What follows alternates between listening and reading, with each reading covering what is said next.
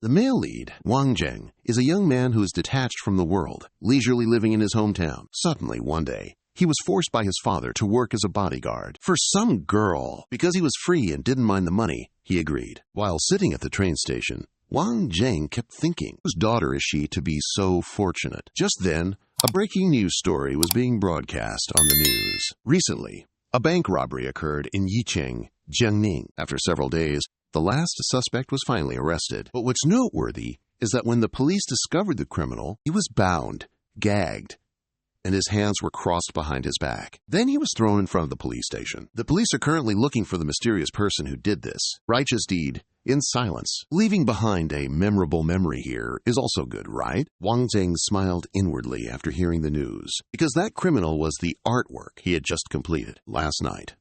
At this time, the train had already arrived at the station, and Wang Zheng squeezed into the crowd. Together, they boarded the train, struggling through the crowd, but when he arrived at his seat, he discovered that a fat guy was occupying his seat to flirt with girls. But that girl didn't seem to give a hoot. "Hey, buddy, scoot over a bit. This is my spot," Wang Zheng declared. Being interrupted clearly ruffled the guy's feathers. He looked up, not bothering to hide his disdain, and sneered, calling Wang Zheng a clueless country bumpkin. He saw the guy was huge, but just an overgrown kid, so he ignored it and calmly repeated himself. "My friend, this is my seat. Please move along." Turns out, the guy wasn't just clueless. He was a total jerk with an inflated ego. Hearing Wang Zheng, he pulled out his wallet and grabbed a bill. Then, with a superior attitude, he offered it to Wang Zheng, saying he'd just buy his seat. This blatant show of contempt irked the girl sitting next to him, but Wang Zheng just wore a look of extreme excitement, practically drooling at the sight of the cash. "So much money? What are you waiting for? Grab it and scram,"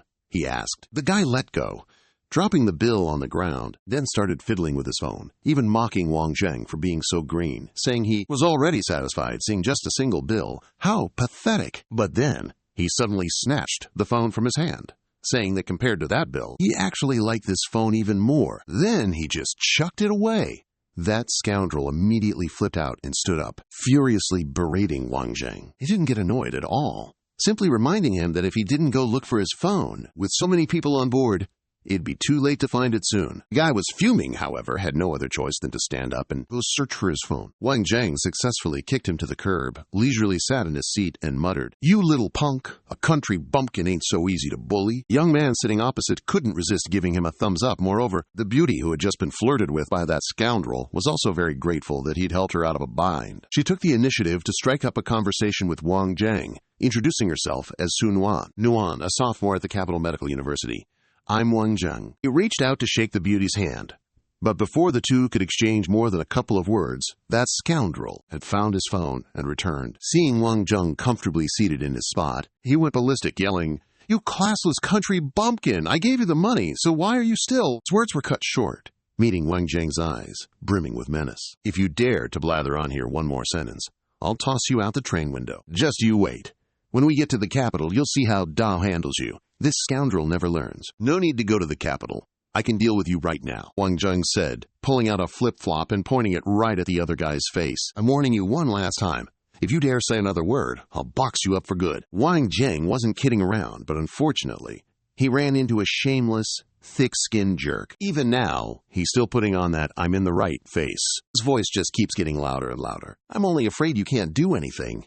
Look at you. If you're not a factory worker, then you're probably a farmer, right? Do you work at some construction site, moving bricks or something? Or should Teno introduce you to a job, huh?" Wang Zheng didn't respond. He was originally standing right in front of this guy. Yet, suddenly, like teleporting, he appeared behind him, making him jump a mile. Then, Wang Zheng whispered something into the guy's ear. Something so quiet that he couldn't even hear it clearly. "What did you just say?" "Dao, didn't hear," the guy said, annoyed. "Oh, it's nothing, really. I just think you should go change your pants," Wang Zheng said, arms crossed. Then he glanced down at the guy's crotch. That's when the scoundrel finally realized. He hadn't noticed when, but his crotch was soaking wet. Out of reflex, he shrieked and covered his privates. Whispers started rippling through the train car, a mix of scorn and mockery. "He's a grown man, yet he can't control when he needs to pee. Absolutely no dignity."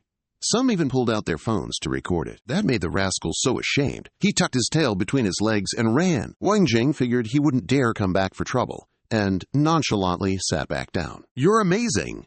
How did you make him wet himself like that? Su Nuanwan asked. You really want to know?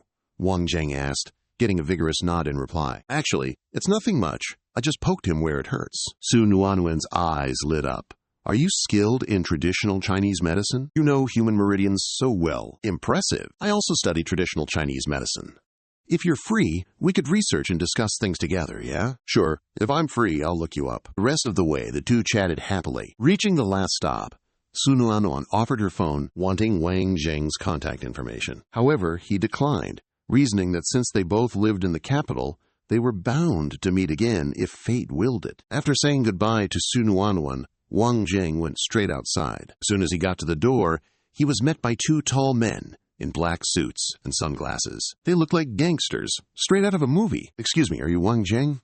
Our boss sent us to pick you up. As they spoke, the two men secretly scanned him from head to toe, assessing Wang Zheng completely. They seriously doubted. Was this the high-level bodyguard their boss had spent a fortune to hire? Looking at this weak, scholarly appearance, they feared bringing him back would only enrage the young miss. Wang Zheng followed them into a luxury car, ready to start his job. Who would have thought that scoundrel on the train would follow him all the way here? After seeing Wang Zheng get into the car, he pulled out his phone to call his second uncle. Hello, second uncle. Today I encountered someone formidable. Can you help me or not? The car carrying Wang Zheng sped off, quickly bringing him to the Taiping Mountain Villa. The villa before him was extremely luxurious, dazzling his eyes. The two men led him straight into the living room. There, a blonde girl sat on the sofa with her back to him. Wang Zheng looked at the silhouette of the girl, secretly giving her a 75. Young miss, as per master's orders, we've brought young master Wang. From now on, he will be your personal, top-tier bodyguard. The man started his report. Hearing this,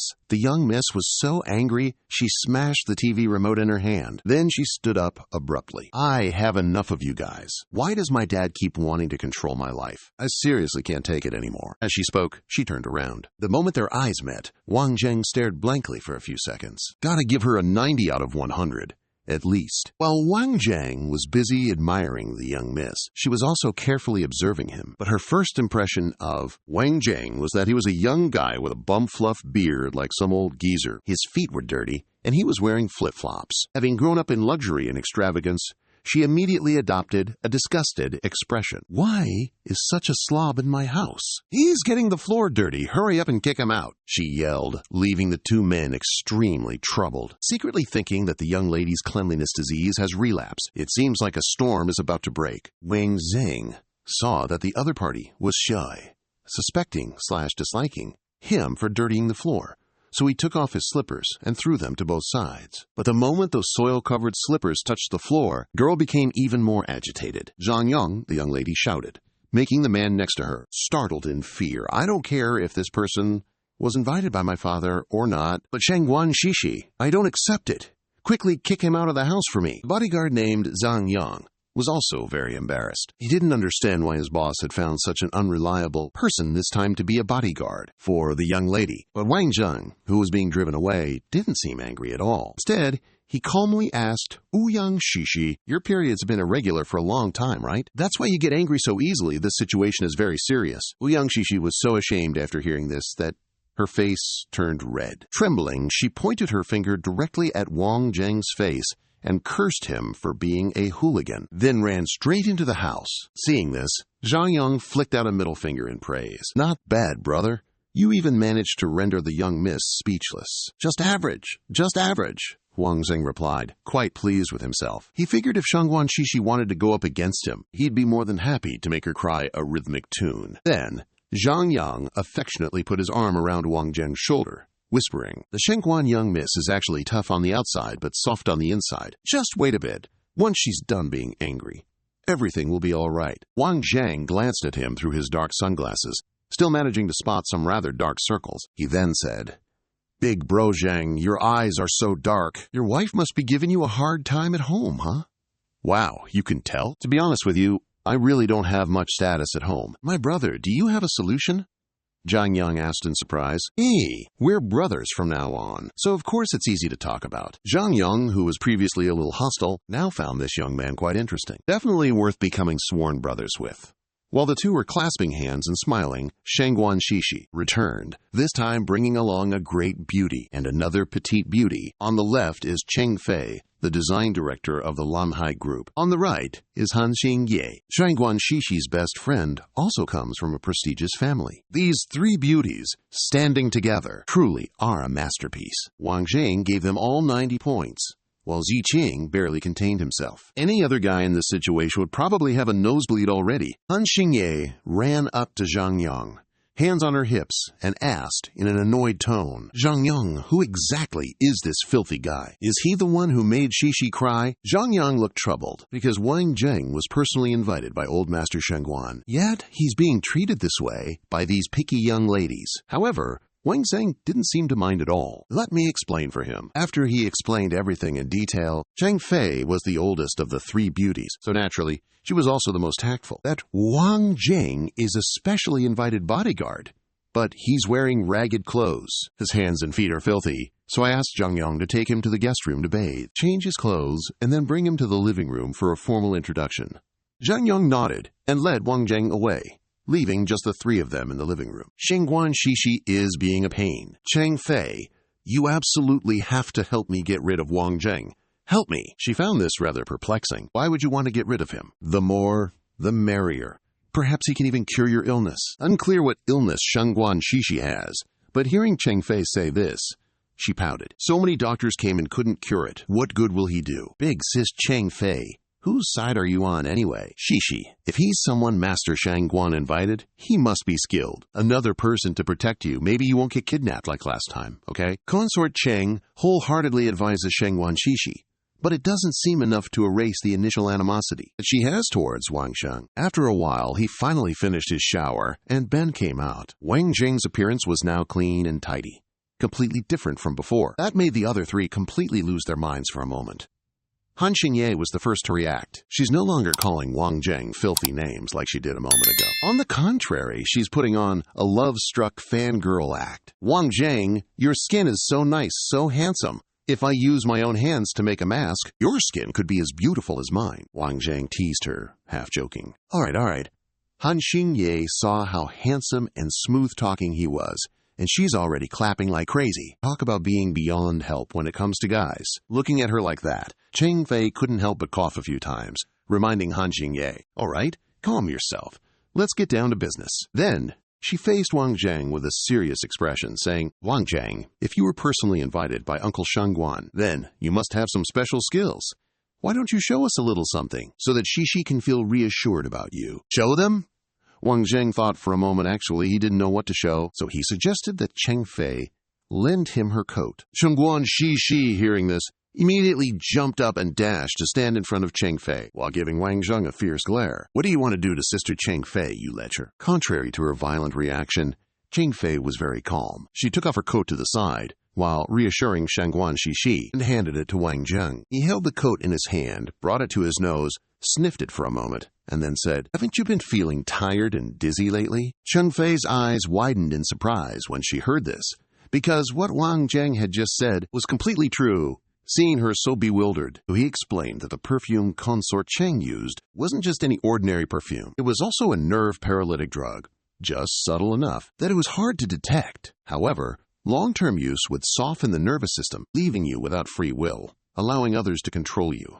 Consort Cheng, hearing this, panicked even more. How could this be? I bought this perfume myself at an authorized retailer. Is someone trying to harm me? Wang Zheng said, I've got this covered. However, you don't need to worry. Just stop using this perfume, and your condition will disappear. Wang Zheng added, From now on, I'm here. Forget about the subtle stuff. Even if someone is plotting to assassinate any of the beauties here, I'll make them regret it for life. For their foolish actions. Wang Zheng's confident demeanor and steady tone completely convinced Consort Cheng. She stood up excitedly and suggested that Wang Zheng go shopping with them this afternoon to buy him some new clothes. After all, as Shangguan Shishi's bodyguard, you need to look presentable. So that afternoon, Vuong Tran obediently followed the three girls out. Wherever they went, they attracted a lot of attention from others. Guess who that man over there is? How could he take three top-quality girls out for a walk at the same time? If he's not a rich second generation, then he must be dog poop. That one of the three girls stepped in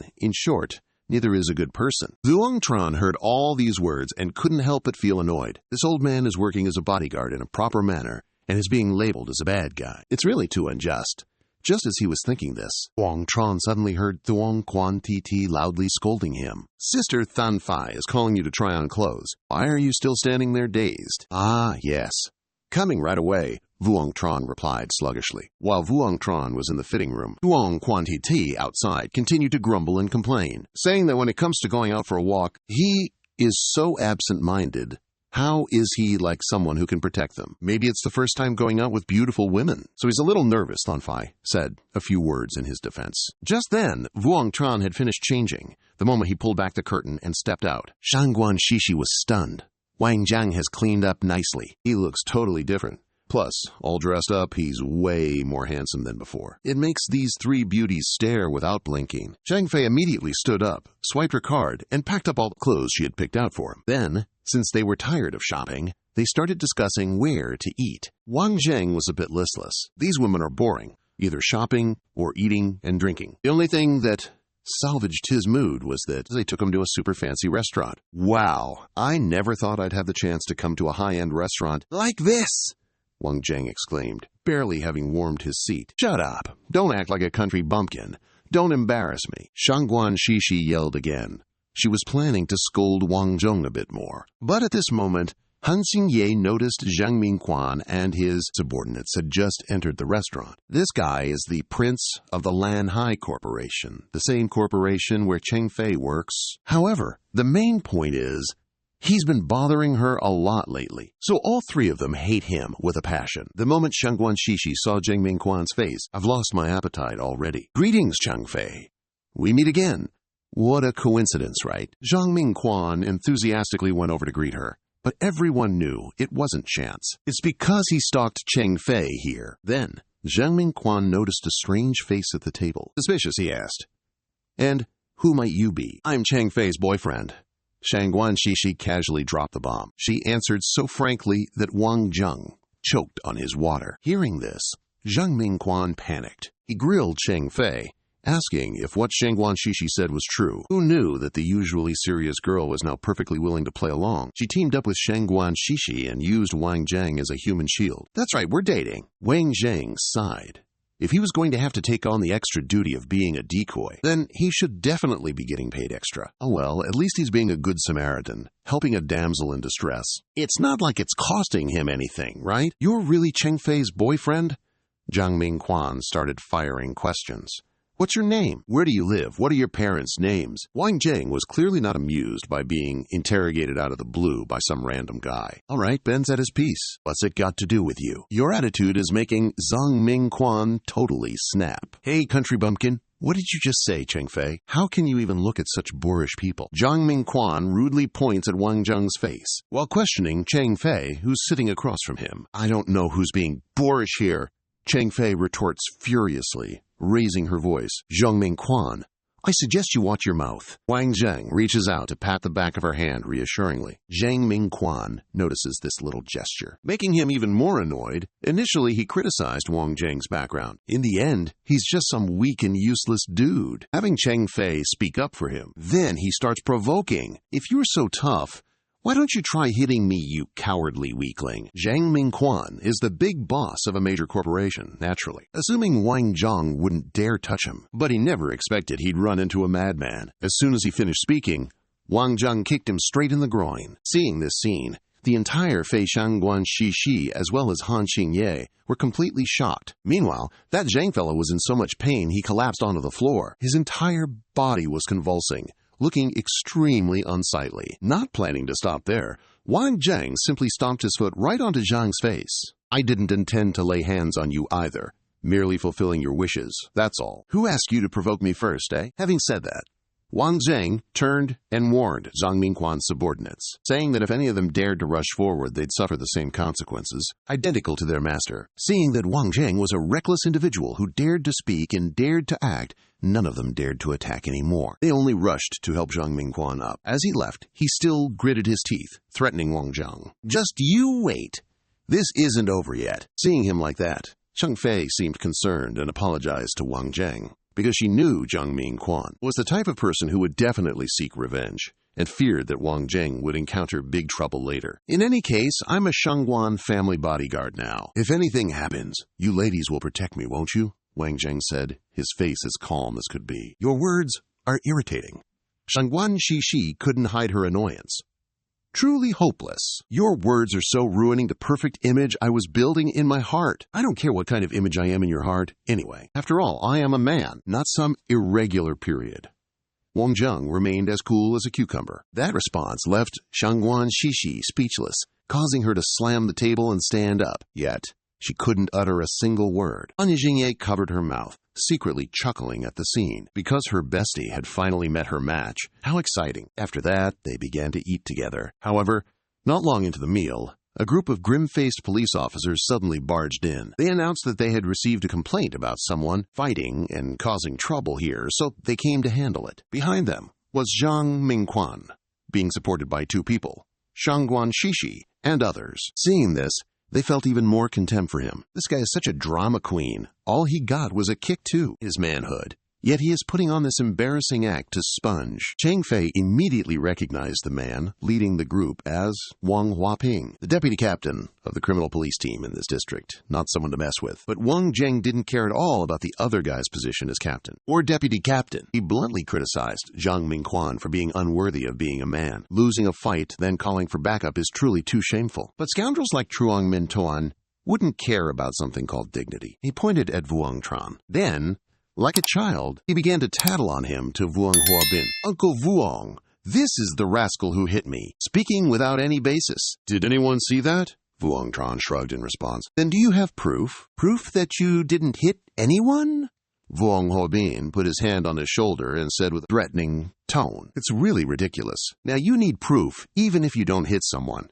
Just with this one sentence, it's already clear that Vuong Huabin is not the type of person who distinguishes between public and private matters. Before Vuong Tran could even answer, Miss Thuong Quan had already jumped in easily. She said that the three of them could all testify here. It's clear that Truong Min is deliberately slandering them. You two are probably accomplices, so your words are not credible. Vuong Huabin hadn't even finished speaking when he showed real capability, making Thuong Quan TC foam at the mouth with anger. She questioned Wang Hobing. Why is a one-sided complaint from that rogue trustworthy? Are my words not trustworthy enough, huh? What's more, you rely on having a good dad, huh? This time, Wang Zheng answered for Wang Huaping with an incredibly mocking tone. Zhang Mingquan isn't ashamed at all. Now puts on an extremely smug act, thinking that relying on small fries like Wang Zheng, even in this lifetime, Wang Zheng wouldn't be qualified to fight him. Wang Zheng slowly stood up. Clearly, Wang Huaping was standing in front of that guy. Yet suddenly, somehow, just like when he dealt with that fatty on the train, he unexpectedly appeared right in front of Zhang Mingquan. Then, Wang Zheng swung his hand and slapped him so hard it left 5 finger marks on his face and left a warning. Next time I see you on the street, I'll put you in a coffin. Starting today. An Xingye was the first to react to this situation. She stood up, clapping and praising Wang Zheng for a great hit. Unexpectedly, what just happened actually triggered that jerk, causing him to pull a gun from his belt. Things have come to this point. Even Wang Huaping is panicking. He didn't expect this rich kid to dare to hide contraband. What in the world are you doing, Mingquan? He hurriedly stopped Zhang Mingquan, but his anger had made him lose all reason. His fingers already on the trigger. Too bad for Zhang Mingquan. Just as he was about to fire, Wang Zheng appeared behind him once again with lightning speed. His large hand gripped the opponent's neck tightly, while the other snatched the gun from his hand. Zhang Mingquan once again fell into a completely passive position. "Let me go!" he said with difficulty. "Looks like I haven't been to the city in a while. Everything's changed, hasn't it? All right, dealing with such scoundrels, I don't need to be polite." Wang Zheng's hand used a little more force, proving Zhang Mingquan couldn't breathe. The situation was so clear. Yet Wang Huaping deliberately wouldn't distinguish right from wrong. He's forcing the blame onto Wang Zheng for causing trouble in a public place. Behind him, his 2 subordinates have drawn their guns, pointing them straight at him. Wang Huaping threatens Wang Zheng to quickly let go. Otherwise, he won't show any mercy and will open fire. But the more he threatens, the harder Wang Zheng squeezes his neck. Zhang Mingquan's even worse. Honestly, even if all of you come at me at once, you're definitely no match for me either. I advise you guys to conserve your strength, and I can tell you the principles of how I conduct myself. Wang Zheng's tone was extremely calm and collected. He said that first, he knows how to protect his rights very well, so don't even think about anyone bullying his people, especially women. Second, Wang Zheng is also a very petty person. If anyone provokes him, he's ready to return it 100-fold. Third, He's not one for preaching morals. Only when others don't touch him first will he not touch them. But if anyone dares to mess with him, he wouldn't mind sending their whole family on a trip upstairs. Manhwa couldn't help but feel his hair stand on end from the tension after hearing this. He's been a cop for many years and knows that what Wang Zheng just said was definitely not just empty words, and that he's not a simple person either. That Zhang Mingquan is always creating trouble for him to solve. He didn't say anything before, but this situation is extremely awkward, because if Wang Huaping goes too far, he's afraid of provoking Wang Zheng. But if he hesitates, it would be like slapping himself in the face. Thinking this, Wang Huaping tried to find a way to resolve it tactfully with words. Ahem, I'm not siding with anyone. Zhang Mingquan used an illegal firearm. You and him are arguing, which is affecting public order. According to the law, I am forced to take both sides to the police station. Who dares to arrest my young lady? Suddenly, another male voice interjected, and this person was leading another group of people. With imposing momentum, they entered the restaurant and said, "Then, this person walked straight to the three young ladies. Thank you for your timely notification, Miss Fan Fi. The master immediately sent me over to rescue you as soon as he heard that the young ladies were in danger." Seeing that his people had arrived, Han Tinda breathed a sigh of relief and then put on a wronged expression. He started to complain. "Li Jian, you've arrived just in time.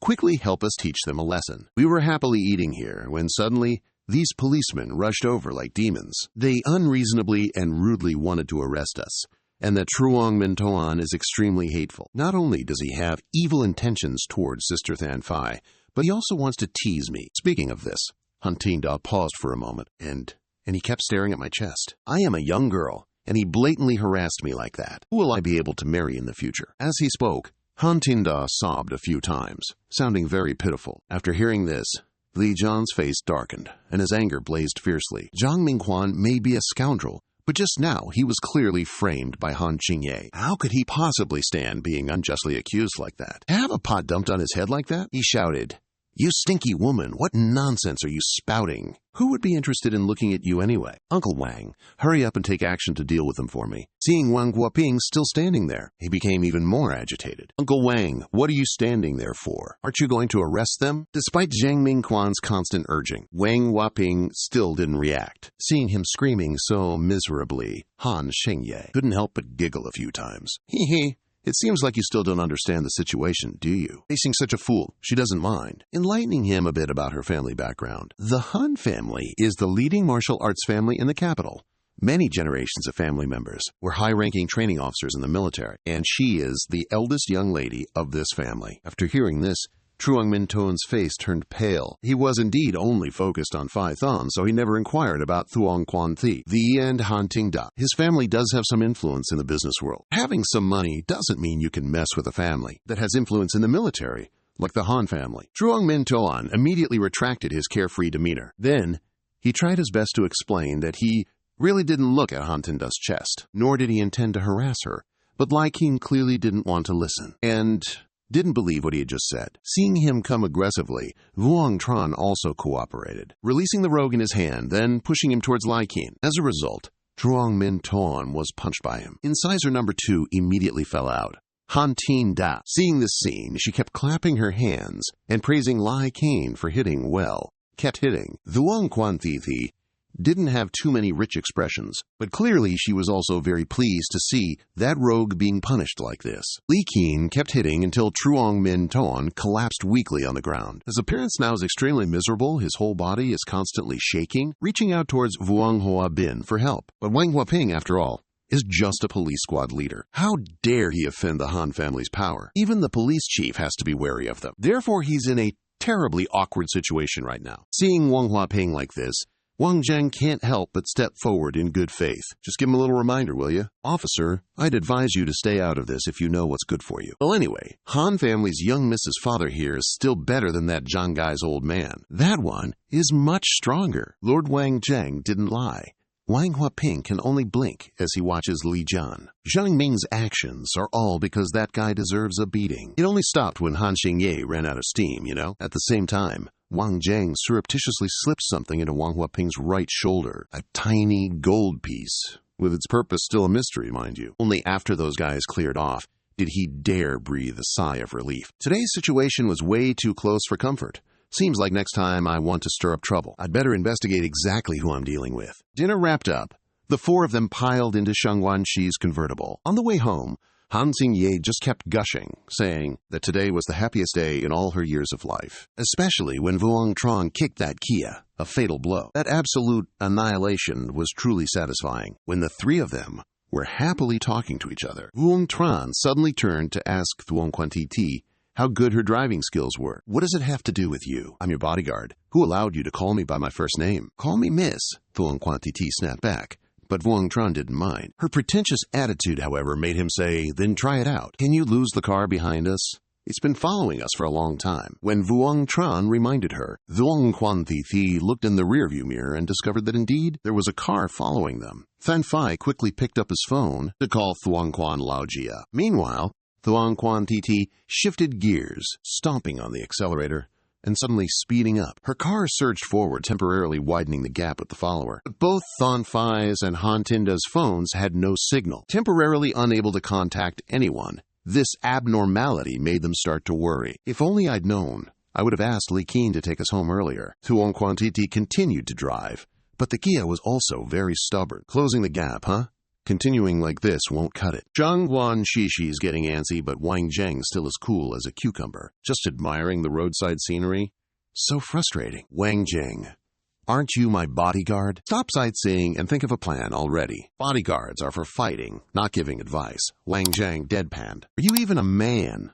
Seriously." Zhang Guanxi was furious, eyes wide. "I'm a man, all right, because I don't have irregular periods." Wang Zheng shrugged, using this trick for the third time today, but it's still effective. Teasing Shangguan, the young miss is just too easy. Fueled by anger, she floors it, speeding up. The car flies like the wind. Wang Zheng nods in approval. "Excellent. Just take a few more turns, and don't head towards the Tianping Mountain Villa. Try to drive somewhere with less people, all right?" Shangguan Shishi grumbled under her breath. Following his advice, she drives for another hour. That Kia is still stuck to us like glue. She's so anxious she can't sit still. "It's been an hour. How haven't we shaken them off yet?" Wang Zheng didn't reply, instead secretly praising her. Didn't notice it before, but after experiencing it, I know, this girl's driving skills are absolutely garbage. Thing is, at best, the gas in the tank will only last another hour, so it's not hard to see that Zhang Guanxi is freaking out. In contrast to her reaction, Wang Zheng seems quite calm. He told her to just drive until the gas runs out, but Shangguan Shishi really can't help but be skeptical. Does he actually have a plan or what? Even though this is a bodyguard my dad personally hired and told me to treat him well, up until now, Shangguan Shishi still can't believe that Wang Zheng is the kind of man who can protect her. Meanwhile, the guys in the car, tailing behind, have almost achieved their goal of forcing the target to move closer to Dushan Bridge. They're all prepped and ready to take the next step on this bridge. Right before reaching Dushan Bridge, Shangguan Shishi gets anxious again. "Wang Zheng! What now?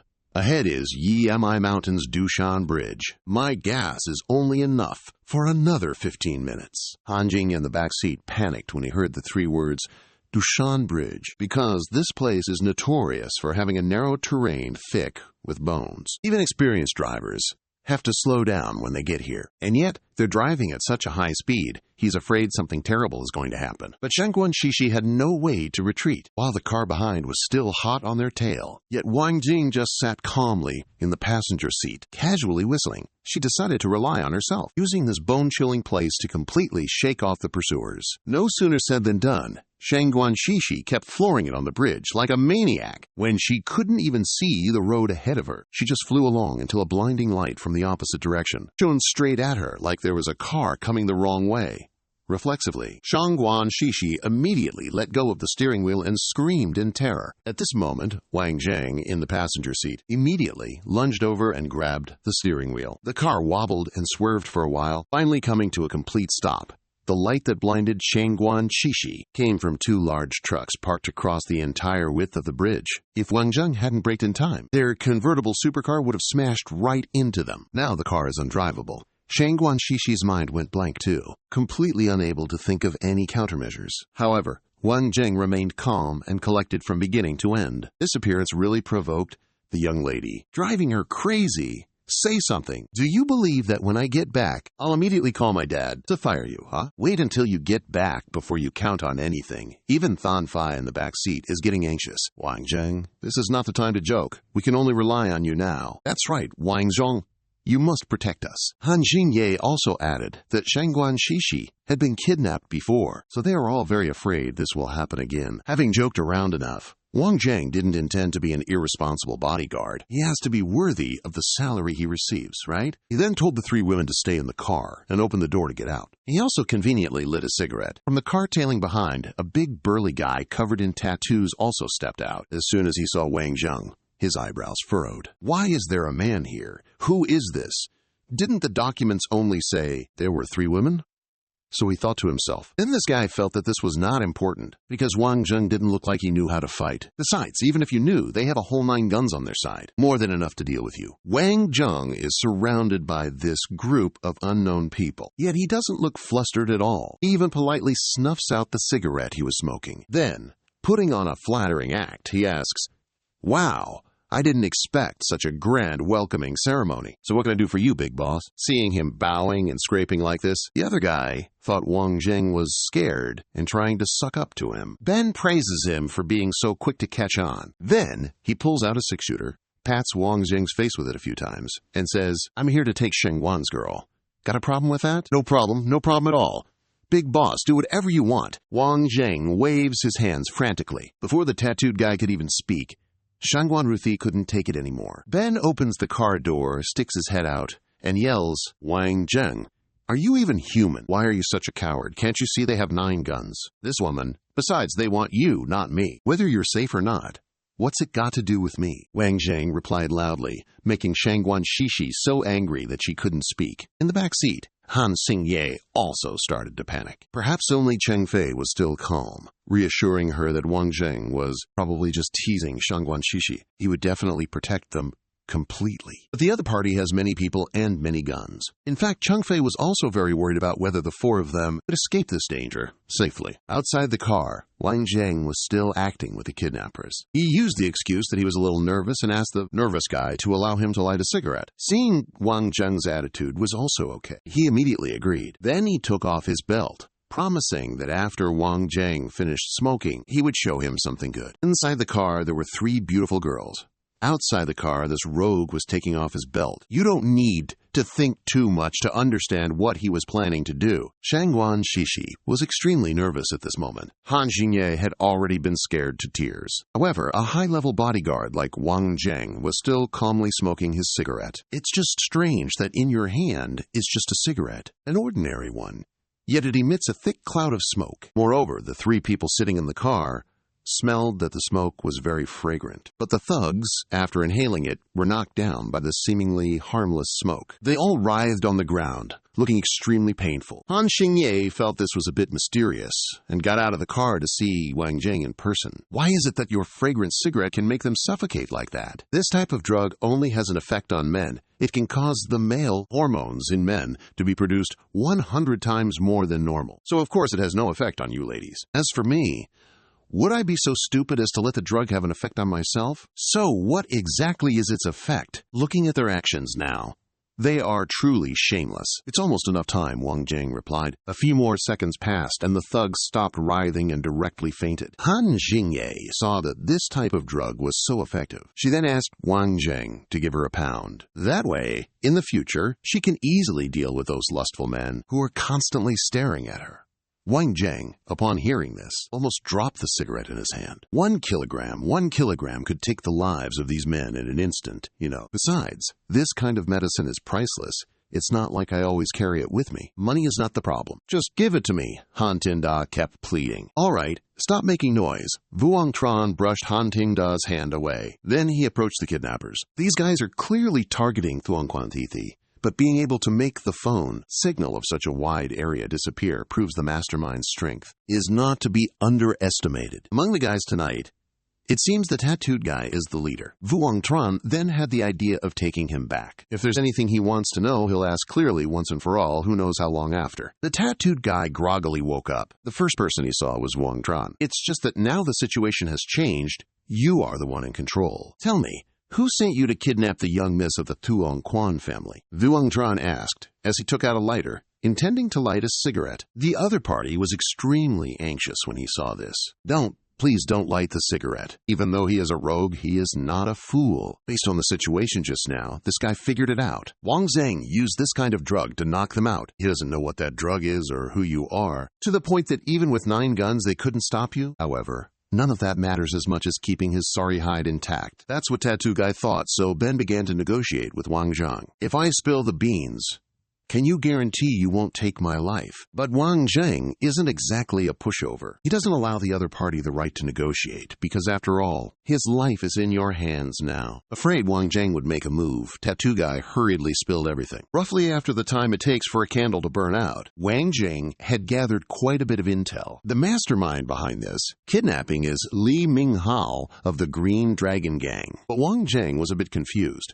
That Li guy is the #1 big boss in this capital. He doesn't necessarily need to do small-time deals like kidnapping a young heiress. "I don't know about that. I'm just a small fry taking orders," the guy said again. "How would I dare ask the reason? Seeing that he's cooperating with him, Wang Zheng will temporarily spare his little life." Seeing that, the guy was immediately grateful. "Thank you for sparing my life, Shen Liang.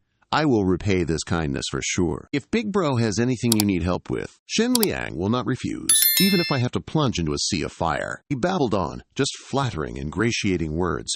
Who knew Wang Zheng would say, "You said that yourself, remember?" Shen Liang paused, then let out a loud, "Huh?" Realizing he seemed to have dug a hole for himself, Wang Zheng sat down in front of him, a very dangerous smile on his face, saying that he really did have something he needed his help with. Shen Liang's heart vehemently protested, but he didn't dare show it. Wang Zheng was unmoved. "Big Bro, please speak," he said. "If I can do it, I, Shen Liang, will certainly not refuse." Taking advantage of the other guy's open mouth, Wang Zheng flicked some kind of pill from his hand. The pill shot into Shen Liang's mouth, and he involuntarily swallowed it immediately. Shen Liang coughed a few times, his mood instantly panicking. He wanted to reach out and pull the pill out, fearing it was poison. "I don't intend to take your life," Wang Zheng said. "I concocted this poison with my own 2 hands.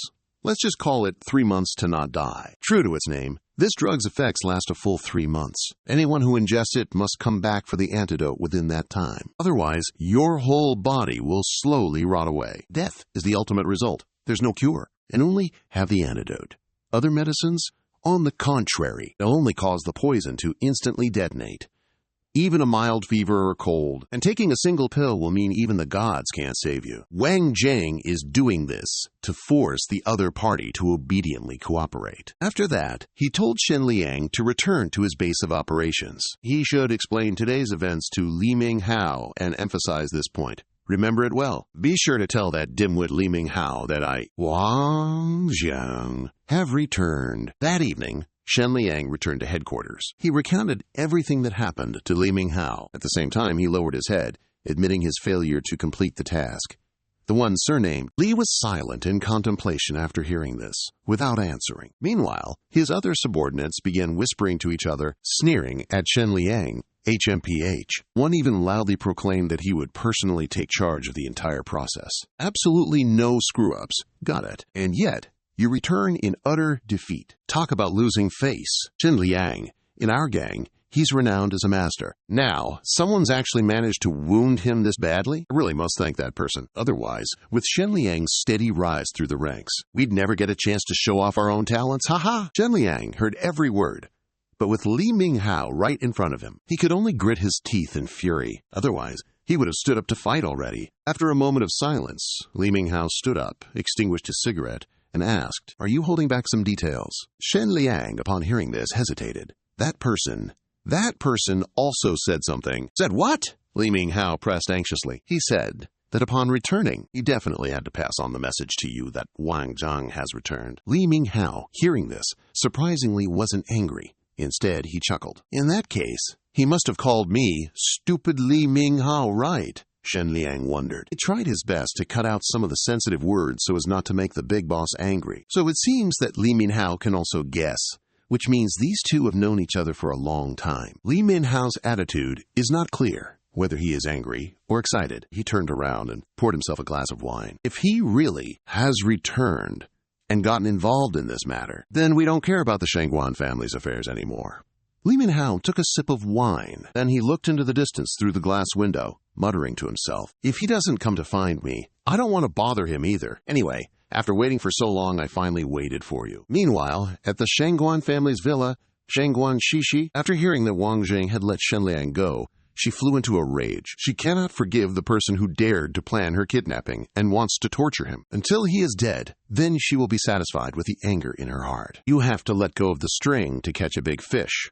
Such an easy-to-understand principle. Why don't you understand? Wang Zheng replied, wanting to say that he had to let Shenliang go in order to catch the mastermind standing behind him. But it seemed that Shangguan Shishi already had a bad impression of him, so she thought Wang Zheng was just trying to defend himself, and she is still holding onto her anger in her heart. Only Cheng Fei believes in his way of solving the problem, Shangguan Shi. He thinks you're sticking up for Wang Zheng, so he's even more annoyed. After returning home, Cheng Fei called Shangguan Laoye. She recounted the incident that just happened and asked to hire more bodyguards because Shangguan Shishi was almost kidnapped again, but he refused, saying that having Wang Zheng was enough. This proves just how trustworthy must you be for Shangguan Laoye to trust you so implicitly. Only Shangguan Shishi absolutely refuses to accept it. However, since her dad's so adamant, she has no choice but to obey, no matter how unwilling she is. She sighed, then sat down on the sofa. Just then, a terrible stomachache struck,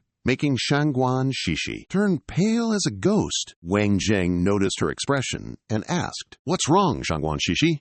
Shishi didn't answer, but Han Xingye spoke up quickly. "She's having her period cramps. She struggles like this every month. I don't know why Shangguan Shishi's period cramps are so much worse than other people's. Painkillers don't work. Many doctors have tried to cure it without success, so every month she has to endure this excruciating pain like she's dying and being reborn." Seeing that Wang Zheng seems to know a little about traditional Chinese medicine, Cheng Fei, so I propose you let me try to diagnose Shangguan Shishi. Though we bicker all day, Wang Zheng couldn't bear to watch her suffer, so he told the young miss to lie down for a bit. "I'll give you a massage to ease the pain," he said.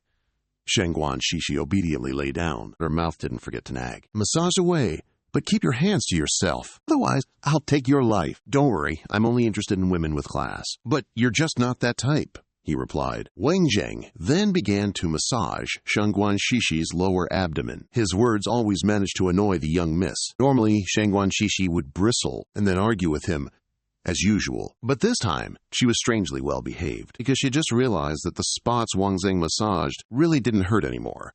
There was even a bit of relief. After a while, Wang Zheng stopped. As soon as he withdrew his hand, Shangguan Shishi felt a bit of a loss. "You're not massaging anymore? I'll massage you again tomorrow." Daily massage can reduce period pain. Combined with acupuncture and the medicine I prescribe, your irregular periods could very well be cured. At this moment, Shangguan Shishi found Wang Zheng strangely reliable, even though they had been bickering all day. However, at this moment, she had to coyly say thank you. But before she could be moved for even 3 seconds, Wang Zheng suddenly jumped up. He said he had to wash his hands immediately because he accidentally touched something unclean. Just that one sentence instantly extinguished all of Shangguan Shishi's gratitude. Instead, it summoned back her rage. "You jerk, Wang Zheng. Get out of my sight." Even though the two of them are like fire and water, Cheng Fei, observing from the outside, can actually see that Wang Zheng is someone worth relying on. Waiting for him to leave the living room, she found an opportunity to speak privately with Wang Zheng. "Thank you for both massaging Shangguan Shishi and for fighting those kidnappers last night." Shangguan Laoye is a pioneer in the Huajia business world. In just a brief 15 years, he's been at the forefront of development, bringing the Shangguan family to new heights, and Shangguan Shishi is his only daughter. Therefore, she has been targeted by quite a few competitors. Even family members are hoping something happens to her, so that Shangguan Laozu falls into a predicament, forcing him to step down from his position. Wang Zheng, by protecting Shangguan Shi's safety, is also helping the Shangguan family. A big thing. Who knew you looked so weak normally? At crucial moments, you act so righteously. No wonder Uncle Shangguan trusts you so much. Looks like he's seen your formidable side before, huh? Cheng Fei said it all in one breath, but her little thoughts were seen through by Wang Zheng. He went over and patted Cheng Fei's shoulder a few times. "All right, you don't have to beat around the bush, okay? You don't need to perform an excavation of the 3 kingdoms to dig up my background. Just know that I am very capable, okay?" Being seen through her dark intentions, Cheng Fei was a little embarrassed. Then she continued, "Then can I ask you for another favor? She has lived away from her parents since she was little. Uncle Shangguan is busy with work all day to make up for his guilt towards her. That's why he spoils her rotten. As a result, Xishi's personality is so hot-tempered. But she is just a kind-hearted person. So, could you please not take it to heart?" Wang Jing, thinking it was something serious, immediately replied, "Don't worry. I was just teasing that girl for fun. I have no interest in making enemies with her." After speaking, Wang Jing left. He was also very sleepy. Cheng Fei kept watching his back, thinking to herself, "I wonder what the background is of a person who is so absolutely trusted by Master Shangguan." The high-rise building glittered under the sunlight. Inside the office, Shen Liang was respectfully asking, "Big brother, are you really giving up the plan to kidnap Shangguan?" "Xishi, why give up cooperating with Chen Kangmei? But we still have to rely on his influence," Minhao replied calmly. "What is just a Chen Kangmei?" Next, he leisurely placed the documents on the table. His Meilong Corporation is no match for the Shangguan family to this day. The Shangguan family has announced its entry into the military industry. No one can steal his territory. He has no other way to go. He only hopes to use that family's daughter to threaten Shangguan. A person like that, what kind of result can he have? Minhao then interlaced his hands and analyzed. Besides, now that Wang Zheng has returned, compared to that anti-American Cheng Kang, I'm even more hopeful about Wang Zheng's next move. Shen Liang still seemed hesitant.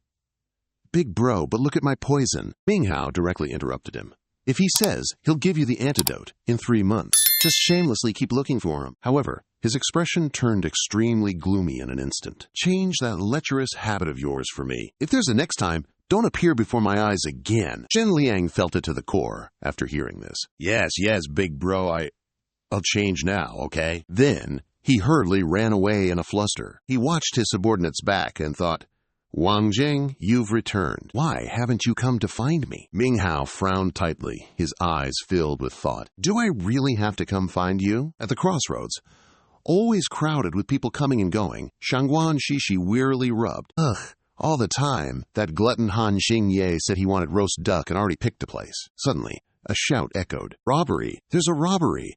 Wang Zheng, sitting in the driver's seat, glanced out the window in surprise. In some miraculous way, a robbery occurred right on the crosswalk. Then she ran away, her heart as vast as the Pacific, crying out, "Help me! Quick!" She turned to look and bumped into your indifferent face, pal. Annoyed and anxious, she urged, "Hey, buddy! Help me, quick!" Wang Zheng executed a series of godlike maneuvers worthy of a seasoned driver. Sitting in the passenger seat, Tithi only managed to gasp, "Wow!"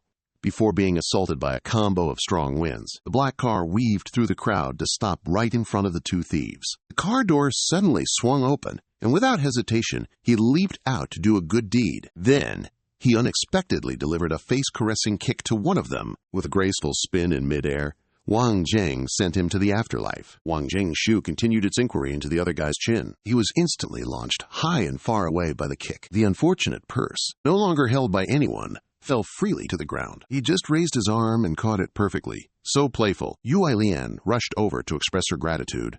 Thank you, I really appreciate it." She handed him a business card with an introduction.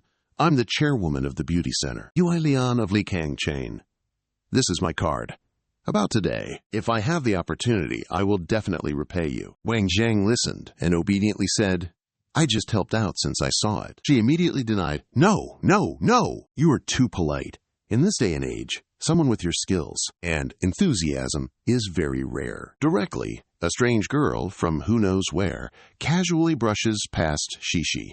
"Please move aside a bit. Who knows how long it's been, but you are surrounded by women. Even more than an idol. Don't push. Please sign my name. Me first." Wang Zheng helplessly signals SOS. "Shangguan Xishi, come here and help me." She decisively turns a blind eye. Huh? Who told you to catch a thief and then pretend? Handsome. You brought this romantic attention upon yourself, so enjoy it yourself. You patiently appease the ladies. Don't rush, one at a time. But inwardly you grumble. I just caught a thief. Why do I have to sign autographs so extravagantly? Why is it so extreme? Why? Luckily, Bat-Fam temporarily comes to the rescue. Police are working, please move aside. You are now being charged with the crime of inflicting injuries on others. We need to confirm some important details of the case. You are invited to come to the police station to make a statement. Xishi disregards everything to Defender Man. He's being charged with the crime of inflicting injuries on others.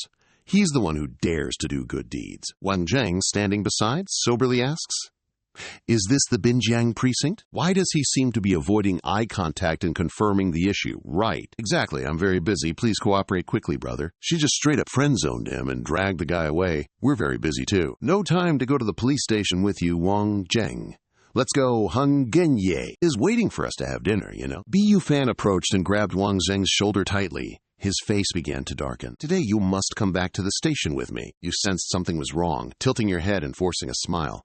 What the heck is going on? With just a simple arm wrestling move, Wang Zheng succeeded. He sent Bu Fan flying into the air as easily as pie. The surrounding people, after witnessing the scene just now, started talking all over the place, chattering. "Beating a policeman? What are you standing there for? Hurry up and call the police." One lying on the ground. "Isn't he a policeman?" Just then, AI Lian, while holding her phone and contacting the authorities, shouted a warning. "He's not a policeman. He's a fake." Bu Fan felt like he couldn't hide it for long, clicked his tongue in annoyance. Got caught!" A foot quietly stepped on his abdomen. In order to prevent him from escaping, Wang Zheng disdainfully exposed the scoundrel's face. "Of the guy, punk? Forget about playing fake cop to help your buddies. As for wanting revenge, your guts are big, but sadly, your acting skills aren't up to par," making Zhuo Bufan endlessly annoyed. Ailian arrived very quickly, along with real-deal justice enforcers. "The thieves are here." One of them, Zhang Zhang, sent a firm guarantee. "Madam, rest assured, we will definitely not let these thieves get away with it." Then Director Bian, "Please also ask her for help." She didn't bother with these trivial matters. "I know what to do. You all have worked hard today." Alian's real identity left Wang Zheng extremely shocked. "Madam Director!" Then she turned to express her gratitude. "Today, thank you so much. I wonder if our benefactor has a business card so we can repay you later." He awkwardly rubbed the back of his head. "Hey, I'm just a small bodyguard. I don't have a business card. I do have WeChat, though," she happily suggested. Great! And add my WeChat." Shishi, standing beside him, impatiently urged Wang Zheng. "Hurry up a bit. Han Jingye is urging us." He calmly exchanged information with AI Lian, replying composedly, "Okay, got it." After finishing everything, Wang Zheng waved goodbye to them one last time. She didn't forget to leave a message. "If you need help with anything, just let me know, okay? No need for formalities." Secretly, I'm thinking about setting up Wang Zheng with someone hardcore. Looking at him, he's probably not even 27. He'd be a good match with my little admin, no way. I need to quickly call her. Night slowly falls over the tall buildings below, while the full moon casts its gentle, silvery light everywhere. At a traditional restaurant that is still open, a fragrant aroma blends with the lively chatter of diners, creating a very cozy and peaceful atmosphere. Wang Zheng is now showing off his top-notch slicing skills. His expression and eyes are completely focused on the action. Before long, countless beautiful dishes are neatly arranged on the table. Jingye is extremely impressed with his skillful craftsmanship. "Wang Zheng, you're so amazing. Can you teach me so I can learn this trick and open a shop selling roasted duck and surely become the top roast duck in all of Huaxia?" He secretly turns on judgment mode in his heart. This girl again, but he still tries to act polite. "You guys quickly eat. If you don't want to eat, I'll eat it all." Shiji and Jingye simultaneously guarded their portions as if afraid someone would snatch them away. "Who said I wouldn't eat? I want to keep eating." At the same time, a hand gently pushed the plate of food forward. Only Shang Fei made excuses to refuse, claiming her appetite wasn't good today, so she couldn't eat much. "Everyone, help yourselves to what I can't finish."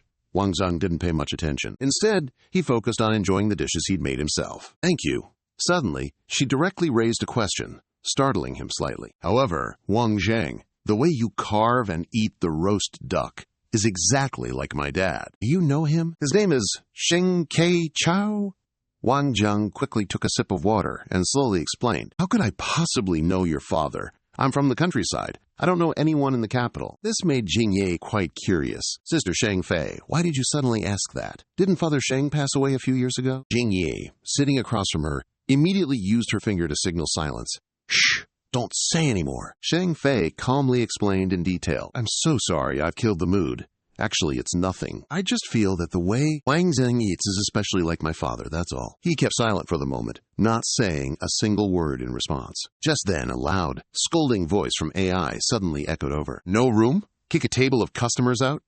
How dare you make your daddy Dongfeng wait, witnessing the poor server being endlessly berated by that bunch of thugs. Xing Ye's delicate eyebrows furrowed in obvious displeasure. Believe me, I'll tell your boss to stir-fry you if I want to. Got it? Such a lousy character for a second-generation rich kid? Wang Zheng also covertly eyed them with a judgmental gaze. Seriously, do they think they're hot stuff just because they've got a few stinky bucks? After settling into his seat, Dongfeng suddenly felt drawn in by the lively chatter coming from the group at that table.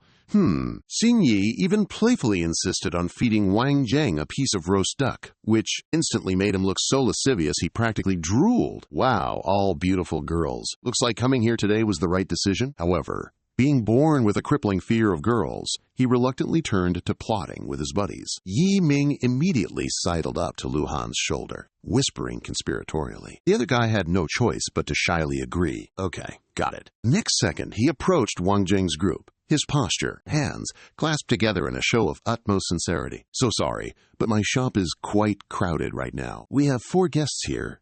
Would you mind sharing a table? Is that all right with you? Jingye waved her hands frantically, vehemently opposing. Absolutely not. No way. We're paying for our own meal. Why should we have to sit with such detestable people? Do you want to visually pollute us? Lu Han persisted in asking, hoping she'd reconsider. Miss, why don't you think about it some more? They aren't exactly pushovers, however. Before she could reply, Dongfeng and his cronies officially interrupted. Miss, there's no more room in the main hall. Would you mind sharing a table with us? Getting to know each other is also a way to make friends. Only then did Jing Yi raise her head to look at those annoying young men. He triumphantly flaunted his identity. I am Chiang Dongfeng, General Manager of 8 Entertainment. What good fortune to get acquainted with such beauties. It's like a blessing from 3 generations. Beside him stood none other than Han Yuan Group's young master, Kong Ye Ming. She swiftly passed the buck. I'm also lucky, but you should ask him. He's our brother-in-law. Do you want to share a table? If he says it's okay? Poor, dazed young man. I haven't even had a bite before. I'm stuck carrying the whole tray. I was minding my own business when suddenly, bam, this Wang Zheng pot gets dumped on me. TCH, muttering in silent discontent. Good for you, Elder Gigi. Just adds more fuel to my hatred. Whatever. I didn't like trashy, rich, second-generation types anyway, and I already disliked him. Plus, with someone backing me up, he's getting even more out of control. Coldly rejecting him to his face. If you don't want to, then don't bother us and ruin our meal. I barely finished speaking when Dongfeng over there blew a fuse and slammed his hand on the table. That arrogant, ingrained temperament made him blurt out something that basically dug his own grave. You don't want to drink a toast? Then you'll drink a penalty. I guarantee you'll have a hard time living in the capital. He said it like he thought he was hot stuff. But wait, he added a bonus of self-signed. Order of exile from the planet. If you know what's good for you, scram. Or I'll make sure your parents die a very unpleasant death. Wang Zheng, hearing this, finally snapped. He suddenly turned to Third Miss and gently reminded her, if you ladies are afraid of seeing blood, you should close your eyes. Then he stood up, in the astonished gazes of Ji and Jing Ye. Wang Zheng walked straight over, grabbed Dongfeng's sleeve, and dragged him away like a dog. He didn't even seem to resist, just stood there, dumbfounded. Ra looked at Vuongtran and picked up the duck-slicing knife he had used earlier. He didn't even finish his sentence when the sharp blade flashed with metallic light. Then a scene unsuitable for children and breastfeeding women unfolded. Dongfeng painfully screamed loudly. He looked in horror at the fresh tattoo on the back of his hand. But he's not a singer. The high note he just uttered gave Vuongtran such a headache that he had to shut him up. He coldly looked at the guy lying next to him and snatched the script he was about to perform. Don't say those later lines, or I'll settle the score. I usually report people. I'll report you right here. Our male lead, as if having eyes in the back of his head, quickly killed off the actions of his underlings, even from within the school, including you guys. If you dare to call for people or make a loud scene, you will all end up like him. After eliminating the potential danger, Vuongtran continued to focus on the prey on the table. Don't look at me with those affectionate eyes. You scolded my parents. Not cutting out your tongue is already extremely merciful. This action caused the S-blood in Tinda to rise. She excitedly clapped her hands cheerfully. Vuongtran, I am growing more and more fond of being with you. Lockham was confused by the developments in the attitude of the other person. He thought he had accidentally applied for a job at the wrong mental hospital. Then, helpless, I turned to the newcomer for help. Director, my Hao Ran has eyes but cannot see. Ignoring the messy situation over there, he politely performed the assigned task Young Master Wang Zheng, someone at the Emperor Hall, wants to invite you over for a visit. Also, the bill for this table has already been added to his account. These 3 words made Xingye exclaim in surprise. Emperor Hall? Then she came forward, took his hand, and asked curiously, "That's a private room, exclusively used by national leaders at the summit. Even my dad can't casually eat in the Emperor Hall. You're being invited. How do you know them?" She calmly smoothed her hair, still maintaining her position. "He's just a con man." Shang Fei remained silent, neither agreeing nor disagreeing, silently sticking with her own analysis. Only Xingye was innocent and naive. She casually urged Wang Zheng, "Oh gosh, hurry up. Don't keep them waiting too long. Speaking of which, I've never been to the Emperor Hall either." He awkwardly reminded her not to push him. Before he could go far, he was blocked by Hao Ran. "I'm very sorry, but the other party only invited young Master Wang Zheng." Seeing that things weren't going her way, Xingye immediately resorted to her tearful, spoiled cat act. "Oh, I also want to see the Emperor Hall." Shang Fei quickly stood up to remind her friend. "Xiaye, don't cause trouble. You can't just casually enter the Emperor Hall." Wang Zheng also didn't want to drag along a burden. This pink color gently smiles, reminding the girls to go in. "There may be a little inconvenience, just wait for me here. Seeing that everyone is stopping me, Tingda doesn't insist anymore, all right?" Seeing that things here are arranged properly, Haonian considers the other battlefield that still has. He coldly looks at the customer being held down on his table. "Kuang, the guest at the Emperor's Hall, invites you and your friend to leave the restaurant. Otherwise, he can't guarantee that entertainment at 8 o'clock. Will there be any unpleasant things happening tonight?" Whether it was because Dongfang feared the group would go bankrupt, or because he saw his acting partner had left, he gently grabbed the knife and mumbled, "Very well." Without hesitation, he forcefully pulled it out of the back of his hand. Under the horrified gaze of his henchman, he cosplayed Hongvong Pu and spoke affectionate words. "Vuong Tron, I'm waiting for you," then skulked away like a wet rat, ordering his henchmen to leave the restaurant. "Let's go." Vuong Tron glanced after them. In his heart, he had already prepared a burial mat for him. He was just a character. That must be quickly eliminated. Soon, the two left the noise behind, gradually approaching the Emperor's Hall. Haon Jian only stopped outside, respectfully bowing. "Mr. Vuong Tron, please come in." He didn't ask anything more, just softly replied with a sound of, The heavy wooden door was just opened. I saw a tall figure standing there, as if waiting for ages. "Wang Zheng, you've arrived as well." Ming Hao's appearance didn't faze Wang Zheng much, eh? "I figured it would be you." With the blood of a soldier flowing through his veins, he immediately stood at attention. "Captain Yi Lang, reporting for duty." Time seemed to freeze. He was petrified on the spot. In the blink of an eye, he returned his indifferent demeanor. "You and I aren't soldiers anymore, so no need for salutes." As soon as he sat down, Ming Hao poured out his hidden feelings. "Captain, you finally returned. You don't know how many times these last 4 years I wanted to give up. I would always think of you guys." His gaze was now filled with resentment. "The only thing that could keep me standing and get me to where I am today is our brotherhood and the hatred for those bastards." Wang Zheng listened and fell into a nostalgic reverie. At that moment, Zai Chao kept urging the captain to not mind him. "Go quickly!" Meanwhile, Ming Hao's voice echoed in his ears. "If it weren't for them, our Dragon Scale Special Forces, those sharp blades, wouldn't have pushed us to where we are today. The more you mention him, the angrier I get. This is obviously a trap to harm Long Lin, that old geezer. If he wasn't covering our asses, he wouldn't have." Then he sighed sadly. "After that incident, I went into hiding beneath the capital's ground and sky. Changzi. I've lost contact ever since. No idea where she is." "You went abroad, huh?" Then a glimmer of brightness appeared as she asked, "Oh, right. After you left, a hitman named the Evil King Dongfang became known throughout the global underworld." Wang Zheng's image immediately popped into her mind. Rumor has it, he relied on his own strength within 1 year to easily complete a major task on the underworld's bounty board, going from zero fame to jumping to the top 10 of the world's hitman charts. Everyone guesses he's Asian, but no one has ever seen his face, because everyone who saw it is now dead. Yet, Ming Hao is very certain of one thing. "I know that person is you. Besides you, no one else is capable of that kind of godlike solo combat. I just thought you put yourself on a dangerous mission as an escape, but I didn't expect you to come back." Not letting her monologue any further, Wang Zheng interjected, "Actually, it was Lao Ra who asked me to return this time." Hearing that, he turned on suspicious old chief mode so I could return. What did he mean? But you just scratched your head innocently. I don't know what he means. First, let me be a bodyguard for the Shangguan family's daughter. Even so, Wang Zheng knows something's about to happen. However, He's already making his move, the Longlin troops. Because of that 4 years of being framed, Qilaoban won't accept this lying down. Ming Hao unconsciously clenched his fist, his teeth grinding. If the old chief is preparing to strike, we revenge seekers have an even better chance. But then, he splashed you with a bucket of cold water. Ming Hao, we must avenge what happened 4 years ago. However, not now. Wang Zheng's expression remained calm from beginning to end. Right now, we're still not a match for them. He wouldn't dare disobey.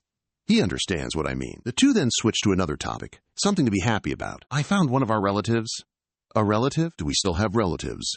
Is Gangzi showing up? It's not Lao Cheng's daughter, Cheng Fei, is it? Who would want you to kidnap Shangguan Shishi? Not long after, moonlight illuminated the Tianping Shan mansion. I barely set foot inside when Ding Yi started blathering in my ear, using both threats and enticements. But she couldn't pry a single word out of you, Wang Zhong. Weren't you in intelligence at one point? Your lips are so sealed. But I'm not giving up. Time for a honey trap, you think? Just tell me, who exactly is it in the Emperor's Hall? Or else I swear, I'll be thinking about this all night. I'll lose sleep all night long. My chest will start to sag. Then you won't have any eye candy to enjoy later. Wang Zheng looked disgusted. Hey, don't spout nonsense, girl. He coldly brushed her hand off him. I've already said, you want to know the secrets of Emperor's Hall? These perks need something in exchange, however. Then, putting on a perverted face, he said in a scary tone, if I'm feeling comfortable, then I might consider telling you. But he was immediately stopped by Shishi, who jumped in, cursing while fighting. Demon! You lecherous! Wolf! He quickly grabbed her arm. Where do you think your head is at? I just meant I'd take a bath to feel comfortable. Tonight, if it wasn't for some young lady's low-down thoughts, I might have even gotten handsy with those rich young masters. How could I stand being covered in sweat? Wang Zheng's cutting words left her speechless with anger. You! He coldly turned his back, saying nothing more. Going to take a bath? Ding Yi looked after him, bored. Always finding excuses to avoid the issue, huh? Then, unable to resist, you turn around to ask about Wang Zheng and him being in the same room. Seriously, don't you know anything about his social life? But alas, Vivi can only throw up her hands. Ever since he arrived, it's like they're joined at the hip. Never seen him meet anyone, either. Didn't we just conclude that he doesn't have any friends today? Just when things were getting juicy, Consort Shang arrived, grabbing Xing Ye's hand. Xiao Ye, it's getting late, isn't it? We should head home now. But she still lingered. However, she was immediately lectured with some philosophy. If we want to know something, sister, we already asked Uncle Shangguan, and he said that there's benefit to not knowing some things if you're unclear. I trust Uncle Shangguan's decisions, plus with something hardcore involving the Emperor's Hall. We shouldn't muddy the waters any further. Yet, it only makes Thithi feel more frustrated. Benefit to not knowing if you're unclear? Just what secrets is Wang Zheng hiding exactly? Not long after, she saw the door slowly creak open. With the determination to get to the bottom of this, the is ready to get shady. While this guy's not back yet, he quickly discovered something suspicious and annoying. Why was this suitcase pushed so far in? Unexpectedly, Wang Zheng caught her red-handed. What are you doing? She immediately jumped up, yet her cheeks flushed red when she saw something. I, with only a towel wrapped around me, stood imposingly before her, scaring Thithi out of her wits. Thithi, startled, screamed, Pervert! Why aren't you wearing any clothes? Wang Zheng simply stated, This is my room. I can do whatever I want. On the contrary, she directly approached, lifting his chin, accompanied by ambiguous words. Coming to my room in the middle of the night and being so imposing, F.A. Fu Li, wanting to reward this honest little bodyguard? Why did she only realize now that something was wrong? Startled, she frantically pushed him away. I took the wrong way, okay? Rogue, she said, ignoring him. Wang Zheng still wanted to reason. I'm the one whose room was broken into. You're the rogue. The angrily left, still not forgetting to warn him. You wait. Tomorrow I'll tell my dad to fire you. Suddenly, the suitcase was revealed under the bed, attracting his attention. Thus, he stood there dumbfounded again. You mistakenly thought you were interested in me like that, huh? Afterward, Wang Zheng crouched down, opening it to examine it. Inside was all clothing, and a photo on top hit him straight in the eye. You take it and look at the faces captured on it. The scene continues at some cafe. You're sitting, leisurely sipping your drink. Inside the shop, you unconsciously turn to observe the entrance of the shopping mall. Across from you at this moment, Wang Zheng also recalls an old memory. The perfume on her isn't ordinary. More precisely, it's a kind of drug that can paralyze the nervous system. It's not easy for others to detect, but after using it for a long time, the nerve muscles will forever soften. allowing others to manipulate you at will. Your words leave Shang Fei utterly astonished. Even so, she still finds this hard to believe. How could it be? I bought this perfume myself at a specialty store. Right when she recalls that, the phone on the table suddenly rings. Startled, you pick it up and check the incoming message. Content originally contains documents, intelligence that you requested. But honestly, Feng Nair's inventory records for the last 6 months have been very ordinary. Perhaps I let seventh brother down. Wang Zheng is constantly calculating in her mind. There isn't the slightest trace to be found within the main store. The import records are so perfect that not a drop of water leaks out. It seems the person who acted against Shang Fei isn't an ordinary person either. Unexpectedly, a woman approached him and asked, "Excuse me, may I sit here?" He looked her over and secretly assessed her. Not bad, maybe an 85. Outwardly, he appeared doubtful. She quickly sat down opposite him. At the same time, she introduced herself. "Hello, my name is Truong Min KY. Here is my business card. May I ask your name?" He slowly replied, Vuong Tran. Then she presented her business card, and Vuong Tran took it and looked it over. So she's the eldest daughter of the Truong family. She's probably not here to demand justice for her younger brother, is she? Min KY quickly denied it. Min Toan's fights are his own doing. Today I came to find you because I want to ask for your help with 2 things. He seemed very satisfied with her attitude. It's rare to meet a beautiful woman who is so understanding. Go ahead and tell me. She didn't hesitate to get straight to the point. Director Thin Phi is a very rare talent for Lam Hai. I hope you can help. I want to persuade her not to leave Lam Hai because of Min Toan's losses. Then she presented a file to Vuong Tran. This is a contract for the transfer of 3% of Lam Hai's shares, as long as Thin Phi agrees to stay. These are all hers. I will also ensure that Min Toan will not dare to offend her from now on. You simply made an indirect jab at the other party she thought I didn't know. Shang Fei recently won the highest award in the international fashion competition. With such a status, why would she need this small share to stay in a place of disaster? Besides, I don't like that Truong Min Toan, knowing it wouldn't be easy to persuade him. So Min KY decided to offer a greater benefit, 10% of Lam Hai's shares. Shang Fei has now become the largest shareholder of Lam Hai. Each year, she can receive shareholder royalties of about 300 million. Well, upon hearing this, you can only stretch out your hands in a gesture of surrender. 300 million. I'm wavering. But I don't have the power to decide for Shang Fei. Finally, the reason you came to me also seems unconvincing. She then placed another valuable item on the table. Cutting you off, this is the platinum membership card of Batiancheng, international class, nationwide. All costs are free of charge. There are only 10 cards in the whole country, and I only have 2. Please forgive me. Also, please don't continue to pursue my brother's mistakes. Vuong Tran would be stupid to not accept this. He immediately smiled abnormally. Mr. Wang is indeed generous and speaks very comfortably. As for the second matter, Ming Qi didn't hesitate to recount it. About my younger brother's face. Ming Quan's face was swollen enormously, yet it didn't hurt or itch. Pressing or squeezing it with a hand didn't elicit any sensation. Our private doctor is at a loss with this matter too. Thought if you, Master Wang, have these special techniques, you must also have a method for curing it, along with a few words of advice. Ming Quan has already accepted the lesson, so I'd like to invite you, Master Wang, to treat him with leniency, okay? Wang Zhang immediately fell into contemplation for a moment, then raised that gold card. At the same time, he discussed whether it's possible to suck more blood. There's no unprovoked hatred in this world. The exclusive antidote is in my hands, but I want to know how sincere Madame Zhang is. She also didn't hesitate to say, frankly, Master Wang, that slap you gave Ming Quan that day, have you thoroughly considered the revenge afterward? Is that truly the case? Your schemes are too terrifying. Wang Zhang put down the exchanged goods. Well said, well said. You think it over carefully. At this time, Ming Qi could only back down first. I'll invite you to dinner. The location is your choice. Is this condition acceptable? He immediately became excited again.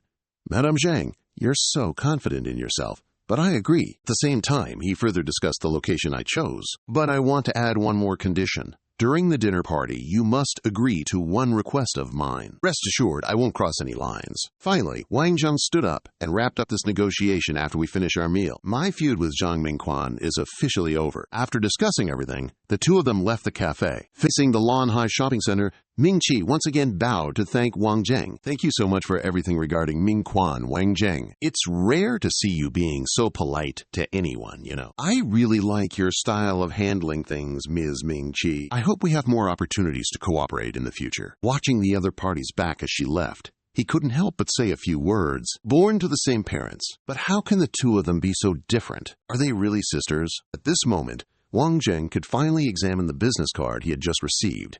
Tiangong International. I should visit there and broaden my horizons when I have time. It wasn't until the sky turned orange gold that Sheng Fei finished work. As soon as she came out, she ran into an acquaintance. Wang Zheng, why are you here? He politely put his phone away and replied with a smile. Sheng Guan Shishi's father is here today, so I don't need to protect her. I just wanted to see if the Lan Hai Group, which specializes in tailoring men's clothes, wanted to steal 2 suits. Sheng Fei didn't respond to this bland joker. She got into the car and went straight to the question Jiang Ming asked earlier. She found me to sign a new stock contract. I've signed it. Does this have anything to do with you? Wang Zheng didn't say yes or no, just made a vague comment. This Zhang Mingqi girl is indeed a ruthless woman to you. This evasive attitude is the clearest answer. Why do you have to help me? Being caught out, he didn't lie, just smiled it off and gave a reason.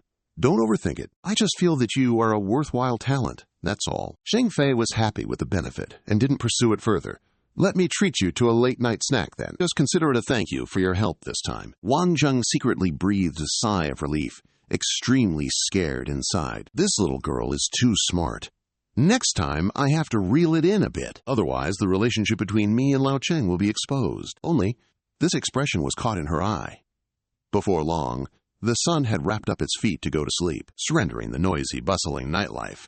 The drunkards around aren't worried about eating and drinking, but staring intently at the table next to them.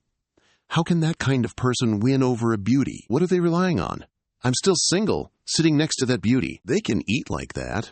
What kind of person is that? Just wait and see when he gets dumped. Is Sheng Fei just some roadside rock that doesn't know where she is? But she politely reminded him anyway. You should eat slower. It's not good for your stomach, you know. Unfortunately, Wang Zheng didn't think it was a problem. Only when I'm full can I work. It lets me know I'm still alive. Suddenly, a shout cut through their conversation. Hey, little girl, who you calling a hooligan? I said, just drink this bottle of liquor. I'll order 20 dishes for you. Why are you acting so coy? Dai Li probably thought his meal was going to be huge. This thought made Lu Xuan sneer. I won't sell myself for a few dishes, you know. Some underlings, mouths itching, chimed in, brown-nosing, which only angered her more. Being stared at by Master Lai is a blessing for you. Other women can't even beg for it. As soon as he finished speaking, Liu Xuan directly threw the glass of water in Dai Li's face. Keep dreaming your dream. But it looks like the thing in the glass is gasoline. That made the guy burst into flames of anger. How dare you? How dare you? Then he reached out to give her a slap. Everyone was startled by this sound of violence. That girl got hit! However, someone else rushed to stop him. You dare to interfere in Master Li's business? Aren't you afraid of getting stabbed? If I can't eat, I can't eat. Sheng Fei, unable to take it anymore, pushed back her chair and stood up. Before she could even do anything, Wang Zheng grabbed her hand, stopping her. Be a little more trusting, he uttered in his most reliable voice. Leave it to me. On the other side, Liu Xuan, with all her might, gripped a beer bottle, charging. Ah! But the strength. How could a girl possibly fight against a street thug with just one kick? She was sent flying backwards. Liu Xuan lay awkwardly on the ground, painfully clutching her stomach. Suddenly, a deep male voice rang out, asking a completely unrelated question. What's your name? And yet, she answered. Perhaps it was the male lead's powerful aura. Liu Xuan, a sophomore at the Capital Normal University. Who are you? Wang Zheng was confused, asked a question, without answering the other person's question. Who am I? That's not important. The real question now is, are you scared? Liu Xuan, without a shred of caution, let the stranger help her up. She stood up, answering his earlier question decisively. Of course I'm not scared. These 4 words successfully aroused Wang Zheng's interest. Well, that's great. He gently placed the empty beer bottle back into Liu Xuan's hand, to her utter astonishment. Here, Wang Zheng pointed directly at Meng Dai Li, ordering the girl beside him. Go and hit him! Wang Zheng's actions sparked a lively discussion. Hey, is he sick or something? Don't you know what Meng Dai Li's background is? With just one phone call, he could summon hundreds of disciples wielding steel pipes. Doesn't he realize he's pushing that beautiful woman into her doom? Oh, beauty, please don't go. However, contrary to all the worry, Liu Xuan was moved and looked at him, saying, Thank you. Then, gathering all her courage, she tightly gripped the bottle and walked straight ahead. Ignoring all the obstacles around her, she thought, Girl, don't get worked up. Are you all crazy? Dai Li glanced at Liu Xuan, a sneer on his face. Doesn't know what's good for her, eh? Suddenly, a hand shot out, releasing a sharp, golden needle. He was startled when he saw the small object flying toward him and sticking right into his skin. What the heck? Deli stood frozen on the spot, unable to move. Just then, Liao Xuan smashed the glass bottle forcefully over his head. His underlings yelled in shock, "She dares to hit Brother Li! What kind of witchcraft is this?" At that moment, Wang Rui, with 5 years of pent-up rage, grabbed a weapon and rushed forward. "Let me go poke him!" Seeing the situation unfolding before him, Wang Zhang suddenly had an idea. Before he could even understand what was happening, Dili was horrified to see him charging straight at him. In a split second, Wang Zhang reached out and grabbed his pants. He lightly lifted Dili into the air, causing him to panic and shout, "What are you trying to do?" Next, Wang Zhang hurled Dili towards Wang Rui, who was lunging forward, accidentally stabbing straight into his stomach. When he realized what had just happened, he trembled uncontrollably. "Big bro, I'm finished." Dili hugged his wound and collapsed against the wall. Rui exclaimed in horror, "I didn't mean to." Those around them, witnessing the scene, immediately started to panic. Injured someone. Quickly call the police. Quickly call an ambulance. Taking advantage of the chaos, Vuong Tran hurriedly pulled Liu Huyan away. "Follow me." Dialoy heard them getting into the car and quickly said, "Remember the license plate. I must make him suffer all the consequences." "All right." Meanwhile, Thin Phi, already in the driver's seat, waited for them to settle down. Then she spoke sternly. "Bloodshed in a public place is no small matter, Vuong Tran." At this moment, Huyan felt guilty. "I'm sorry.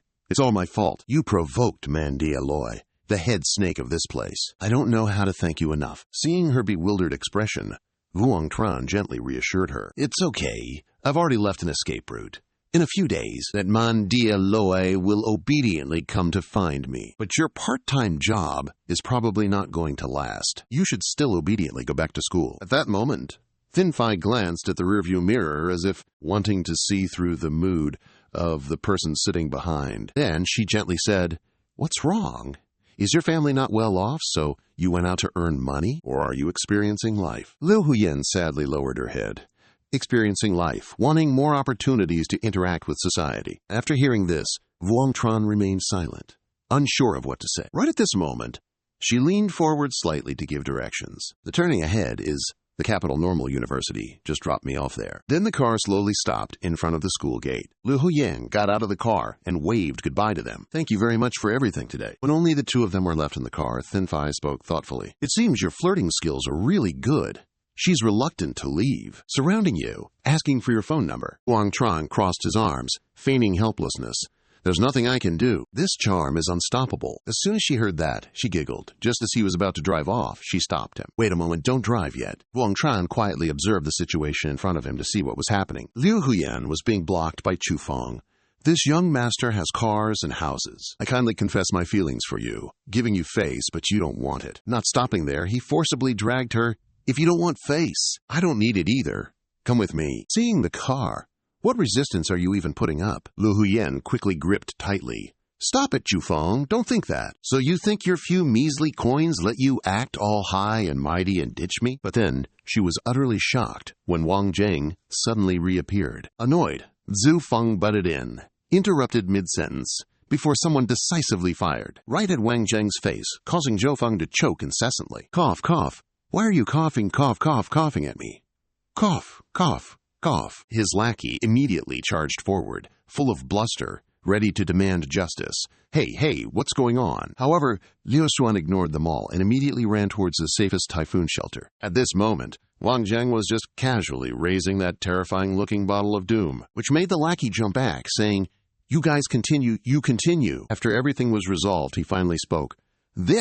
Here's a gift for you, admin. The spicy water of the Wang clan is my own concoction. If anyone gives admin trouble, just press this lightly. A few hours later, the effectiveness will increase several hundredfold." After that, Wang Zhang didn't forget to gently remind, "It's late now. Go home." Liu Xuan's rosy cheeks flushed. Okay, but unexpectedly, a shy young woman suddenly did a 180-degree turn into a strong woman. "I still want to teach this guy a lesson, and Zhou Feng has to suffer again. Cough, cough, cough." Now, even if he tries to open his mouth all day, besides the discomfort of the wind blowing in, not a single intelligible word comes out. Huh, huh, huh. Cough, cough, cough. Liu Xuan ignored him, turned to wink at her benefactor. "Thank you so much today. Catch up with you later." Leaving Wang Zhang behind, I can't help but chuckle at how ridiculously cute this girl is. It's making me swoon. Beating a dog till it falls in water? This kid truly has the swagger of my younger days. At some extravagant villa under a poetic dark night, a woman is heartbroken for Chufeng. Oh, the drama. First, they snatched his vice-governor gig. Now, even a mere college girl dares to bully our dear Xiaofeng? Seriously, old Chu, you can't let them get away with this. Chu Qi, as chief secretary of the capital government office, Hua sinks deep in thought. Surely no one at the school is unaware of Xiaofeng's background, are they? Who would even dare to mess with him? The vice-governor seat was just stolen. And then Xiaofeng has this happen to him. Could this be some kind of test from that mysterious person? And so, he couldn't be bothered with his son and simply turned his back. Call an ambulance.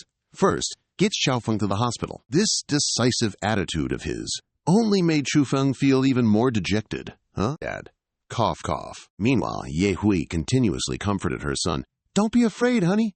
Your dad and I will definitely help you. Mom will help you too. Even the killing intent emanated from the woman's eyes. Mother will not let her live in peace in the capital, the words just ended. It was also the moment she decided to act immediately. Hello, Judge Tran, how are you? I am Deep Hugh. I have a favor to ask of you. It's like this. Early the next morning, the warm sunshine shone throughout the area. Min KY smiled her standard smile when introducing to Vuong Tran. This is my own design. He will help you design professionally. She also didn't forget to give a flirtatious glance, lightly uttering a few words sweeter than honey. It's still you, Min KY, serving so thoughtfully and especially coordinating the party image for me. Clearly, she didn't want to accept this offer when she was already furious inside. Isn't it because you are so capricious? Why would a phone call lead to you wanting to go to a party with me? I haven't even agreed yet. You already came to my company, completely not giving anyone a chance to argue back. And then this conversation ended with her next statement. So I'll leave this to the two of you. I'm going to change clothes first. A while later, Min KY, with a completely new look, stepped out.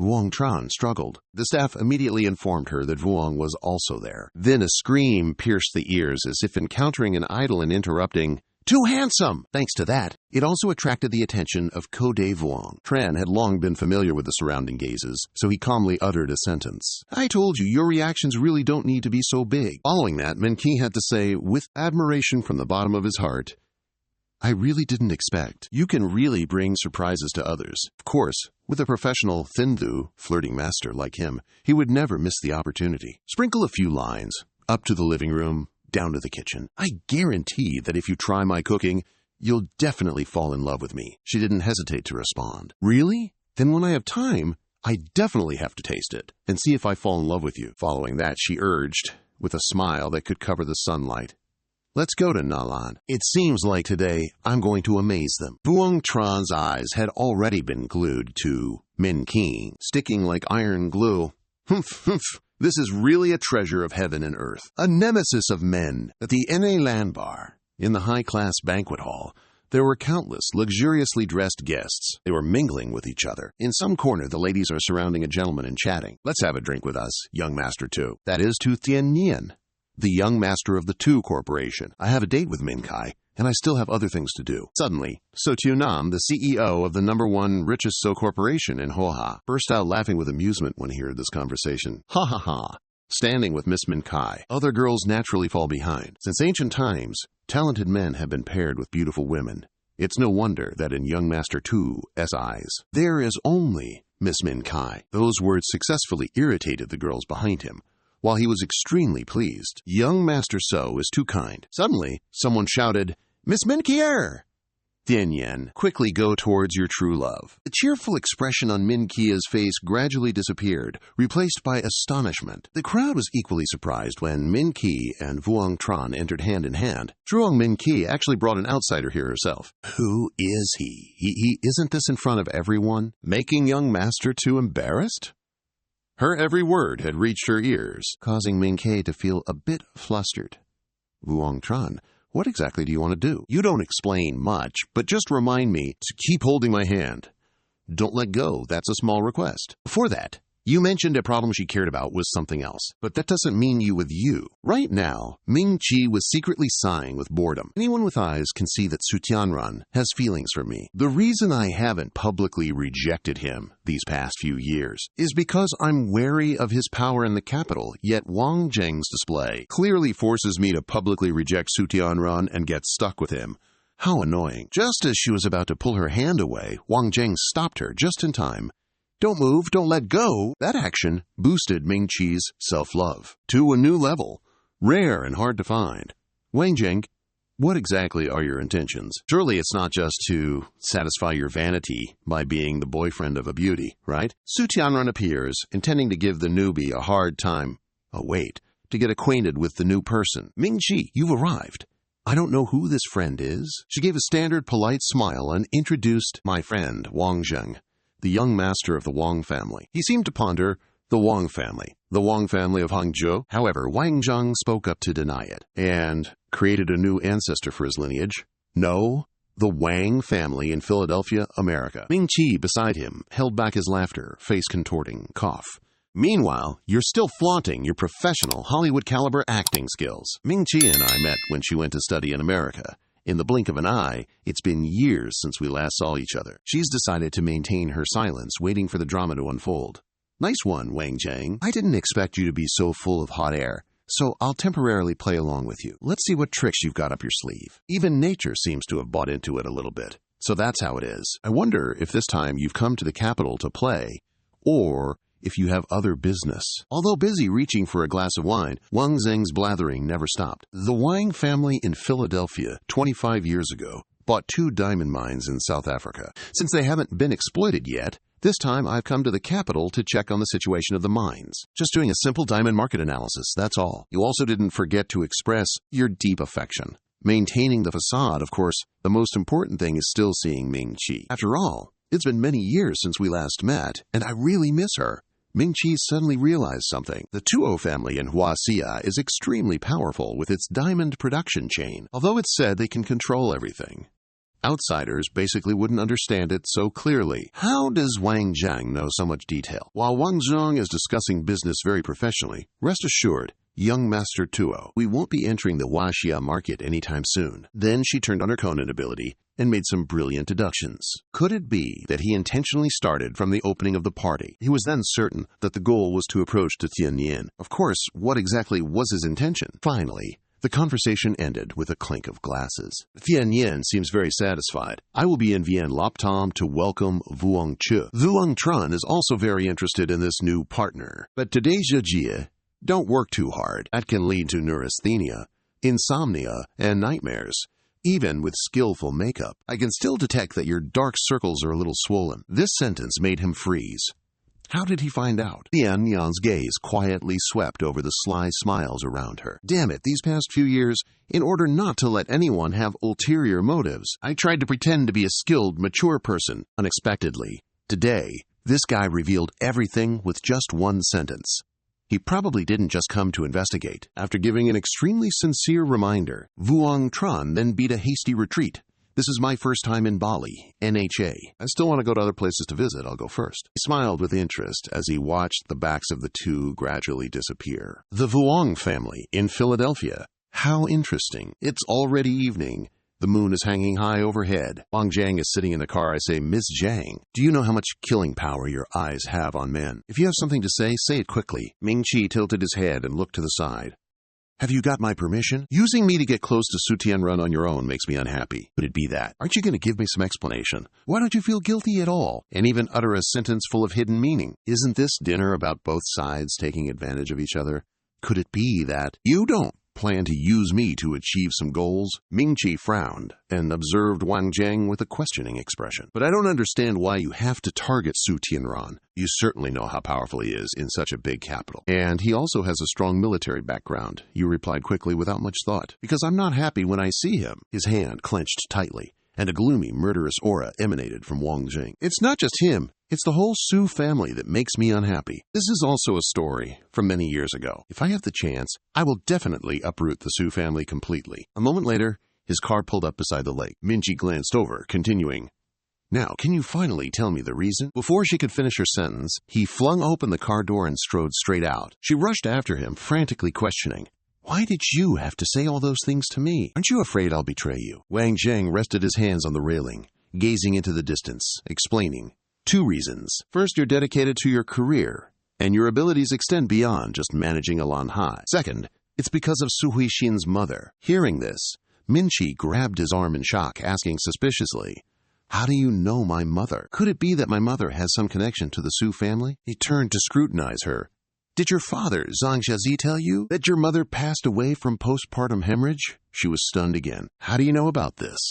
"Wait a minute. What does this have to do with the Su family? Why suddenly bring that up?" Wang Zheng frowned, recounting an old story. She fell in love with a poor guy, even bearing him 2 children. Because of this, the old man of the Su family felt it was a disgrace to the family honor. He used their 3 lives to threaten and force Su Huixin back home. For her children, she had to grit her teeth and accept, so Su Huixin came back. And within the Su family, she'll undoubtedly be the primary heir. Received a large asset account that competitors didn't want her to go home. Could only create a few unexpected incidents. Then imagined the calculating gazes that once surrounded her. So he said, "My mother didn't die from postpartum hemorrhage, but died because someone plotted to kill her." Tightening her hands, looking down at the lake, choking.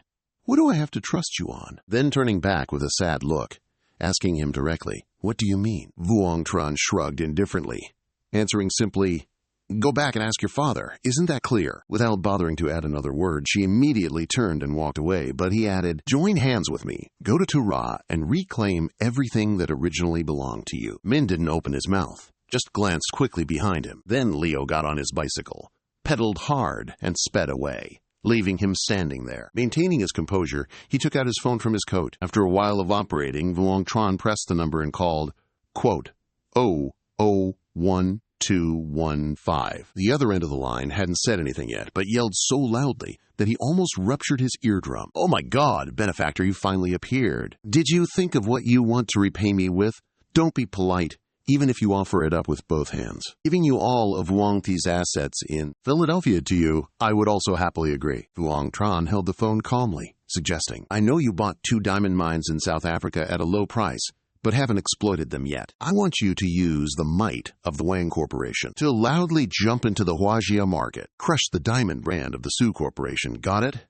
The other side generously replied, "Of course, no problem. In 2 months, you'll definitely see results." Then he bowed his head, pouring another sweet suggestion, even expanding business in Huasha. "I can introduce you to someone extremely suitable. Her name is Zhang Mingqi." Time slipped through the cracks of the night, the moon casting silver light on each silent floor. The next morning, Wang Zheng and Ming Hao strolled leisurely through the bustling streets. Ming Hao walked beside him, chattily starting his interrogation. "So, Zhang Mingqi agreed to cooperate with you?" Zhang Xiaozi didn't react. Wang Zheng didn't bother to show any expression, just slightly curled his lips. No one understands daughters better than their fathers. Zhang Shimazi knows that he cannot hide from Zhang Mingqi, nor can she hold back her revenge. Therefore, giving her the money he's accumulated over the years is the best choice. While walking, he nodded. "So Zhang Xiaozi is still quite a smart man." Just then, Kunning brushed past behind them. His face was full of disgust, as if sensing the murderous intent. Min Hao glanced around and alerted the captain. 5 meters to the left, there are 3 guys, 2 more in front on the right, 1 behind on the left, and 2 more ambushing on the right corner, including the one that just passed. That's 9. Wang Zheng chuckled upon hearing this. "Looks like after all these years, your nose hasn't dulled, eh?" He glanced back and added, "But there's 1 more behind us." He cheered excitedly. "Captain, you're still incredibly awesome. How about we team up again today?" He didn't discuss it further, pretending to smooth his hair, and reminded, 200 meters ahead, on the 7th floor, east wall, there's a good ambusher. Min Hao enthusiastically slapped him on the shoulder and invited, "With us here. A good ambusher in this kind of terrain basically can't do anything. How about we compete to see who catches more prey?" Wang Zheng didn't even need to think. He slipped his hand inside his jacket.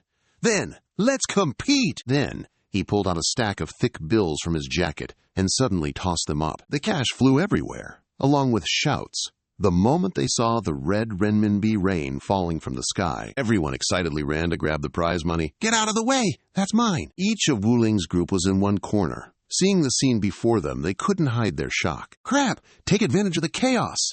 Min Hao used the momentum to jump. He somersaulted with a graceful flip, then flicked his finger, throwing the hidden weapon. Wu Ling thought the other party was just showboating, so he didn't dodge. Talk about unlucky. A needle straight to the heart. Ming Hao's attacks are so diverse. He's hitting high and hitting low, leaving the remaining guy no time to dodge. Even hiding in the shadows couldn't save him. This situation has Kunning positive that his side's about to kick the bucket. Immediately, he frantically contacted his cronies. "Mission failed! Retreat! Quickly!" Before he could even finish the sentence, a cold shot of anesthetic was injected into the back of his neck. It startled him. Turning around... after dealing with that mess, Wang Zhang turned around and instructed, "Leave the rest to you. Have your bodyguards clean up the scene. I'm going to catch that sneaky attacker, leave a few witnesses." Bing Hao immediately accepted the order. "Yes, sir!" Seconds later, he teleported away, appearing on the rooftop of a high-rise building where the target was hiding. Wu Ling, still unaware of the devil beside him, focused on ordering his goons. "Quickly, leave this location." Just then, Wang Zhang kindly reminded him from behind, "I'm afraid none of your people are left anymore." Looking at the person in front of him, his heart skipped a beat. Just a moment ago, he was on the main road, 200 meters away. In the blink of an eye, he's here. Then he reassured himself. Whatever. This isn't the time to solve riddles. Wu Ling charged forward, thinking, "Strike first and you're the master." However, that attack was easily blocked by Wang Jing. Even so, he wasn't annoyed. On the contrary, he felt excited. What a loser! But from his gauntlet, a sharp blade appeared. Internally, he was getting extremely hyped. So what if you're strong? My real killer move is yet to come. The instant he pulled out his secret weapon, he lunged, roaring, "Die!" Witnessing his opponent's tenacity, Wang Zhang simply opened his mouth slightly and blew a strong puff of air. This made Wu Ling pause, puzzled. What is that smell? What is this feeling? He didn't know if it was his opponent's breath or something strange, but involuntarily his whole body sank into darkness for quite a while. He heavily lifted his eyelids. Opposite him, Shishi couldn't hide her frustration. Another assassin! Lately, it's been one after another. Will it ever stop? Seeing Wu Ling awake, she immediately stepped forward and questioned him. "Who sent you?" However, all she got was a nonchalant turn of the head. She was so angry she couldn't speak. In the end, she had to accept it, only able to leave while instructing her bodyguard. "The interrogation is in your hands. Just don't kill him. Torture him however you want." The door slammed shut with brutal force. In the silent room, now only two remained. Wang Zhang finally spoke. "How could an elite special forces operative like you end up like this?" Wu Ling, without hesitation, retorted with displeasure, "Judging by your skills. You're probably from some special forces unit too, aren't you? Just like that thug, Li Minghao. Hanging out with each other, yet he puts on such an arrogant front. Frankly, if I hadn't come to the capital, even if I were in the Golden Triangle, I'd be a king," he declared indignantly. But such boasts only drew Wang Zheng's mockery. "An elite special forces operative from the Langya Special Forces in the Golden Triangle? If you can't even stand your ground, you'll be laughed at until their teeth fall out if you tell them that." He didn't expect his opponent to be so easily fooled. "You just said a few words and confessed everything. How else could you know I'm from Langya? So it's confirmed then." Then, without hesitation, you explained the existence of the Langya Special Forces. Its existence in Huaxia is top secret, so ordinary folks naturally wouldn't know. But I'm different. Wang Zheng brought up the gauntlet from before, recounting, "I created that move of yours. I only taught it to the Langya people. How could I not recognize it?" That information instantly made Wu Ling look like a total clown. He couldn't believe it, and loudly questioned, "You're from Longlin?" Seeing the other party's shock increasing, Wang Zhang calmly dropped another bombshell. "Not just me, but Li Minghao too. That's why you guys made a move on him. You guys are really overestimating yourselves." These words of introduction were like a dagger to the heart, causing Wu Ling to become melancholic and lower his head. The difference between Lingya and Longlin can't be described with just a few ranks. Falling into your hands, I'm completely convinced. You want to kill me? You want to beat me? Go right ahead. However, he leisurely made a suggestion. "As long as you agree to my conditions, I can let you go back." Curiosity caused Wu Ling to stare blankly. Then he shook his head and resolutely refused. "No need to be a special forces soldier. Even I know how strict your mouths are. If I can't withstand your interrogation methods, I'll choose to hypnotize myself. I choose to use force to let my brain die." This attitude completely suited Wang Zheng's intentions. It's just that the method is still a bit naive. But you don't understand. As a member of Longlin, I have 100 ways to prevent you from hypnotizing yourself. Do you believe me? The expression on the other person's face made Wu Ling extremely bewildered. What exactly do you want to do? At this point, there's nothing to hide, so Wang Zheng pulls out a giant needle, then coldly suggests, "I want you to help me with something every 3 months. Mentioning this issue, Wang Zheng looks rather nonchalant. Even regarding what that something is, I haven't quite figured it out yet. That attitude makes Yu Ling uneasy. Can I refuse? Your tone carries a hint of gravity. However, as if seeing through the other's thoughts. Wang Zheng stuck the poison needle into him while reminding, "You can't refuse." Those words make Yuling lose his composure, yelling, "Just kill me." You leisurely admire the needle in your hand as you introduce, "This is a rare poison I found in an ancient book. It's called the 100-day burial poison. After being poisoned for 100 days, your bones will dry out and break, piece by piece, thanks to your own sensitivity." Yuling quickly understands the problem, meaning I'm forced to find you for an antidote every 3 months? If the task fails, then I can't get the antidote. Wang Zheng steps forward to untie him, frankly declaring, "A useless pawn? What I need to do, I've already said. You have no right to choose." After freeing the opponent, you immediately drew up a detailed plan. "I've got it. The first thing is to go back to your place and develop your arms. You don't need many good people. In 3 months, develop to 300 people for me, this in the Golden Triangle. Angle is also considered a large and powerful force. The tone also carries some comfort. Even the money issue, you figure it out yourself. If I am satisfied after 3 months, I will provide certain manpower and resources." Wu Lang immediately agreed to the deal. Having just successfully cooperated, Vuong Tran's eyes showed full of murderous intent. He himself calmly reminded, "For your sake, I will let ManhwaGO go this time, but don't let it happen again." Those words shocked Wu Lang. "How do you know my second uncle?" He gave a sly smile and continued to explain, "I told you, I have my own way, okay? If there is a next time, I will eliminate ManhwaGO so that you can legitimately inherit the Longmai Corporation." It's not a bad thing either. He was so shocked that he couldn't speak.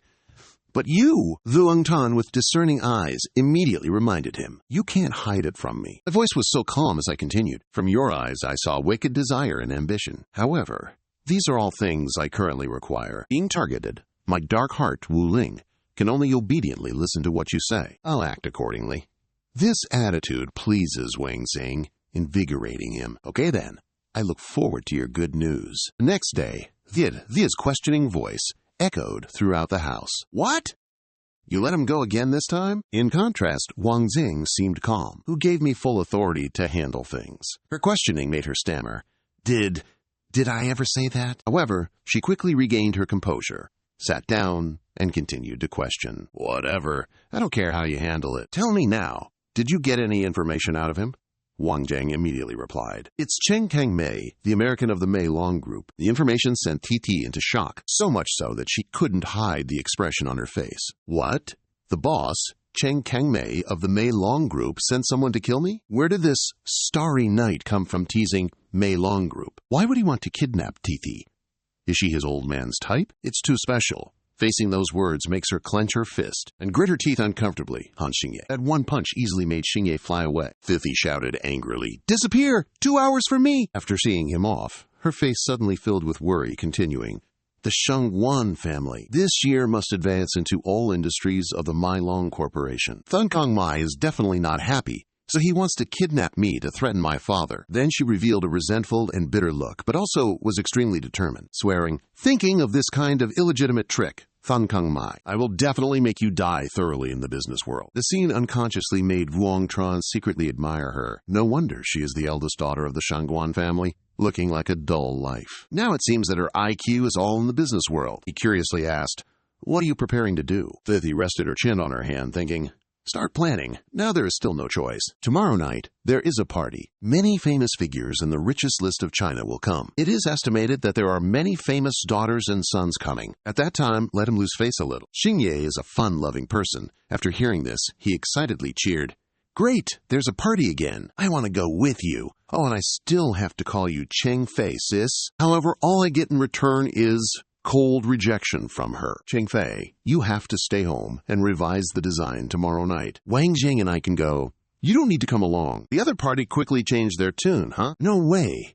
There will be so many handsome guys at the party. I have to go. Definitely have to go." Seeing that talking to Shishi wasn't working, she even coquettishly turned to grab his arm. "Wang Zheng. Brother Wang Zheng, you're the best to Fifi.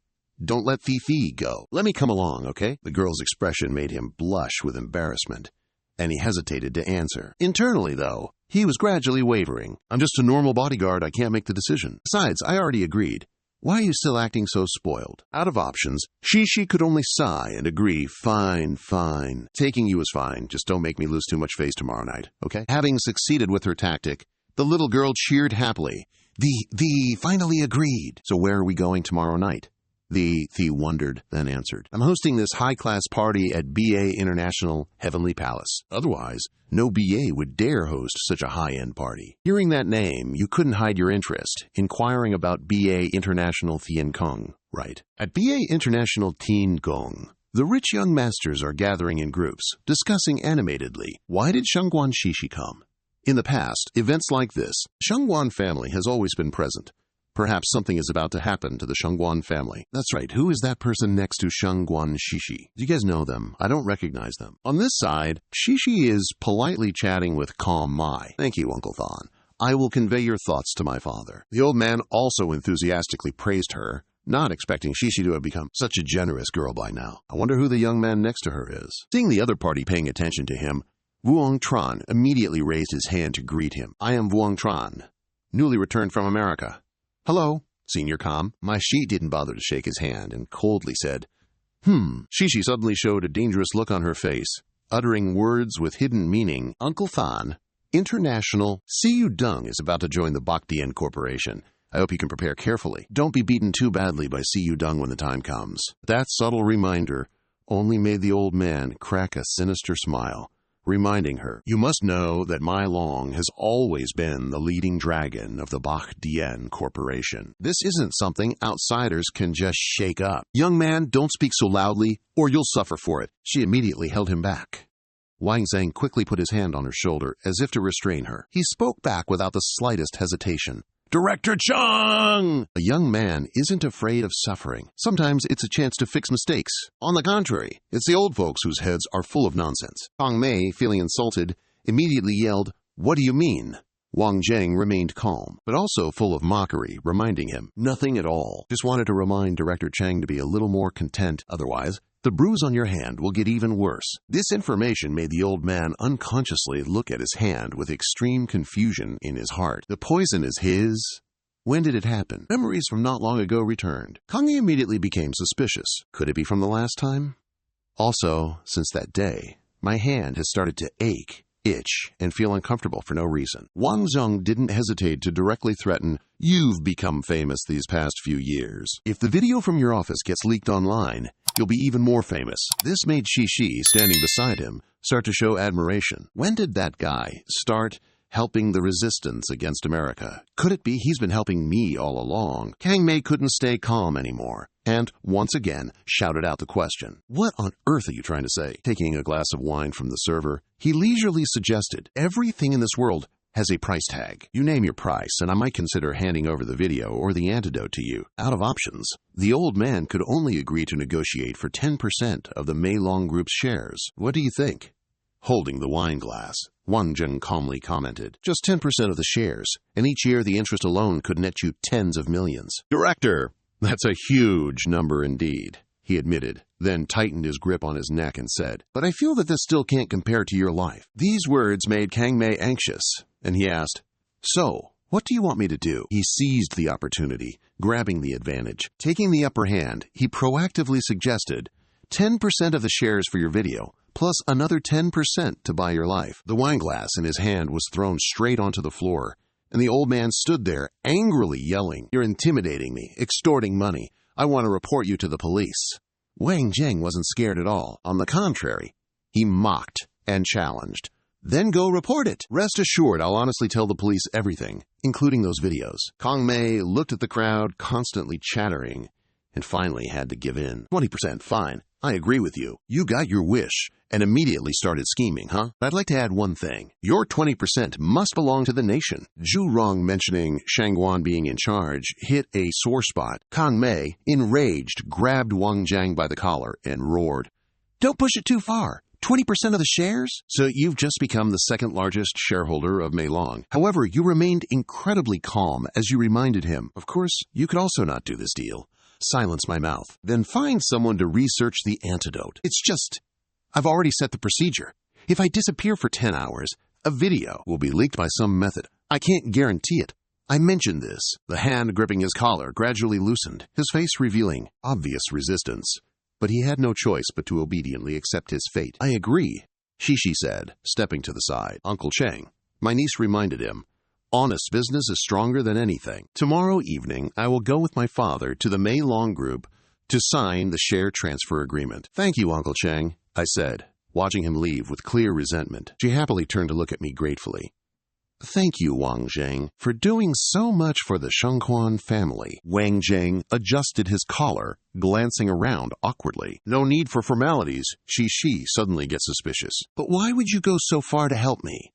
She blushed, asking softly. It's not because you like me, is it? Wang Zheng recoiled, refuting it. Huh? Me like you?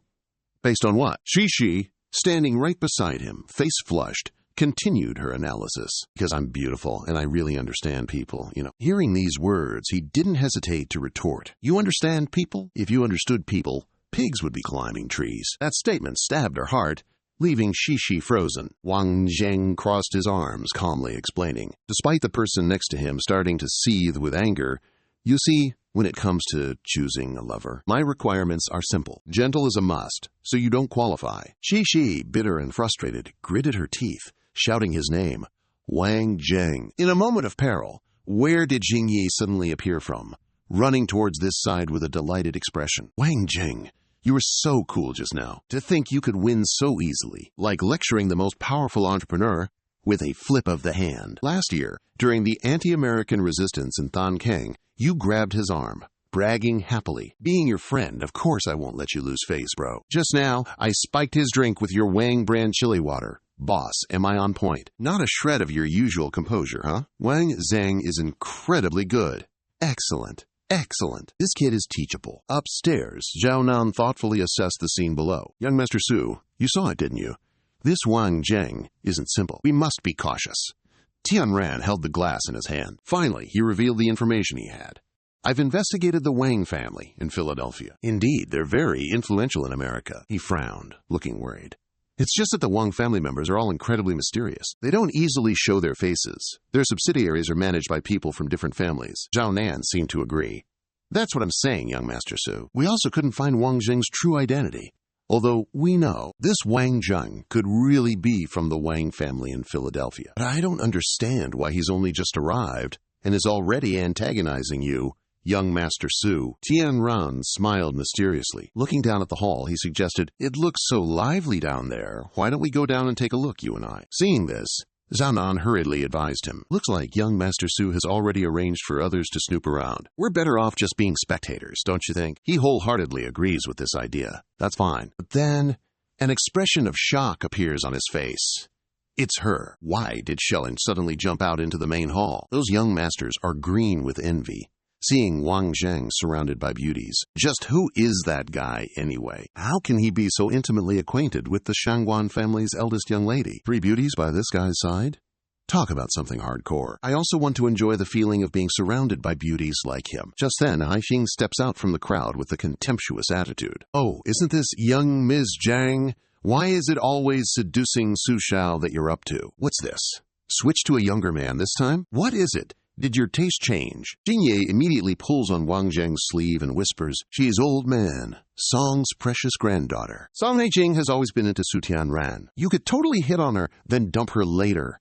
In his heart, he secretly doubts, Do I look like such a scoundrel? Sensing the other party's malice, Ming-Chi remains calm and explains, Miss Song, Wang Zheng and I are just friends, so please don't jump to conclusions. I only have respectful admiration for you, young master, and have no ulterior motives whatsoever. However, Haixing still can't stop with her sour grapes routine. Some women like old cows eating young grass.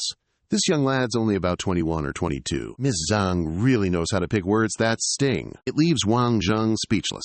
All I've done is take care of myself a bit. My skin is a little soft and smooth, and I have fewer wrinkles. But is it so bad that people say I look 20-something?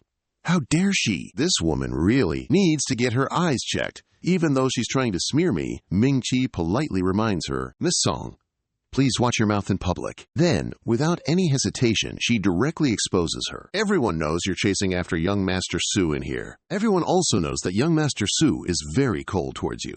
I really don't understand how someone could be so intellectually challenged as to humiliate themselves like this. Then she throws out a reminder, making it impossible for the other woman to hide her embarrassment. This only makes things even more obvious to everyone. Not stopping there, Ming-Chi continues to put on a virtuous act while mocking Miss Song. Your behavior makes you seem extremely uncultured, you know? With the humiliation, Haixing finally lost her composure, yelling, "Shut your mouth! A wretch who never had a mother's guidance. What right do you have to talk to me about upbringing?" These words landed like a bomb, instantly silencing the entire party. Only Jing Ye kept whispering into Wang Zheng's ear, "To drag someone's deceased mother into this. That's too much." He gently raised a hand to his lips, signaling silence. Shh! No one paid any attention. Ming-Chi's expression grew increasingly ugly, her entire body trembling with rage. Suddenly a hand rested on her small shoulder. Sensing the warmth, she turned her head in surprise. It was Wang Zheng. Wang Zheng finally couldn't resist, and he sneered. Some people have been taught by their mothers for years, yet they are still just stray dogs. Then he stepped in front of the woman, asking Song Xiaojie with pointed meaning, "Do you think this is your problem or your mother's?" This imposing manner made Haixing step back in fear. Looking at everyone's attitude toward her, she stammered, You. Then she snatched a glass of wine from the waiter's tray. "Oh no, Song Zhuji!" Haixing threw the wine, yelling, "Ah!" Wang Zheng gracefully dodged in time. Haixing unexpectedly loosened her grip, letting the wine glass fall freely to the floor. Looking at what's before her, she's frightened, unable to speak. These ball gown is stained with blotches of alcohol, blinding Jing Ya in dismay. She rushes over, grabbing paper to wipe it a little. "Paper! Give me more paper!" Seeing the culprit sneak away, she angrily points in that direction, yelling loudly, "Hey, apologize already. This is too much." Wang Zheng suddenly bends down, picking up a shard of glass from the floor. Then, slowly straightening up, he quickly uses his technique to fling the shard away. In a blink, Haixing's dress strap is cut. Only when she realizes what happened. She can only try to cover up while panicking and screaming, Zhao Nan, standing upstairs, observes everything, also mocking, "What a disgrace!" Fear Song Haijing won't even dare dream of entering the Tuo family's doors after this. Indeed. Tianran, standing beside him, echoes softly, "It was a pipe dream anyway." In Zhao Nan's heart, at this moment, he's filled with amusement. He crushed someone's self-respect and cut off her escape route to boot. Looking at his indifferent appearance, not far away, the man secretly concludes, this Wang Zheng is truly a ruthless person. On this side, Jingya. While wiping the dirty alcohol stains on the dress, she comforts her friend. "I didn't see it, I saw it. Just now, Wang Zheng cut her dress strap to help you vent your anger. Titi, lessen your anger." But Titi is still extremely uncomfortable, knitting her brows tightly. "I'm far from knowing him. Besides, if the girl doesn't have the aptitude for this, I'll just walk this dress all the way to the Song family, so she'll obediently wash clothes for me to bring back." Seeing what had just happened, Ming-Chi approached, filled with remorse. "This whole thing started because of me. I'm truly sorry, Miss Shi. To atone for it, I agree to anything." However, Shi gently reassured her. "Sister Ming-Chi, today's matter is entirely because Song Haijing lacks manners. It has nothing to do with you," she frankly admitted. "You calling me sister makes it clear you like my character. I want to be friends with you. Don't blame yourself anymore." Those words made Ming-Chi's eyes widen in surprise. Then she turned to Wang Zheng and gave him a tender smile. "Thank you for today. But why did you intentionally avoid everyone today, letting Shangwan Shishi get wine splashed on her?" He didn't hesitate at all, answering bluntly, "What do you mean, intentionally avoiding people? If I didn't dodge, wouldn't that wine have splashed on my face instead?" That truth made Ming-Chi reveal her admiration, praising him, "Pulling me and Shangwan Shishi into the same boat. This was absolutely something you planned, right? You've always been a ruthless and insidious person who's been exploiting me. I don't know whether to thank you or perhaps fear the person beside you." Feeling guilty, Wang Zheng hastily interrupted, still thanking me, then cautiously reminding her to understand Shangguan Shishi's position. "I helped you connect, even advising on how to maintain it. It's up to you then." Tianren, having traveled far, spoke up, inquiring about Ming-Chi. "Are you all right?" Seeing the person who arrived, she responded with an extremely polite attitude. "Young Master Song, I'm fine. Luckily, there's Wang Zheng." Seeing this, he put on a manly facade, making a suggestion. "It's good that you're okay. Song Haixing always talks like that. Don't take it to heart. I'll handle it properly." However, that demeanor was immediately challenged by Wang Zheng. "Then why didn't you handle it just now?" Tianran was suddenly stunned. "What?" He unhesitatingly continued to mock. "I'm talking about when Song Haixing was causing trouble. Why didn't you step up and instead hid to watch the fun. Is that how you show you care about Ming-Chi? Hit right in the soft spot. He couldn't help but be shaken. Just as the atmosphere was tense, Nuanyuan suddenly appeared. Wang Zhong, why are you with my brother? The two men immediately turned to look at her in surprise. Seeing Wang Zheng's blank look, Noan waved her hand to introduce him again. You don't remember? I'm to know known. He fell silent, staring at the person in front of him. His mind was gradually rewinding. The day we met, I'm to know known, second-year student at the Capital Medical University. Thinking of this, Wang Zheng cheerfully exclaimed, Ah, to know known on the train. She gently walked over and took Tian Nian's arm. Then she happily introduced to him. This is Wang Zhong. I met him on the train when I was returning to the capital from Gitan. I mentioned it before, do you remember? He gave a meaningful smile and softly replied, Ah, yes. In Tian's heart, he couldn't help but doubt. How could a true descendant of the Wang family in Philadelphia dress in rags and take the train from Gitan to the capital? No one stepped forward and took his hand, suggesting, That's right, Wang Zhong. I haven't thanked you properly for what you did before. Now that we finally met, let me treat you to a meal, okay? Seeing his sister's excited appearance, Tian Yan had no choice but to agree. I'm sure young Master Wang knows how to get to the Laptam Manor. Young Master Wang, be grateful to Nuan, so offer your thanks properly. Faced with those invitations, Wang Zheng refused without the slightest hesitation. Sorry, I'm rather busy lately. Let's reschedule for another time. Farewell. Without the slightest hesitation, he turned and left, a scene witnessed by the wealthy young masters, who gathered in groups of 3, 4, 6, and 7, whispering to each other non-stop. Oh my God, young Master Su actually invited him to the Li Xin Manor. That's the Li Xin Manor. The Su family has never allowed outsiders to step foot in Li Xin Manor before. Wang Zheng must be scared stupid. If it were a normal person, they'd immediately agree. Little did anyone know, Wang Zheng's mind was scheming endlessly. Su Tianran, Li Xin Manor. Sooner or later I will come. Not right now. There will come a day when I flatten Li Xin Manor. Returning to the parking lot, Wang Zheng sat in the driver's seat, lost in thought. Li Xin Manor. So many years have passed. Why can't I remain calm when I hear those 4 words? How can I avenge my brothers like this? That day, it was you who stood up and declared, full of vigor, Li Xin Manor. Those Su family old fogies clearly want Long Lin to use it themselves. We absolutely cannot let them succeed. In this dire situation, his teammates don't even flinch. They're urging the captain not to worry about me and to escape from this rubble. He can only agonize, asking himself, why? Why would they sell out the nation for personal gain? And why, Long Lin, did he ultimately fall into danger at the hands of foreigners? Hey! A shout cuts through Wang Zheng's thoughts. Shi's voice rings out, pulling him back to reality. Look at us. Get in the car. No reaction at all. I really have to call you for so long. What are you spacing out about, seriously? He awkwardly denies it. It's nothing. Let's head back to the villa. Tianping Shanjing, sitting in the back, suddenly suggests, how about we hit a bar? I've never been to one before. Shi, looking worried, immediately advises Xiao Ye. Look at the state he's in. Is now really the time for a bar? However, Wang Jing enthusiastically drives towards it anyway. It's fine. Let's go to a bar. They quickly leave the landfill. The sky gradually fades into midnight over the entertainment city, 8 o'clock, with music thumping wildly. Jing Ye looks around, musing. Entertainment city, 8 o'clock. That name sounds really familiar. The sitting beside him immediately reminded him, have you forgotten? It's that guy from the reunion last time, the one who caused that conflict with me in the city. That mention seemed to spark an old memory. She exclaimed in surprise, I remember now. Suddenly, 2 waiters appeared out of nowhere. They were holding 2 large bouquets of flowers and carefully introduced 2 girls. These are gifts our young master sent to you, 2 ladies. That corniness made Titi unabashedly sneer.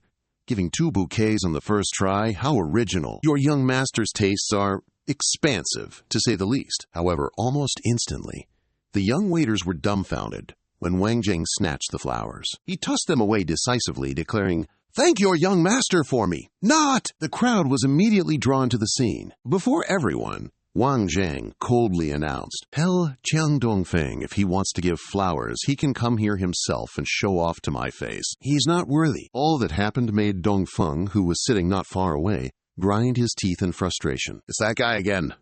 Suddenly, he grimaced, letting out a painful groan, his face twisting, looking at his severely injured wrist, recalling the scene of being stabbed in the back of his hand. He bitterly shouted, A debt unpaid is a debt I will not forget. This guy's rushing to give orders to his underlings. He told Lin Shi to bring out his newly trained Squad 5. Bring them out. The assets of the entertainment district should be shown off for everyone to see. At the nightclub, Shiju brought many hardened brothers with weapons, storming in. Wang Zhang's fun was suddenly ruined, and everyone in the nightclub went wild. At their appearance, one of them shouted, "Ah, someone's taking revenge.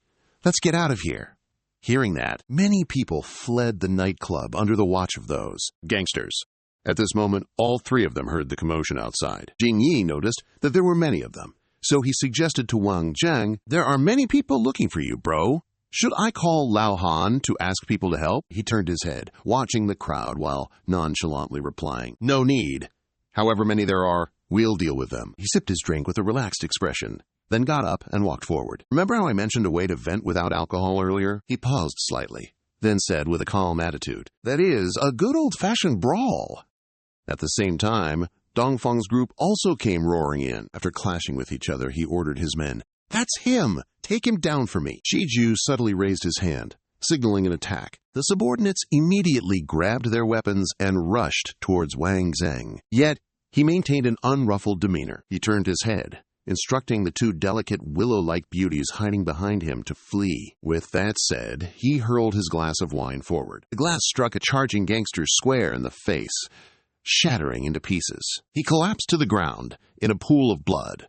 Yet, the sight didn't deter his comrades one bit. At this moment, Shiju was standing behind the fifth row of attacking gangsters. Wang Zheng was clearly the mastermind behind this. After observing him, he silently concluded, "Fighting him is more fun." Then, an idea suddenly struck him. He gripped the wine bottle tightly in his hand. He aimed right at Shiju's face and hurled the bottle with all his might. However, with his extraordinary agility, Shiju blocked this deadly blow with a mere kick. But Wang Zheng wasn't just any ordinary fellow. He charged left and right, knocking down all the remaining gangsters. Before long, they were all defeated. Now, it was just him facing Shiju. "It's your turn now," he arrogantly pointed out. The opponent swiftly shot forward, a disdainful grin creeping across his lips. He was very confident in his ability to use his fists and feet, intending to kick Wang Zheng right in the face. But alas, his kick was blocked. You're underestimating your enemies, and that's just not practical. Witnessing his skill, Dongfeng was secretly terrified. This is impossible. Shiju is a legend in the underground fighting world. One kick could take out a whole heap of opponents. How could Wang Zheng so easily block it? He's got to be stunned. Seeing his kick controlled like that, too easy, is it? Immediately afterward, he suddenly grabbed his leg, causing Shiju to jump back into a defensive stance. He can see right through my moves. He both skillfully dodged and made mocking remarks.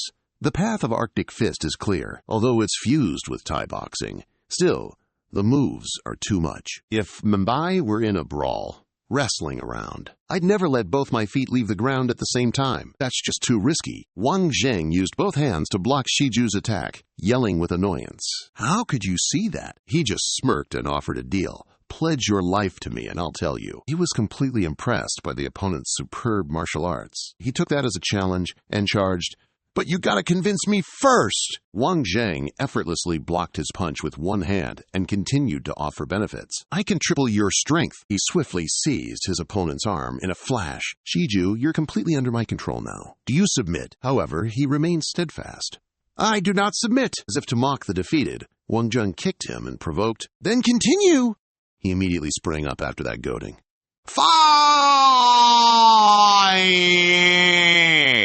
He immediately threw a wind-ripping punch straight at Wang Zheng. Then he roared, as if wanting to fight to the bitter end as a true warrior. "Continue!" Wang Zheng landed a tricky kick to Shiju's hip. "No need anymore. It can end now." The kick was so strong that he was knocked back into the distant wall. Shiju clutched his stomach and struggled to get up in pain. I couldn't even see his movements clearly. Wang Zheng looked at Dongfeng and smirked arrogantly.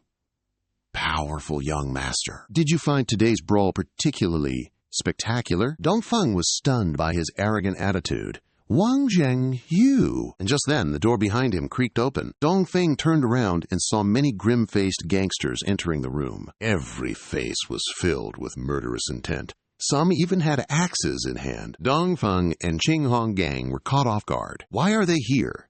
Even grabbing the high-level core members. Leading them is Ming Hao. He commanded, "Smash those lackeys!" Everyone shouted, "Yes, big bro!" They began to wreck the nightclub like crazy. At this moment, Shiju and Wang Zheng have buried the hatchet. He and the group walked out, signaling, "Hold on a sec." After a short pause, Shiju asked Wang Jing, "What you said about increasing my strength threefold is true, right?" He replied with a cheerful expression, "Of course, it's possible. As long as you work for me, I mean it. Of course, you can continue to follow Chang Dongfang if you wish." Hearing this, Shiju frowned. "With Chang Dongfang, we're just a business relationship. As long as it increases my strength, like you said, I'll do whatever it takes." Wang Zheng suggested, "What about arson?" Shiju understood his intentions. As long as it's not too obvious, it's not a problem. Hearing this, Wang Zheng patted his shoulder with satisfaction. "Very good. I'll assign you to someone. He'll make your martial arts improve significantly." The next morning, at the mansion, Wang Jing received a phone call from Ming Qi while he was working out. "Wang Zheng, you miss Liu Xuan, don't you? Something happened to her." Ming Qi recounted the situation in the car, how some cops came to Liu Xuan's school. After receiving her call, I immediately rushed to the school. Her classmates said she was taken away by the police. After hearing the story, he calmly replied, "Oh, really? Bubasita, not afraid to die? Leave it to me, Liu Xuan will be fine." Ming Qi reminded him, "Yeah, you absolutely must rescue her." Wang Zheng immediately dialed Ming Hao. "Ming Hao, help me track down Zhu Feng's house at the Capital Normal University." "Where is it?" "The license plate number is Jing VKS 546. He dropped the dumbbell on the table and waited for a reply from Ming Hao. A moment later, he successfully confirmed the information and sent it back to Wang Zheng. After reading the message from Ming Hao on the phone, he felt satisfied. Wang Zheng said, "As expected of a big boss in the underworld, you've tracked down Zhu Feng's information so quickly. Zhu Qihua dares to bully my people. Don't expect to have a peaceful day." Immediately, he ordered Shishi, "Hey, Shengguan, Shishi, lend me a pair of stockings to use." "No one knows what you're plotting." At a luxurious villa, Yi Hui opened the door and entered the room. She slammed the door shut and gasped for breath. "That stinky Liu brat. They finally hauled her off in a police car. She even maced me, and I ended up in the hospital getting my stomach pumped. I was hooked up to an IV all afternoon. If I don't make her pay, I'll eat my hat." But Ye Hui saw a shocking sight that made her cry out. "Son, turns out it was you who stripped Chu Feng naked, then tied him up and hung him upside down from the ceiling. Son, why have you become like this?" Ye Hui rushed over, flustered. "My son, mother will untie you." Suddenly, she lost control of her limbs. Then, she collapsed to the ground. Her limbs stuck fast. She couldn't lift her arms, and her legs wouldn't move either. What kind of craziness is this? At this moment, Wang Zheng appeared. "Don't move. This rubber cement is my own special recipe. Even a car can get stuck in this stuff." He wore the stocking over his face, causing Yi Hui to scream in terror. You! Who are you?" Wang Zheng knelt down and pulled out a piece of duct tape, smirking. "Relax. Although I do admire elegant ladies, you're past your prime. I'm not interested." The duct tape was firmly applied, filling Yi Hui with utter dread. Then he turned to look at Chu Feng, who was hanging upside down. He had already prepared a whip behind his back, and today he had something to settle. Finishing his sentence, he lashed out at him with a strong blow, causing the victim pain. He screamed, "Ah!" After warming up, he finally revealed his feelings. "You people will never understand when you abuse power. To ruin the lives of others, they will be extremely desperate." Wang Zheng continued to lash Chu Feng hard in the face, causing him to break 2 teeth. "But luckily, you guys met me." Holding the whip firmly with both hands, he threatened coldly, "You guys. Finally, you have the chance to feel this kind of despair. Of course, I'm not here to torture you. I just want you to know." He whipped Chu Feng once as a warning, then began to lecture them. "If you have done bad things, then you should wake up. There will be retribution. Look at Ye Hui." She could only blink as she watched her son being beaten and cried softly. Wang Zheng smirked. "What's wrong? When your son is beaten, you feel heartache? So what about when your beastly son harmed someone else's daughter? He beat him up badly. If it weren't for me, the people you harmed wouldn't get better. Today, I will help you teach your son a lesson. Make sure he's in so much pain he won't dare do bad things for the rest of his life." Finally, he dropped Zhou Feng to the ground with a thud, like a pig about to be slaughtered. Then he walked over to Ye Hui. Then he demanded, "This is just the beginning. Tell your husband to either retire or be ruined. If I find out he's committed heinous crimes after finishing everything..." Wang Zheng turned and retreated. "I won't mind putting in a little extra effort to sentence him to death." Not long after, at the mansion, a news article was displayed on the computer screen. It turned out that it was Ming Qi who was reading the news. She suddenly had a question. Although you went to the Zhu family that day, why didn't you just tell them to release Liu Yuan? Plus, you had me incite those students to protest. With your abilities, you didn't need this extra step, right? Hearing this, Wang Zheng calmly explained. With a lesson that day and a little public pressure, Liu Xuan will definitely be fine. Who knows? We might even uncover some dirty tricks behind Song Qihua. He took a sip of water, very confident in her abilities. He might even be able to see AI pulling Song Qi's strings. Just who is this guy? Some AI pawn? Ming-Chi was totally baffled. Why are you so interested in all this? Wang Zheng gently placed his glass on the table. He seemed to have something in mind.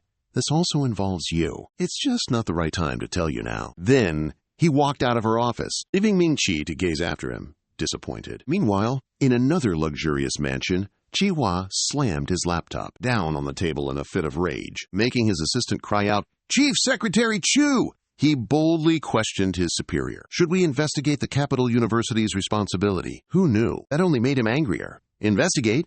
Investigate AI? You dare suggest something so stupid at this point? The poor assistant was now terrified, only able to weakly squeak. But he fumbled with his phone, muttering, "A bunch of useless people."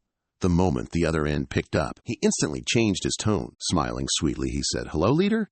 It's me, Qihua. Yes, it is. It's been a long time since I asked about you, but unexpectedly, the other party already knows everything, so don't pretend anymore. I know what's going on. If I protect you this time, it means telling everyone that you are my person." With a terrified attitude, he tried to beg, "Please, leader, give me one more chance." The old leader said, "I can protect you one more time, but afterwards, you need to be at the residence where Wang Tran is temporarily staying." Tinda hurriedly ran over and held the phone screen towards everyone. "Oh my God, it's all gone." The frowned, dissatisfied with her actions. "Why are you always so excited? Explain clearly what's all gone." She immediately rattled off like a machine gun. "From a few days ago until this morning, you could still find bad news about the Chu family, but just now I checked, and it's all gone." Min KY suddenly became interested and joined the conversation for a moment. How many people have the ability to control all the media in all of China? Wang Tran sat and pondered leisurely, repeating her words. How many people have the ability to do this? This made the seem to realize something. Could it be that you're saying, but he still acted playfully with the beauty, "You said it, I didn't say anything." He thought to himself, the next step should be to take advantage of the pawn Tong KY Hoa to open up a gap. I came out here from that police station. Wang Zheng was waiting in front of the door with a luxurious four-seater car. Liu Zhuan walked out of the station looking tired. Seeing that familiar face, her eyes welled up with tears. Then she cried softly, 2 streams of tears rolling down her cheeks. Wang Zheng just witnessed it in silence. She asked, "Why didn't Ms. Cheng Fei come?" He replied, "She's not free. Only I came to pick you up." This one wiped her tears and smiled. "Thank you so much this time, Wang Zheng." It seemed he could feel how sincere she was in wanting to thank him. "Don't think about repaying me with your body or anything. I wouldn't agree to that." She playfully blamed Wang Zheng. "You're never serious. I need to thank not only you. Let's go to celebrate your safe return. I'll treat you to dinner." The two continued their conversation in the car. "What are you going to do about Zhu Feng?" Wang Zheng said calmly. "The only way to deal with that kind of person is to give him a good beating. That's the only way he'll stop causing trouble." While he was driving, Liu Xuan continued to wonder.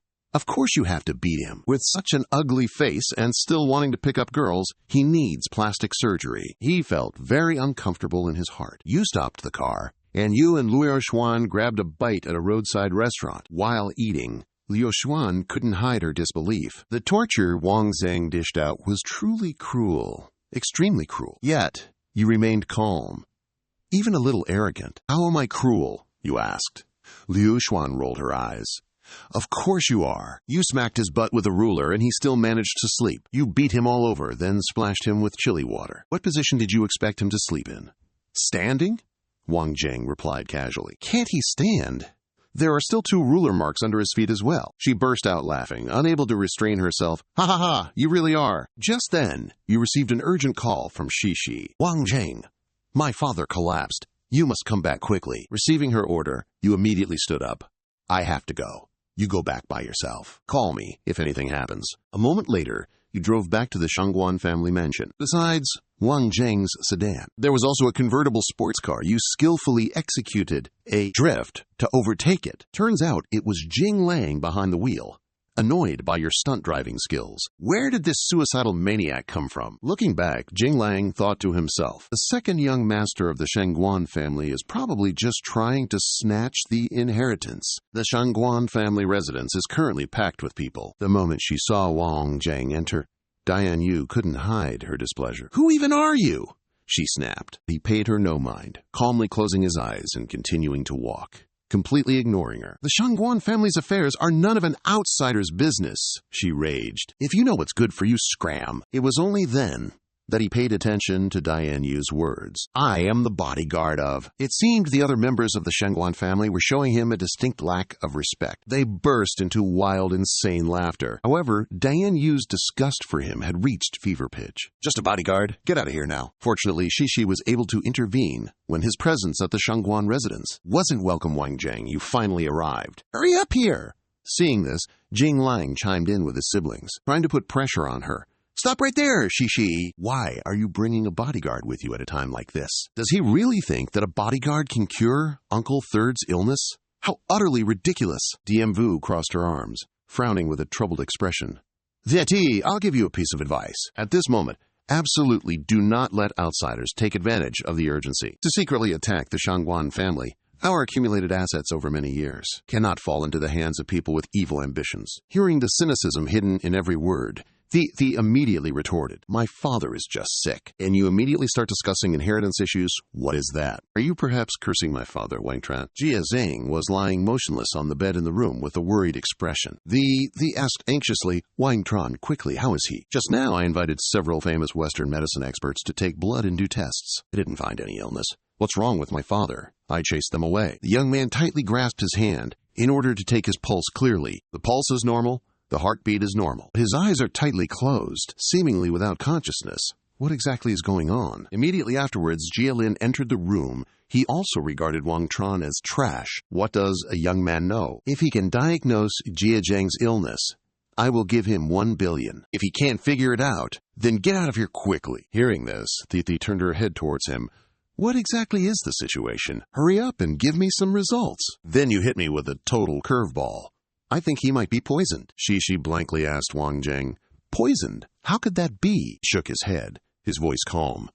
I don't know, I've never seen this before. However, this definitely isn't some common ailment. I often use poison, and I can't be specific about the type, but I'm 80% sure your father's been poisoned. As soon as he finished speaking, Jialin immediately retorted in annoyance.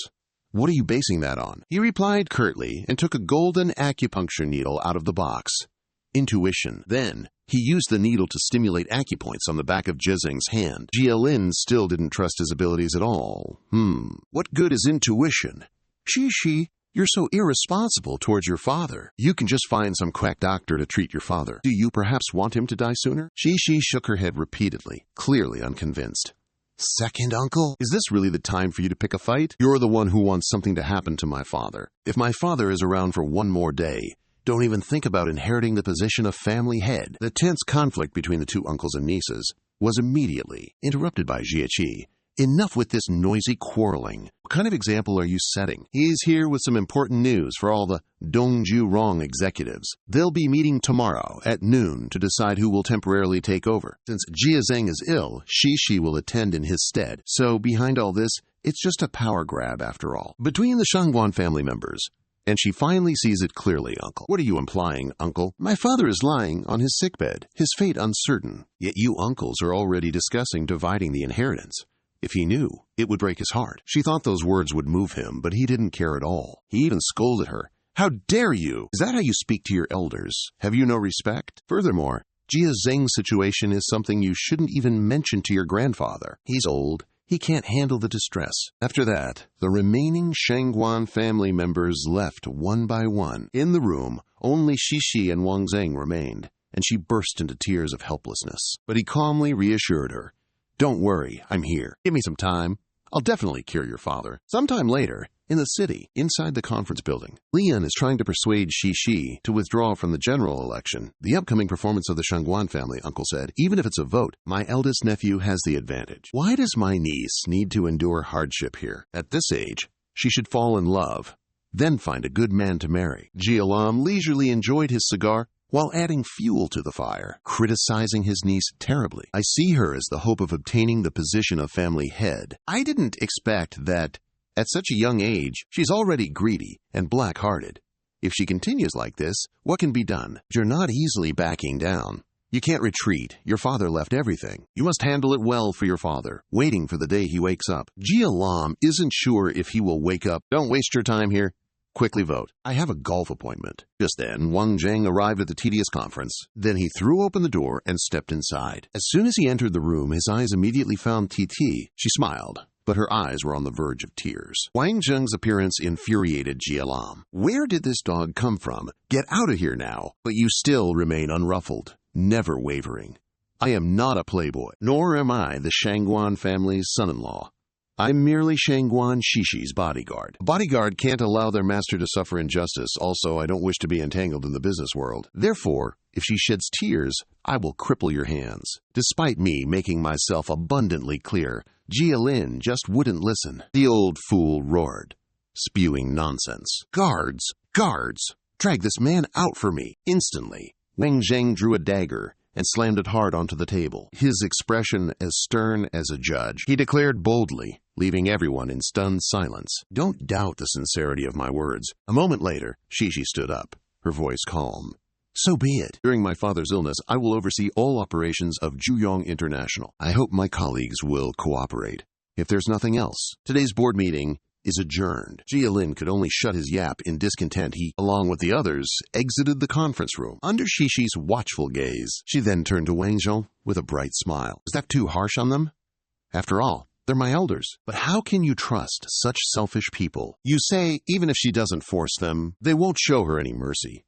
The business world is like that, sometimes crueler than the battlefield. I'd rather charge onto the battlefield than fight in the business world. Hearing this, Shishi retorted, but I think you're more devious than anyone. Wang Zheng, you've helped me so much, yet I often treat you badly, all hot and bothered. Annoying, aren't I? You still don't miss a chance to tease? Don't worry. How could I possibly hold a grudge against a woman with irregular periods? Hearing this, she flew into a rage. You're a dead man today. Shishi sat pondering the schemes of her relatives. They want to control the Jurong group within a short time. Moreover, there are some colleagues with treacherous hearts, unpredictable as anything. Looks like this is going to be incredibly difficult. She turned to Wang Zheng and said, Grandpa has been in seclusion for years, and Dad got mysteriously ill at a critical moment. Wang Zheng, I need your help. He pondered, recalling the background of her family. The Shangguan family. Elder Shangguan devoted all his effort to building Jurong, then after declaring his third son as the heir, suddenly went into seclusion. Time proves his judgment was very accurate. For over 25 years, the Shangguan family has properly served as the head of this international family. Jurong has indeed achieved much development compared to before. She is facing enormous pressure. Why? It seems that even you are confused by too many developments. You raised both hands and touched your head. The first time we met, Cheng Fei was poisoned. This time, her father was poisoned again. Too many things have happened recently. I need to find a clue. During this time, you should stay in Jurong. I will call Zhang Yang to protect you. Let me rest a little. Noticing his efforts, Fei Fei thought to herself, could there be some kind of agreement between Wang Zheng and her father? If something happens to her father, he will definitely need some time to investigate. Then came the words of gratitude, thank you. Wang Zheng stood up and was about to leave the room. But Shishi called him back, Wang Zheng, making him wonder, she confessed hesitantly. If in the future you need the support of the Shangguan family, I will definitely do my best with Jurong International to help you get things done, and also I believe you will definitely cure my father. After hearing this, he raised 3 fingers, confidently. Sister Shangguan is suddenly like this. It really makes me a little unaccustomed. And there's a third thing. I will definitely try my best. To cure your irregular periods, Shishi crossed her arms. That's really pointless. Sometime later, at the airport, Kitty and Dong Song have arrived in Hua Xia. Under the guiding light of David and Mark, a teenager showed disdain upon seeing them. Without the presence of Canoe Rivers here? Pretending to be some imperial hacker, huh? However, Dong Song just gave him a glare, and the kid was shaking in his boots. Seeing this, Kitty had to correct him. Hey, don't always show off your talent like that. You're scaring the little boy. He looked up at the ceiling, as if thinking about America. Then he said arrogantly, Back in Huaxia, Dongsong, I've finally returned. Outside the airport, Katie's group passed by. Dongfeng was waiting beside a gleaming black luxury car. He saw Dongsong's figure as he fiddled with a cigarette. Instantly, he dashed towards him, shouting, "I saw that interesting scene!" Kitty then commented to him, "This is your younger brother. I can't believe how different you are. Such frivolous steps, drained of all color. Looks like he's quite afraid of you." Dongfeng was overjoyed at Dongsong's reappearance. "Big brother, you finally returned." Even so, he still held more than a few bitter sentiments towards Dongfeng. "No need to fake that smile. I know you're a little unwilling about my return. You've turned Dad's business into this mess, yet you still have the nerve to come see me?" He'd only scratch his head and laugh awkwardly. This was my carelessness, Dad. Let me follow you. Seriously learn something." It seemed Dongsong had arranged everything beforehand. He crossed his arms and told Dongfeng, "I don't think that's necessary. I've already contacted a university in Europe for you. The plane ticket is booked as well. You'll depart tomorrow, brother." He heard this and was instantly shocked to the core by this sudden turn of events. "Brother, how can this be? This is Dad's decision. Do you want to go against Dad's wishes?" Dongsong remained steadfast in his plan just made. "I think Dad won't change my decision. Besides, no one can change what I've decided." At this point, Dongfeng couldn't take it anymore. He shouted, frustrated, "What gives you the right to decide my life?" He thought those hurtful words might sway Dongsong, but apparently not. "I don't need to explain. Going abroad, you can eat well and dress nicely. If you don't go, then don't even dream of setting foot inside the Dong family's door again." Witnessing this sad exchange between the two brothers, Kitty opened her mouth to reproach him. "Chang, how could you treat your own brother like that? He actually looks kind of pitiful. From now on, he has no home to return to." He heard that and replied, "Kitty, my family affairs are none of your business. The headmaster wants you to assist me. Things you shouldn't ask about, don't. For example, my family's matters." Then Kitty had to turn and ask him about the upcoming plan. "Chang, when are you planning to meet our allies in Huaxia?" He pondered for a moment and replied, "According to me, our allies, we just tripped over a rock." Dongsong believes the plan will succeed splendidly, but Kitty didn't believe him too much. "You're too confident. In Huasa, don't you guys have a saying? Humility helps one progress. I feel like I'll never see you be humble in my lifetime, actually." Then he strode off, continuing towards Huaxia. "A lot of things will happen that will make you happy." He then presented the plan. "Let's go. First, let's visit our old friend." A matte black car stopped in front of the Centennial nightclub. Legendary Dongsong stepped out of the car and announced, "Tonight, I return." Inside the bar, the young men and women were relaxing, vibing to the pulsating music. He, Kitty, and his two subordinates entered the main hall. Then he raised his voice and gave an order that, although just a word, tore through the joyous atmosphere. David and Mark immediately nodded in agreement, following orders. The waiter nearby, witnessing their behavior, was a bit surprised, with a hint of panic. Just a second later, he was lifted high into the air with both hands. "I can't do anything but scream." David didn't say a word, just chucked the waiter with all his might. He went flying straight into the wine cabinet. The sound of shattering glass echoed through the entire club, and the waiter lay unconscious. Amidst the wreckage of the shattered wine and the chaos of the impact, the guests, witnessing that scene, they scattered like startled cats, their screams echoing everywhere. Just then, Huang Ba, the nightclub manager,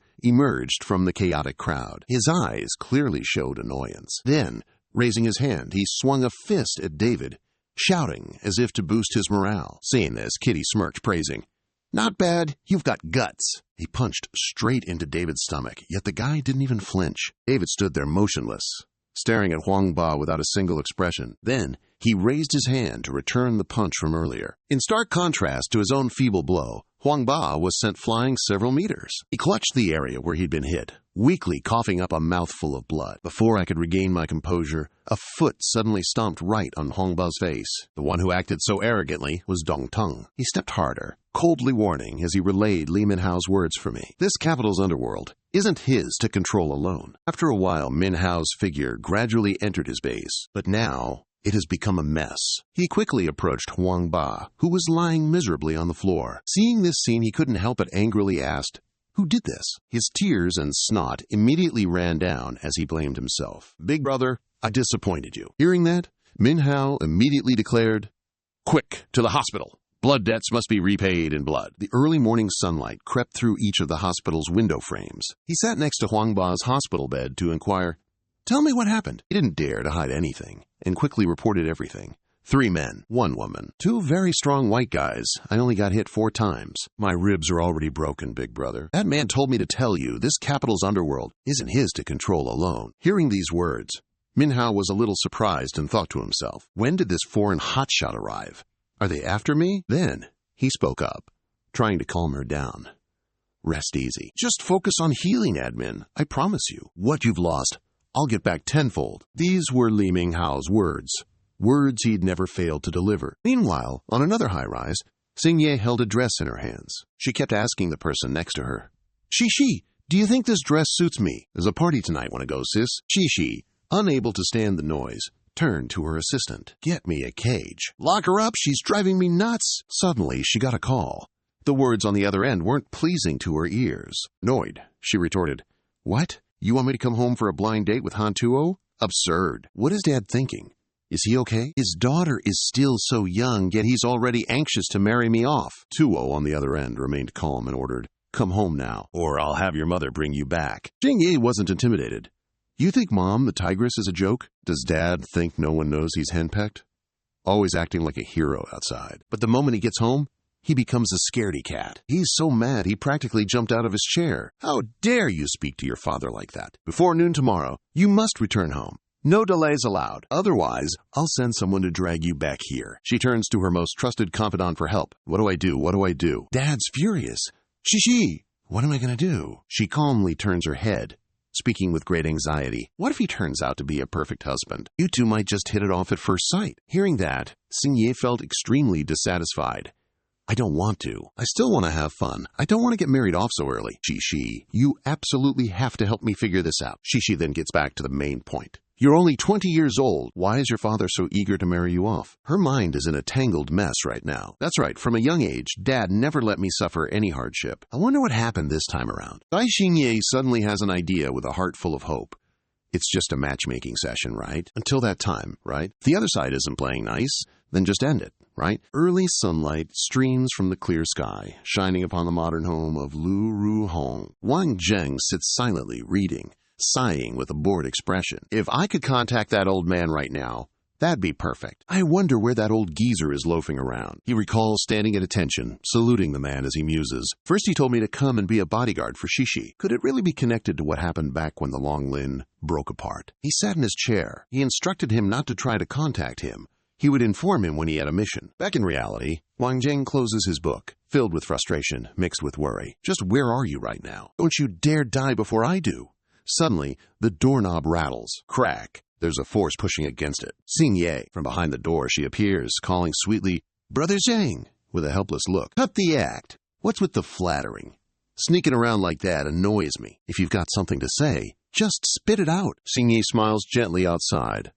But inside, a fiery rage is brewing. Then, she approaches Wang Zheng from behind, placing her hands on his shoulders, flattering him. Brother Zheng, are you tired? Let me help you relax your muscles. Wang Zheng agreed.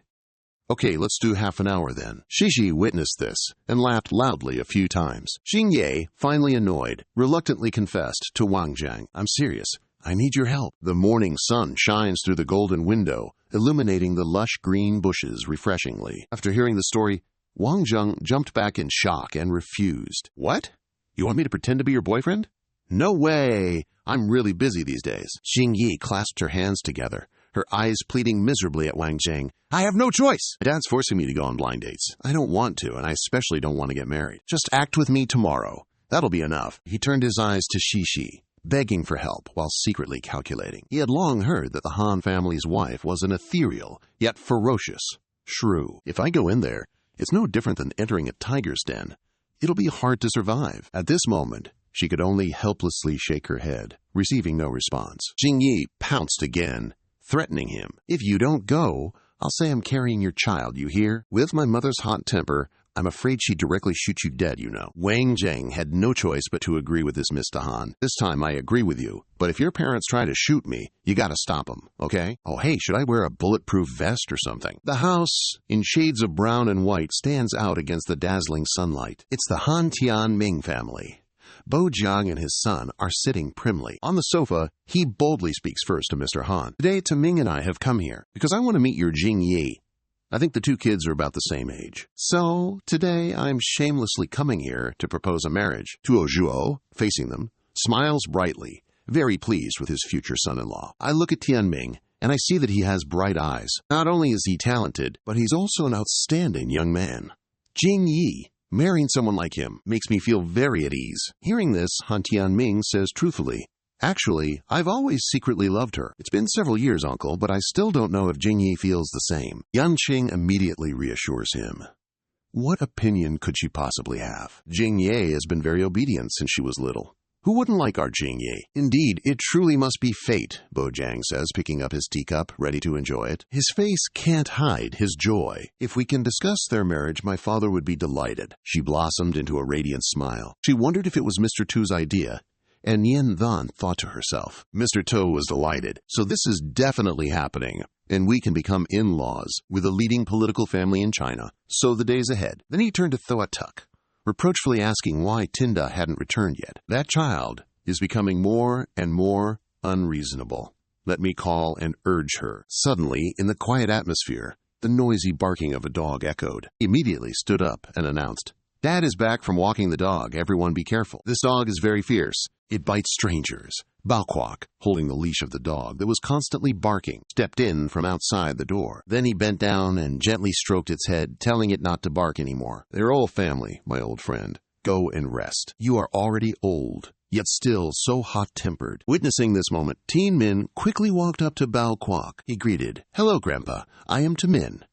The old man was kindly admiring his counterpart. Old To has a pretty good grandson. We are old already. The world now belongs to your generation. He looked over at the dog Kia again, his tone a little flattering. This dog is very intelligent. It seems you have put your heart into training it.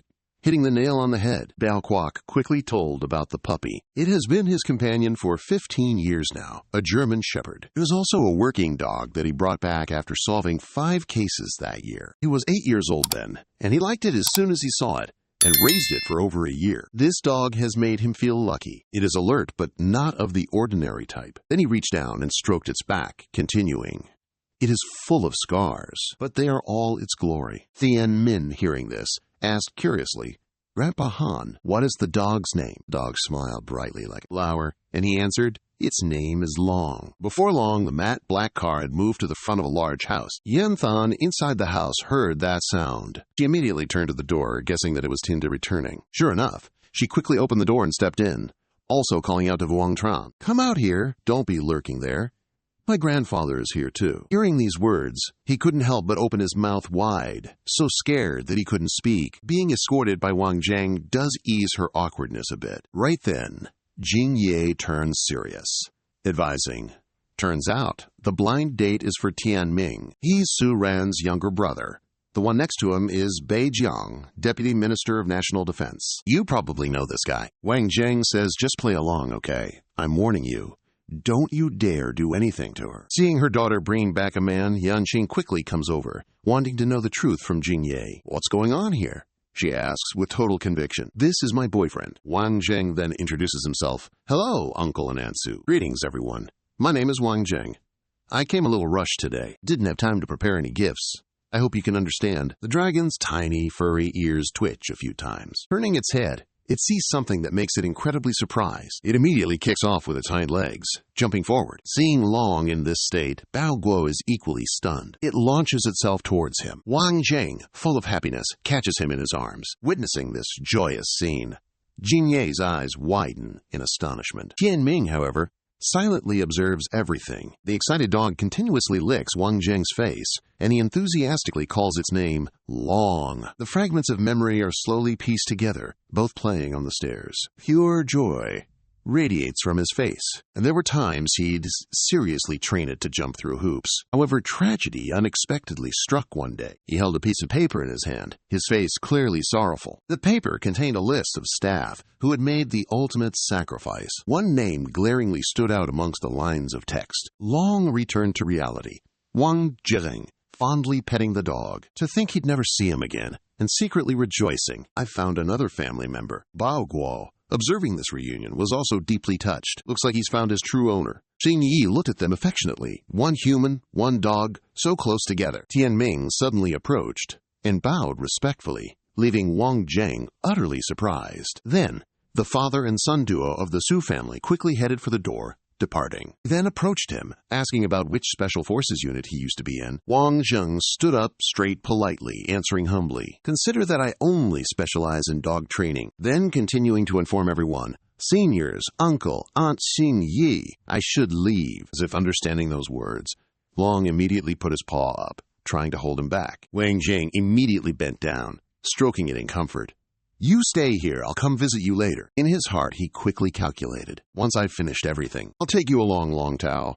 I hope you can live until that day." Then he turned around, preparing to leave, leaving Xingyi behind, a belly full of emotion, tears streaming down her face. She raised a hand, wiping away the tears, and resolutely announced, "Dad, I want to join the army." Tuo Zuo, a little doubtful of his daughter, asked again, "Have you thought this through? You're not trying to run away from your marriage, are you?" Xingyi didn't care about the taunting words, decisively answering with a, There's no reason to stop her. He then reached out, patting his precious daughter's head, and instructed, "If you've thought it through, then go. No one wants you to bear the burden of the Han family. Don't put pressure on yourself." Tuo Zuo quickly came up with a suitable plan. There was some intention in his words. "Why don't you go to the Ningzhou military region? Train for a while, then study at the National Defense University. I won't tell anyone that you're a daughter of the Han family, but you mustn't disgrace the Han family." Under the bright sunlight, the glass panels of the building, reflecting the clear and beautiful sky. These sat on the sofa, hugging her knees. Every word I speak is just thinking of that lovely girl. I miss Jingyi so much. Just heard she went to the Ningzhou military region. I don't even know how she's doing now. That girl has been spoiled since she was little, weak, and fragile. Can she endure hardship? She didn't even tell me when she left. Wang Zheng looked out at the city beyond the glass with a distant gaze. His expression was extremely serious, as if pondering an important matter. "You guys work fast?" "Indeed." Wang Zheng admired the cityscape. Suddenly he spoke probing questions. "Do you know Shangguan Yunxiao?" The quickly turned her head, her tone suspicious. "You mean the eldest son of the Bajia family?" Without waiting for an answer, she analyzed each member of his family from the second generation. Shangguan Qinglang is unrestrained.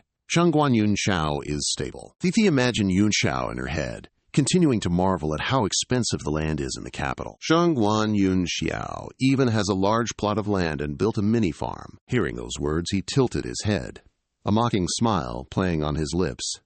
Indeed, so detached from the world. Seeing that, she felt compelled to warn a fan. "You should still act cautiously.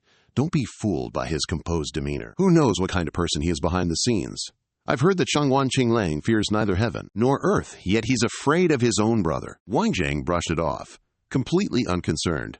"Let's go!" Rumor has it that the two young masters, Qinglang, might be hosting a lavish party at the villa. "Let's go join the fun." Shishi became intrigued, directly tossing the pillow aside. A modern high-rise residence appeared, the home of Shangguan Qinglang. He was inside, indulging extravagantly, two hands. Suddenly, several loud bangs interrupted the merriment, ruining the moment. Qinglang lost his composure, scolding, "Who doesn't want to live anymore?" He quickly went to the door, puzzled, peering through the peephole to observe. It turned out to be Shangguan Yunxiao outside.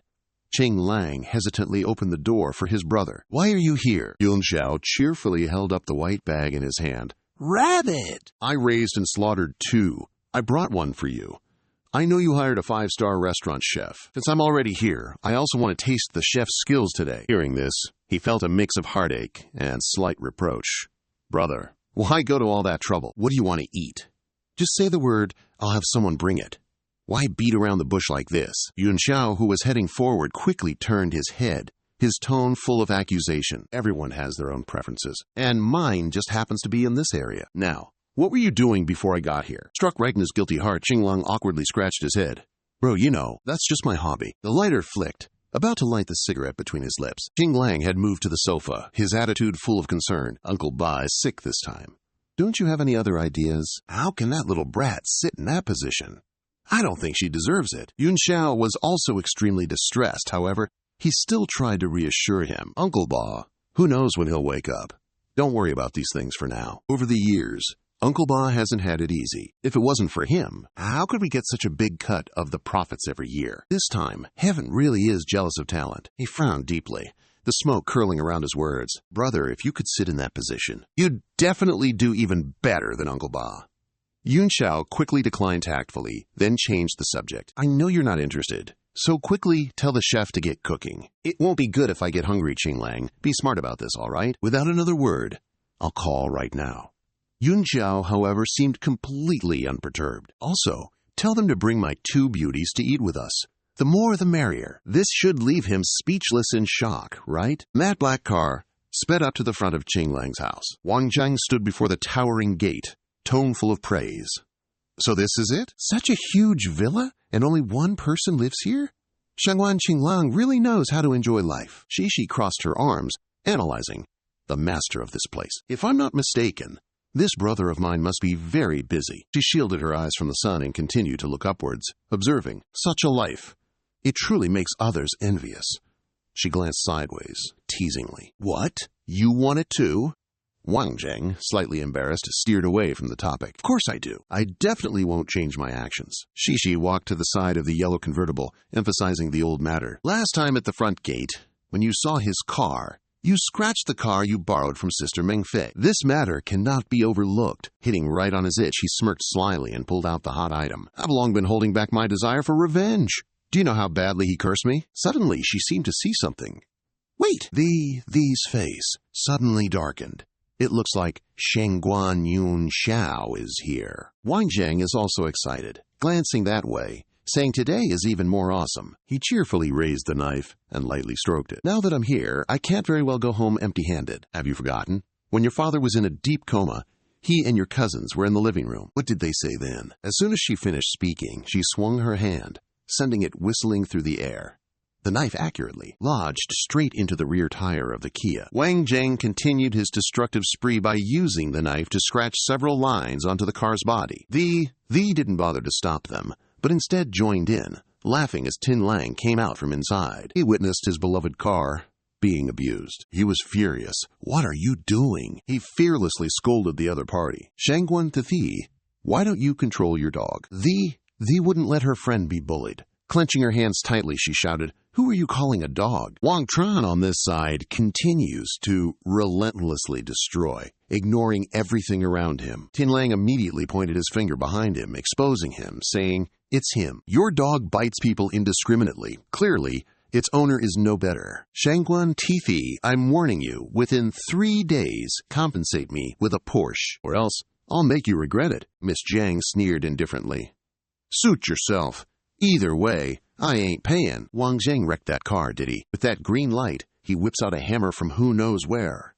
Been waiting for this moment. Wang Zheng swung the hammer, smashing the convertible with a thunderous sound. Qinglang loses it, waving his arms wildly. Shangguan Shishi! Yun Xiao happened to step outside, warmly inviting, Shishi, come inside and chat. She saw the man and was taken aback, then demanded, Stop it! Yun Xiao. Wang Zheng, stop smashing. Qinglang, still fired up, tattled, Second bro, look what Shishi did. Comes to my door and smashes my car. After third uncle got sick, there's no one to control her anymore. How dare this little brat think she owns the world? Yun Xiao remained calm as ever. Pointing to the house, he said, All right, come on in for a drink. I brought some snacks from the farm. It's almost noon, don't head back. Let's have lunch together. Then, approaching the two, he extended a hand and greeted, Hello, I'm Shangguan. Yun Xiao had long heard that Shishi's bodyguard was incredibly capable. Finally, I get to meet you today. Wang Zheng casually tossed the hammer away, then approached to shake hands, his words dripping with formality. I've also heard tales of the Shangguan's eldest young master. I've also heard about your farm. To be honest, I'm quite interested. Would it be all right if I took a look around? Yun Xiao smiled politely and enthusiastically agreed. Of course, you're welcome, if you don't mind my place being a bit shabby and dirty. After lunch, we'll head over. I brought back some rare chrysanthemum seeds from abroad. They're about to bloom, Wang Zheng politely replied on the surface. Then I'll trouble you. But in his heart, he secretly admired him, someone with assets of nearly $1 billion, and isn't even tempted. Either this guy truly doesn't care about power or money, or he's secretly hiding his talent. Whether he becomes a friend or foe in the future, it won't be simple. After that, all 4 of them went inside together. Standing just at the door, Wang Zheng already made a judgment. The scent of Hakman women is strong here, definitely more than just 1 or 2. Shishi was extremely embarrassed, with a hint of annoyance, and huffed. At this time, everyone was already seated at the table, and Wang Zheng was just eating and eating, causing her to hand him a tissue, reminding him, eat slowly, be careful of choking. Taking that opportunity, Qinglang immediately scolded, Where did this uneducated thing come from? Shangguan Shishi. Does your dog get to sit at the dinner table too? Mouthful and chewing sloppily, he still wouldn't back down. You're right indeed! But I'm the best darn bloodhound. So you better hope I don't set my sights on you, or you'll be wishing you were bitten to death rather than crippled for life. Yun Xiao hurriedly stood up, trying to stop the impending brawl. Now, you two, calm down. It's rare for Shishi to come all the way here, so pipe down, both of you. I raised this rabbit myself. Admin, try it, and see what it tastes like. Wang Zheng suddenly noticed the chopsticks his opponent was using.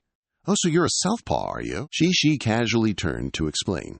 That's right. Brother Yun Xiao is left-handed. He used his left hand to write when we were in school. Even after 2 years of trying to correct him, he still does it. Left-handed people are very smart. He always got first place in every exam. Brother Yun Xiao had the highest score in the capital's high school entrance exam back then. He couldn't help but gape in astonishment. How impressive. However, inwardly, he was secretly seething. I hate people with high IQs the most. She continued rambling about the previous topic with a regretful expression. But unfortunately, Brother Yun Xiao went abroad to study later and didn't take the university entrance exam. Otherwise, he would definitely have been the top scorer in the capital. Wang Zheng continued to gobble down his food, dismissively interrupting, Isn't the rural scenery abroad even better than in the country?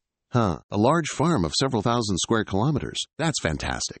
I once went there. Their cattle breeding industry is very developed. Love, leaning her hand on her chin, looking disdainful. Even a dog knows how to go abroad, and can even go east and west. Is it doggy paddle swimming? Wang Zheng was not angry at all, and retorted a sentence. You are right again. I have done doggy paddle swimming to go abroad. He indifferently ignored those words. Who would believe it? Yun Xiao then turned to talk about his plans. Being a stranger in a foreign land is not a long-term plan. Speaking of farming, I always feel that the land in China is better than abroad.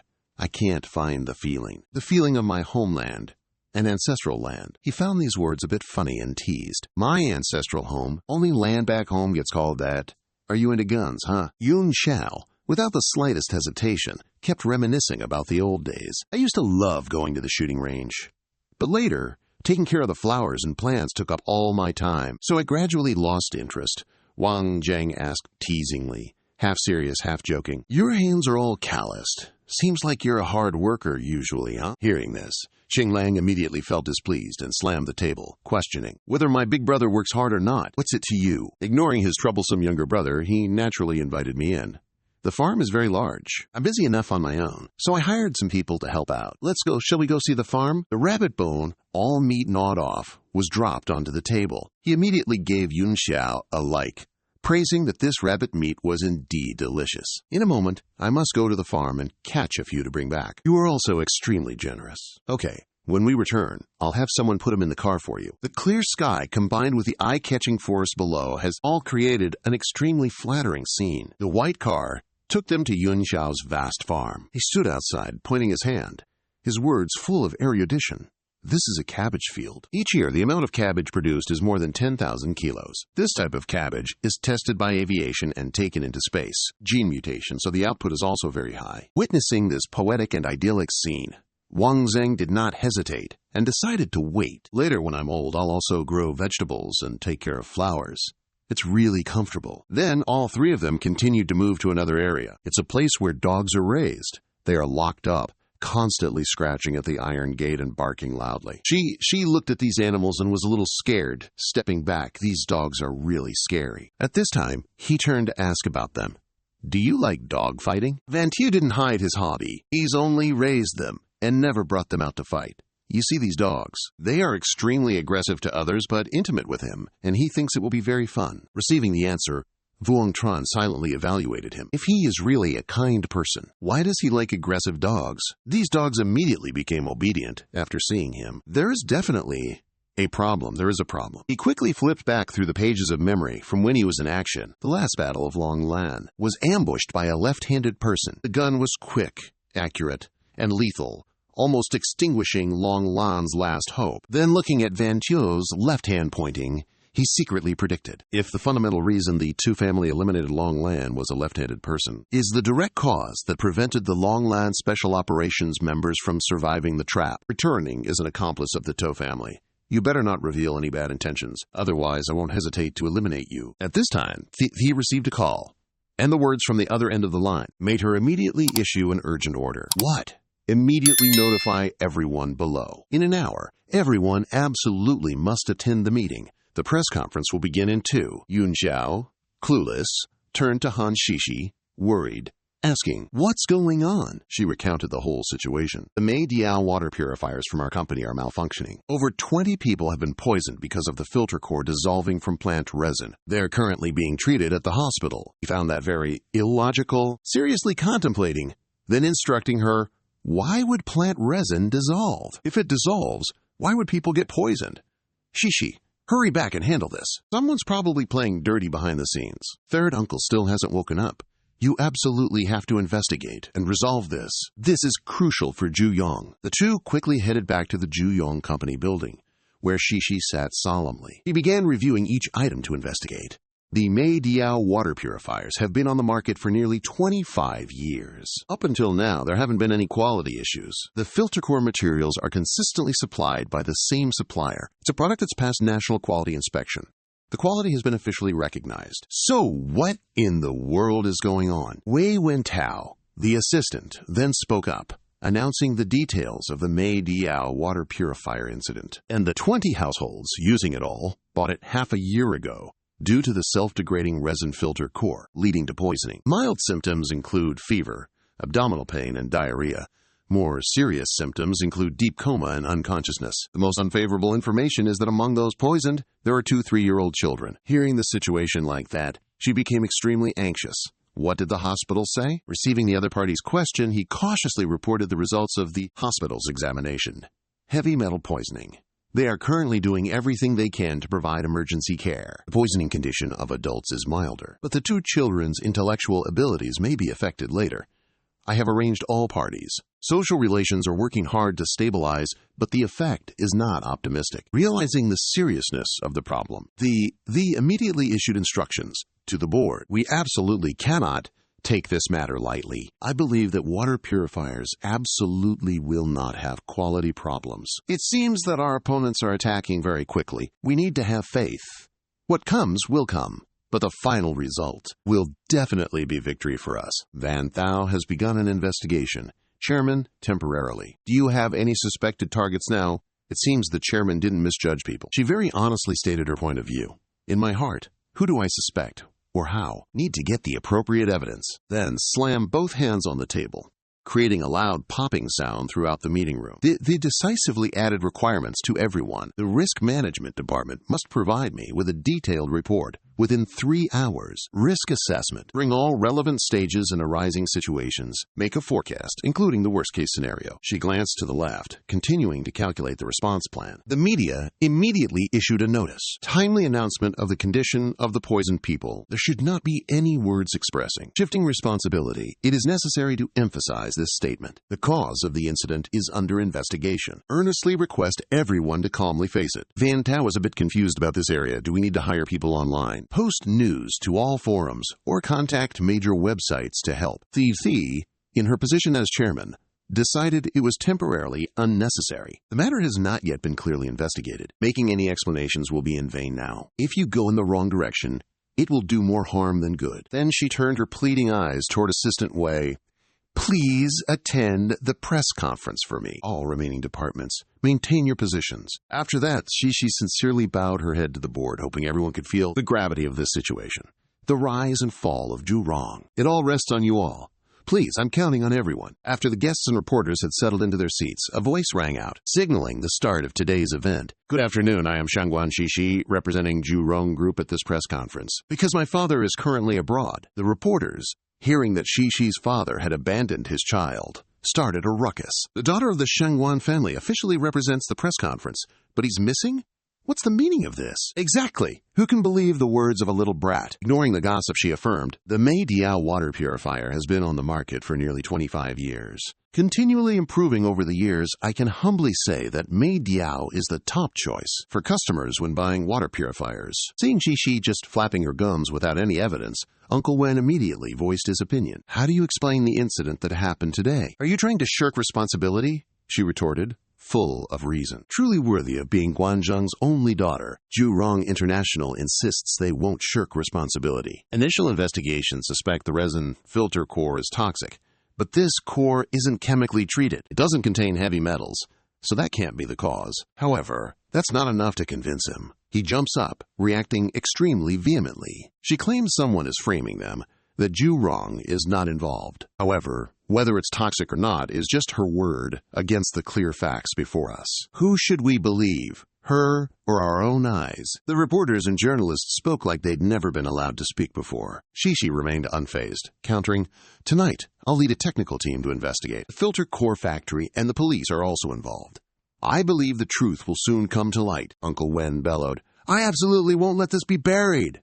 Shangguan Shishi, if your father is poisoned and your child suffers intellectual damage, will you still be so calm? Isn't that just shirking responsibility? Would a conscientious company really do that?" Wang Zheng stood in a corner, deep in thought. She wasn't afraid of the accusations. Straightforwardly, she responded, "I represent Zhurong.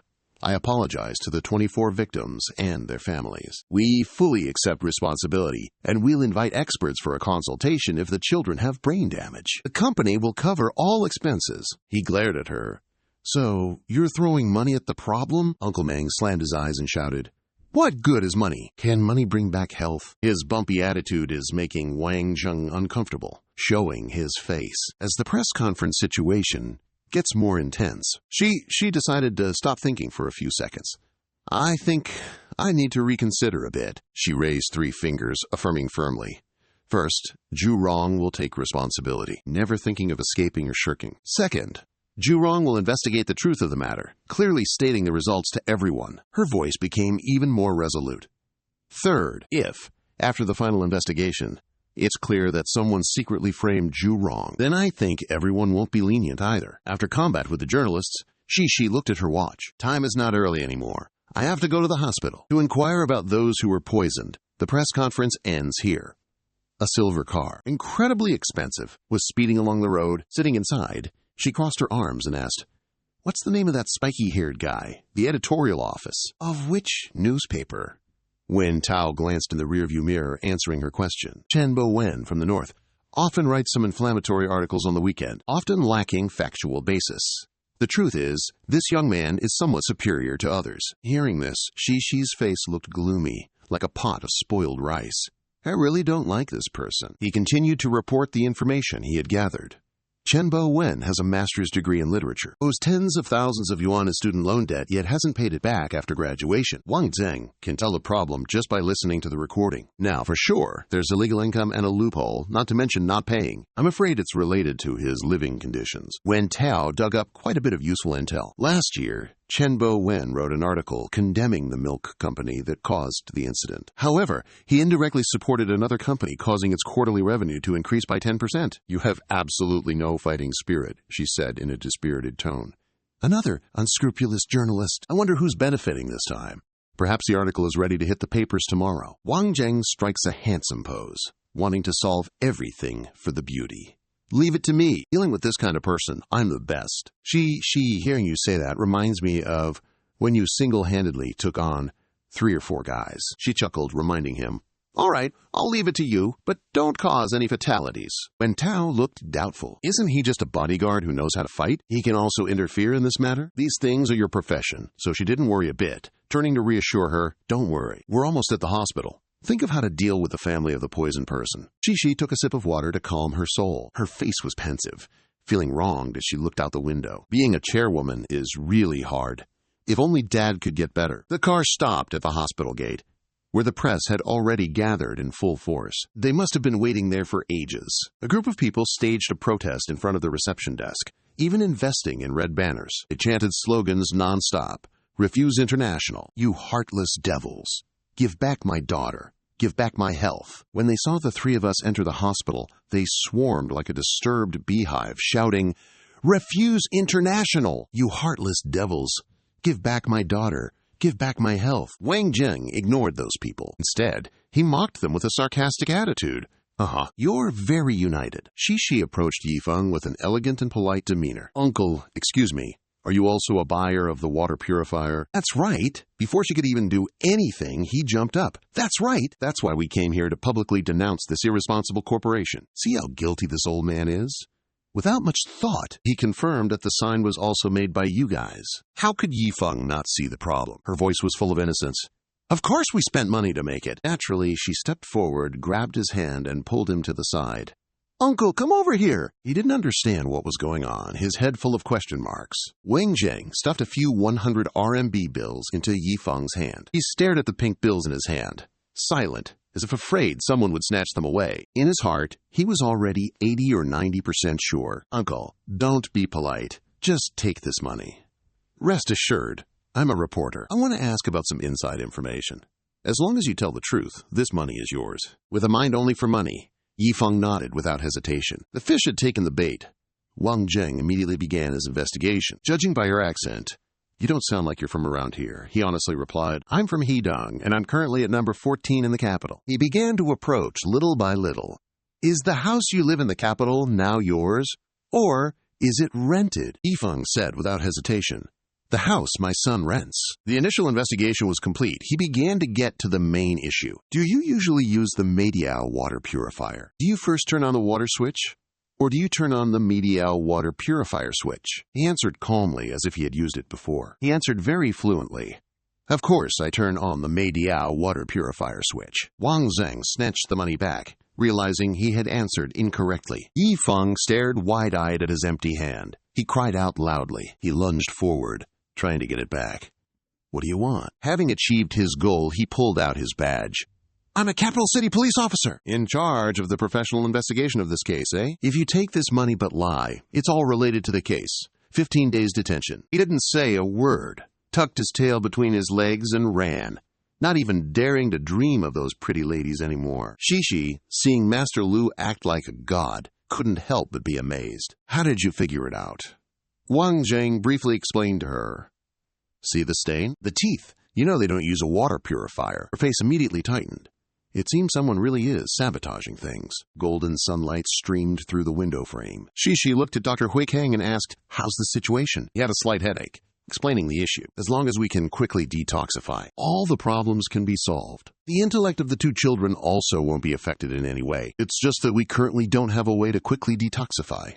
Her face darkened. Her face immediately tightened upon hearing that the situation wasn't optimistic. They really are evil, not even sparing the children. Wang Zheng, having just come up with an idea, volunteered, how about letting me try? He pushed open the door and asked Hui Kang, Doctors, have you tried traditional Chinese medicine? He didn't understand what he meant and asked, traditional Chinese medicine? He explained at length, I once read a book. My master knew of a detoxification method, but there were two very rare herbs, so it has never been tried before. With the economic capacity of Kudong, finding it shouldn't be difficult. The, standing next to him, saw a quick way to save the children.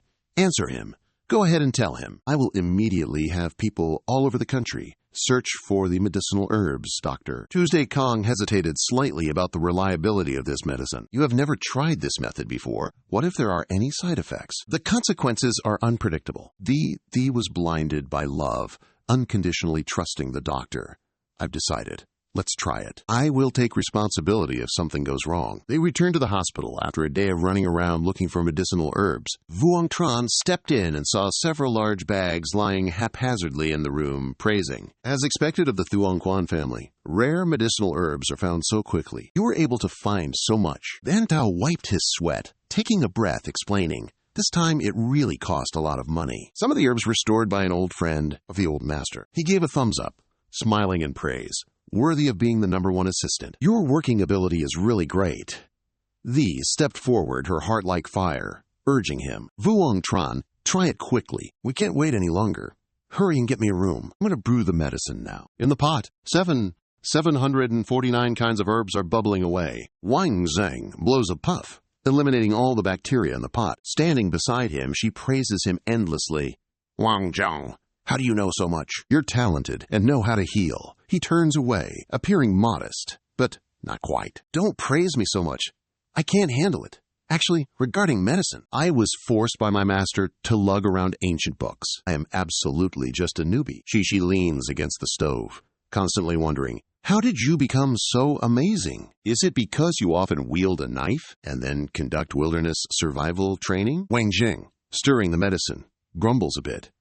Wielding a knife would have been nice. That old geezer always forced me to use my bare hands. He recalls the time he spent with his master. Moreover, I had to complete the task of gathering medicinal herbs. If I didn't complete it, I would be punished with not only double the training, but also having to carry a few more medical books on my back. Seeing him telling the story with such enthusiasm, she eggs him on. You are a terrible master. You're truly wicked. I think if you wrote an autobiography, it would definitely be a hit. Upon hearing this, Wang Zheng's eyes popped out. The title should be The Happy Life of a Bodyguard. To let everyone see how a bodyguard is bullied by a young lady all day long. Shishi, teased by him, blushed and pouted.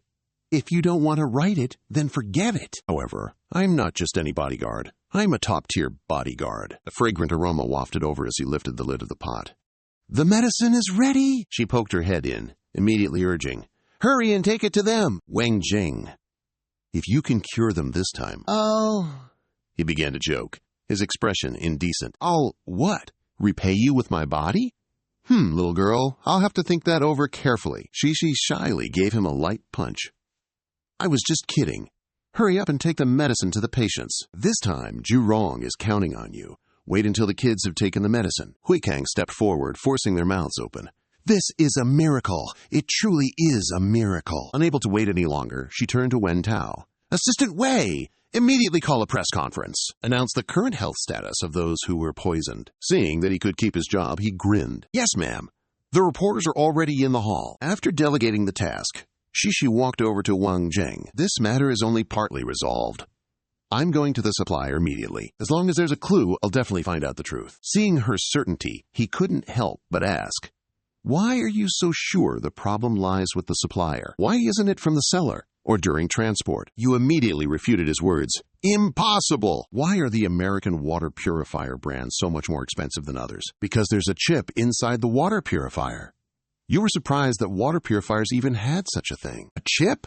How rare! You propped your chin, thinking about his words. Without a variable password, it can't be changed. Zhaoli filter cores practically monopolize filter cores in China. Product protection is very punctual. Hearing this, Wang Zheng was left utterly bewildered. Eyes glazed over. Shishi was overjoyed, having found a new direction. Zhaoli Company's products are made by them. Therefore, no accidents can happen. The problem must be within Zhaoli. Seeing you figure it out, he didn't skimp on the praise, even more spectacular than solving a case. You could join the criminal investigation team and be a female detective. You turned around, arranging work for the two. So we'll split up into two groups. Wang Zheng and I will investigate Zhaoli Company. Wei Wen, stay in the capital and investigate who's inciting the public to riot. Wen Tao, seeing that the young lady had grown up, had no objections. Yes, Chairman. You nodded, saying a quick, good, then went over and lightly patted Shishi's shoulder. This time, your trip to Zhangzhe Gang will be your responsibility. How about I be your secretary? Wang Yang, turning his head, muttered helplessly, My dear Missy, becoming my secretary? What game are you playing now? If you think I'm not serious enough, just give me a heads up. I'm just using a different identity to investigate. Otherwise, if I, as chairman, were to cause Zhurong to rise to 1,000,000 benefits, they would praise it to the heavens. What else would be clear? Wang Zheng wondered, what's my position then? You're my secretary, so what identity do I assume? Shishi, unable to wait, held up a card she'd prepared beforehand. Senior Vice President of Zhurong International Group. See, I even got a business card ready. It's too late for you to realize this. Wang Zheng opened his mouth wide. So you've planned this all along? Do all vice presidents at Zhurong International get paid as bodyguards, too? She cheerfully clapped her hands. Hee. It's fun to watch someone fall for it. I just wanted to drag you down with me to find opportunities in internal meetings and announce that you are second in command at Zhurong. Wang Zheng laughed with a roguish grin. Second in command? You're on top of me. She innocently repeated, That's right, I'm on top of you. As she finished speaking, she remembered something, covered her mouth, and embarrassedly said, The two left as the sun rose high, bathing everything in sunlight. As soon as the two got into the car, they switched places. I've already told the people at the company. Director Zhao is welcoming Vice Director Wang right at the door. Do we have this in the bag? Looking at you having fun, I'm helpless, my little miss. Just this once. I wouldn't dare let you be my secretary again later. A period of time has passed. The car has arrived at the destination. Lily stepped forward, respectfully raising his hand in greeting to Vice Director Wang. I'm Lily, the person in charge from Zhaoli. It's a real honor to meet you. The matter. This time, Wang Zheng didn't even bother with him. More problems to discuss inside. After reading the datasheet, he typed into the report, asking Li clearly, this matter, does your side have any leads? Being called out by the leader, sweat poured down his face like a stream as he reported in a low voice. That matter currently has no progress, based on Zhao Li's previous production experience. Seeing that he wouldn't get to the main point, he interrupted.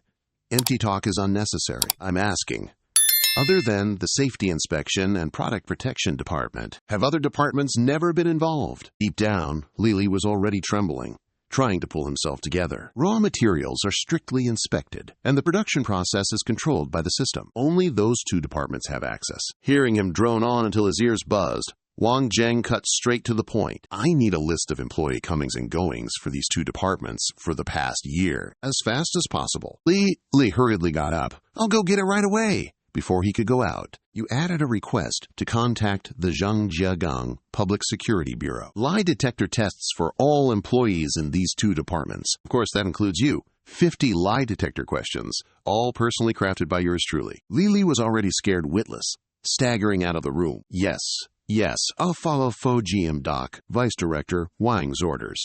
You conclude the meeting, then issue the directives. As for the branch company, I invite everyone to return to hold departmental meetings. If there's still time, I'll pop over to take a look. Yi Ping stood by, shaking like a leaf, immediately agreeing without daring to object. Yes, we'll be waiting for your visit at the branch company. Wang Zhang, remembering something, turned to ask, oh, right, where's the branch company located? He tried to remain calm, replying, in the Guotai building, but we're preparing to move next year. It's been reported to headquarters. He raised an eyebrow, leaning back in his chair. Move where? Yi Ping straightened his back, reporting. After the Zhaonan Times Square is completed, we'll move over there.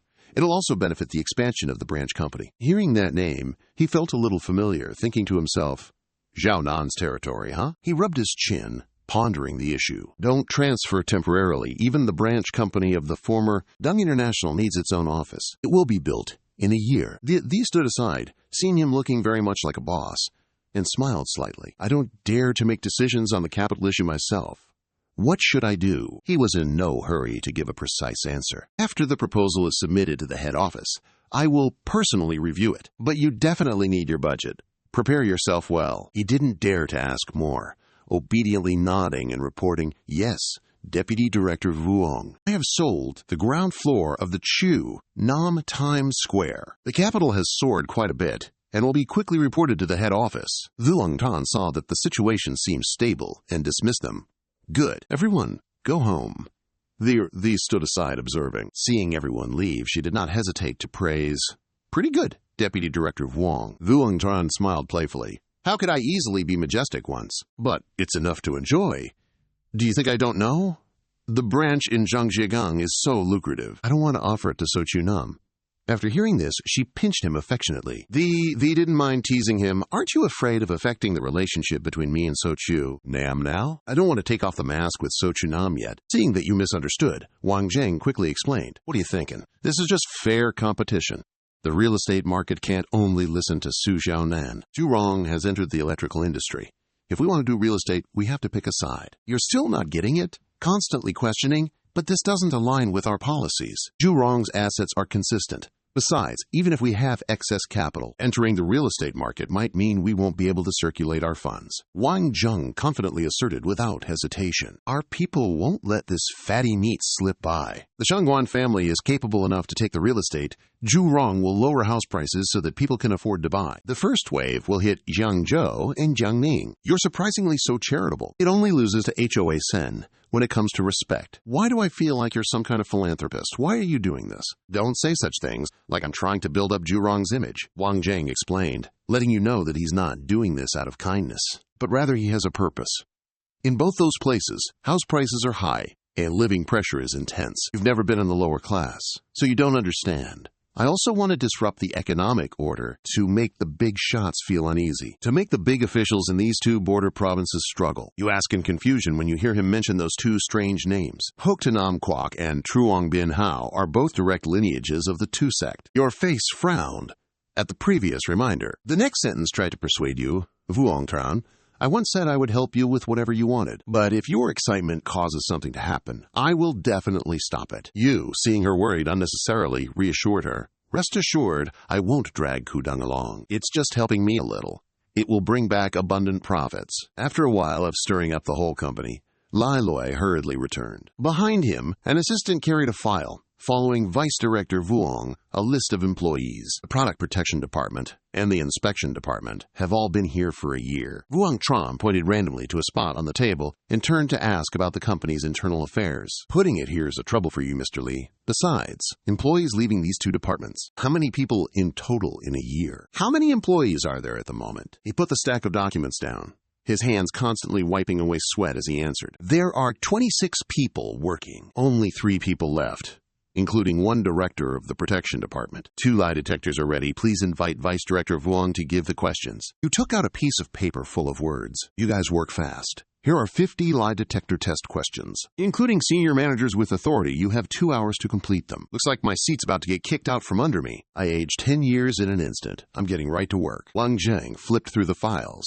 then stopped, as if discovering something. He immediately ordered Secretary Shang Guan to call Assistant Wei. He told him to investigate these 3 people, especially the director of the Product Protection Department. Xi winked, striking a playful pose. Yes, Vice Director Wang! Your secretary got right to it. He smiled, coaxing her. Later, I'll take you for a stroll around Zhangjiagang. Scouting suitable land for Jurong real estate starts here. Blue skies, white clouds, golden sunshine. The car sped along the road. Wang Zheng glanced in the rearview mirror. A red car was tailgating him. Found it a bit familiar. That red car accelerated, trying to catch up to his. He only caught a fleeting glimpse, but recognized the other driver, Zhang Pinghao's daughter. He didn't hesitate. He immediately floored it. The car was like a rocket, just took off. The 2 of them were playing cat and mouse, neither one willing to give way. Wang Jing smirked. I've successfully baited the trap. Looks like a fish is on the hook. Then, that person floored it, shifting into high gear, rushing forward to block his car. A pair of legs in red high heels stepped out of the car. Miu Miu walked towards him, saying, I haven't met an opponent in Jiangzhou for a long time. You count as one. He also opened the car door and got out, immediately inviting each other to eat bananas. So you want to fight? You decide the conditions, but I need a bet. She tilted her head, finding this man very interesting. This is also consistent with the usual bets in our previous matches. A bet is also needed. Wang Tran offered a kind reminder. My bet is very big. Miu Miu didn't care since her family wasn't poor anyway. It's okay. As long as you make me sincerely admire you, I will fulfill your conditions in Jiangzhou. There are few things I can't do, but if you bet, I also have a request. He saw him being impulsive and stepped forward to stop him. Wang Tran, don't get agitated. Miu Miu didn't allow herself to be at a disadvantage and immediately made a condition. If I win you, I want a Nike 15. As the young lady of Siyu Deng, she didn't know that supercar, so she was a little confused. What is that? Wang Tran saw that her condition was of that level and had an opinion. A girl like you shouldn't drive such a rough car. He crowed loudly, reaching the sky. Although the global quantity is only 100, I can do it. Miu Miu didn't let him speak and immediately asked back, Okay, tell me your conditions. Like a pre-written script, you speak without hesitation. My condition is much simpler. I want a piece of land in Zhangjia port. Hearing this, Miu Miu asks for specifics. How big? Where exactly? Wang Zheng immediately replies, How about land next to Jiang Lake in Zhangjia port? I'll pay, but I'll pay 80% of the market price, he adds. She agrees readily. I can't promise you 1,000 mu, but 500 mu is fine. Paying 80% isn't a problem. You aren't from Zhangjia port, so I'll let you pick the time and place. Seeing how agreeable she is, he smirks. Then let's take a trip to G1.501. How about tomorrow morning? Miu Miu looks at his beat-up car and suggests, Okay, do you need to switch cars, or are you driving this tin can? Wang Zheng pats his beloved car, affirming, This bad boy probably won't lose to her. Seeing he's being difficult, she leaves, saying, See you tomorrow morning. Shishi watches her peel out, then turns to question him. Why did you agree to her terms? Don't tell me you're racing just for the money we bet. Or did you think this through before you even met her? No wonder the beauty before me can't seem to grasp it no matter how much she eats. Wang Zheng, give her a love tap. Why do you have so many questions? 10,000 whys. Why are you grimacing as if you're in pain? I think you're very good at reading people's minds. Tell me now. Stop joking around. Explain everything thoroughly. That girl has a straightforward personality, besides her family. Wanting to go all out for that is fundamentally impossible. There must be money and power in her family. Moreover, she's a Zhang. Wang Zheng crosses his arms, exuding confidence. Tell Assistant Wei to investigate the child of Zhang Binghao. What's her name? I bet 8 or 9 times out of 10, it's this Zhang Miu Miu. Shishi finds that the opponent loses to Zhu Liang, save for the fan. You're so cunning. Wang Zheng clasps his hands humbly. Too much praise as the Deputy General Manager of Jurong International. Of course, I must have 2 assistants. Wang Zheng strikes a pose as a $1 trillion CEO. Secretary Shangguan, tomorrow you stay at the company and watch the exam results. I'll go to this race instead. She regrets being stuck at home. Actually, I really wanted to go with you. However, this matter also needs me to resolve. Remember to be careful. Hey, give that like button a rest and ease her mind. One Zhang Miu Miu isn't a match for me. Oh, please, don't even get me started. I'm more worried you'll eat her up yourself. You're counting on the daughter of the provincial party secretary, half of Jiangzhou, for sure. Zhu Rong's gonna rule the world. Wang Zheng laughed. Smack! Knock it off. You're kidding way too much. A bird in hand is worth 2 in the bush. Who can surpass the heir to the Shangguan family? The car sped off, trailing. Shishi screams echoing through the heavens. You're the real swindler. After a long ride, we're finally back at headquarters. Wen Tao is reporting on the identities of those 2 suspicious characters. Those 2 quit for a higher salary at another company. The head of security also left without permission. Taking product documents with him really angered Lily. Hearing this, she immediately confirmed, it's definitely that director. He nodded slightly in agreement, then elaborated on the guy. His name is Liu Wei, 40 years old this year, worked almost 25 years at Zhaoli, received praise from Li Li. They had a good relationship, so there weren't any conflicts. Wen Tao continued relentlessly. The company is a joint stock one, and Liu Wei holds shares. He left so suddenly, the shares couldn't be sold, so they're considered a total loss. Shishi, bored, read the documents while offering her opinion. Looks like he's losing big time. Investigate this guy. Expose everything. Pull out all the stops. I investigated and found out that he has a daughter studying abroad in country Y who hasn't graduated yet. Immediately issue the order to send people to country Y. Hopefully it won't be in vain. Highway G entrance. Marker 101. How long has Miu Miu been standing here? As the sun was setting, Wang Zheng finally drove to the rendezvous point. He stopped the car and lowered the window. In a playful tone, the beauty is right on time. She noticed Shishi wasn't with him, then asked curiously, why didn't that pretty girl beside you come? He replied, with 3 parts sarcasm and 7 parts like a jerk. Doesn't third aunt also live alone? So I brought someone. What if my car can't make it? Miu Miu didn't say much, gesturing for him to look ahead. In 5 minutes, the barrier in front will lift. At that point, whoever makes it off the highway first wins, okay? Wang Zheng cheerfully replied, okay! The 2 cars were in position, just waiting for it to lift, ready to fly off to meet their ancestors. 5 minutes had passed. Black and Admin were revving their engines before the barrier could fully lift. Miu Miu had already zoomed past. While Wang Zheng's car slowly moved forward, the green car only left exhaust for him to inhale. Seeing this scene, he couldn't help but praise. In just 2 seconds, the car reached 100. That's awesome. Wang Zheng naturally refused to give up. He quickly stuck close, stepping on the gas pedal to the max to follow. At the curve, he turned extremely sharply, as if he had 10 or so lives. Wang Zheng shifted gears to race smoothly. Miu Miu looked at him, being left behind at the curve just now, and smiled brightly. 2 sports cars sped past other cars, rushing quickly towards the finish line. Inside the highway surveillance room, a screen showed 2 cars playing a chasing game. The controllers, seeing this, became flustered. These 2 people drive too skillfully, but too dangerously. If something happens, what then? Call the captain and tell them to stop the cars, or we'll be held responsible. A moment after the report, Tukon pushed the door open. The crowd stood up to greet the captain. His face was as red as a monkey eating chili, announcing to everyone that these two cars were allowed to pass. If not, they would bear the consequences themselves. Vuong Tim didn't understand what was happening, jumping up and down. "Captain, why aren't you stopping them? What if something happens?" He angrily shouted loudly. "Stop your head!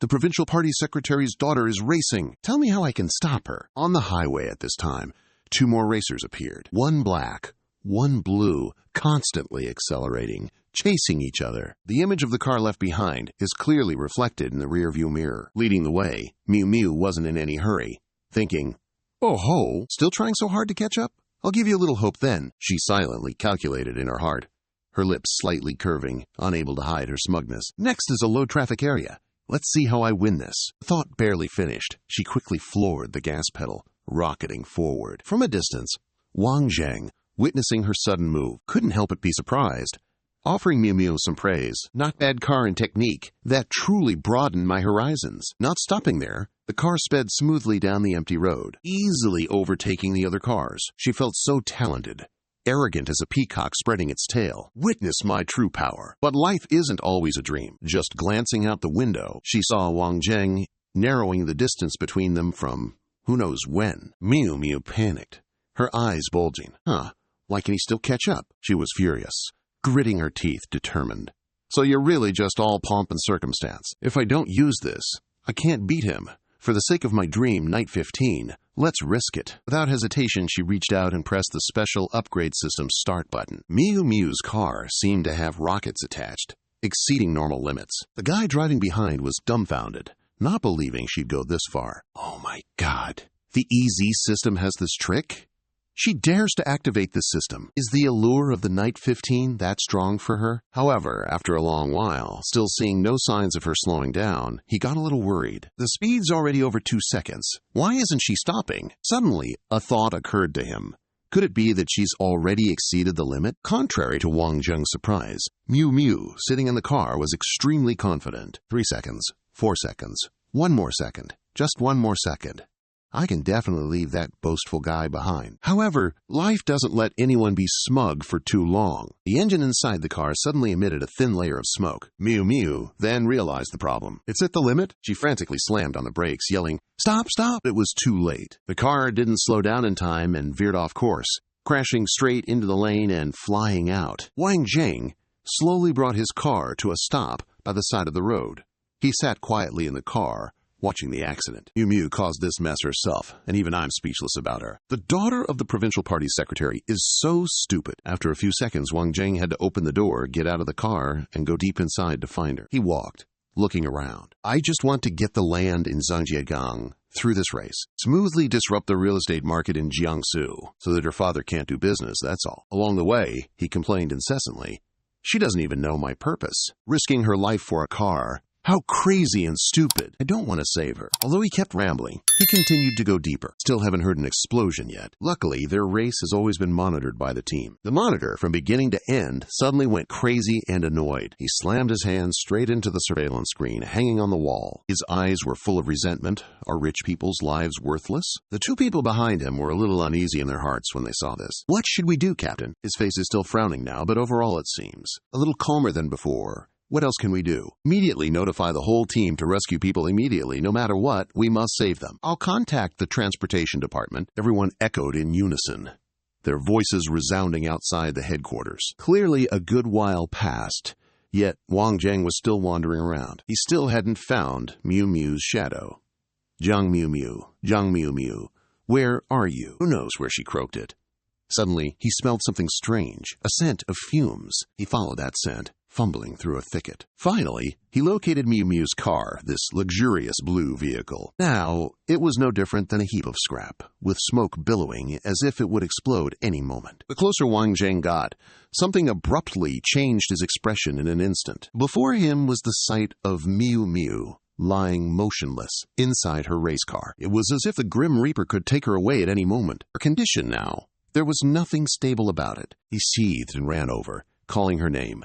"Zhang Mew Mew!" Perhaps hearing someone call her name. Mew Mew slightly opened her heavy eyelids, despite dark red blood trickling down from her temple. As though that couldn't stop her from activating her obnoxious mode, calling out to Wang Zhang. He didn't bother arguing with that young lady of the Zhang family. He gently helped her out of the driver's seat. "Still alive, you scared me to death." Her body had no strength, yet her mouth was still as stiff as ever. "Can't die. Before I modded the car, the cockpit was all hollow material. Can significantly reduce damage from outside." Having said that, she quickly turned her head away, avoiding eye contact with him. Her cheeks suddenly flushed crimson. "Still, thank you for coming to rescue me in time." He didn't find anything particularly special about her words. He just indifferently replied with a curt, "No need for courtesy. Guaranteed you'll still have your life to go back and see your family." He turned to assess the situation inside the car. Wang Zhang looked down, his brow furrowing slightly. "Your leg's stuck. Relax and I'll get you out." Without waiting for Miu Miu's reply, he immediately yanked open the car door. A sudden surge of pain caught her off guard. Her throat parched. She let out a few sobs. "Hick! Hick!"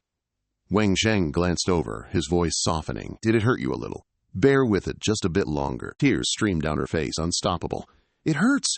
Continue." He looked at her, utterly confused, not understanding a single thing, but he didn't pay her any more mind. Continuing with his rescue operation, Miu Miu lay still, watching his every move, her heart a little flustered. The light at the end of the tunnel truly makes one want to cry with joy. It always felt so fake watching it on TV before. Now that I've experienced it, though, she, like any normal person, knows what fear is. The moment I regained consciousness, I thought, am I going to stay here tonight? I even thought about bleeding to death. While she was drowning in a stream of desperately hopeless memories, Wang Zhang suddenly blurted out, full of joy, "All right, Miu Miu." She looked at him, her heart filled with unspeakable emotions. Who knew a man she'd only met a few times would rescue her in time, and even treat her so gently? He didn't know Miu Miu was still lost in her secret thoughts. He carefully and gingerly lifted her leg out of the car. "Don't move. Your thigh bone seems to be broken." Emotions overwhelmed her. She raised a hand to quickly cover the tears streaming down her face. "But it seems insignificant. Don't look at me. I've never cried in front of anyone before." How embarrassing. Wang Zhang, on the contrary, felt this was perfectly normal. He decisively took out a pill. Girls can't stand the pain.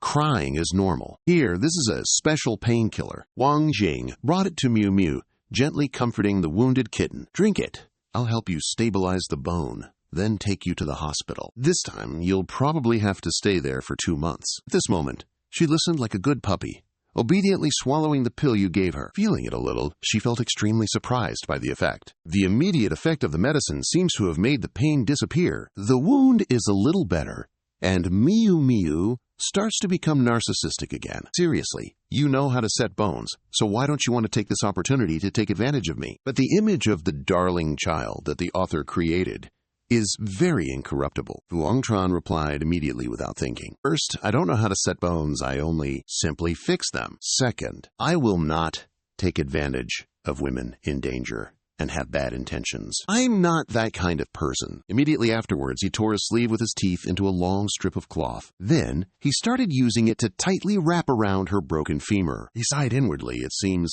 the skills learned while serving in the army are very useful everywhere. After bandaging for a while, Wang Tran suddenly stopped and realized one thing. This piece of cloth is not enough. In the end, the only way was for him to close his eyes and accept it, even though he didn't want to. The shirt I just bought. Miu Miu didn't expect Wang Jing to actually go this far. She was shocked and could only utter, "You!" Her gaze fell on the skin revealed under her torn clothes. Immediately, she was drawn to the crisscrossing scars on his body. "Why are there so many scars on you?" Wang Zhang, however, didn't pay much attention, seeing these as badges of honor. "These are all my medals, you know." Not serious for long, Wang Zhang continued to tease. "What? You've fallen for me? Too bad, I'm not interested in you." Miu Miu was hit right in her soft spot. Her cheeks turned as red as tomatoes, and she blurted out nonsense. "I'm just curious." But in her heart, she secretly gave this guy a thumbs up. Different, so different from the men she'd met before. Compared to those delicate young masters, he makes me want to hurl. Before long, he had stabilized the broken thigh. "Done!" She still stared at him, unable to take her eyes off him. This man carries so many scars.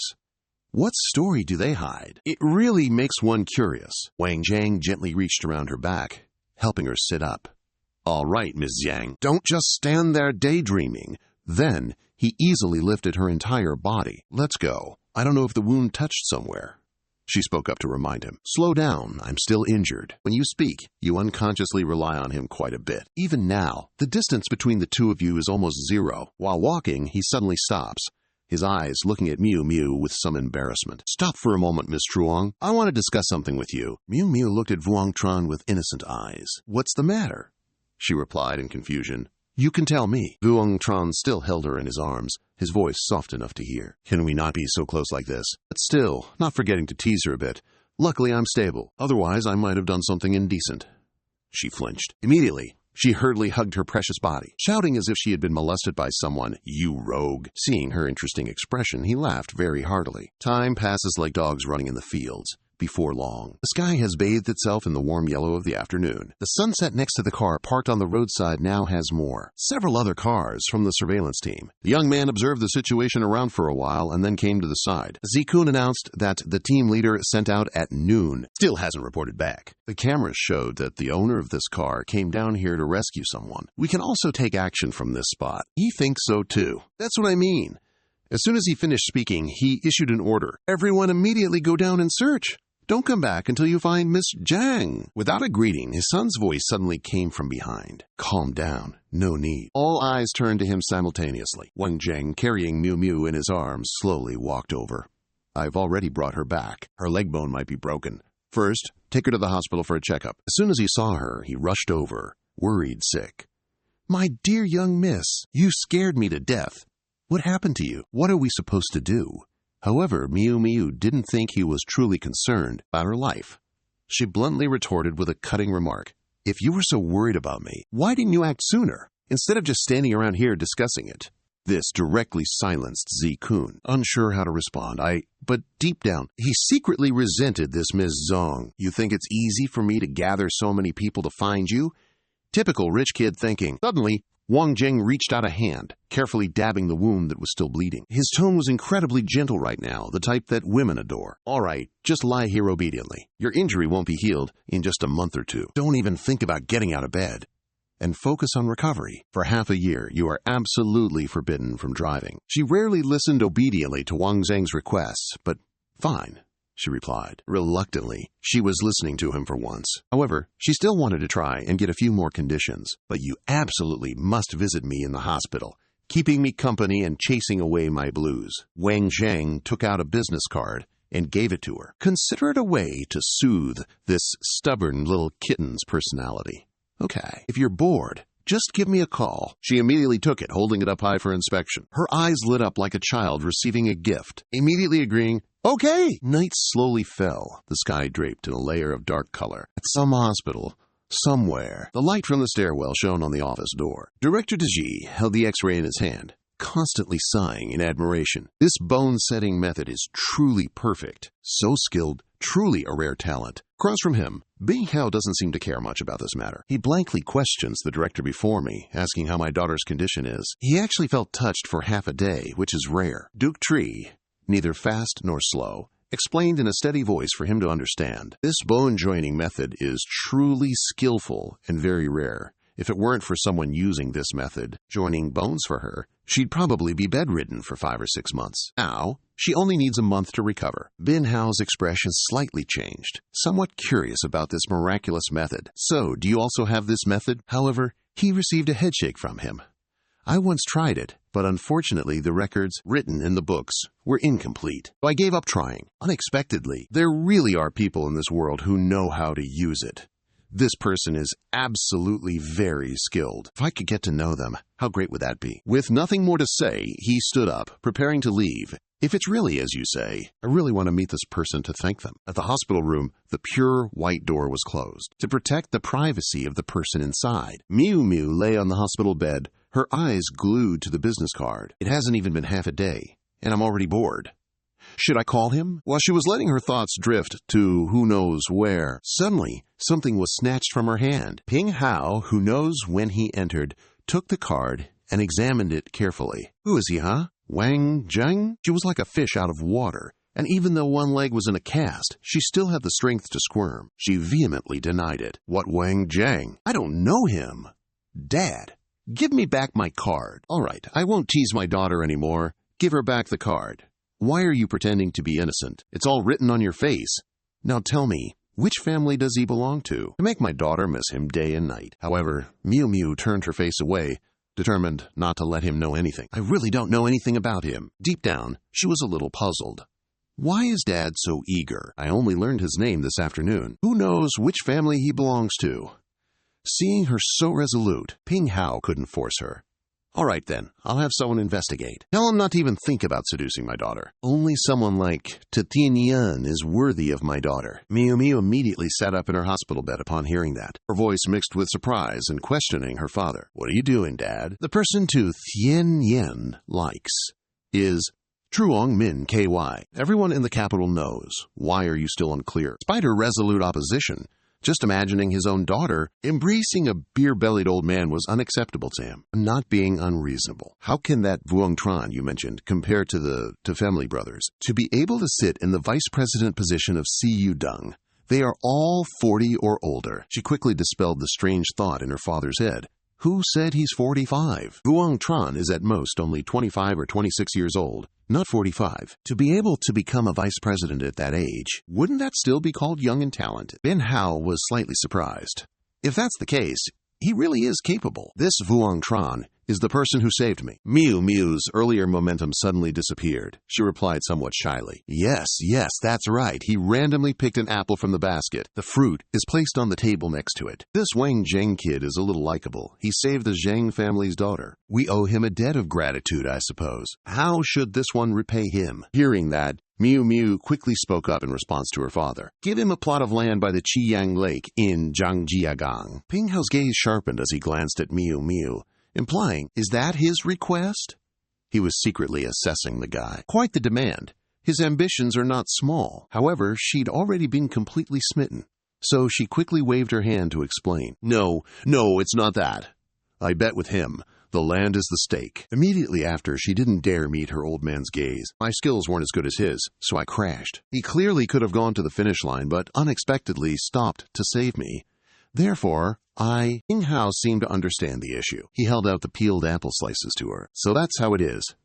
All right, a plot of land can be given to him. However, he must submit an approved plan and design. He's responsible for all related costs. That's my condition. Miu Miu took it immediately and bit into it with satisfaction. Excellent. Too good. Dad loves you the most. Unlike Mom, who's super strict. He turned to the fruit basket, planning to grab another piece. However, he didn't forget to remind her a bit, mentioning her mother. She heard you were in the hospital and pushed back that Hongdao inspection project. She's probably on a plane back now, even. Miu Miu was eating, but hearing this shocking news, her body felt like it was hit with a final move. Alice's worried face was obvious. Huh?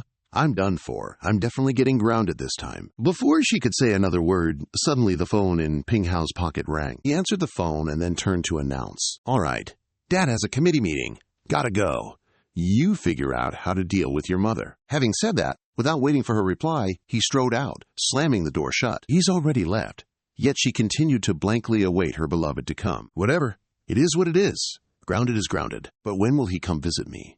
Why do I keep missing him? Is this love at first sight, perhaps? The sky gradually brightened. The moon hauled its butt to make way for the sun to emerge. Guarding the golden sunlight shining down on the villa, Nua Wangcheng leisurely lay on his bed, listening to the phone. Yeah, I got it. Just keep monitoring them. Don't stir up anything. I don't trust Liu Jiwei. He won't even see his own daughter. Suddenly, he remembered someone else. What about that reporter named Chen Bo Wen? Wen Tao, on the other end of the line, immediately relayed the results of his investigation. I've got the scoop. He took 50,000 from someone else to cause trouble here. Before he could continue causing trouble, I already bribed him. Not stopping there, he added. However, who was behind him is still unknown. Such underhanded tactics. Fong Jiang didn't change expression much. He just indifferently replied, I see. Continue to keep an eye on things. Just as he hung up, he wearily sighed, full of frustration. This opponent is really a headache, constantly probing from the side, even though it's nothing special. A slight oversight. Could lead to eternal damnation, the kind of person you need to be wary of. Being a bodyguard for Shishi is tiring indeed. The sky today is blue, with white clouds on a deserted road. Another car comes speeding along. Feng Zheng focuses on watching the road ahead, not forgetting to inquire about the situation via Shishi. Shangfei, where are you? Dee, sitting in the passenger seat, responded after hearing that she started from the capital. At this speed, she will probably arrive on the same day as us. But why are you coming with me to Thin Fai's house? You don't want to answer my aunt's questions. You're really talkative. I'm your bodyguard. However, in your heart, you carry a huge responsibility. Finally, we are going to meet the wife that Thin loves so much. Remembering when you and Tae-soo ate together at the military camp, he expressed to you a lot about her. My wife wrote me a letter saying she misses me so much. I also miss her. During a patrol around the ruins, he suddenly saw something. Standing next to you and handing out dog food. This necklace is so beautiful. She will love it. When I get leave, I will buy it and send it to her. However, life likes to tease you. In his dying breath, Sue still remembered the wife who was waiting for him at home. It seems I can't go back anymore. This necklace, I haven't been able to send it to her. Back to reality, Vuong Tran held the steering wheel with one hand and the small box next to him with the other. Inside it was the necklace that his brother entrusted to him. The car sped down the road. The journey continued. Everyone has their own purpose in going to Thin Phai's house. On the road to Tin Kong to Chan Li Nan, Vuong Tran's car sped along. Focus on the road ahead. But keep talking, will you? We'll be at your sister's village in about an hour. Sheng-fei Xixi turned to look at him, suspicion clouding her gaze. Why do I get the feeling you're very familiar with this place? Clearly, it's a pain to find. Xixi turned to look at him, her eyes filled with suspicion. Why do I feel like you're so familiar with this place? It's clearly very difficult to find. Yet you run along this road like you know it well. Have you ever been to Sheng-fei's hometown? Wang Zheng jumped as if a thief caught red-handed, coughing dryly. Then he hurriedly tried to cover it up. A few years ago, I came here to handle some business, that's all. However, in his heart, he muttered. Listening to Brother Sheng-fei mention this road for years, I could find my way, even with my eyes closed. She paused slightly, her eyes still showing a hint of suspicion.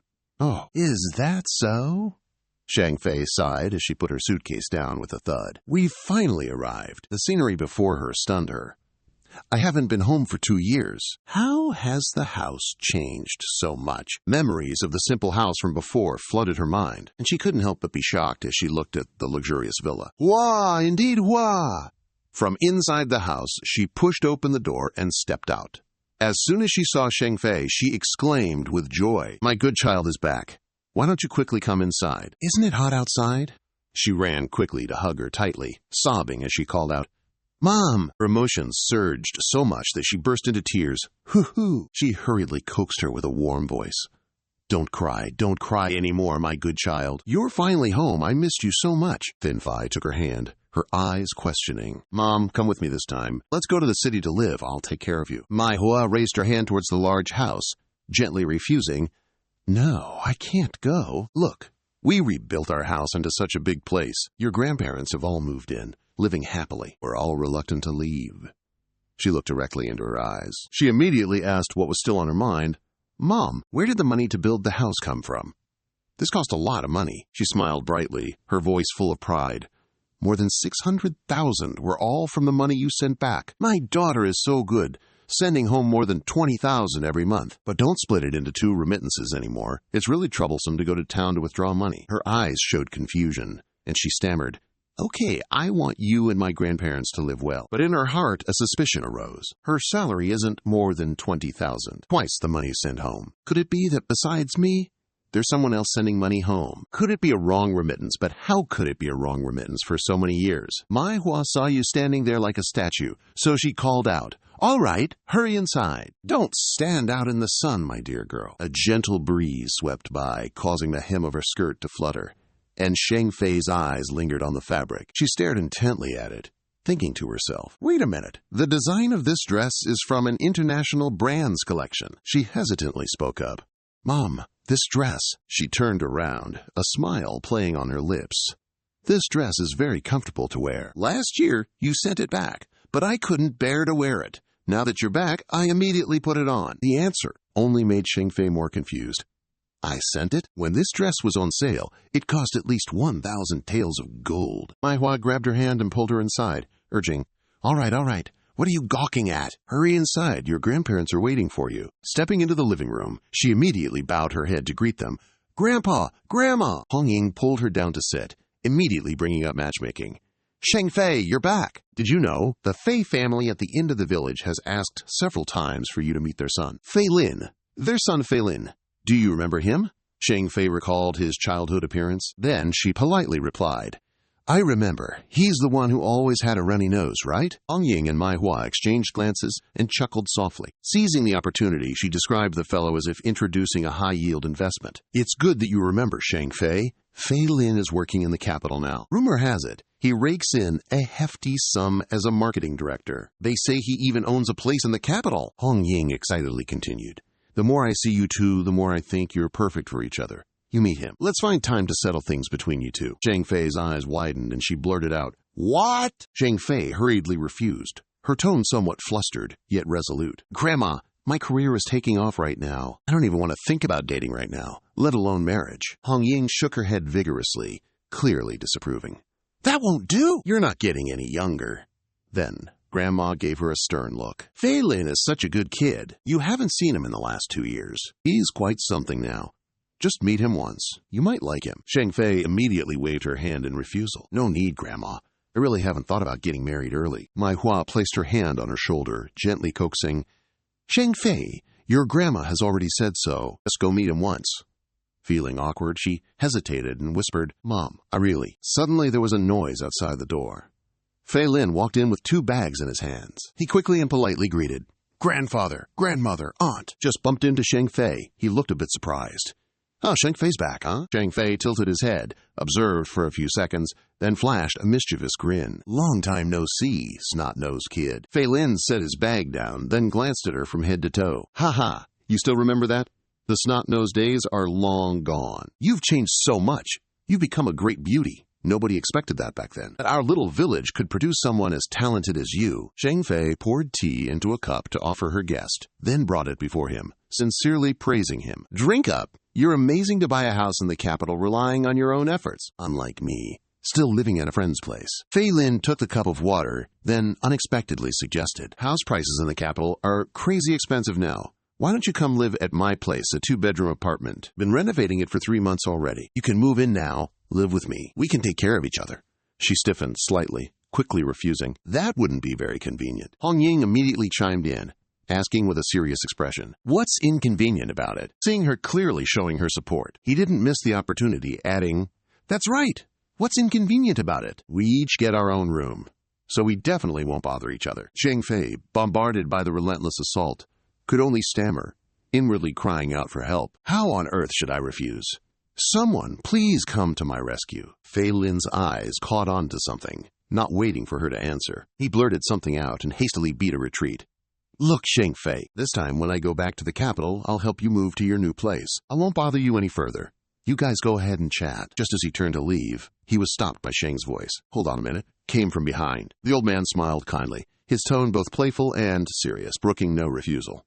Why the rush? Could it be you only want to talk to Shang Fei? Don't you want to stay and chat with us old folks? Stay for dinner later. Hearing this, Fei Lin turned around and immediately agreed. If you're inviting me, sir, then I shall respectfully obey. He smiled sheepishly, thinking to himself, Grandpa understands me. As soon as he sat down, the old man couldn't help but ask curiously, Come here and tell me about your house.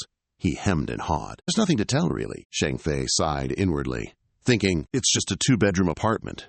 If Fei Lin finds out I'm going to become an antique, the Dong family of Lan Hai, possessing trillions in assets, could he be so embarrassed he wants to dig himself into the ground? A moment later, Aunt Meihua's voice echoed from the dining room. All right, come eat.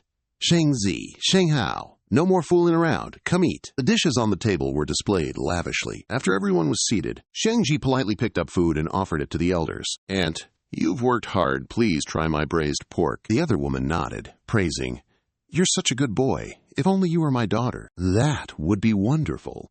The wedding song begins whenever the children return home. Shang Ji, tell the truth. At your age, you should be finding a boyfriend. My daughter is out there working. She sighed helplessly in her heart.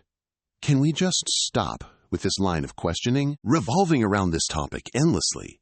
Taking out her phone, she began to text urgently. Her heart burning with anxiety, she called their names in her mind. Where are Shishi and Wang Zheng? Hurry and save me. Just then, the doorbell rang.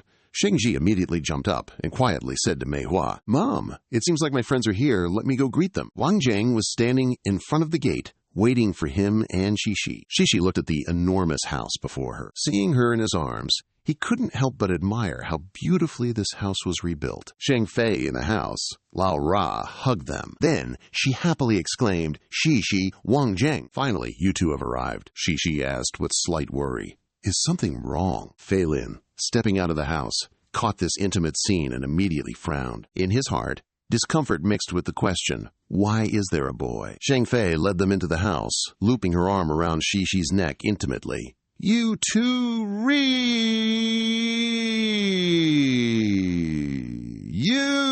two really came. Just then, Shishi replied indifferently. Oh, really? When they entered, she pointed to Shishi and solemnly introduced, Mom. This is my best friend, Shangguan Shishi. She gave a charming smile and bowed politely.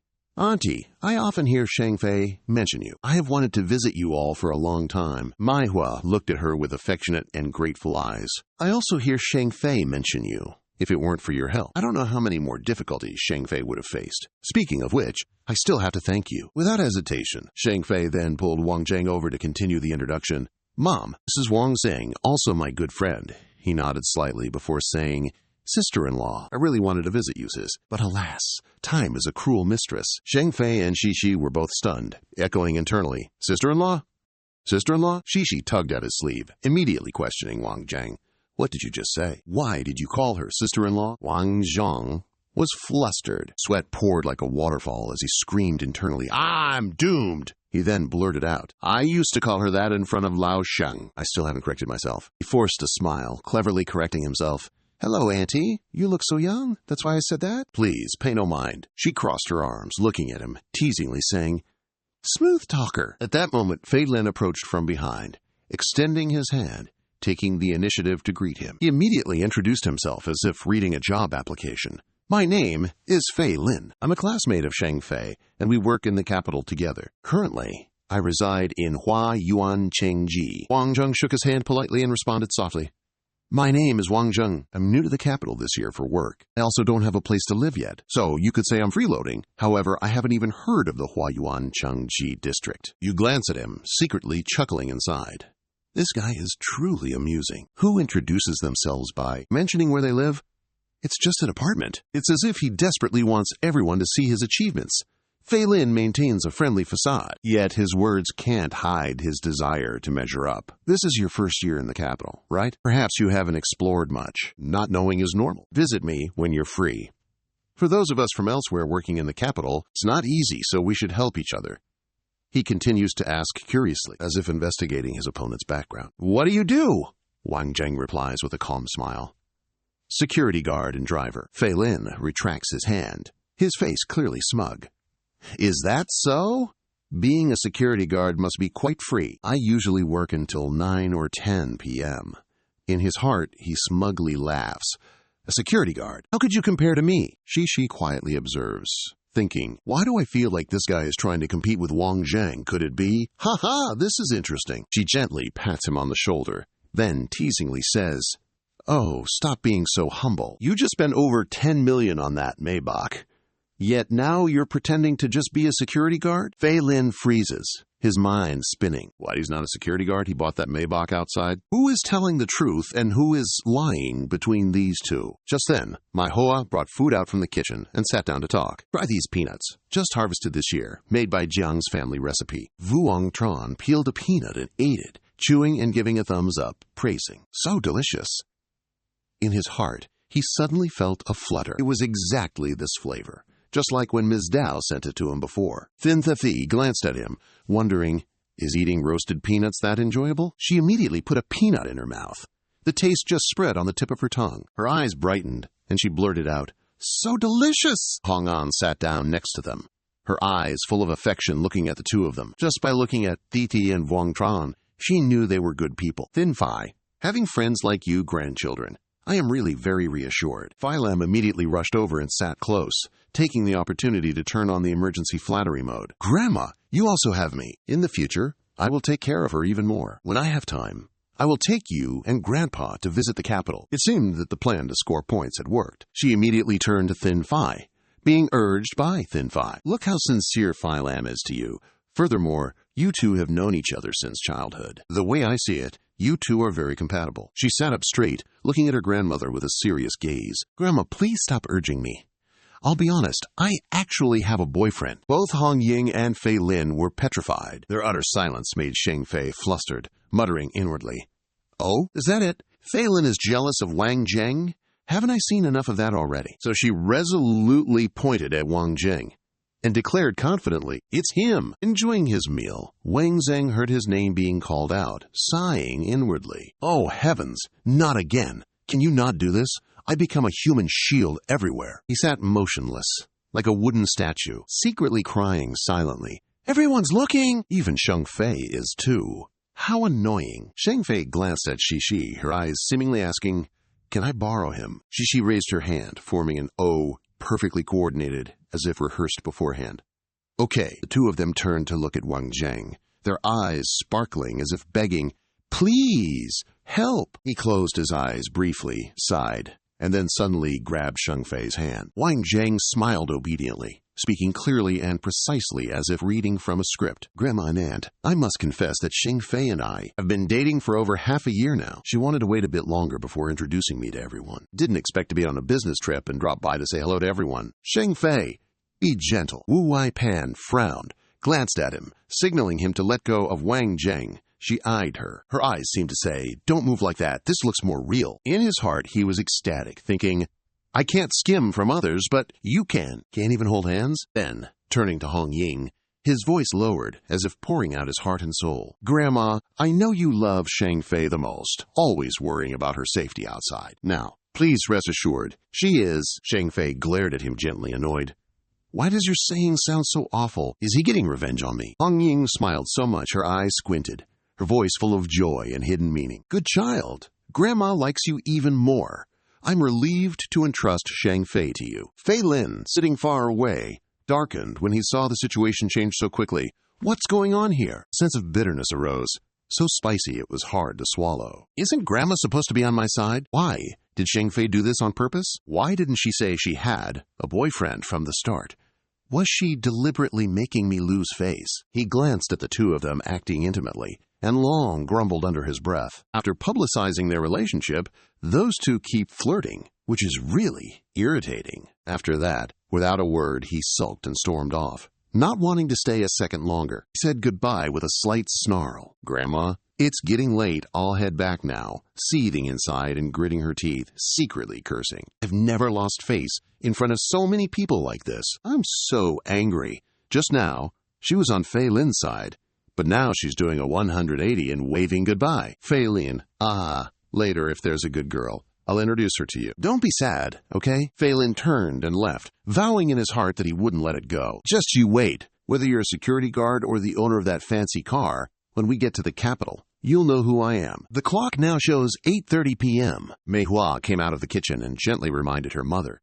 It's getting late. Quickly go rest. We'll talk tomorrow." Hong Ying chuckled, sighing with feigned regret. "Aya, time flies by so fast. I haven't talked enough with my grandson-in-law." Wang Zheng swallowed hard, only knowing how to force a smile, thinking, grandson-in-law? Why did the address change so quickly? Before this, I was still captain to Brother Sheng. Hong Ying tried to stay a little longer, unexpectedly blurting out an awkward question. "Grandson-in-law," Grandma asks, "are you and Sheng Fei living together?" He thought about the house where all three of them currently live. "You're answering so casually, not realizing it's causing a misunderstanding." "Yes, we live together." Grandma covered her mouth, giggling, and let out a delightful, "Oh!" Sheng Fei felt like she'd been doused in boiling water. She jumped up and hurriedly explained, "Grandma, don't listen to his nonsense. We both live at his house. That's all, not in the same room." After a while, seeing everyone still sitting there, Manhwa smiled and urged them again. "Why are you still chatting here? Sheng Fei, Wang Zheng, kids, go get some rest. The bedrooms are on the east side. Via's in a room on the west side, second floor. Your aunt has cleaned them all already." Sheng Fei almost screamed, fuming, "Mom, why even you? They're not staying here tonight." Grandma asked back in surprise, "Really? Why?" She hastily thought of a reason to fend her off. Something came up at the company. Wang Zheng and Titi both rushed back. That's why they're taking advantage of the time to come here. She frowned slightly, thinking to herself, "There's absolutely no way I can live with Wang Zheng. That two-faced beast." Manhwa tilted her head, looking at him as if just wanting to confirm. "Huh? Is that so, Wang Zheng?" Wang Zheng shook his head frantically, deliberately contradicting Sheng Fei. Auntie, that's not true. I've already handled it, he thought gleefully. Heh, your handsome self being used by you ladies once? How could I not get some profit out of it? You can't get rid of me. Thin Phi hastily used Chen's words to pull Thi in as a shield. Mom, don't listen to Vuong Tron's nonsense. They really have something to do. Don't believe me? Asked Thi. Thin Phi clasped her hands, looking pleadingly as if to say, Help me quickly, Thi. A threatening message from Vuong Tron suddenly flashed in her mind, making her extremely embarrassed. After weighing the pros and cons, Thi decided to betray her best friend to protect herself. Auntie, it's nothing. The company's work is all resolved. It will stay here tonight. Manhwa immediately smiled with satisfaction. Well, it wasn't a waste for me to clean the room for you two. Auntie, take me to the room. When Vuong Tran entered Thin Phi's room, the clock had already struck 9:30. His eyes swept over the family picture placed next to the bed. Thin Phi propped herself up, looking at him sprawled out comfortably on her bed, and said irritably, How long are you planning to stay in my room? What will it take for you to agree to switch rooms with Thi? Vuong Tran tilted his head and looked at her, feigning innocence. He asked in return, Why should I switch rooms with Thi? In the very next second, he annoyed her by stretching out his arms and legs, occupying the entire bed. Being in this room, then, bed's both big and soft. Plus, there's a beauty beside me. Switching rooms secretly requires waiting for the elders to rest. Changing is too much trouble. As soon as he finished speaking, a pillow flew straight into his face. Sheng Fei plopped down on the bed, fuming, and shot him a sharp look. Stop bragging. When are you planning to repay the favor I did for you? Wang Zheng cheerfully pretended to raise his hands in surrender. Okay, for the great beauty Sheng Fei, I'll compromise. However, you asked me to pretend to be your boyfriend. You should give me some kind of benefit, right? If there's a benefit, I'll leave right away. She immediately became alert, clutching her hands in front of her chest. What benefit? Don't get greedy. He suddenly sat up, moving close to her. Sheng Fei's face turned as green as a leaf. Her mouth stuttered in panic. What do you want to do? Wang Zheng chuckled mischievously, making a bizarre and unbelievable request. Oh my, what are you thinking? Your mind's not pure at all. I'm very curious. What size underwear do you wear? Tell me, and then I'll change rooms for you. Sheng Fei remained on the defensive. Her eyes widened as she exclaimed, Ah!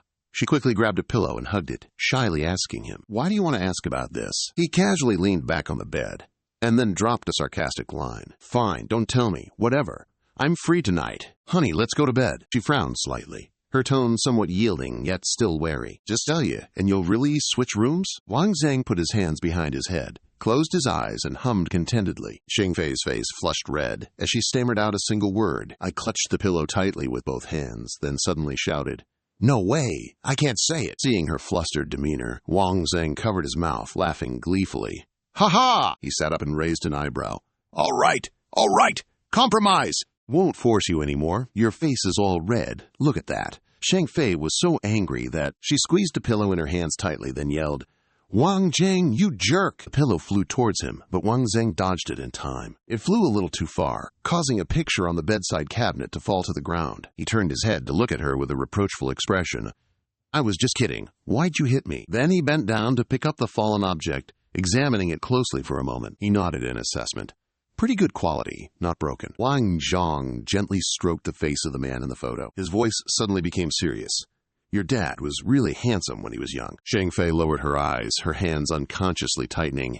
But he's gone. An accident happened during a rehearsal. Images from his memory suddenly flashed. He frowned, wondering. An accident? He turned to look at her. His gaze held a rare honesty. Sheng Fei, if you have time, I want to take you to this place. She hesitated slightly, her eyes flickering, then nodded gently. Okay, but Wang Zhang... I want to talk to you about something. I have many questions in my heart.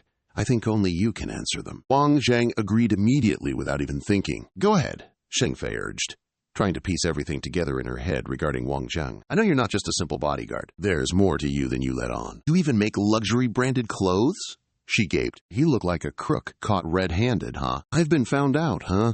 Well, my major is fashion design. These clothes were all gifts from a friend.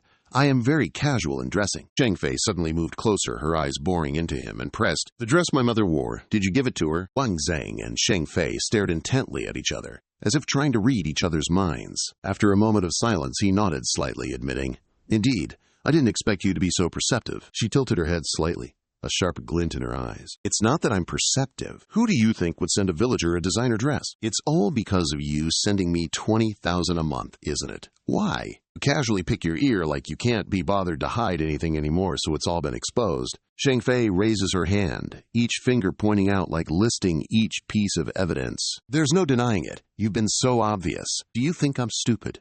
The way you carve Peking duck at Quanju Day is just like my dad. Then you call my mom elder sister-in-law. Furthermore, before she could finish speaking, Wang Zheng interrupts. He raises both hands in a gesture of surrender. Okay, fine. I admit, I know your father. Shang Fei gently tugs at his sleeve, her gaze filled with an indescribable sadness. Then tell me, my dad, did he really die in an accident? Wang Zheng tightens his grip on the picture in his hand. I originally wanted to find an opportunity to tell you later. He looks at the man in the picture, his expression turning somber as old memories flood back. Actually, Brother Sheng and I were comrades in arms.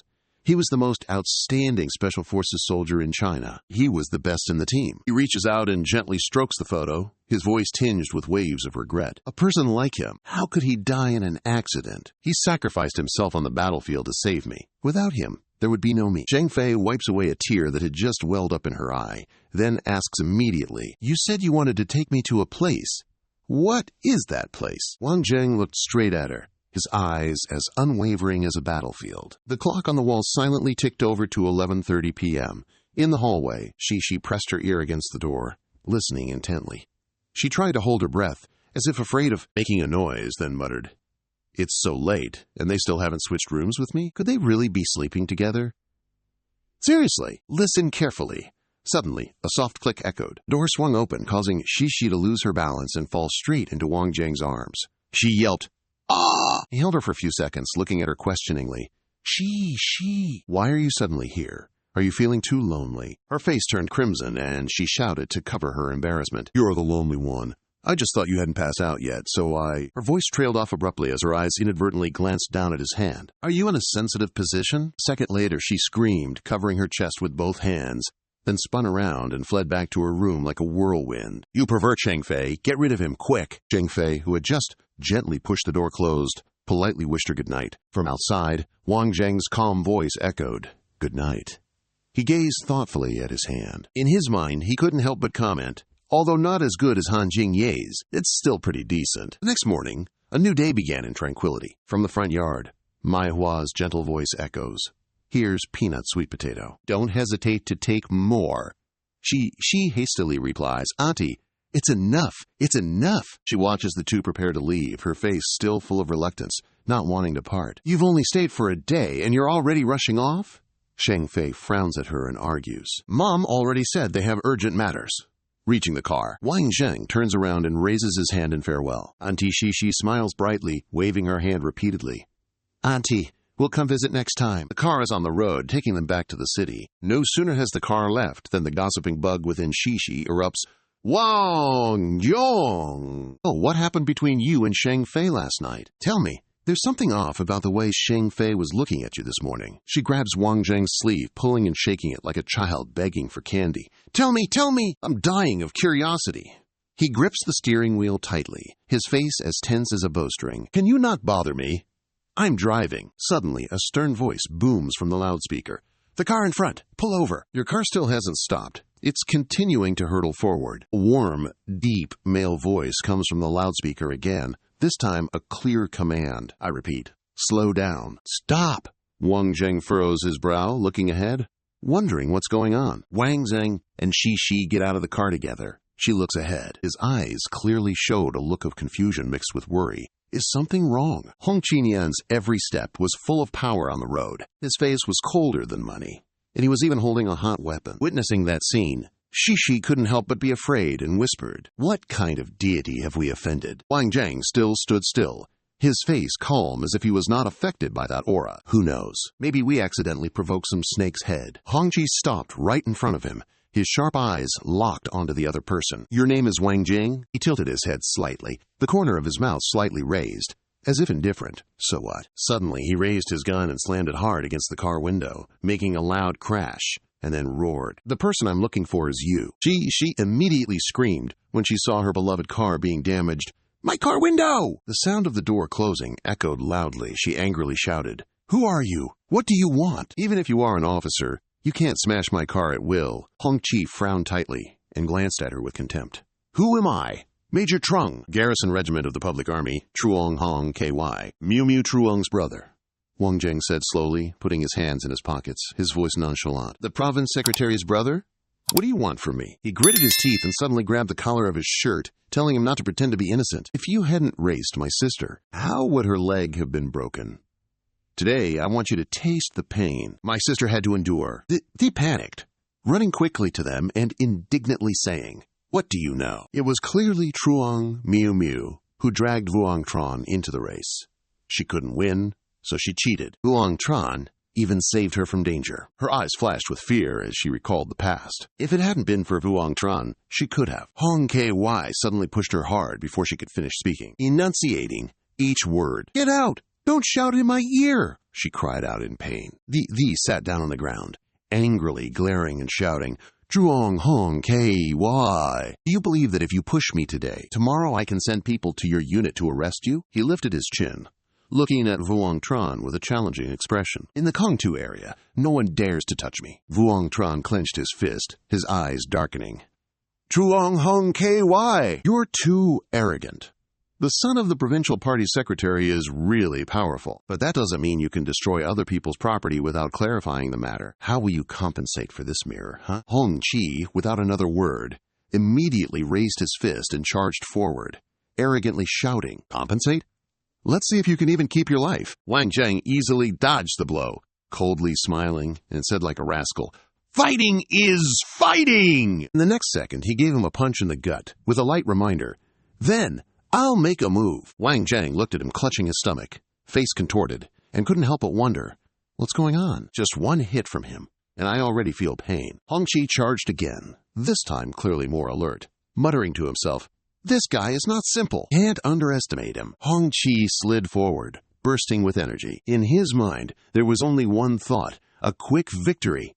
Let you taste this move. The subordinates nearby excitedly cheered, no different from watching a wrestling match. The captain's making a move.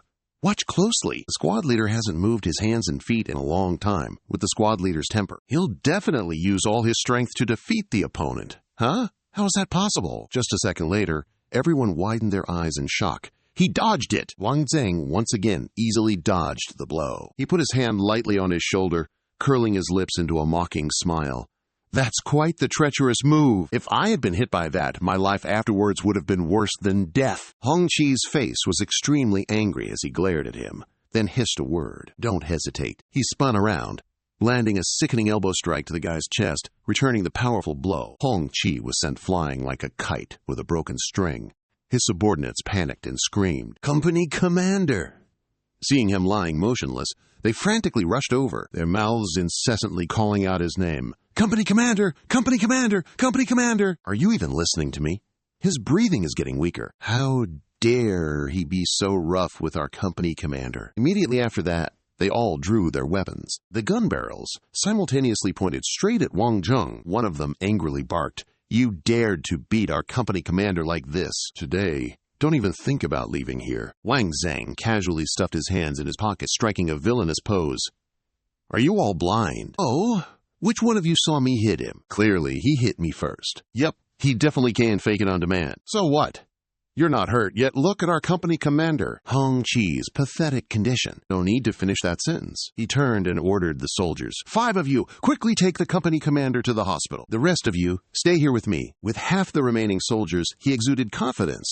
A never-ending spring. He spewed a threatening line. Let's see who can snatch the gun from me. Wang Zhong sighed, revealing a secret. Perhaps you don't know. I really hate it when people from the motherland point guns at me. As soon as he finished speaking, a gun muzzle was pressed right against his chest. Truly, what one hates, heaven bestows. Iran tightened his finger on the trigger, opening his mouth to ask an oblivious question. What's it got to do with me? He casually reached out and grabbed the gun barrel, then kindly adjusted it back into position. My heart, to challenge the opponent. If you're responsible, then just shoot. As if that wasn't enough, Wang Zheng added a few words, suggesting, comply with the law. But, in my opinion, after Zhang Hongqi wakes up, he won't help you with this. What will the consequences be for a soldier who shoots at innocent civilians? 20 to 35 years in prison. He was so confident when boasting. But hearing mention of the police, Yi Ren hesitated slightly. He raised his index finger, seizing the opportunity to strike while the iron is hot. In my opinion, the soldiers of Huaxia are all family. If it weren't absolutely necessary, I wouldn't want to hit my own family. I'll give you 5 seconds to get out of the way. 1. Not wanting to drag things out with this bunch any longer. So Wang Zheng continued to raise another finger. 2. The sound of the countdown echoed in his ears, causing him to hurriedly calculate in his head. He's right! If I fire a shot, knowing the company commander's personality, he won't protect me. He might even blame me. Finally, just as the bang rang out, Yi Ren managed to drop his weapon just in time. He wanted to act, but he didn't have the power, so he secretly consoled himself. I can't gamble with myself. Wang Zheng, pleased with the outcome, unexpectedly patted his chest and reminded him again. I used to be a lieutenant. And I'm telling you one thing, you must remember it well. Never point a gun at your comrades. He didn't care if the guy listened, quickly turning and heading toward his vehicle. She, let's go. She didn't hesitate, responding, okay. But after only a few steps, Hai Ming abruptly raised his gun. Company commander, it's come to this? How could he let him go so easily, whether he fired or not? Couldn't he just pin a crime on him? Yi Ren spun around immediately, then frantically stretched out his hands to stop him. Zhao Haiming, stop! Faster than words, a shot rang out, causing the surrounding birds to startle and fly away in disarray. Fresh blood dripped, each drop echoing beside the rifle. Lying abandoned on the ground, he grimaced, clutching his bloodied arm. He screamed, a long, agonizing, ah! The gunshot made Haiming's hand tremble, yet Wang Zheng remained cold. He held his trigger-pulling stance. He finished the job decisively, then immediately opened the door and stepped into the car, not forgetting to throw back a warning. Don't provoke me. The black sedan quickly left the obstacle behind, continuing the journey that was just interrupted. It hadn't gone far when Shishi, eyes gleaming with admiration, leaned closer to express her awe. Just now, when you fired that shot, it was so cool. From that distance, you aimed so accurately. Wang Zheng focused his gaze on the road ahead, stating it bluntly. There's nothing to praise about this. If he wasn't a Huaxia soldier, then my last shot would have taken his whole hand with it. Knocked awake by these words, she became worried again. Then you've made an enemy of Zheng Hongqi. If he comes to the capital, looking for trouble later, then what are we going to do?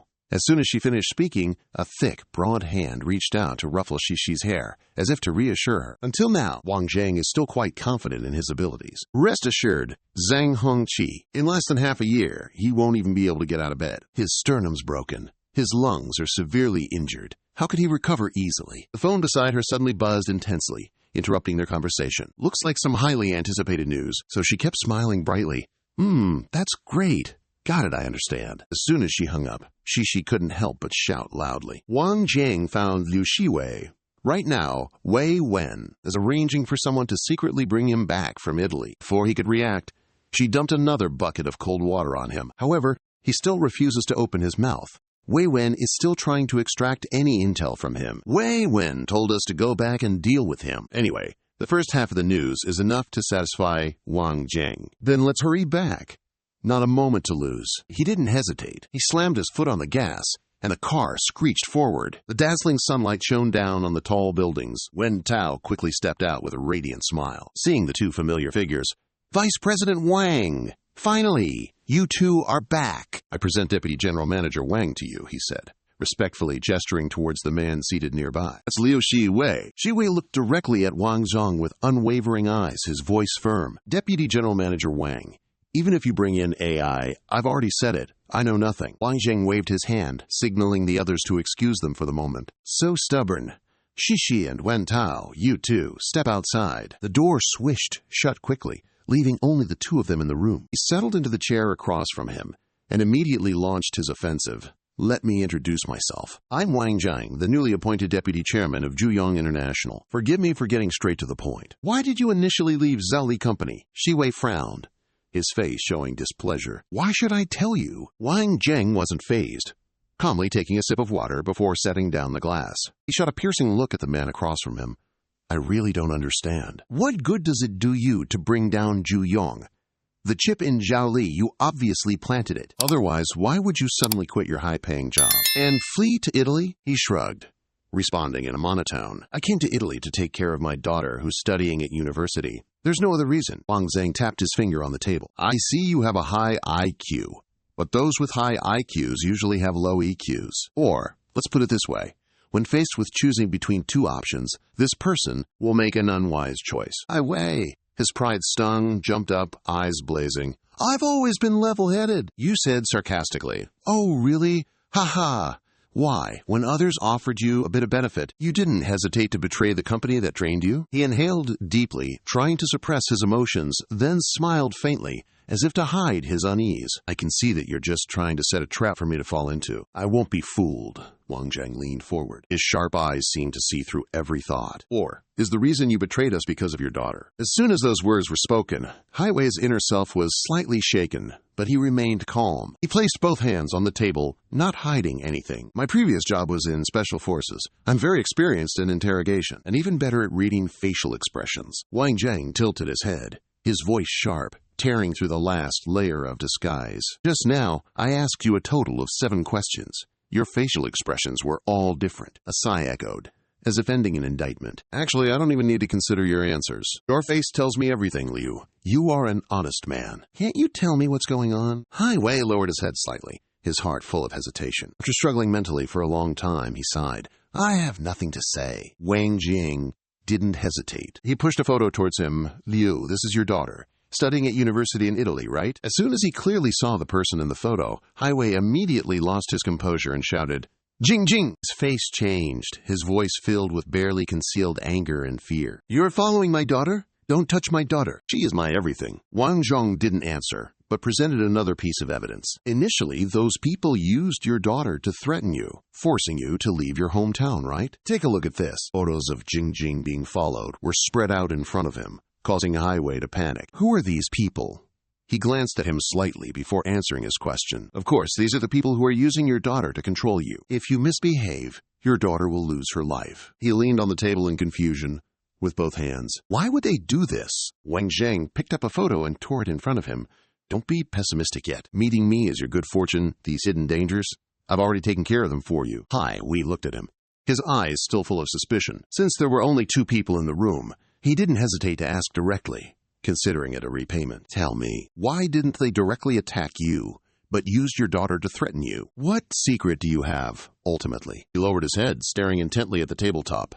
I have technology related to core filtration technology. I know how to make a core filter that consumes a lot of materials into one that doesn't. It can be used forever. This is what they want to get. Wang Zhang put his hands in his pockets, striking a nonchalant pose. A product that doesn't consume materials? If the core filter becomes a product that doesn't consume, the Geely company will definitely close. The Zhuyong company will also be affected. It seems you understand the matter concerning American water purifiers quite well. Diwei suddenly fell silent, not saying anything more. Wang Zhang snapped his fingers, offering a suggestion. Stopping halfway and not wanting to continue, truly disappointing. Look at this, then decide whether or not to continue, he said. The door suddenly creaked open with a dry click. He's stunned by this drastic script twist, huh? How can Ai Wei be so dumbfounded to see his daughter standing before him? Jing Jing, why are you here? Jing Jing looks at him with teary, glistening eyes, choked with emotion, and softly calls out, Dad! Then she rushes to embrace him tightly in trembling arms. Ai Wei, both touched and bewildered, turns to look at Wang Zhang, exclaiming, Just what do you people want? He slowly approaches them, reassuringly saying, You see it too, don't you? I can protect your daughter, so you don't need to worry anymore. Then he raises each finger in turn, corresponding to each request being made. As for my conditions, they're very simple. First, you work for Zhu Rong. I'll protect your daughter. Second, tell me everything you know. I want to find out who's the mastermind behind all this. After a few seconds of thought, Ai Wei nods decisively. All right, I agree. Then he turns back to look at his daughter, his gaze softening with love. As long as my daughter is safe, I'll do anything. The corners of Wang Zhang's lips curve into a faint yet meaningful smile. Talking to someone with a high IQ really saves effort. Rest assured, Zhu Rong won't mistreat you, sir. With that, he turned and walked out, instructing, Assistant Wei, leave the rest to you. Wen Tao respectfully nodded in acknowledgement. Vice President Wang, don't worry. Everything will proceed smoothly. Qi smiled brightly, looking at him with gratitude. Once again, I must thank you. Wang Zhang rubbed his nose, his expression a mix of smugness and teasing. Don't be so polite. Who told me to be Zhurong's vice president, huh? How's your father doing? Has he improved? The outcome of this matter is still uncertain. It could be a formidable opponent. Her expression fell, worry evident in her eyes. Still nothing. Right now, he's still relying on IV fluids to stay alive. I can only hope he won't stay like this forever. He reached out and gently stroked her head, like comforting a child. Everything will be all right. I'll always be here for you. Let's hurry and resolve everything before your father wakes up. Furthermore, let's make Zhurong even stronger. Shi's face suddenly flushed with shyness. Her voice was barely audible, as if talking to herself.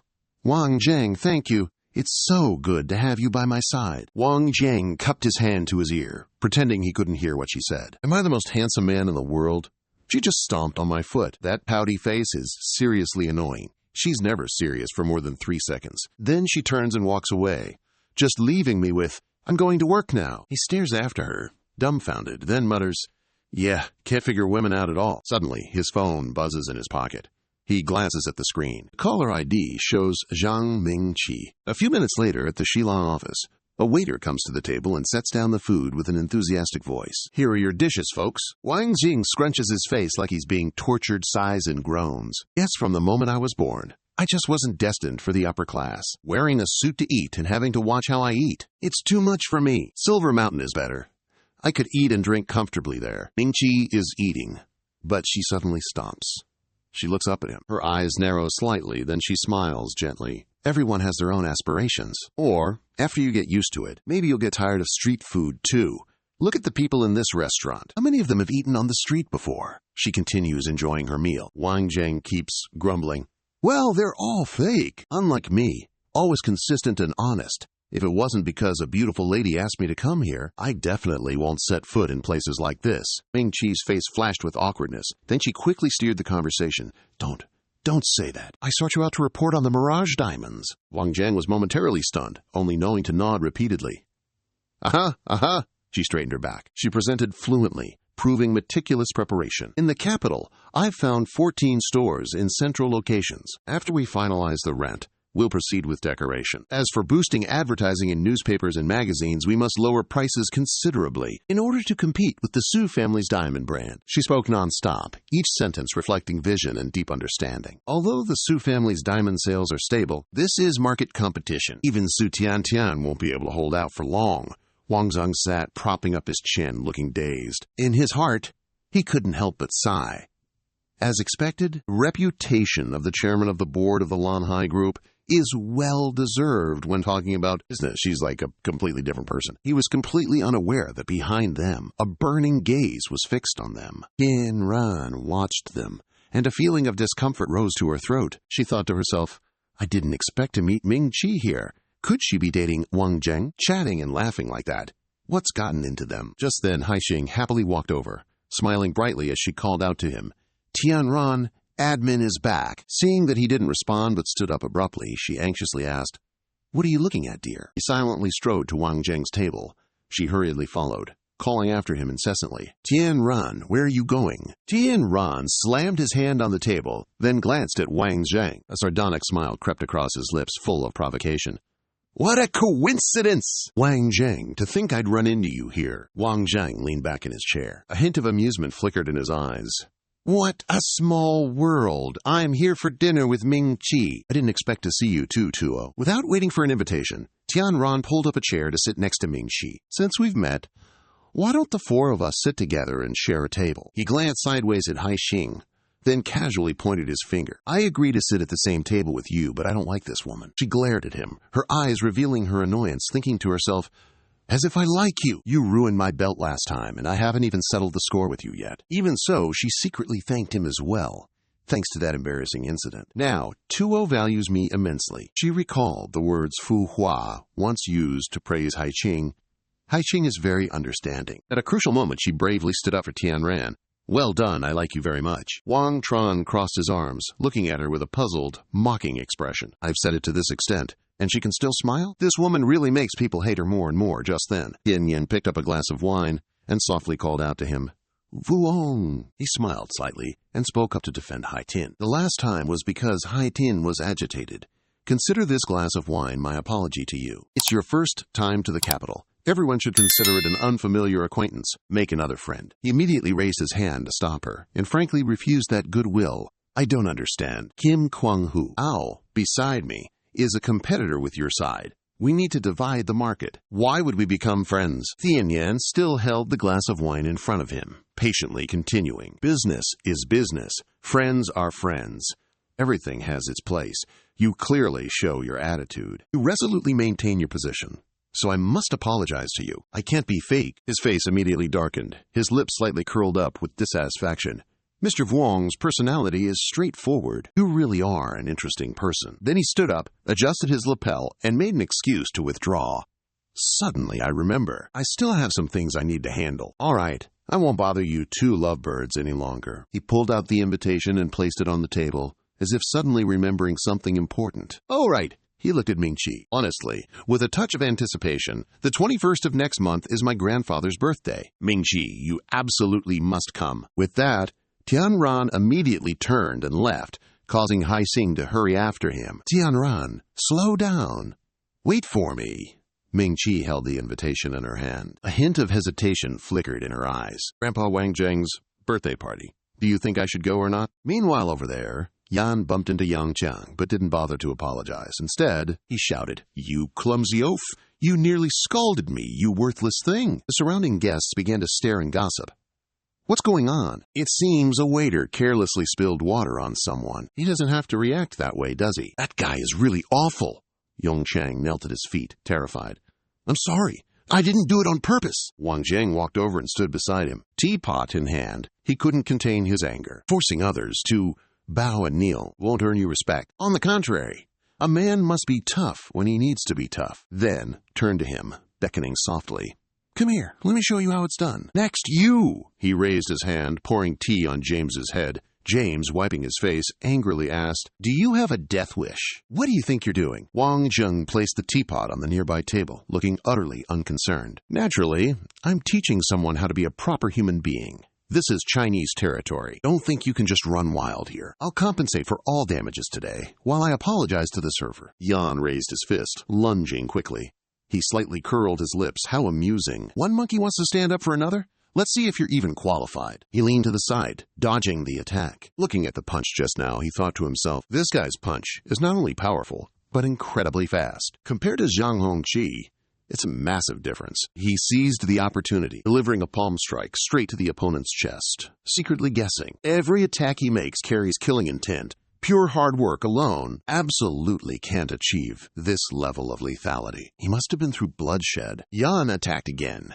He raised his hand to block, still doubtful in his heart. Why would a foreign master like this come to China? He began to counterattack with a flurry of moves, forcing him to defend. He thought to himself, there are less than 2 people in the group who can fight me. Today, I can actually meet a powerful figure in China here. No wonder it's known as the cradle of martial arts, Crouching Tiger. He squinted and focused on him. Then, he immediately launched a precise kick at him. James was kicked back a distance. He grimaced in pain, clutching his stomach, and asked, with this speed and skill, are you from the Dark Knight Military Academy? Cold footsteps echoed on the cold tiles. Vuong Tron strode up to stand close to James' face. The aura emanating was as cold as a knife.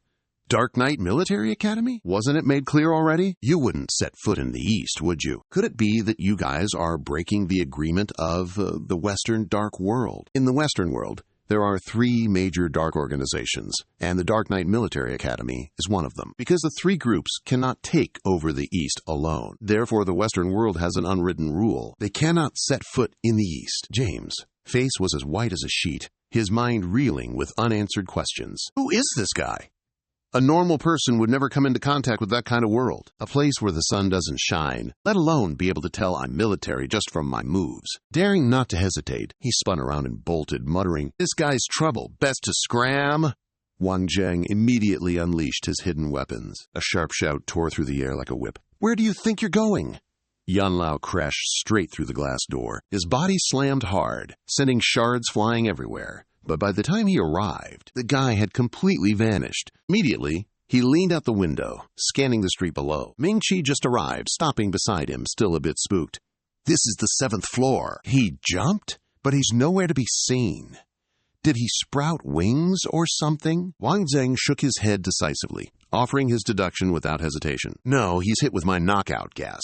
He'll be paralyzed for half a minute. Guaranteed. The fact that he's gone now means someone was waiting to pick him up. She turned to look at him, worry clear in her eyes. You know, that's kind of scary. So should we give chase? He asked casually, as if nothing had happened. Then he deliberately teased. Nah, no need. We definitely wouldn't catch him anyway. Besides, I have to escort the great beauty, Ming-Chi, home. Ming-Chi, hearing this, playfully scolded, "Chatterbox!" At that moment, a white car sped along the road. Inside the car, Dong-sung glanced reproachfully at James. "James, I told you already, don't act rashly. China is full of hidden dragons and crouching tigers. Your careless actions like that will affect the principal's plans." James gasped, still shaken from the escape. His face was still full of lingering fear. "I think we're in trouble. Just now, during the fight, that guy's martial arts were formidable. His hidden weapons were pretty skilled, too. Most importantly, he recognized me as someone from the military academy just by my moves." Dong-sung continued to drive attentively, but his eyes narrowed slightly. "How could that be? Could it be that there are people from the BA Group organization in China as well?" James was drenched in sweat, his voice lowered, as if admitting his mistake. "I temporarily have no way to judge. Today, it was my recklessness." He frowned slightly, looking at James unhappily, reminding him, "The principal sent you to help me. In the future, don't act alone. The East is not like the West. If you cause trouble again, you'll have to bear the consequences yourself." James' voice rang out in the scorching midday sun. "I know already!" Back on this side, the two were leisurely strolling. Ming-Chi suddenly glanced at Wang Zheng, then asked, "Aren't you supposed to be taking me home?" He stretched lazily, speaking with a philosophical tone. "Right, walking her home, how did that go?" "After eating. Walking 100 steps can get you to 99 years old." Suddenly, a mocking voice rang out from Kim Chang's underlings. "You're still thinking about living to 99? Wang Zheng paused, glanced at him, and scoffed. Wang Zheng scanned the group blocking his path, his voice icy. "Who are you? What do you want?" Kim Chang looked at him, a sneer of arrogance on his face. "You don't need to know much. Just know that someone wants us to deal with you." An underling quickly chimed in. "Brother Kim, upstairs only said to deal with the Southerner. What about that girl? What do we do with her?" He raised the club in his hand and ordered, "Deal with the Southern brat, then we all enjoy the woman." Ming-Chi immediately trembled. Her hands clenched tightly around her sleeves, and she softly called out, "Wang Zheng!" Seizing the opportunity, Wang Zheng deliberately teased her, his hand caressing hers with a sly look. "My woman, don't be nervous," she shyly shouted. "Who's your woman?" At that moment, the underlings charged forward like hungry wolves, and she frantically turned to him, asking anxiously, "What do we do?" "They're attacking." However, Wang Zheng didn't panic at all. A playful smile still curved on his lips. "To catch bandits, you must first capture their leader." As soon as he finished speaking, he lifted his foot and moved, his figure darting out like a bolt of lightning, swooping through his goons like a whirlwind. In a flash, a hand grabbed Jin Cheng's collar. With one move, he was lifted off the ground, and he screamed in panic, unaware that his cronies were sprawled on the ground. "Let me go! Release me! Brothers, come save me!" Wang Zheng held him suspended like a sandbag, scoffing with contempt. "Who do you think can save you?" Jin Chang was briefly stunned, but still struggled. What's wrong with them? What did you do?" He looked up, his gaze as cold as steel piercing him, his voice decisive. "You don't need to know much. Just tell me, who sent you?" Jin Chang felt his life was threatened, and hurriedly raised his hand in surrender. I'll talk.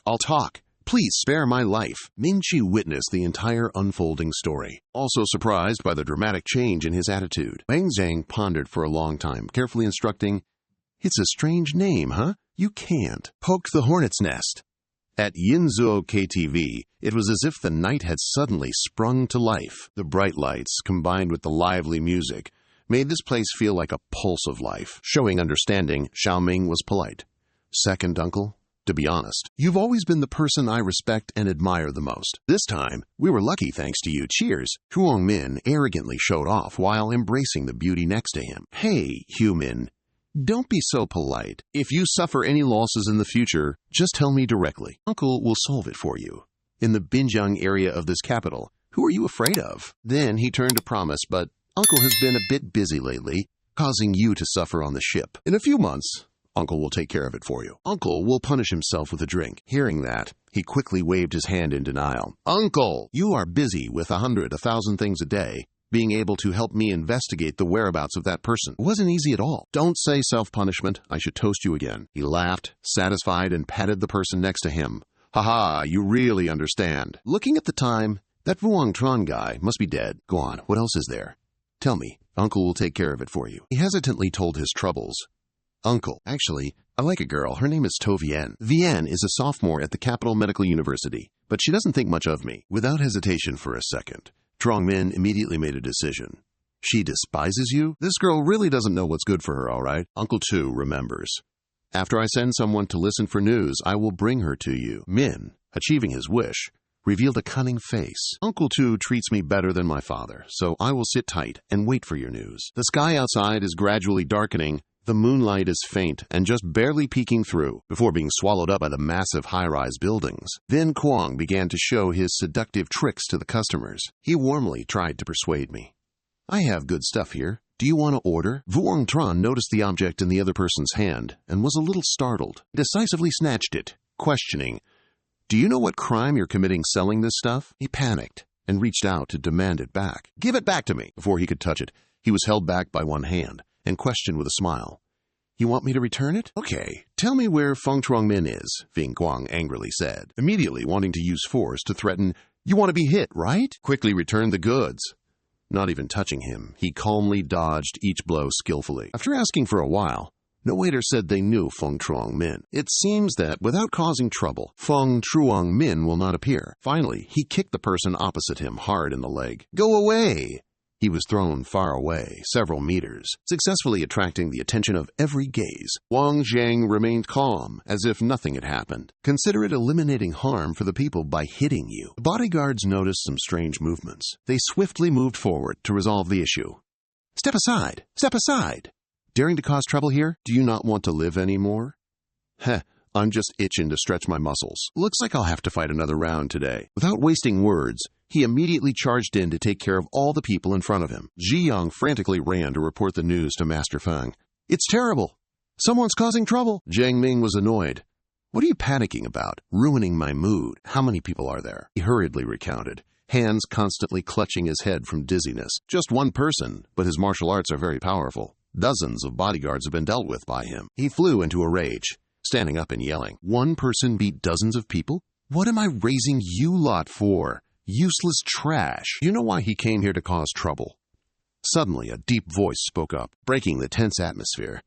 What other reason could there be? Quick as lightning, Wang Zheng coldly snapped the artery in his neck. His face darkened, directly getting to the point. Are you the brain-dead Feng Jiangming? Ming was scared, instinctively taking a few steps back. I don't even know who you are. Without a second's hesitation, Wang Zheng decisively threw a punch into the face of the man in front of him. Finally found you, old-timer. You're the one who wants to deal with me, right? The man painfully clutched his face. What reason would Uncle have to mess with you? You're Wang Zhang?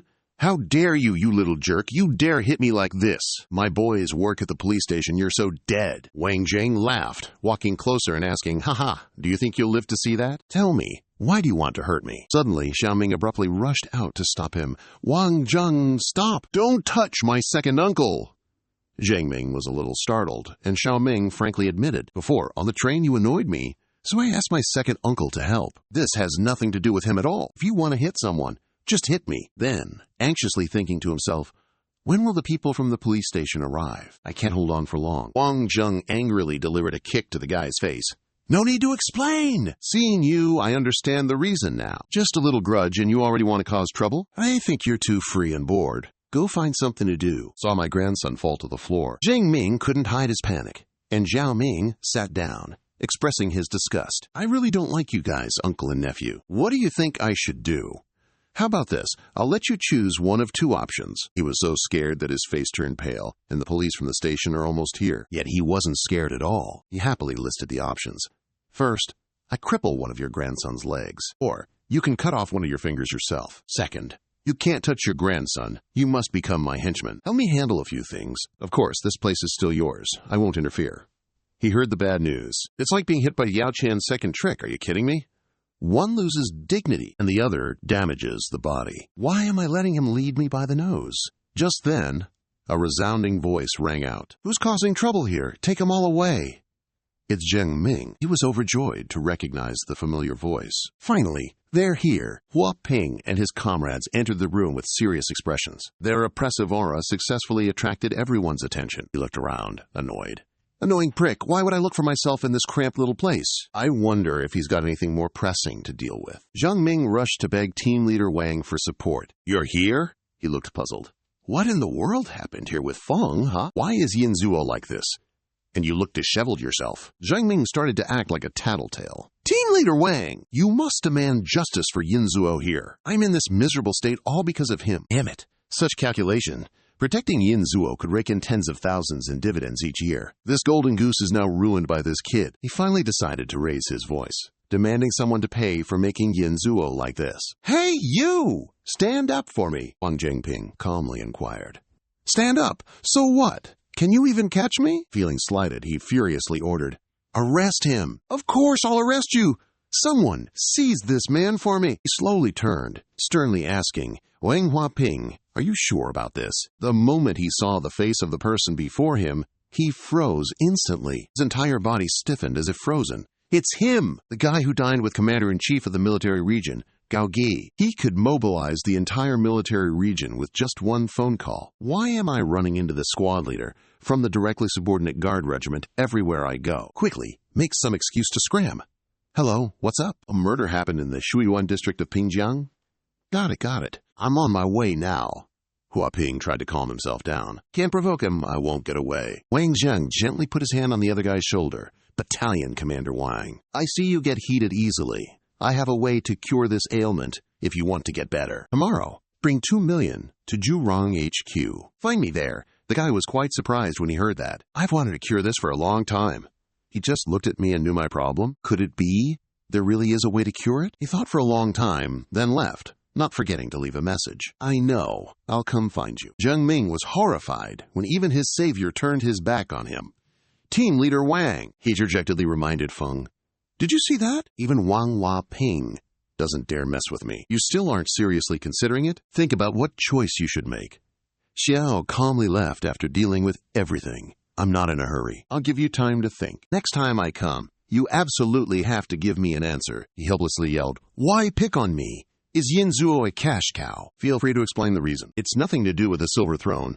It's just that he has something I need. However, it's not convenient to tell him right now. Wang Zheng slowly left the room, each step echoing with a clack-clack sound. As if to assert his calm demeanor and irresistible authority, he wearily stretched. He gently rotated, loosening his muscles after a long night of strenuous activity. Recalling the events of earlier, he couldn't help but sigh. It's been so long since I've been this active, so invigorating, truly refreshing. The next step is to contact that person. He leisurely dialed a familiar number.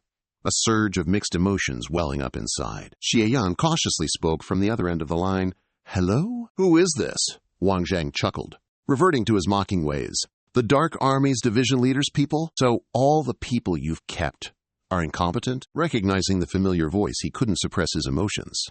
It's you, Wang Zhong. When did you come back? He was determined to respond with caustic words. The special ops team leader like you doesn't even know when I came back? Why did I come back this time? You better cooperate obediently. Otherwise, even if you run to the ends of the earth, I will find you. I assure you. Put your mind at ease. You've already told me, so you must trust me. Must be worthy of your trust, he said, then helplessly reminded. At least show some respect and call me elder brother. Have you no manners? He didn't even bother to heed a word of his. Hurry up and settle the matter of the Dark Military Academy. Don't make me wipe your asses when I have free time. Xie Yan wasn't surprised when the call abruptly ended. That temper still the same as before. He cried tears of joy. Tears involuntarily streamed down his face. He's back. He's really back. This is great. A new day begins, the morning sunlight filtering through the towering skyscrapers, bringing a gentle warmth, awakening the entire city. At the vice president's office, Shishi's voice rings out. Liu Jiwei has confessed everything. The person who secretly threatened him is named Liu Yongfu. She carefully reported the information. Liu Yongfu is the owner of a medical equipment company. He's an overseas Chinese. I've had people investigate. This company is a foreign-invested enterprise located in Gongtuo Province. Wang Zheng was a little surprised to hear that. It's Gongtuo Province again? What a coincidence. Have you found someone to investigate this company yet? She quickly replied, The company in Kongtu Province is also an enterprise with foreign investment. But our legal entity is Luvien Pu, who had a heart attack 2 days ago. He died before he could get to the hospital. He thoughtfully analyzed the situation. The crucial knot has been broken. Someone must have taken action. It seems he was just a pawn to be discarded. Finally, he gave an instruction. This opponent is not simple at all. Please investigate the investment capital of this company. There may be some clues. That immediately accepted the mission. I asked Assistant Wei to get to work right away. Just then, the phone rang incessantly, interrupting their conversation. He quickly answered, "Hello," instructing him to come up. She curiously asked, "Who's that?" Wang Zheng calmly replied, "Someone bringing me money." He bid farewell to Thiti, then prepared to welcome his distinguished guest. She happily said, "I thought Captain Wang would drag it out for days. I didn't expect you to see the light so soon. Enough with the pleasantries. Let's get straight to business. I'll give you 2 million. Can you cure my ailment? I've been to so many places, and they all say it's psychological. You sound confident. How could those mediocre doctors possibly understand my profound knowledge? Captain Wang, do you remember the first time we met? I've said it before. Those who don't mess with me, I won't mess with them. About this ailment, I just need to give you a small exercise." He thought for a while, deciding to gamble it all, handing everything over to him. "Here's 2 million. Code 16. I can't take it anymore." Hastily handing the credit card to the person opposite him. "Quickly, help me cure this ailment. It's seriously affecting my life." Wang Zheng smiled reassuringly. "Don't panic." Cautiously taking out his set of golden needles, which have been with me for years, warmly stating his point of view. "Once the money's exchanged, I have to cure the ailment. That's always been my healing philosophy. Let's begin the treatment." Hua Ping hesitantly shouted, "Here! What the... Ah!" After a long while of acupuncture, he painstakingly dragged himself to the car. And he calls others mediocre. Lucky he didn't acupuncture me to death. Suddenly feeling that his body doesn't ache, huh? The pain's gone. My body seems so much lighter. Wang Zheng calmly watched his figure fade into the sun-drenched road. Shithathi couldn't hide her curiosity. How could he just let him go like that? He stared intently at the guy downstairs, a cunning smile spreading across his face. How could I let him off so easily? I'm just collecting a little interest up front, that's all. He sighed helplessly. You devious thing. Anyone who falls into your hands is truly unlucky for life. Lucky for me, I'm not your opponent. Otherwise, you'd... Wang Zheng sulked playfully, teasing. Otherwise, what would you do to me? Relax, I told you a long time ago, you're not my type. She, getting a cold splash of water, shyly shouted, Wang Zheng. He chuckled, grabbing her hand to stop her. Wait a sec, I've got a call. He quickly answered the phone. Hello? Yeah, okay, I got it. She curiously inquired, what's going on? He happily recounted the story. Quote, Liao Xuan said she found a job and wants to treat me to a meal. Hearing this, Thithi wrapped her arms around him, sternly saying, I'm telling you, Vice President Wang, don't tell me you want me to enforce the policy of the president not being allowed to take leave without permission. What if I don't allow it? Wang Zheng hurriedly explained. My lady, rest assured, I'm not ditching work to go out for a meal. It's absolutely for company matters. As far as I know, our new product is still lacking a spokesperson. Right, you bluntly state your views. I think Li Xuan is perfect for the role. What's more, people getting married now are mostly post-90s generation, which perfectly embodies the image of a newlywed couple. What do you think? Your eyes lit up like you just discovered a whole new world. Good idea. I'll arrange for her to take a look and see how the casting goes. You happily agreed, of course, Wang Zheng immediately headed to Grandma Qiao's restaurant, where he had a date with Liao Xuan. The two raised their glasses in celebration, finally reuniting after so long. You casually extended an invitation. I have something to tell you. I treat you to a meal, you give me a chance to make money. Do you want to be the spokesperson for Zhurong? Liao Xuan hesitated for a while. She cautiously spoke. Be a spokesperson? Sounds a bit complicated. I should just obediently be a student teacher. What's with being a star? Honestly, I've never thought about it before. You were a bit surprised by her attitude and pondered deeply. Finally, you decided to take a chance. Actually, help me with something. Try going to a casting call, okay?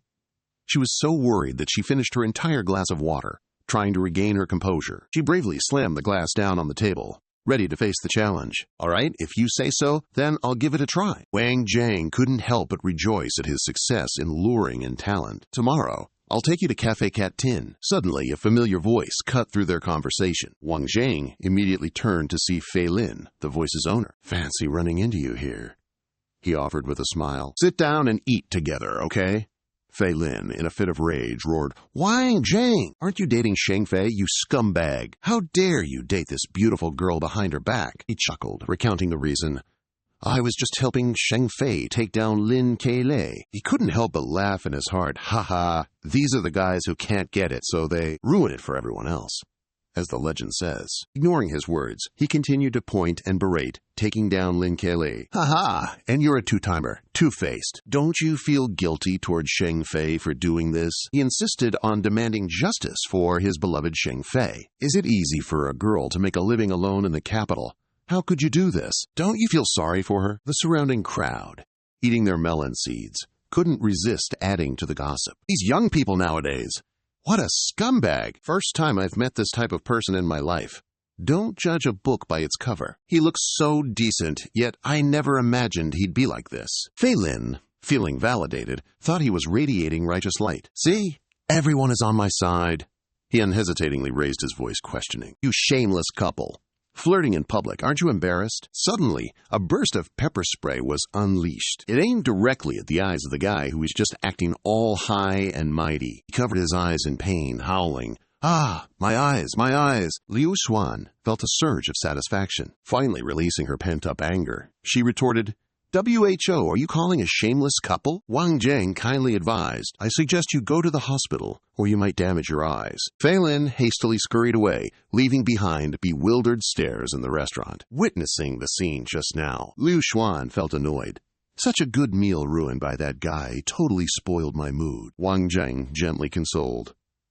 Why let that guy ruin your mood? Just think of him as a fly buzzing away, then forget about it. Then, proactively trying to cheer her up. Come on, let me take you back to school. Wang Zheng's car sped through the crowded streets, seemingly tearing through the hurried crowd. Finally, it slowly rolled to a stop in front of the university gate. Liu Xuan lightly stepped out of the car, not forgetting to say goodbye. Thank you for driving me back. Go home and get some rest. Recharge your batteries for tomorrow's casting call, he cheerfully instructed. Okay, tomorrow I'll come to pick you up. Wait for my call, okay? Suddenly, he spotted a familiar figure walking out from the school. She anxiously asked, Han, what's wrong? He hurriedly turned to check the situation, only to run into an old acquaintance. She was a little startled. It's Chu Feng. Chu Feng grimaced unhappily. Yo, Xuan, the first time I returned to school, I run into her. What bad luck. In his heart, he continuously spewed affectionate words. You wretched bitch! If it weren't for you, I wouldn't have been hung up and beaten, leaving these ugly scars on my face. He sullenly clenched his fist, suppressing the flames of hatred that were burning. The humiliation I've suffered, this vengeance, Chu Feng will always remember it. Liu Xuan didn't bother to give the other person a second glance, quickly ignoring him. Chu Feng resentfully thought to himself, the one who harmed me brought trouble to me. But one day, I will kill you, he affirmed with certainty. I will definitely kill you, Liu Xuan. Qihua felt that her son's condition wasn't good. She immediately intervened. Chu Feng, absolutely don't cause any trouble. That will make yourself regret it later. Your father is looking for someone to do the procedures. A month later, I'm sending my child to Australia. He vehemently opposed it. I'm not going. What I lost, I must take back. The old man flew into a rage, yelling, This child! You're her mother, why aren't you advising her? Yi Hui, indignantly speaking, berated. My son and I are being bullied like this, and you're still stubbornly turtling up? Qihua, are you even a man? Or what? He struggled to swallow his anger, warning Yi Hui, let me tell you, absolutely don't let Zhou Feng ruin my plans. Successful women are few, those who mess things up are many. The car gradually disappeared at the end of the road, leaving Wang Zheng with a contemplative gaze, amidst a crossroads of intertwined thoughts. The early morning sunlight had just begun to peek through, and everyone at the headquarters was ready for a day of productive work. Xiao Miu thoughtfully introduced, Bing Chun, take a look at this. This is the costume and commercial script for Zhu Rong. Bing Chun immediately clarified her personal stance. Messy hair. Director Zhang, I don't like this kind of makeup. This doesn't suit my established image. He patiently suggested to Bing Chun, our work definitely cannot be completely according to your wishes. Please understand. Can you break away from the image of a domestic woman? Stop acting like a shrew to explore a new image. A silver screen icon like me still needs to be explored? Undeterred, he continues to persuade. Bing Chun, trust me, if you explore a completely new image in this script, you will definitely win even more love from the audience. Ignoring his words as if she's deaf. No need to say more, Director Zhang. I really don't like this script. She frankly states her opinion. Besides, the problem also lies in the fee. I'm not lowering the price. 70 million is 70 million. Xiao Miu, upon hearing this, is stunned. 70 million? Didn't you say it was 60 million before? Wang Zheng, witnessing the entire conversation, can't help but sneer. Yeah, I really hate that this top-tier female celebrity is so stuck up, huh? Seriously arrogant. Shi calmly explains. In China, extremely few celebrities are humble. Bing Chun doesn't belong to that type. Moreover, she is still a top-tier female celebrity. He bursts out laughing, mockingly saying, who cares what tier she is? Wants to come to Jurong to show off? Dream on. A 70,007 fee? She won't even get it. She quickly resolves the misunderstanding. I was afraid that Liao Xuan wouldn't agree, so I made a backup plan with Bing Chun. Now that Liao Xuan has agreed, all right, I'll cancel the contract with that Bing Chun. Totally impressed with your work ethic. Nods slightly, he saunters over to chat up Xiao Miu. Director Zhang, I presume? Always happy to share your worries. What's got you so worked up? Don't be shy. Just spill it to me. Xiao Miu quickly perks up. Oh, it's Vice President Wang. Please, have a seat, have a seat. Shi discreetly slips away, leaving the two alone. You and Director Zhang have a chat, okay? The wardrobe folks are helping Liao Xuan get changed. I'll go see how Wang Zheng is doing. Smiles and nods. All right. He turns to Han and asks, so what was all that about? That Bing Chun suddenly bailed before we even started filming. Xiao Miu recounts the situation helplessly. Vice President Wang, here's the thing. Bing Chun had some issues with the script and the costumes. I was using these pictures to try to convince her. He pretends to ponder. Oh, is that so? Director Zhang, if we let Bing Chun be the spokesperson, will the photography and post-production effects be as good as we're hoping for? He carefully reviews the documents. Even though Bing Chun's style doesn't really fit the advertising requirements, but maybe she's a first-tier female star, could yield a decent post-production effect. You calmly took the stack of papers from his hand, frankly stating your view, Director Zhang. To be honest, Jurong entered the household goods industry. Didn't initially plan to invest too heavily in promotion. Just wanted to test the waters, that's all. He quickly understood the hidden meaning in your words. You already have a suitable candidate? Why not just let her come and shoot something to see how it goes? Wang Zheng couldn't help but sigh. Director Zhang, you're so quick on the uptake. You slowly shifted your gaze to the person just mentioned. You've arrived. Without hesitation, you suggested the other party follow Liu Huan's figure. Take a look first. She appeared in a dynamic sportswear outfit, filling you with confidence. See if you're satisfied. Xiao Miu seemed to have found the love of her life, her eyes showing clear joy and satisfaction. Very satisfied, even without knowing the effect. But I'm very satisfied just looking at her. She's got presence. Liu Huan, nervous to the point her hands wouldn't stop shaking, greeted him. Hello, Director Zhang. My name's Liu Huan. I'm a student at the Capital Normal University. Wang Zheng asked me to help you film an ad this time. I truly didn't expect it. But you're directing the film yourself. I've seen you on TV before. He happily shook hands, introducing himself to the person opposite him. Noticing her anxious mood, he chuckled reassuringly. Don't be tense. Just relax, that's all. During the screen test, just do as I instructed. That's all you need to do. Wang Zheng thoughtfully reminded her. This matter shouldn't be delayed. Let's get started, everyone. Director Zhang, I hope you'll take care of Liu Xuan. I won't disturb you two any longer. He smiled brightly, giving a dance-like gesture, which gradually improved her mood, too. Only when the two of them had completely left did Shi slowly sit down and sip her tea. She recalled the moment that had just happened and breathed a sigh of relief. You know what? I just went to see how she was doing and almost scared myself to death. She did her own makeup like this. Hearing her description, he could somewhat imagine that adorable appearance. Aha! He looked towards the opposite table, judging, which means she cares a lot about the screen test, but she just hasn't figured out her position yet, that's all. Wang Zheng greatly admires the person he recommended. Admin's attitude is excellent. Her self-awareness is high. I think she can totally become a famous actress. Young master, take the initiative to sound him out. What do you think? Xiao Miu is so excited she's clapping her hands. I think she's a good fit. After a period of hard work, he gratefully extended an invitation. Na lai da. Come here, it's been a tiring 3 hours. He kept praising him. You're too kind. Liu Xuan is very active, intelligent, and clever. If she plays the lead role, it'll definitely be very effective. Trust me. Liu Xuan is a little embarrassed. You flatter me.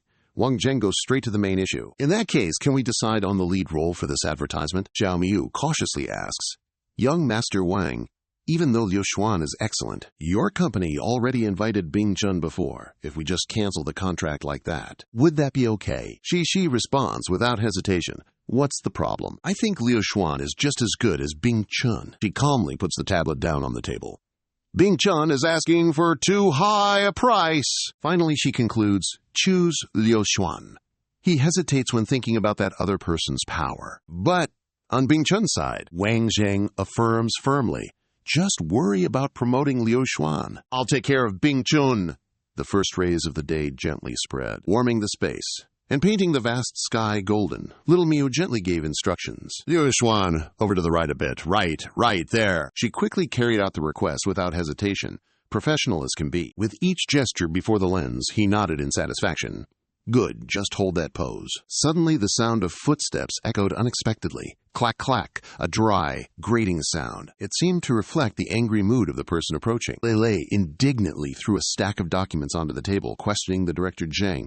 What's the meaning of this? She irritably raised her voice, scolding. The main actress is Bing Chun. She hasn't even arrived yet. So, you guys have already started filming? Little Miu calmly pointed towards Liu Xuan. What do you mean? The main actress hasn't arrived. Isn't she the main actress? Hearing this, Lei flew into a rage. What? How can you guys arbitrarily change the actors? Doing this is a breach of contract.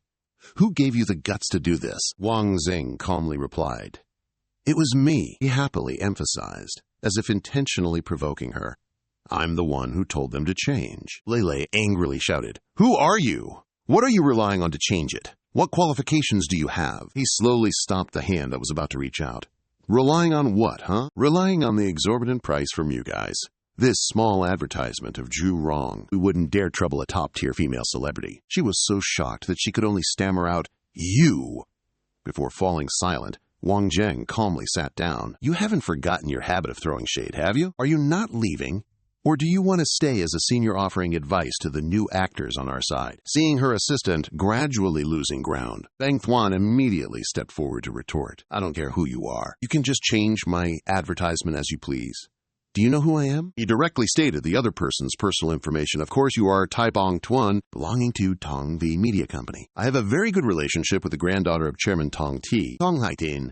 I even know your real name is Tai Hong Quan. She was hit right in the heart and immediately angrily screamed, You guys teamed up to play me, didn't you? When I get back, I will hold a press conference to let the public know your despicable tricks. And the truth, he coldly retorted. What truth? What truth? Then he directly pointed at her face. Is it to tell the public the truth that you had your face shaved? Not stopping there, he did not hesitate to expose all the deeply hidden secrets, or that you had a breast augmentation.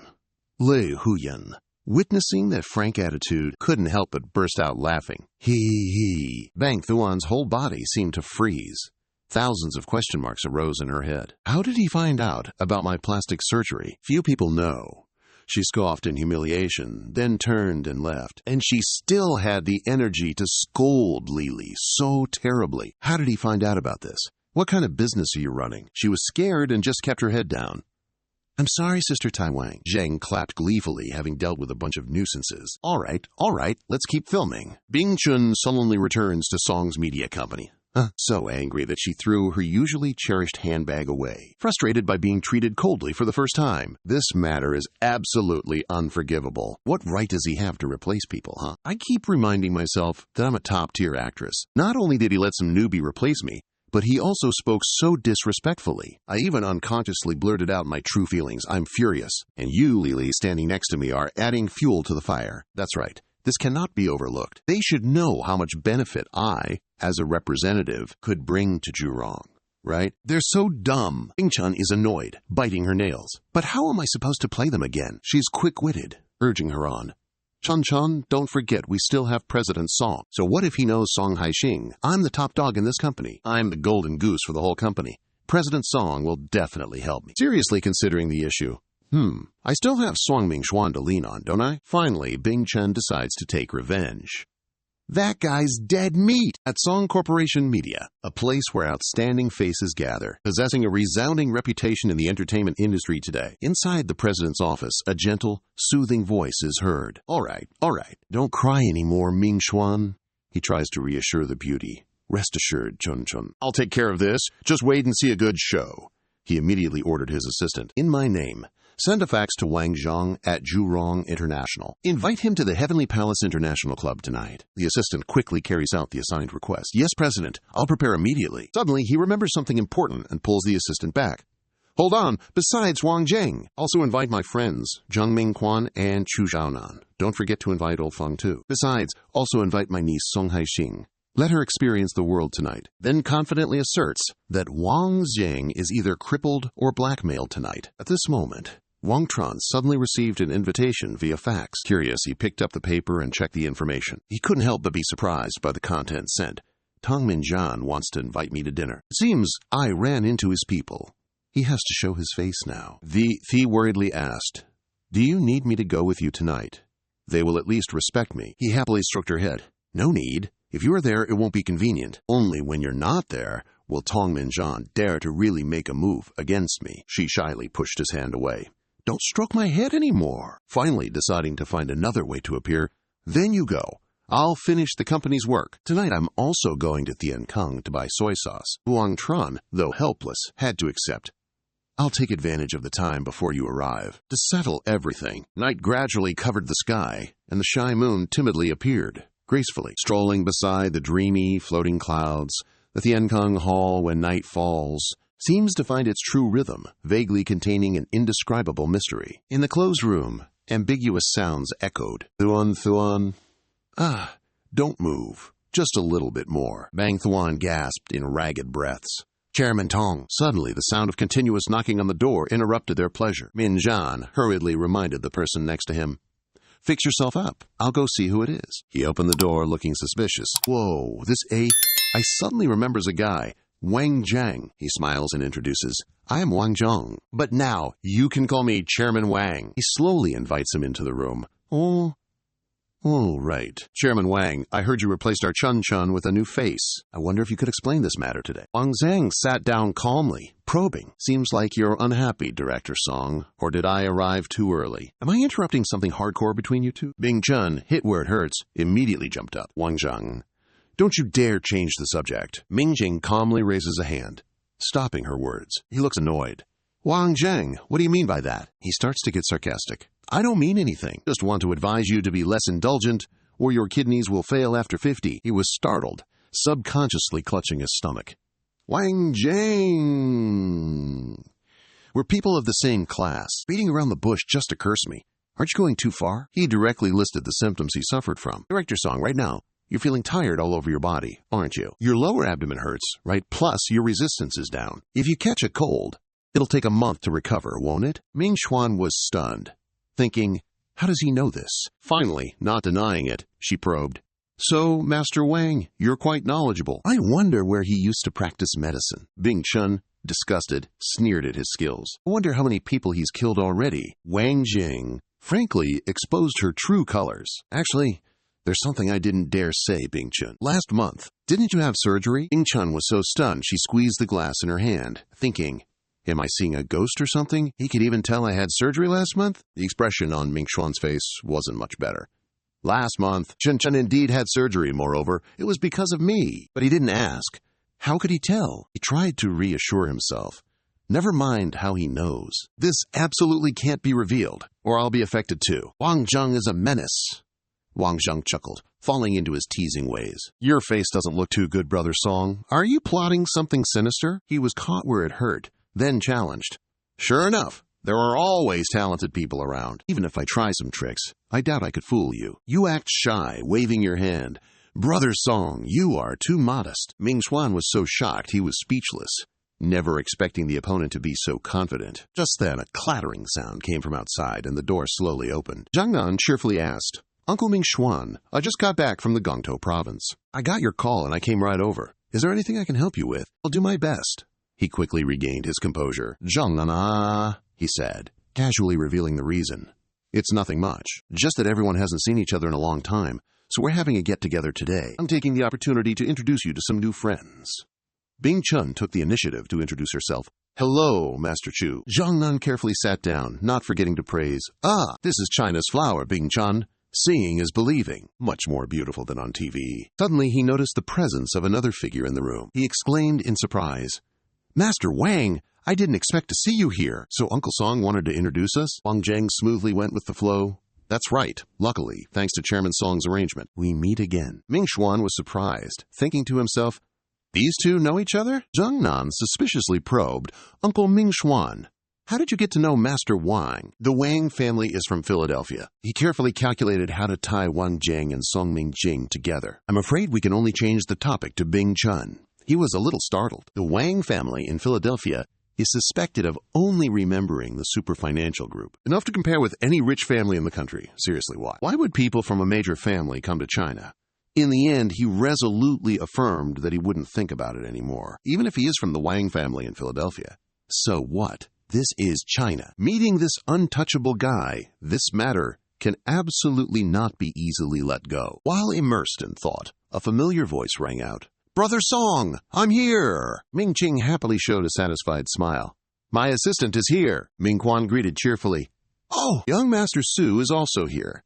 And there's the great beauty Bing Chun, too. Wang Zheng smiled and waved his hand in greeting. As soon as he saw Su, he was terrified. He unconsciously recalled some unpleasant memories. Su, why are you here? Su asked back curiously. Why can't I be here? He was afraid, only knowing to bow his head. Of course! Of course you can be here. An indescribable feeling of unease welled up in his heart. As long as he doesn't get punched by Su again, even if Su climbs on his head and sits, it doesn't matter. Su directly walked over and put his arm around the person next to him. What's wrong? Are you scared to see me? Didn't you come with your sister? Ming Quan cautiously replied. My sister is busy. She has to work overtime. I can't help but regret my decision. So tonight's Hongmen banquet is for Wang Zheng. If I'd known it was him, I wouldn't have come. Both Min Ching and Bing Chun spoke at the same time. You two know each other? Wang Zheng calmly emphasized. Not only do we know each other, but we're also very close. Min Quan immediately corrected. Oh, he's close with my sister. He felt that the teasing was enough and decided to let him off. Actually, I met Ming Chi while studying abroad, and we've been close friends for years. He casually beckoned. Come on, sit down. Min Ching wiped his sweat as he witnessed the scene before him. Su Zhaonan actively showed goodwill. Zhang Min Quan was timid and cowering. This Wang Zheng is as tough as steel. He seriously considered his options. This Wang Zheng is really formidable. I still shouldn't cause any trouble. However, gathering all his courage, he pushed a glass of wine towards the opposite side. Wang Zheng was confused and didn't know what he was planning. Min Ching bluntly stated his view. Young Master Wang, regarding you replacing Chun Chun with an unknown student, I still need an explanation. Wang Zheng coldly retorted to the chairman. So your idea is for me to apologize to Miss Bing Chun right here? Ming Xuan startled, waving his hands. No, I just want you to hold a press conference to clearly explain this matter. Otherwise, her reputation will be damaged. He continued to probe the other party. Your idea is, you want me to publicly apologize to her in front of everyone? He nodded slightly, satisfied. You truly are an understanding person. Ming Xuan felt the atmosphere gradually becoming tense, so he made an excuse to slip away. My stomach hurts too much. Gotta go. You guys keep talking. Zhang Nan immediately realized his intentions. Talk about seizing the moment to go to the restroom now. Is he sticking his nose in, trying to help Wang Zheng, that meddling Ming Xuan? Aren't casting changes a pretty common occurrence anyway? Perhaps Wang Zheng has his own troubles. Who knows? We should still try to sort things out ourselves, you know? Ming Xuan carefully took the glass of water from the person opposite him. A feeling that's hard to name surges in my heart. If I really give in and don't help Chun Chun, will any new stars agree to sign a contract with the company later? He tries to come up with a solution. After all, this isn't a big deal. I'm talking to you, Wang Zheng. Follow me, everyone. Let's cooperate. Wouldn't that be more beneficial? Sao finished speaking and bent down to pour the wine diamond. Wan Ling, cooperating with a bunch of stars from Song's media company, is definitely a win-win situation. Wang Zheng quickly reached out to stop him, chuckling as he stated his point. If all the stars from Song's media company were like Miss Bing Chun here, I couldn't possibly handle it. Bing Chun angrily stood up, yelling, Wang Zheng, what do you want anyway? You believe I won't have my men beat you up right now? He calmly challenged. Go ahead. Try it. If you dare touch a single hair on my head tonight, you won't see the sun tomorrow. He tossed the gold card onto the table in front of everyone's eyes. Ming was bewildered, stammering, This is Heavenly Palace. The other man cried out in alarm. This is a platinum membership card for the board of directors of the International Heavenly Palace Club. His mind was racing. Rumor has it that the International Heavenly Palace Club was founded by the chairman of the board, and those on the board of directors are all figures who possess incredible schemes. Wang Zheng is one of them. Bing Chun arrogantly crossed her arms. Who knows if this card is real or fake? You think that rock hard means I can't touch you anymore? Wang Jing casually stood up and stretched. Oh, really? Let me tell you something. Before coming here, I used this card to prove my identity. I got them to install cameras in this room. Kotai's face turned pale. So did Min Zan. Pale as a ghost, she jumped at the sound of camera. Zhang Nan sighed, resigned, 2-against-1. And Wang Zong still lost so miserably.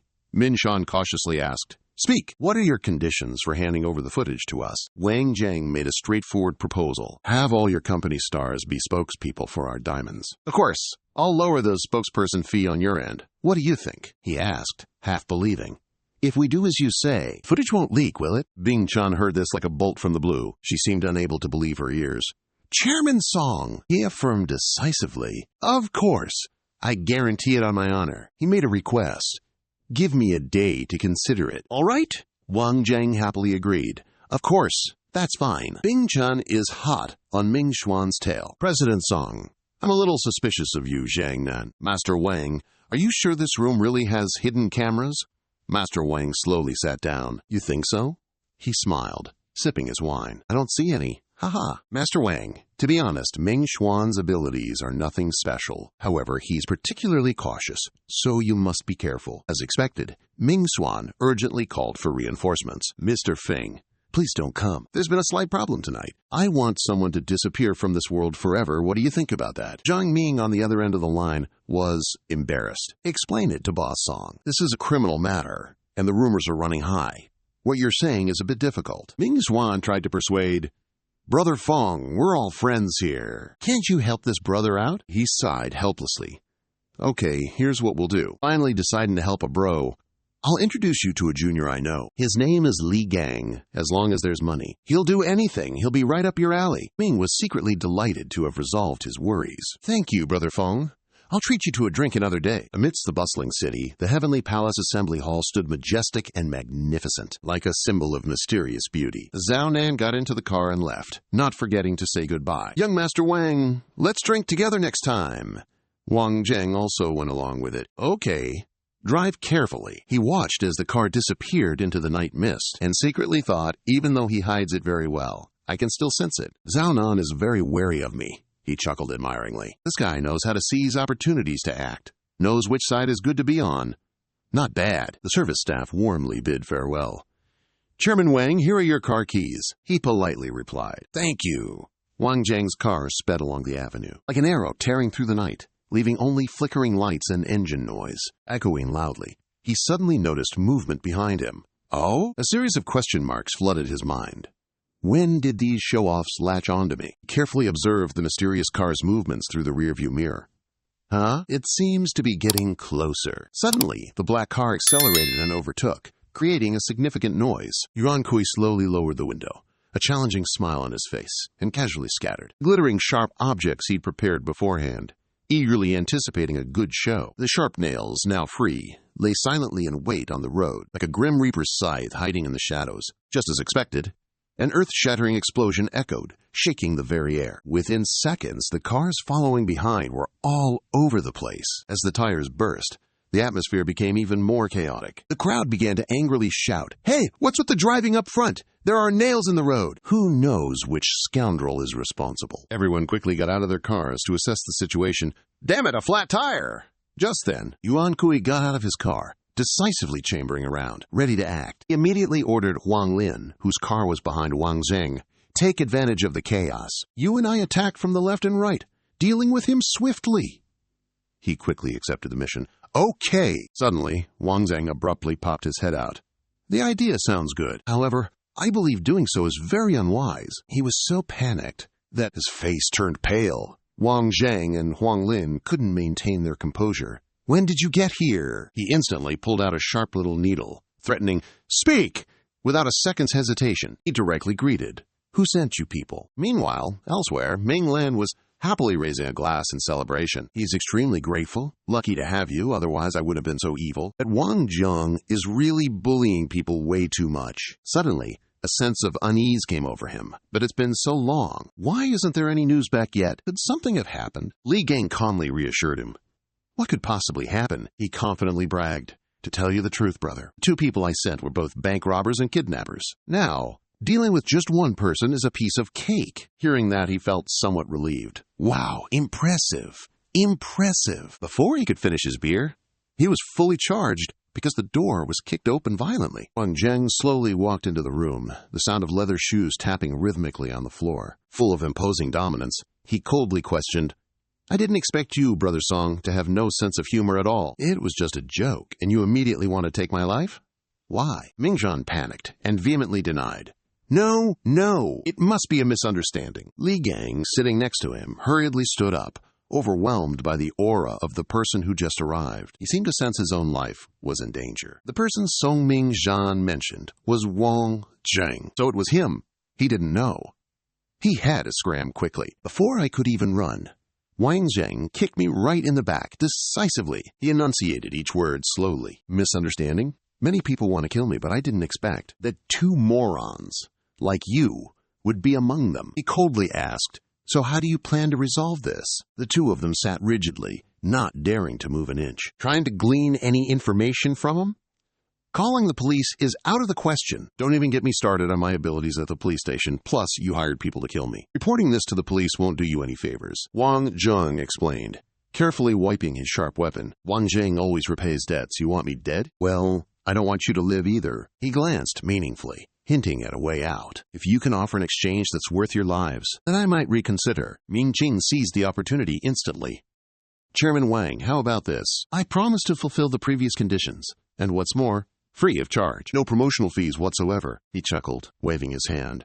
Ha, you think the profits from being a Jurong representative are enough to buy your lives? I will be frank, even if you gave me everything. The Song family barely meets half the conditions. He cautiously probed. The Song family is only halfway there. Why? However, that's all I can take out. I said. Wang Zheng affirmed confidently. You have other things you can do. If you can do it, I'll spare you, I warned. He fearfully inquired. Do what? I directly issued the order. Replace Song Mingwei and become the heir of the Song family. Mingshan sighed helplessly. You want me to replace my second brother? Become the master of the Song family. Then offer the Song family to you with both hands? That's right. I cheerfully gave a thumbs up, signaling approval. Looks like you understand things, but I'm not in a rush to take over the Song family. First, you will help me be a spokesperson in the Song family. How about it? He pondered for a long time. What spokesperson? More like a puppet. However, if Wang Zheng can really help me become the master of the Song family, this is a done deal. His mind raced. After all, at that time, in the eyes of outsiders, the master of the Song family is still me. He finally decided to agree. If you can help me overthrow my second brother and become the master of the Song family, I am willing to let the Song family serve you. I stood with my arms crossed and calmly ordered, okay. Then now, prove your sincerity, he swallowed heavily. Tighten your grip, prepare to act. Li Gang, seeing the other party get up, was extremely curious. How will you prove your sincerity? Trat Min Shan, kneeling down, made him gape, involuntarily exclaiming, Ah! Vuong Tran sternly reminded, Do you feel humiliated? Do you want to kill me? I also intend to make you wish you were dead. From now on, whatever you want, I will help you achieve. You must manage the Song family well for me. Is that clear? He gritted his teeth, enduring the humiliation, and replied, Understood. The young man contentedly pulled the person in front of him up. Smiling, he entrusted the task. Do your best to get Tong Haiting to marry to Tian Yen. This is the first task I'm giving you. He continued to encourage, Go. Use your insidious schemes to take what belongs to you. I will always be watching you. He left in a dazed state, as if his soul had been taken. Vuong Tran smiled cunningly, turning to also give you a choice. Tell me, how do you want to die? Li Gang was so scared that he was terrified, unconsciously kneeling down. He hugged his leg and burst into tears, begging, I don't want to die, Brother Vuong. Spare me. Are you going to whine forever? Impatient, he grabbed the guy's collar, pulling him up roughly. Just die already! Guy trembled, stammering, Please, have mercy! Suddenly, a phone rang incessantly, shattering the tense atmosphere. In Wang Zheng's mind, the prime suspect was already taking shape. It has to be that Zhu Feng playing tricks again. Hopefully, Hatred hasn't blinded him completely. He ignored Li Gang, who was clinging to him like a koala, calmly answering the phone, reassuring the person on the other end. "Leave this to me, everyone. Call the police first, then wait at home for the results." The guy looked up, curiosity etched on his face. What happened? "Is there anything I can do to help?" He hung up, muttering absently. "Thanks for reminding me. Turns out you're still useful after all." Then Wang Zheng smiled deviously, issuing a command. "Now take your men and beat the city party secretary, Zhu Qihua. The harder, the better." As soon as he finished, Li Gang eagerly agreed. "Understood. I'll do it right away." But in reality, he was feeling uneasy inside. If I can just survive, what does beating Zhu Qihua matter? Even with that much optimism, it's still only this. He didn't forget to add a meaningful sentence. "Get out of here. Enough talk. Any unfilial behavior is your parents' fault. His son's debt. He has to share it. Give him a cut. The guy's getting aggressive again." "Yes, sir. I'll find someone to go beat him up right now." Having said that, Li Gang hurriedly ran off, as if afraid of missing out. Waiting until he was out of sight, Wang Zheng then called to discuss things with the mole. "I have a friend who has been kidnapped. Based on the number I just sent, track her location." Xie Yan on the other end of the line took the opportunity to tease, "Oh, friend? Is it a female friend?" Knowing he was being provoked, he frowned. "Stop talking. Where is she?" He immediately changed his tone and provided information. "The target is moving south, towards the outskirts of the city. Due to the afternoon traffic jam, they had to take a detour, so they just left the Pingjiang district not long ago." A relieved smile appeared on Wang Zheng's face. Excellent. His facial muscles relaxed slightly, and he quickly issued a new request. "Send me 2 helicopters, one to pick me up, and the other to get close to the target somewhere in those desolate hills." A car is speeding along the mountain road. Liu Xuan, with her hands and feet tied, is unconscious in the back seat, unaware that she is being badmouthed. "Hey, I'm talking to you, my brother. We went to all the trouble to kidnap this chick. You don't enjoy this, huh? Just like that, sending him to the southern suburban hospital? That depravity is saying goodbye. You also have to build a real pervert at another modern headquarters. The night still stretches over every corner of the building. KY Hoa and a group of others are sitting, eating, and drinking. Enthusiastically, this project was able to be completed smoothly, all thanks to the urging and guidance of the leaders. He hasn't even said the second sentence. Suddenly, someone kicks the door open with force, breaking the joyful atmosphere. Li Kuang carefully examines his picture on the phone, then opens his mouth wide and shouts inside, "Who is Chu KY Hoa?" He quickly identifies the target, ordering the 500 brothers behind him. "It's him! Give you guys 3 minutes. Take care of him for me." KY Hoa, still stunned, blurts out, "Who are you people?" It just finished the last word when he was punched hard in the stomach. Li Kuang, while giving an extra slap, explains, "Someone wants me to teach you a lesson. He says you don't manage your son well, and wants a father like you to share some of the benefits." KY Hoa, beaten until lying rolling on the floor, face pale and bloodless. "What benefits? Cough, cough." A minute later, that gang of gangsters started rushing in, competing to assault him. He only knows helplessly to beg, Spare me! I'll definitely teach my son properly." But all I got was a sneer from Li Gang. "Don't bother trying to teach your son well. Truth be told, I should thank you. That ruthless guy smashed a chair right at Chihua. If it weren't for you, this time, I wouldn't have had a chance to escape that devil." Li Gang gauged Wang Zheng's actions quite accurately. "In time, that guy will capture your son soon enough." Young master blurred out of the helicopter, anxiously asking how far we are from the designated location. Pilot immediately responded, 2 kilometers!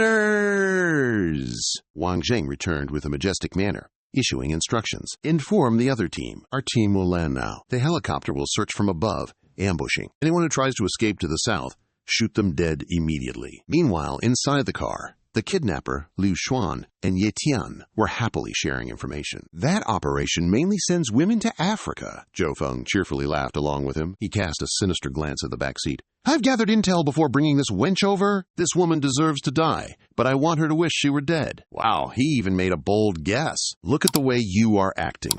Is that love turning to hate?" Just in time, Liu Huyan stirred and woke up, softly sighing. She wearily sat up and instinctively blurted out, "Where's this? Why am I here?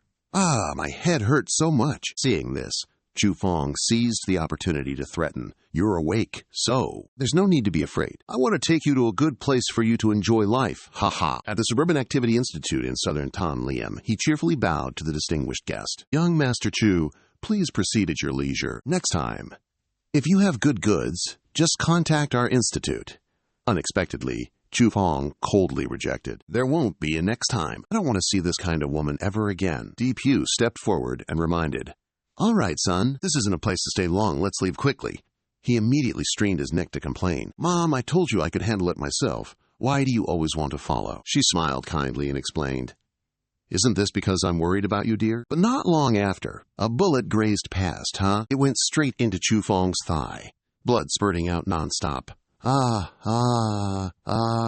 Maternal love surged. She frantically ran to her beloved son, unaware that she and her son were in the sights of the opponent. Tram stood high above, his mouth grinning from ear to ear, mocking. Xing Ren, using binoculars to survey the situation, couldn't help but gasp. Heavens, a hit. The target is nearly 1,000 meters away. How did you do that? He shook his head, feigning modesty. Just going by feel.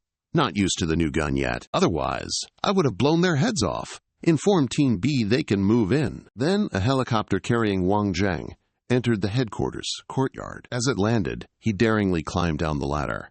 I'm here now. Then he touched down, becoming the vanguard. 2 of you, stay with the chopper! Don't let anyone survive and escape this place. Not forgetting to instruct those following. Xing Ren, find a hidden spot outside. Observe the situation. In charge of ambushing when needed. He immediately accepted the order. Yes, sir! One after another, Wang Zheng paused, directing his comrades. The rest of you, follow me. Let's charge in. His mind was flooded with fighting spirit. Liu Xuan! I'm here! Gunshots and footsteps echoed throughout the building as they moved, warning each other. They have heavy weapons. Watch out and take cover. Soldier ran up to report. Brother Wang! No target has been found on the 2nd floor either! Hearing this, Wang Zheng immediately changed locations, heading to the 3rd floor. He unconsciously fell into contemplation, his expression gradually hardening. This place isn't big. Manpower and weaponry are sufficient too. Good thing Han Hom helped this time. Otherwise, we're in trouble. Suddenly, someone fires a shot, threatening, Everyone, freeze! It's Tan Liam, holding Liu Xuan hostage. You guys came looking for her, didn't you? He seizes the opportunity, setting an exchange condition. Prepare a car for me, so I can get out of here, or I'll kill this little chick. Too frightened. Tears streaming down her face, she helplessly cries out to Wang Zheng for help. Wang Zheng calmly raises his hand, signaling reconciliation. Don't get excited. A car, or anything else, I'll prepare it for you. Absolutely, don't be impulsive. But in reality, he's already got a plan ready. You're willingly walking into the trap, saving me the trouble of finding you. Tan Liam arrogantly walks down the stairs, still shouting threats. You better not pull any tricks or this girl is definitely dead. Talking so much that he doesn't notice. He's within the opponent's sights. Suddenly, a shot rings out, flying straight into his head. The technique is so precise that even Wang Zheng has to praise, worthy of the name Xing Ren Almond. Sutai's ambush, sent by Xia Yan. Good aim there, Tan Liam. Tan Liam, lifeless, loses his balance, tumbling down the stairs, accidentally pulling Liu Xuan with him. The 2 people fall together. She screams frantically, ah! But just in time, Liu Xuan was caught by him. Wang Zheng even threw in a comforting word. Don't be scared. It's okay. I'll take you home. Wang Zheng, almighty, carried her away, handing over the work to the others. Up there are probably other girls too. You guys settle everything properly. He didn't forget to reaffirm the mission. Must resolve it neatly. This sacred, dangerous place absolutely cannot be kept. They immediately acknowledged the order in unison. Yes! The news quickly traveled elsewhere. A man, upon hearing this, slammed his fist on the table in anger. What? The southern outskirts have been cleared by Xie Yan's people? The old guy muttered in a rage. All right, I didn't want to mess with you. However, if you want to play with me, then I'll play along. Before long, the next morning, at the Tian Pingshan Villa, Wang Zheng had just stepped into the living room when Shishi asked, Hey, our great hero is here. How's the beauty you rescued doing? He smiled, replying, She's okay. Her mind was strained for too long. After gradually calming down, she went to bed. But why aren't you 2 asleep yet? She angrily retorted, Sleep? What sleep? Didn't you say Liu Xuan was kidnapped by Zhou Feng? I'm thinking whether or not to send people to capture him, finishing him off once and for all. Consort Zheng, a bit calmer, suggested, Doing that isn't very good. After all, it's a human life. Calling the police is better. Furthermore, the other party's father is Secretary Wang Zheng of the Municipal Party Committee. Wang Zheng then stepped forward to reassure her. Who knew you were even more ruthless than me? Rest assured. For a while, he won't dare to come back. His eyes suddenly turned sharp, his words somewhat vague. I'm afraid he won't be able to return for the rest of his life. After hearing this, Xishi's facial muscles relaxed a bit. That's good. Tomorrow, let Liu Xuan rest for a while, and then go film in the afternoon. Next month, we'll start promoting the product nationwide. We definitely have to film on time. Wang Zhang gently stroked her head. Okay, you decide the arrangements. You've worked hard today. I'm going to bed first. You two should rest early too, okay? A moment later, he was in the bathroom. The sound of water flowed from the shower head. At the same time, the phone screen lit up with a message notification. In a puzzled mood, he went over and picked up the phone to check. Who would send me a message in the middle of the night? A sly smile appeared on Wang Zhang's lips. Akai 15 has arrived. Elsewhere, at Jinling 301 Hospital, Miu Miu lay on the hospital bed with vacant eyes. What do you think? Should I call him? Kaizi rolled his eyes, looking annoyed. Stop obsessing. If that Wang Zheng guy was interested in you, he'd have come looking for you at the office long ago. It's been over half a month, not even a phone call. Just forget about him, all right? Of course, she stubbornly defends her dream guy. Ultimately, he's the high-ranking vice president of Zhurong. He's probably too busy and forgot. He barely registered her explanation. His helplessness was obvious. Yeah, sure. Your man probably has a wife already. You know, girls. Mindsets. I really don't get him. Wait for Boy Boy to get back, then you can tell her. As soon as she finished speaking, Boy Boy immediately appeared, shouting incessantly, Mew, mew, mew, mew, she excitedly announced. Hearing this, Miu Miu's eyes lit up like stars. Without even thinking, he's here? Wang Zheng? Is it him? All she got in return was Boy Boy's innocent expression. I don't know any Wang Zheng. I saw Kenai 15. Wang Zheng suddenly stepped into the room, still carrying a get-well-soon flower basket. It's me. Don't move around so much. Your foot hasn't fully recovered. Where do you think you're going? She seized the opportunity to act all delicate. I just wanted to move around a little. So you're here to develop land in Zhangjia port this time, huh? That cutesy act? Kaizi is definitely judging. Like a good little girl, she greets him, all friendly. I just came to see how you're recovering, and, conveniently, bring you a gift. With that, a car key appears, dangling from Wang Zheng's hand. Even bystanders like Boy Boy are wide-eyed with envy. Just like Miu Miu said, handsome and rich. Only Kaizi rolls her eyes and says, Yeah, right. Wang Zheng lightly tosses the key in front of her. Take it. It's yours. Looks like you're recovering quickly. Then, a friendly but still important reminder. Before your leg is completely healed, you need to restrain yourself, all right? No racing. Miu Miu nods enthusiastically, happiness radiating from her face. Yep, don't worry. I definitely won't race. You came to Sheng Province but didn't even tell me. How long are you staying? He chuckles, holding up 3 fingers. About 3 days. Zhurong has some business. They were chatting happily when Wang Zheng noticed someone behind him. Ping Hao Liu. He shot him a look. His icy tone startled the other guy. Wang Zheng! So you're Wang Zheng! Wang Zheng greets him, bewildered. I am Wang Zheng. Who exactly are you in his heart? Suspicion is rising. Zheng Ping Hao, a general of the Su faction, second to none. I didn't expect to meet him here. I knew he'd switch to an attitude of gratitude. Smiling happily. Ha ha, indeed, you look quite impressive. No wonder my daughter misses you all day long. Young Master Wang, this time, thanks to you for saving my daughter. Miu Miu hit right in the soft spot. Quickly intervened to stop her dad. Wang Zheng humbly bowed his head. Uncle Zhang, you flatter me. If I hadn't been racing with Miu Miu, this unexpected incident wouldn't have happened. Speaking of which, I also share some of the responsibility. Wang Zheng's polite attitude made Ping Hao even more pleased. Haha, you're quite all right. How about we go for a drink tonight? You saved my daughter. Consider it my thanks.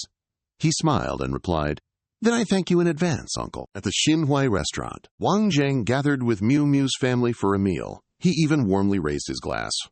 Hey there, young Master Wang! Since you've called me, uncle, tonight you absolutely must drink with me. He politely raised his glass and went along with it. I salute you, uncle. In truth, he's hiding a huge secret. Let's see what his attitude is. He probably still doesn't know that his son got a beatdown from me, huh? This is just a regular dinner. I'm overthinking it. Miu Miu, sitting beside Wang Zheng affectionately, reminds him, Hey, stop drinking so much. Eat first. Even Li Hua had a good impression of you when she first met you. Young Master Wang, you're kind, humble, and cautious. One look, and I knew you came from a good family. What do your parents do? Wang Zheng frowned, confused, and asked, My parents? Before he could say anything, Miu Miu spoke up. Oh my gosh, Mom, you're asking too many questions. Who asks about someone's parents upon first meeting them? However, she didn't seem to care much. even if it was inconvenient. Wang Zheng gently diffused the situation, a hint of sadness on his face. "It's all right, Auntie. I was abandoned as a child and have never met my parents. Although I was later raised by my master, during that time I also had to cook and take care of the house, taking care of everything myself." Hearing this, Li Hua's tone became somber. "I apologize. I wasn't aware of the situation, making you recall those painful memories." Yet he still graciously brushed it off. "It's okay, Auntie. I've never met my parents since I was a kid, so what's there to be sad about?" Wang Zheng's special circumstances also softened Miu Miu's heart. This man, those days of eating carefully at home and wearing clothes carefully for the family, how could he have gotten through it? Bin Hao, who already had a good impression, now admired him even more, smiling broadly. A precious sword becomes sharp through sharpening, and plum blossoms are fragrant because of the cold. "Mr. Vuong, you are so young and already the vice president of Siyu Deng. You must have gone through a great deal of hardship. Let me toast you a glass." The two of them drank the entire glass of wine in one gulp. Ahoa took the opportunity to ask about Mr. Vuong's situation, listening to Miu. Miu said that he was here for 2 days because he wanted to go to Truong-Jia-Chang. He took the opportunity to exchange further words. "Yes, I do. I want to survey the real estate market in Truong-Jia-Chang a little." She took the opportunity to ask a series of further questions. A large company like Siyu Deng advancing into real estate. Why choose a district-level city? Your first major battle is in the capital. Wouldn't it be better? Vuong Tran shook his head in rebuttal, using all his knowledge to popularize the fact that policies have changed in the last 2 years, making it so that Siyu Deng's entry into real estate also has certain dangers, choosing Truong-Jia-Chang, also because of considering its environment and advantages in every respect. Li Hua nodded, agreeing. That makes a lot of sense. However, in this real estate market, the government's macro control regulation is getting deeper and broader. It's not as easy to make money as you'd imagine, actually. You calmly state, the company's policies could still work. That is, if they don't, we'll join hands with the government to develop. When you think about it, I'm just thinking about acquiring a few cheap plots to build affordable apartments, to do a few things that benefit the community is all. Wang Zheng's decision made Ping Hao a bit skeptical. With housing prices so high now, he actually wants to sell them at a low price? He couldn't help but ask, curiously, you know that your decision will prevent Zhurong from making a profit, even causing losses? Why do you want to do this? Wang Jing brought out his ideals to explain. I eat rice thanks to my family, wear clothes thanks to my family, so I receive everyone's kindness. Naturally, I'm thinking about doing a few things that benefit the community. His expression hardened, his tone becoming serious. I want to see everyone's smiles instead of their worries about buying houses. That determination made Li Hua laugh. Though a little idealistic, it's very ambitious. Meanwhile, Ping Hao took another sip of wine, then turned to offer a suggestion. Kai Wuong, I've been waiting for you to ask. Miu Miu owes you one. I'll help you sort it out. Though I'm getting on in years, I want to go wild with you youngins one more time. Wang Zheng stood up without hesitation, showing respect. In that case, I'm in your debt, uncle. No one knew that he was secretly plotting with the provincial party secretary of Gongtuo province. Chief Ping Hao and provincial secretary Jiang Ning, Sunan, formed the two biggest, most solid pillars of the Su faction. Cow, bottoms up! He had already formulated a plan in his mind. Start with real estate, snatch Gongtuo province back. Now, the two great pillars of the Su faction are only half left.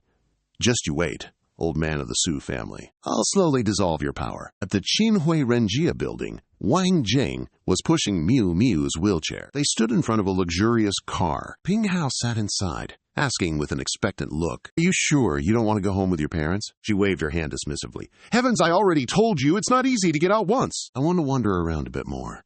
Dad and Mom, you go back first. Wang Zhang is protecting me. Rest assured.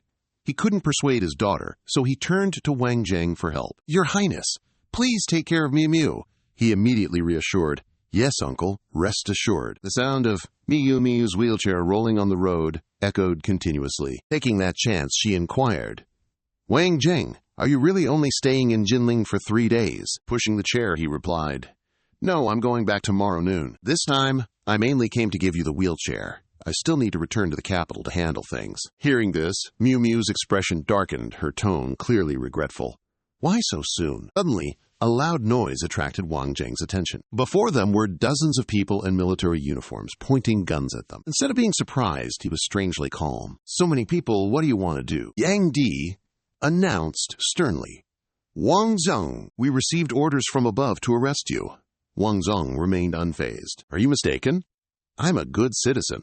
Looking at this equipment and posture, perhaps they're Zhang Hengqi's men. I thought after I injured him, he would settle down, but I didn't expect him to be so eager for revenge. Miu Miu also shouted in his defense, arresting him. What crime did he commit? You need armed police to take action? Today I'll see who dares to touch him. Unexpectedly, she was surrounded and threatened. Madam, if you want to obstruct us from performing our duty, then don't blame us for being discourteous. Suddenly, someone raises a hand. Wang Zheng slaps Yang Di so hard it stings, adding a warning. The thing I dislike most is when others point guns at my head, just as I dislike others pointing guns at my friends. He's starting to boil over, shouting straight at him without hesitation, don't be too arrogant. Let me tell you, because you once fired at the armed police. When we arrest you, some rigid regulations can be relaxed a bit. Do you understand my meaning? Wang Zheng valiantly moves closer, hand tightening on the trigger, challenging. I understand. You have the right to point a gun at me. After the incident, you resisted arrest by name, but are you sure that firing a shot could also hit us? Yang Di turns his gaze to the colleagues behind him, warning. There are 15 people here, less than 2 meters apart, each of whom could blow your head off at any time. However, Wang Zheng still maintains his arrogant demeanor, retorting, I don't think so. Actually, I think you're all aching all over right now. You don't even have the strength to hold up the barrel of a submachine gun. You especially want to lie down and take a nap. That confident attitude makes him a little hesitant. You, her weak voice tentatively asked.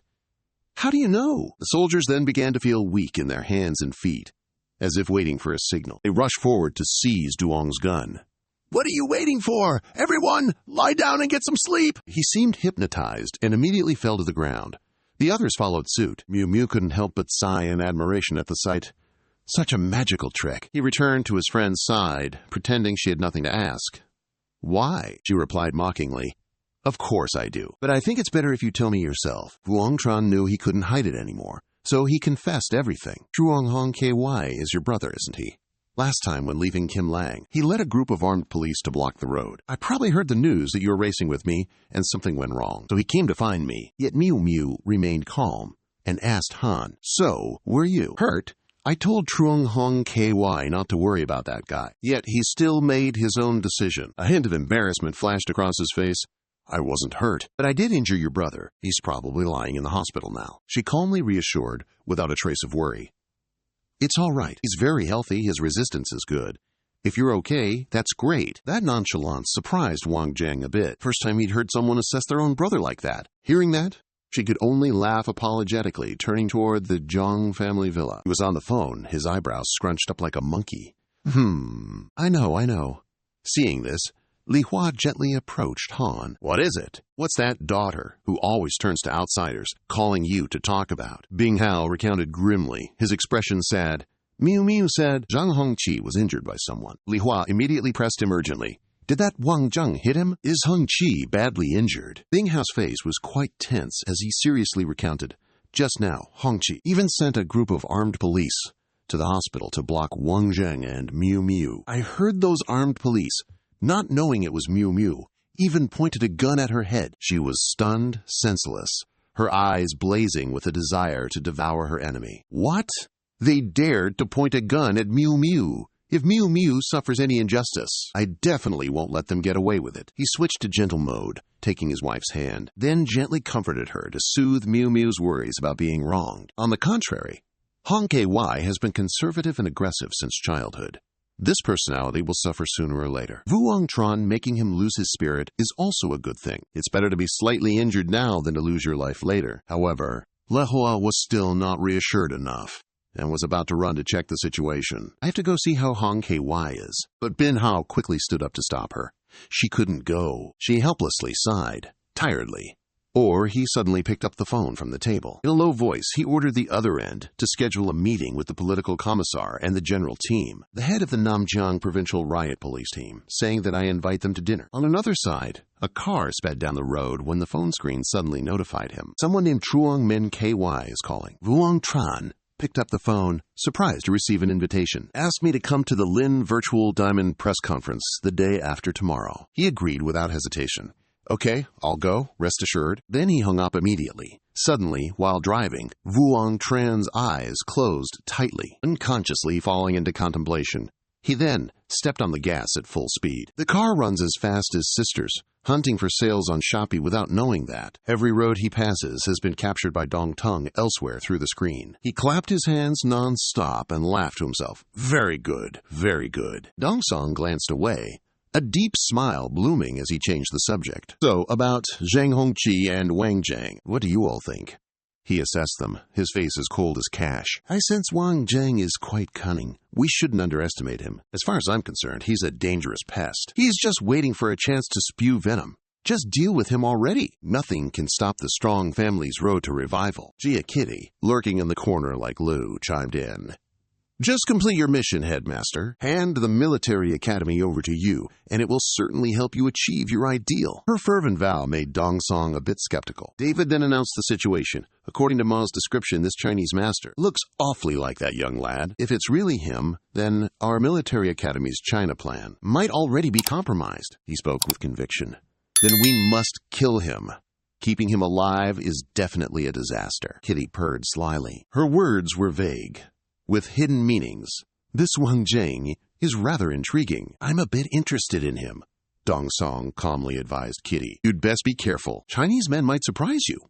Little did he know, his words had inadvertently stirred up memories. She mentioned that, among the Chinese men, you all greatly admire someone. However, until now, I haven't seen what he looks like, just shook hands a few times. The three of them exclaimed in unison. Who? Kitty then replied slowly. His nickname is...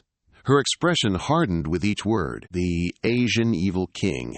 As the name dropped, it immediately caught David and Mark's attention. Even Dong Song couldn't help but take notice. He stroked his chin, pondering. Evil aura and stern. He is indeed a character. However, Kitty didn't care and left. I'm going to find out about this evil king. Goodbye!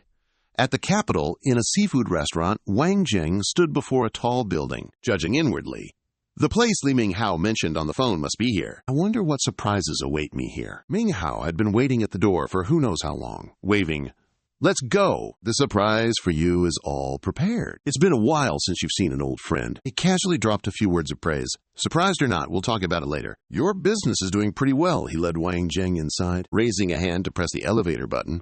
Minghao then began to explain. Fortunately, thanks to some government officials, all the whining and dining is done at my place. The daily profit could reach over 100,000. You seized the chance to ask, how many hotels do you own in total? Then, he revealed, my colossal fortune in the capital includes 5 districts, each with 20 to 30 hotels. Now, the hotels in Nanjiang Province and Jiangning Province are also almost finished. By then, we'll have bases in 2 wealthy provinces. Wang Zhang, upon hearing this, couldn't help but admire and exclaim, how come I didn't notice this before, huh? You've got quite the business mind, pal. Yet Minghao modestly declined. I'm not as good as the general manager I hired, who has an MBA from U.S. News. You nodded, implying you understood, muttering an assessment. Not bad at all.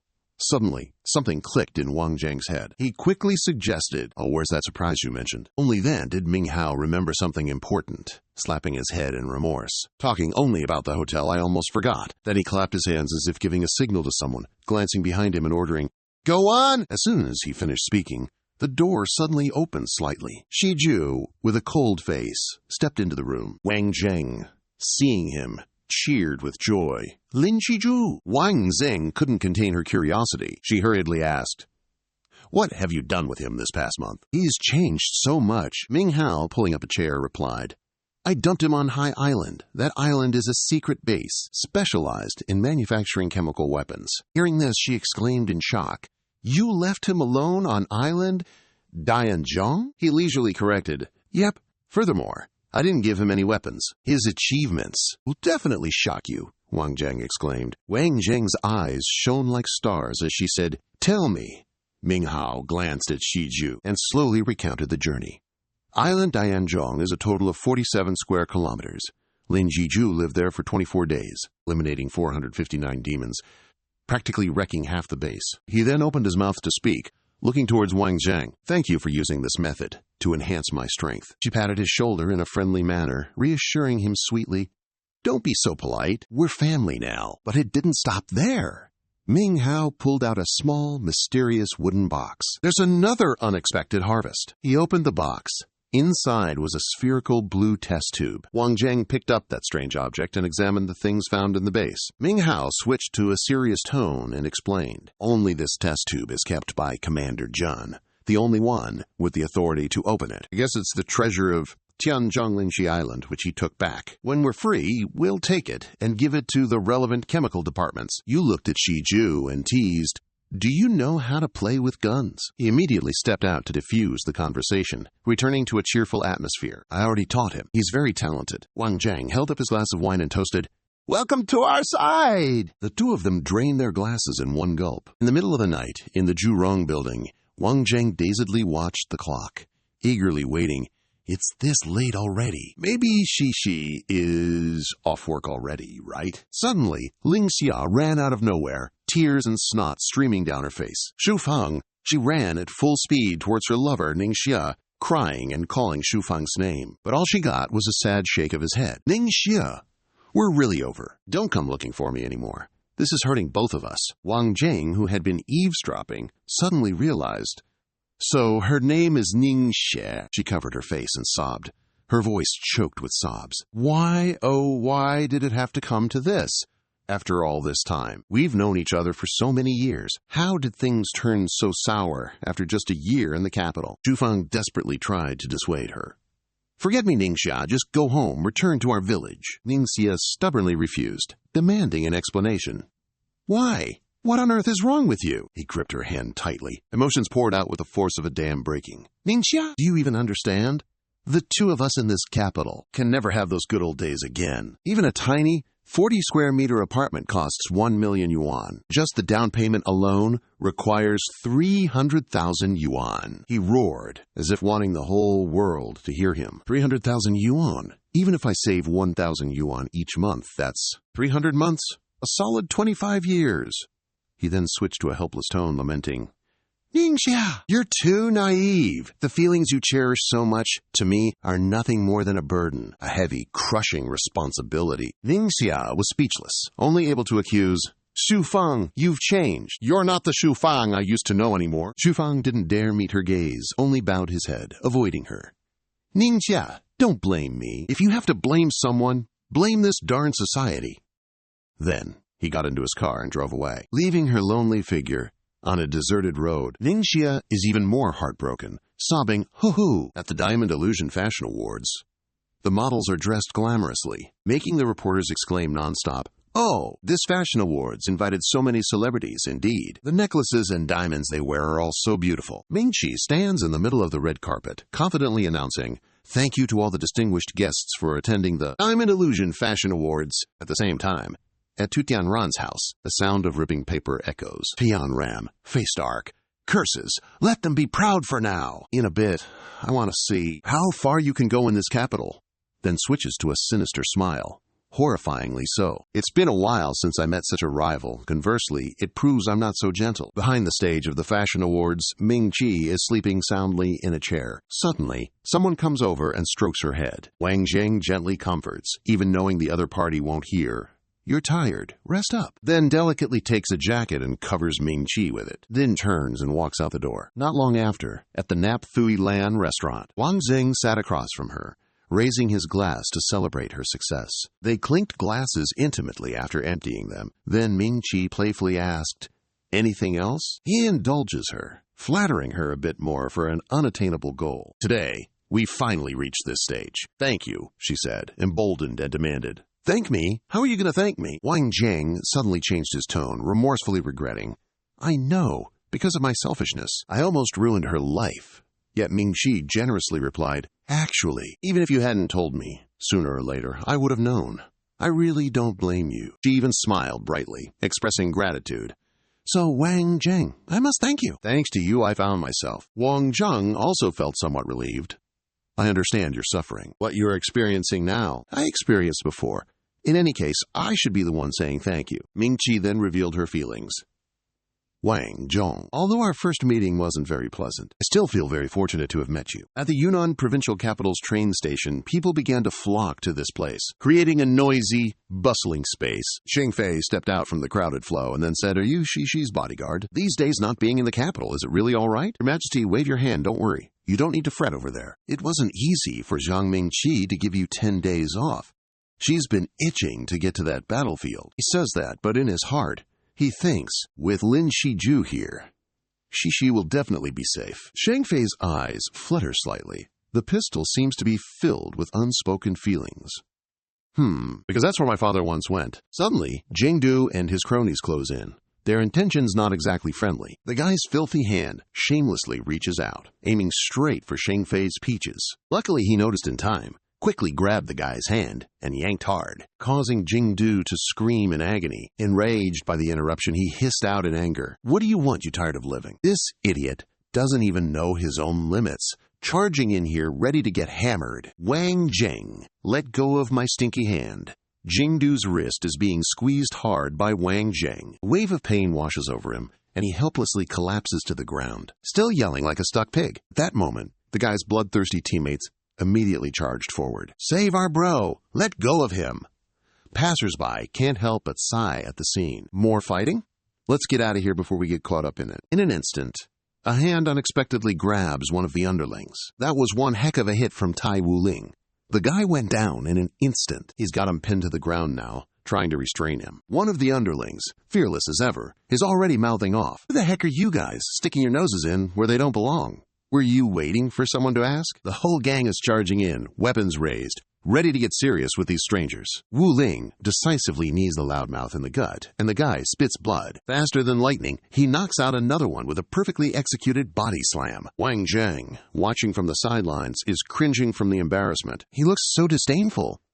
Couldn't even take one hit. With everything settled, Wu Ling approaches him, offering a greeting. "After you contacted me, I just waited over here." Hearing this, Wang Zheng casually reminds him, "You got here fast. You just ditched these guys over here? Don't let this affect the tourists entering the station." Taking advantage of him being here, he casually makes a request. "Let's go! Show us what you've accomplished these past 3 months." Wu Ling points to his badass vehicle, his voice filled with obvious pride. "Okay, my car's over here. It won't disappoint you, Seventh Master." As soon as he finishes speaking, he hands him a glass vial. It's not clear what's inside. The words that flowed from Vuongtron's mouth were all mystical, making everyone who heard them stunned. Using water soaked in the clothes ensures no problems for half a year. Hearing those words, Wu Ling held the treasure tightly in his hand and respectfully invited them to get in the car. The 2 cars also slowly started moving after a long wait like a Korean movie. While the whole group was busy getting on the road, Kitty was secretly watching all the developments from who knows when. I don't know what her mind was calculating, but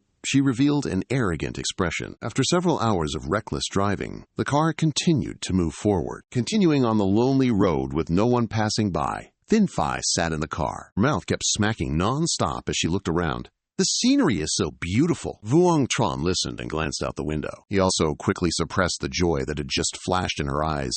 "It's really very beautiful. But after, this beauty hides deadly dangers." Thin Phi frowned. Feeling really uncomfortable, she immediately asked for an explanation. "Why do you say that?" He rolled his eyes to the window and quickly said a few words of explanation. "This place is the Golden Triangle. This place has both beautiful scenery and the dirtiest activities. It is an extremely dangerous place." Just knowing where she was going, her face uncontrollably burst with worry. "This place is the Golden Triangle?" Vuongtron was not surprised by her expression. "Just smile and reassure me, kid. Don't be scared, I'm here," he said, then pointed into the distance. "Over there, that's the opium poppy." Entering the training area, they came across small groups, diligently training for the hidden dangers that lie ahead, standing on the observation deck. Wu Ling turned and asked, his voice unable to hide his pride, "What do you think?" Wang Zhong leaned against the railing. Opening his mouth, he casually said, "Normal." "This is the training plan you came up with?" He nodded immediately, confirming without hesitation. "Yeah.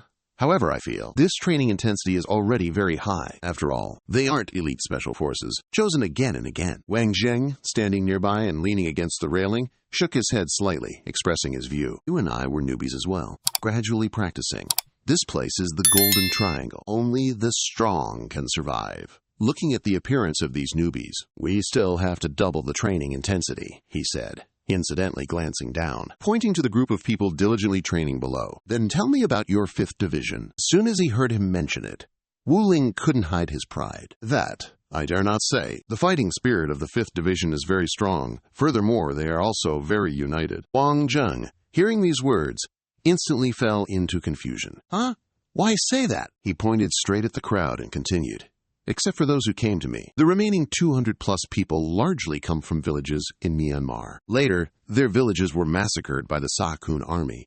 He explained briefly. Sakun is the biggest drug lord in the Golden Triangle. He has over 200 subordinates, nicknamed the Opium Emperor. At this moment, Wu Ling spoke in an extremely firm voice. "They harbor vengeance in their hearts and would dare to do anything." Hearing this, he also became very curious about his future plans. "After that, what do you plan to do?" He seriously analyzed everyone's common psychological state. Suppressed anger must be vented, otherwise chaos is inevitable. Finishing his words, Wu Ling stepped down the stairs, casually outlining his plan. "Train them for a few more days, then seize a few small tribes. Some friction is necessary first." At that moment, Wang Zheng could finally see each person in the courtyard clearly. Incidentally, he expressed the doubts in his heart. Which part of Sakun's forces was responsible for the massacre of their village? He immediately replied, "It was led by a Thai named Li Na, once self-made, overcoming hardship, then pledging allegiance to Shakong. He commands roughly 1,000 subordinates, well equipped with weapons too." Seeing his brothers in difficulty, Wang Zheng offered a helping hand. 5 teams, around 1,000 strong. Not a small force, indeed. "If I were to call on my comrades from the mausoleum, how many do you think can wipe them out, despite their support? But I, Wu Ling, wouldn't want to cause you any more trouble. Just give me 10 men. I can wipe them all out." Having received a satisfactory answer, you nod your head in admiration. Not bad. But at Longlin, 1 is enough to deal with them. At that very moment, Sheng Fei, walking behind, widened her eyes in disbelief, could not believe her own ears. "My dad's so strong." Wang Zhong remained calm in the face of her shock, gazing up at the sky. "If we liken the battlefield to an art form, then your dad is undoubtedly a renowned artist." It was Wu Ling's turn to be utterly shocked by the identity of the person before him. This girl is a descendant of Long Lin? He seemed to realize something, then spoke up. "Right, give me a car. I have to go somewhere. I'll be back in a day or two." He obediently complied. "I'll have someone prepare it." Wang Zheng turned to look at Sheng Fei beside him, then instructed, "We set off tomorrow. You rest today, okay?" You immediately agreed. "Okay." Time passed silently, and it's the morning of the 2nd day. She stood silently by the curtain, taking in all the activities of everyone beyond the clear glass. Wang Zheng's eyes sparkled, extremely impressed. "Wu Ling, you're so thoughtful, and you even prepared mosquito-repellent incense. Getting praised by you makes me feel even more smug," he added. "Of course, because you're bringing your daughter. If you were alone, I wouldn't even prepare a sleeping bag for you." Wang Zheng, sitting in the driver's seat, couldn't resist probing the person next to him. "Almost there. Are you nervous?" Sheng Fei, next to him, honestly revealed, "I'm a bit worried." At this moment, according to the route, the car was crossing a bumpy, rugged road, making him exclaim, "Whoa! I've never seen roads like this before." Wang Zhong, seemingly realizing this trip would be incredibly difficult, but he didn't forget to tease her. "This is just the beginning." Sheng's daughter wouldn't be scared by these things, would she? At this moment, Wang Jing seemed to be reminiscing about old memories. Before, when I went out with him, he would always drive and I'd sit in the passenger seat. He's so focused that he doesn't even react when I talk to him. Later, he spoke of his responsibilities towards his brothers. He can't be careless. Later, he let me drive, and he sat in the passenger seat. While driving, I listened to him talking about her, telling me everything. The more he talked, the more emotional he became. Thinking back, I felt like I was a witness. Look how grown-up GNGU is. Hearing these words, the Sheng consort's eyes were filled with love. So my father often mentions me this much. Wang Jing, afraid she was tired, reminded her. "Is that even a question? Why don't you get some rest? It's still a long way to the battlefield." After a grueling 10-hour drive, the car finally screeches to a halt. Simultaneously, the sleeping beauty, Sheng Fei, awakens. "Are we there yet? Is that Dinky Hill it?" Wang Zing hops out of the car. Calmly, he answers her question.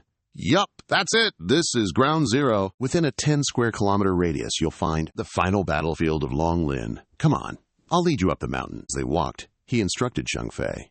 "From this moment forward, stick to me like glue. This whole area is rigged with mines. Tread very carefully." Reaching a certain tree, Wang Zheng, like an excited kid, pointed at it. eager to boast of his achievement. "Check out this tree. I used to perch up there and pop off a round, piercing 3 heads at once." But those emotions were quickly extinguished, replaced by a sense of loss. Even though the fighting strength of each soldier in our team was strong, ultimately, we were still flesh and blood, and in one barrage of enemy fire. The number of members in the team was reduced by half. Suddenly, Wang Zheng pointed in another direction. "Sheng Fei, look over there." At that time, when Sheng and I came to this place, there was an enemy ambush over there. Mentioning her relative, she couldn't hold back the emotions that were welling up. "Inside, my dad, he sacrificed himself here. At this moment, you're just like Sheng Fei. Incredibly sad about his passing." At that time, I was exhausted. When I realized the danger, it was already too late. I should have been the one who got shot. But unexpectedly, Brother Sheng pulled me behind him. He took a bullet right away. Since you're both already at the place where Sheng Fei's father fell, so Wang Zheng took the opportunity to suggest, "Let's go. I'll take you to Brother Sheng's grave." The pain of the passing of his brother had become a lingering ache in my heart. After I killed that enemy, I carried Brother Sheng's body for several days. However, the situation at that time didn't allow me to bring Brother Sheng back, so I found a place to bury him. I'm sorry. Wang Zheng looked up at the sky, trying to stop the tears that were about to burst out. "That place is even further away, so let's drive there." At this point, Sheng Fei could no longer contain her emotions. She hugged Wang Zheng tightly, then burst into tears. Like a child. As someone who's been through a lot, he somewhat understood her feelings, so he gently comforted her. "Just cry it out." After a while, Wang Zheng stopped in front of a tall, ancient tree. Mark had been left on it beforehand. "This is the place." I even carved an S on it to mark the defensive line. Sheng Fei's emotions completely collapsed. She covered her mouth with her hand to restrain herself. Tears were welling up in her eyes. Then he spoke solemnly. "Bro Sheng, I brought Sheng Fei to visit you. The Sheng Fei you always talked about. She's become a young woman now. Are you happy about that?" After speaking, Wang Zheng put down the backpack he was carrying. He took out 2 bottles of alcohol that he had prepared. "I remember you liked to drink, though your alcohol tolerance was nothing to write home about. Every time you secretly drank 2 glasses, the captain would catch you."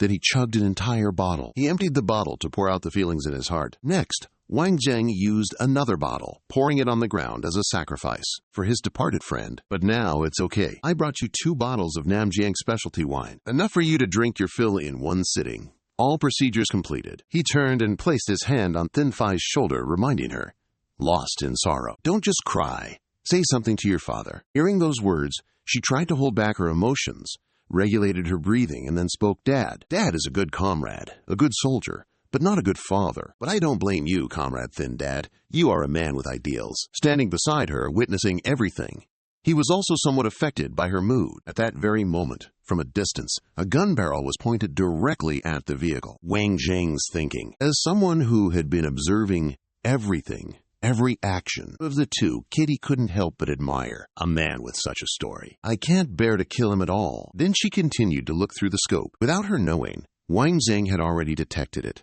Seeing this, Kitty was extremely surprised by his sensitivity. Could he have discovered me already? Immediately, she turned around, packed everything up, wanting to quickly leave the scene. She didn't hesitate to tuck tail and run deep into the woods. After that little reunion, both got into the car to move on to the next leg. In the car, Wang Zheng couldn't focus on driving. He was still thinking about what just happened. If they wanted to assassinate me, why hesitate instead of striking? Why just follow me around? Over with Wu Ling, he'd barely seen Wang Zheng arrive before blurting, "I've got news. Our team is 50 kilometers away from their garrison. They just plundered a field of opium poppies, a bountiful harvest. They're on their way back. You're absolutely gleeful at the good news you just received, eh? Good, lead your men. Tonight we'll strike while the iron's hot." The guy next to him immediately agreed. "Right. I'll go rally the troops and prepare a few things." Hearing the conversation between the two, Sheng Fei hesitated, wanting to ask about her role. "What about me? I want to go too," because Wang Zheng seemed to foresee that this battle might be more dangerous than it looked, so he made his opinion clear. "No need. You just stay put. Underneath your bed, there's a bunker. Hide there. That'll do." A moment later, a squad was assembled. Each and every one stood in neat rows, awaiting orders, having experience and lived through things before. So you equip yourself extremely carefully, while Wu Ling was frightened by the pile of weapons on you. "Is it necessary to bring this much equipment for a small ambush?" You shook your head, expressing dissatisfaction with his behavior. "Do not underestimate it. I repeat one more time. We don't need to wait until evening to act. We just need to ambush on the road. They will definitely pass through. Then we can act. Then suddenly a convoy appeared, weaving through the rugged terrain. Vuong Tran lies on the cliff, waiting for the prey to fall into the net. Seeing the target inside, you immediately raised your hand to signal. After receiving the order, Wu Ling turned to instruct his teammates once the gunfire erupts. Seeing the car explode, everyone must throw all the mines in their hands. Everyone realizes the time has come. Vuong Tran opened fire to attack the enemies. A few unlucky cars that ate the copper candy burst into flames fiercely. The recent shock helped Than Vu quickly recognize the current situation. He frantically screamed into the walkie-talkie, "Enemy attack! The number of enemies is not large. Quickly organize the defense. The car behind, quickly turn around for me." Towards Wu Ling, he didn't hesitate, shouting loudly and attacking. Following Wu Ling's voice, a rain of grenades poured down from his men above. Each car in the convoy, tailing each other, was blown up in a series of explosions. Due to grenades raining down from above, Wang Zheng seized the opportunity, leaping straight down from the cliff, reaching the scene before anyone else. In a hidden corner, unknown to anyone, someone was aiming straight at his head like a checkout on Shopee. Kitty used the professional scope of her rifle to observe his every action intently. His professional movement makes it very difficult to aim a sniper rifle. One glance is enough to tell he's a pro. This trip to Huaxi gets more interesting by the day. At the same time, the clash ended swiftly due to the continuous surrendering of the criminals. Before Wu Ling's elite troops, sensing something amiss, Cheng Wu, without a word, opened the door to flee, but before he could lift his foot, he was shot and tumbled. The guy is counting numbers up there. No one's sewing a drum. Cheng Wu's entire body collapsed as a warning. To the vile creatures kneeling on the ground, Wu Ling exhaled a breath, then roared, "Avenge our family! Kill them all!"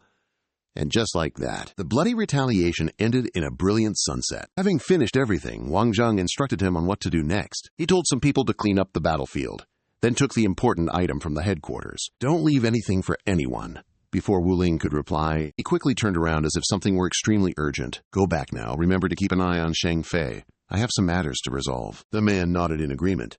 "Understood. Please be careful on your journey." As soon as they finalized things, Wang Zheng vanished into the forest as if he had a date with the trees. Having selected a tree big enough to rest on, he swung himself up, clinging to it, and let out a breath. He muttered to himself that he must see who was tracking him. The sky gradually darkened, and the atmosphere in the forest became eerily silent. Suddenly, someone raised a scope, identifying the target amidst the thick foliage. A silent suppressor quietly fired a bullet. However, the slight sound still echoed in the unsettling stillness of the forest. The mysterious opponent on the other side immediately launched a series of throwing stars without hesitation. Wang Zheng took his eye off the scope, inwardly praising, "Not bad. Not bad at all." This person's skills are certainly not to be trifled with. With absolute precision, he fired 3 bullets in rapid succession, neutralizing the throwing stars even while they were still in midair. A feeling of urgency to clarify everything compelled Wang Zheng to immediately leave his position, pursuing the mysterious assailant. "I must definitely find that person." Not keeping Wang Zheng waiting long, Kitty left her hiding place, appearing before him. "You're awfully curious about my identity. Who are you? You've been following me for days. You don't care who I am, but I just want to know who you are." "I just want to know who you are," Kitty said, removing her gloves for ease of movement. "A true master only needs one move. You can repel the Dark Military Academy, so you're clearly not just some nobody from overseas." Wang Zheng, recognizing her intent, tossed his gun to the ground as well. "Think what you like. Your gloves are special, huh? I've seen old Moss use those." She was utterly astonished to hear him mention that name. "Maz? You're talking about the headmaster you fought him?" "Let me explain. Moss is the founder of the Dark Military Academy. He calls himself the headmaster, and his English name is Mas, which means God of War in ancient Greek." Wang Zheng nonchalantly admitted, "Yeah, well, I couldn't beat him. Even though he's old, he's incredibly fast." Kitty shook her head, clearly disbelieving what he just revealed. "But from what I understand, of everyone who can fight the headmaster, only 2 have survived. Besides Antonio Zinatali, Ideal Nation's godfather. There's one more. Eric Lee from the Atlantic Alliance." Unlike her seriousness, he spoke with a hint of teasing. "I'm just saying, if I can't beat you, I can always run." Taking the opportunity, Kitty suggested a team battle. "Now that I've met someone as skilled as you today, I absolutely must have a good fight with you." With that, she took a running start and jumped high into the air. Kitty rushed quickly towards Wang Zheng, where he was standing. He struggled to block her surprise attack. Wang Zheng couldn't hide his surprise. Is this girl really that strong? Kitty then launched a dangerous kick, but Luckily, he dodged it in time. He immediately used both hands to strike Kitty's shoulders to reduce her power, and she was knocked back. But she still didn't forget to say arrogantly, "How was that? Not bad, huh?" As for Wang Jing, he nodded, letting the matter pass. Indeed, not bad. Want me to let you feel it again? Seemingly, his provoking words worked. Very quickly, she regained her momentum and charged forward. Well, give it a try. Wang Zhang looked at Kitty, who was showing her skills in front of him, and sighed inwardly. Sure enough, this girl is the true disciple of old Master Ma. Her speed is truly fast. She doesn't stand on ceremony, immediately gifting you a combo punch. Realizing this situation will quickly deplete all his strength if it drags on, Wang Zhang decisively unleashes a move, catching Kitty completely off guard. Quickly regaining her composure, she immediately uses her heel to break, then Kitty gathers momentum and leaps back a few steps to evade Wang Zhang's strike. Wang Zhang gently massages his arm, then humbly says, "Just lucky. I managed it. I can grasp the trajectory of your boxing style, that's all." She doesn't want to clash with him, so she issues a warning. "I'm from the Anhe Military Academy. I hope you won't interfere with our school's affairs in Huasha." Hearing these words, he immediately scowls, no longer maintaining the previous easygoing demeanor. "In that case, I'll hold you to that promise. I hope your side doesn't do anything that endangers Huaxia. Otherwise, I will definitely intervene. Not only that, I won't even spare you a glance." She nonchalantly flicks her hair, feigning full anticipation. There really is such a day. It will certainly be the moment you and I go all out, honestly. I really don't dare to think about the scenario where you die and I live happening. Wang Zhang is extremely annoyed by that action, so he points directly at her face and reminds her, "I think your school should restrain itself, especially in Huasha." And she raises both hands, pretending to be helpless. "What's up with Huaxia? The principal has decided. You can't stop it alone, pal." Seeing Kitty blurt out internal information so carelessly. So Wang Zhang is extremely curious and asks, "You tell me these things, aren't you? Afraid I'll leak information to the Ideal Nation and the Great Western Alliance?" She chuckles at his naivete. "If I'm telling you all this, then, of course, I'm not worried about you blabbing." Wang Zhang isn't bothered. He bends down to pick up the gun he just threw. "I know you didn't give it your all today. I hope we can have a satisfying fight next time." After his words, Kitty suddenly strikes a kissing pose, then bids farewell. "Try again next time, okay?" The next moment, she quickly jumps into the bushes to hide. Meanwhile, his mind is a mess. Chief of the army. The Dark Star. This is troublesome. What a headache. The next morning, at the base, as soon as Yuling sees Wang Zheng walk in, he speaks first. "In the Golden Triangle Forest, there's someone strong enough to threaten you to this extent? Seriously?" He stops at the edge of the table, puts down the gun, and calmly says, "There are plenty of experts in this world. You'll meet them eventually. How is Sheng Fei doing?" Seeing that, he didn't ask anything more. "She's fine, waiting for you in the room." At this moment, Wang Zheng was carefully packing things away when he suddenly spoke up, "Wait for me to change." "Pants? Why don't you call Sheng Fei? We'll be back tomorrow." Wu Ling was stunned, not understanding anything. "So urgent, why?" He smiled gently and explained, "Well, the capital still has a lot of work to deal with. After I leave, you should arrange the current resources properly. Pay attention, don't waste them." He said that, but in his heart, he meant something else. The Su family is having a birthday banquet for old Master Su. Hearing that, he didn't ask any further and immediately agreed. "Okay, I'll prepare the car for you tomorrow." Seeing movement from the living room, Sheng Fei came out to check the situation. She was extremely worried when she saw him still in his military uniform. "Why are you in this state? Did you encounter any danger?" Afraid that you would overthink things, Wang Zhang approached and patted her head to reassure her. "It's nothing, just fought a battle, not injured. In this world, no one can hurt me, especially in the capital." Wow. At this moment, he didn't stop praising a certain figure. Worthy of the name Provincial Party Secretary Zhang Pinghao. He has already settled the 1,000 square meter land in Zhang family scenery. Moreover, it is in Bay Air, Huan. The Cao also agreed with Wang Zhang's point of view and continued. Furthermore, he only requires us to pay 80% of the original price. If Zhurong can help Zhang Jiajing bring in 2 universities, then he is willing to give us a piece of land as a thank you gift. You were a bit surprised by the amount of information she mentioned about bringing in universities. Could it be that he feels the reserve of talent in Zhang Jiajing isn't keeping up? The directly confirmed that's the truth. Realizing Wang Zhang still had many questions regarding this, she further analyzed. You see, Zhangjiajing is considered a top 3 county in the entire country, with a huge demand for talent. Yet there isn't a single school here that focuses on technical fields. You seemed extremely pleased with the move. That's a great way, isn't it? There are quite a few universities that have cooperative relationships with Zhurong, right? You could send someone to discuss it with them. The didn't spare words of praise for Wang Jing's insight. Liu Xuan's commercial shoot also brought in a large amount for the Zhurong household appliance industry. Your eye is pretty good indeed. You wearily stretched, but didn't forget to speak confidently. Do you even need to ask? You just continue resolving these matters for me. And when they're done, we'll talk. I still have things to do, so I'm off. At the luxurious Xinyue Hotel, an annotation. Tu Fuhua is a founding meritocrat. The Republic of Huaxia, Elder Court, Term 5. Grandpa Su's 85th birthday bash is being held at the Xinyue Hotel. The Grand Hall is already packed with some pretty influential figures. Wang Zheng and Ming Qi stride in side by side, ready to party. Let's head inside, shall we? Su Tianming's at the reception area. He's beaming and greeting all the honored guests. Ming Qi, Wang Zheng, welcome, welcome. So many guests for Grandpa's birthday today.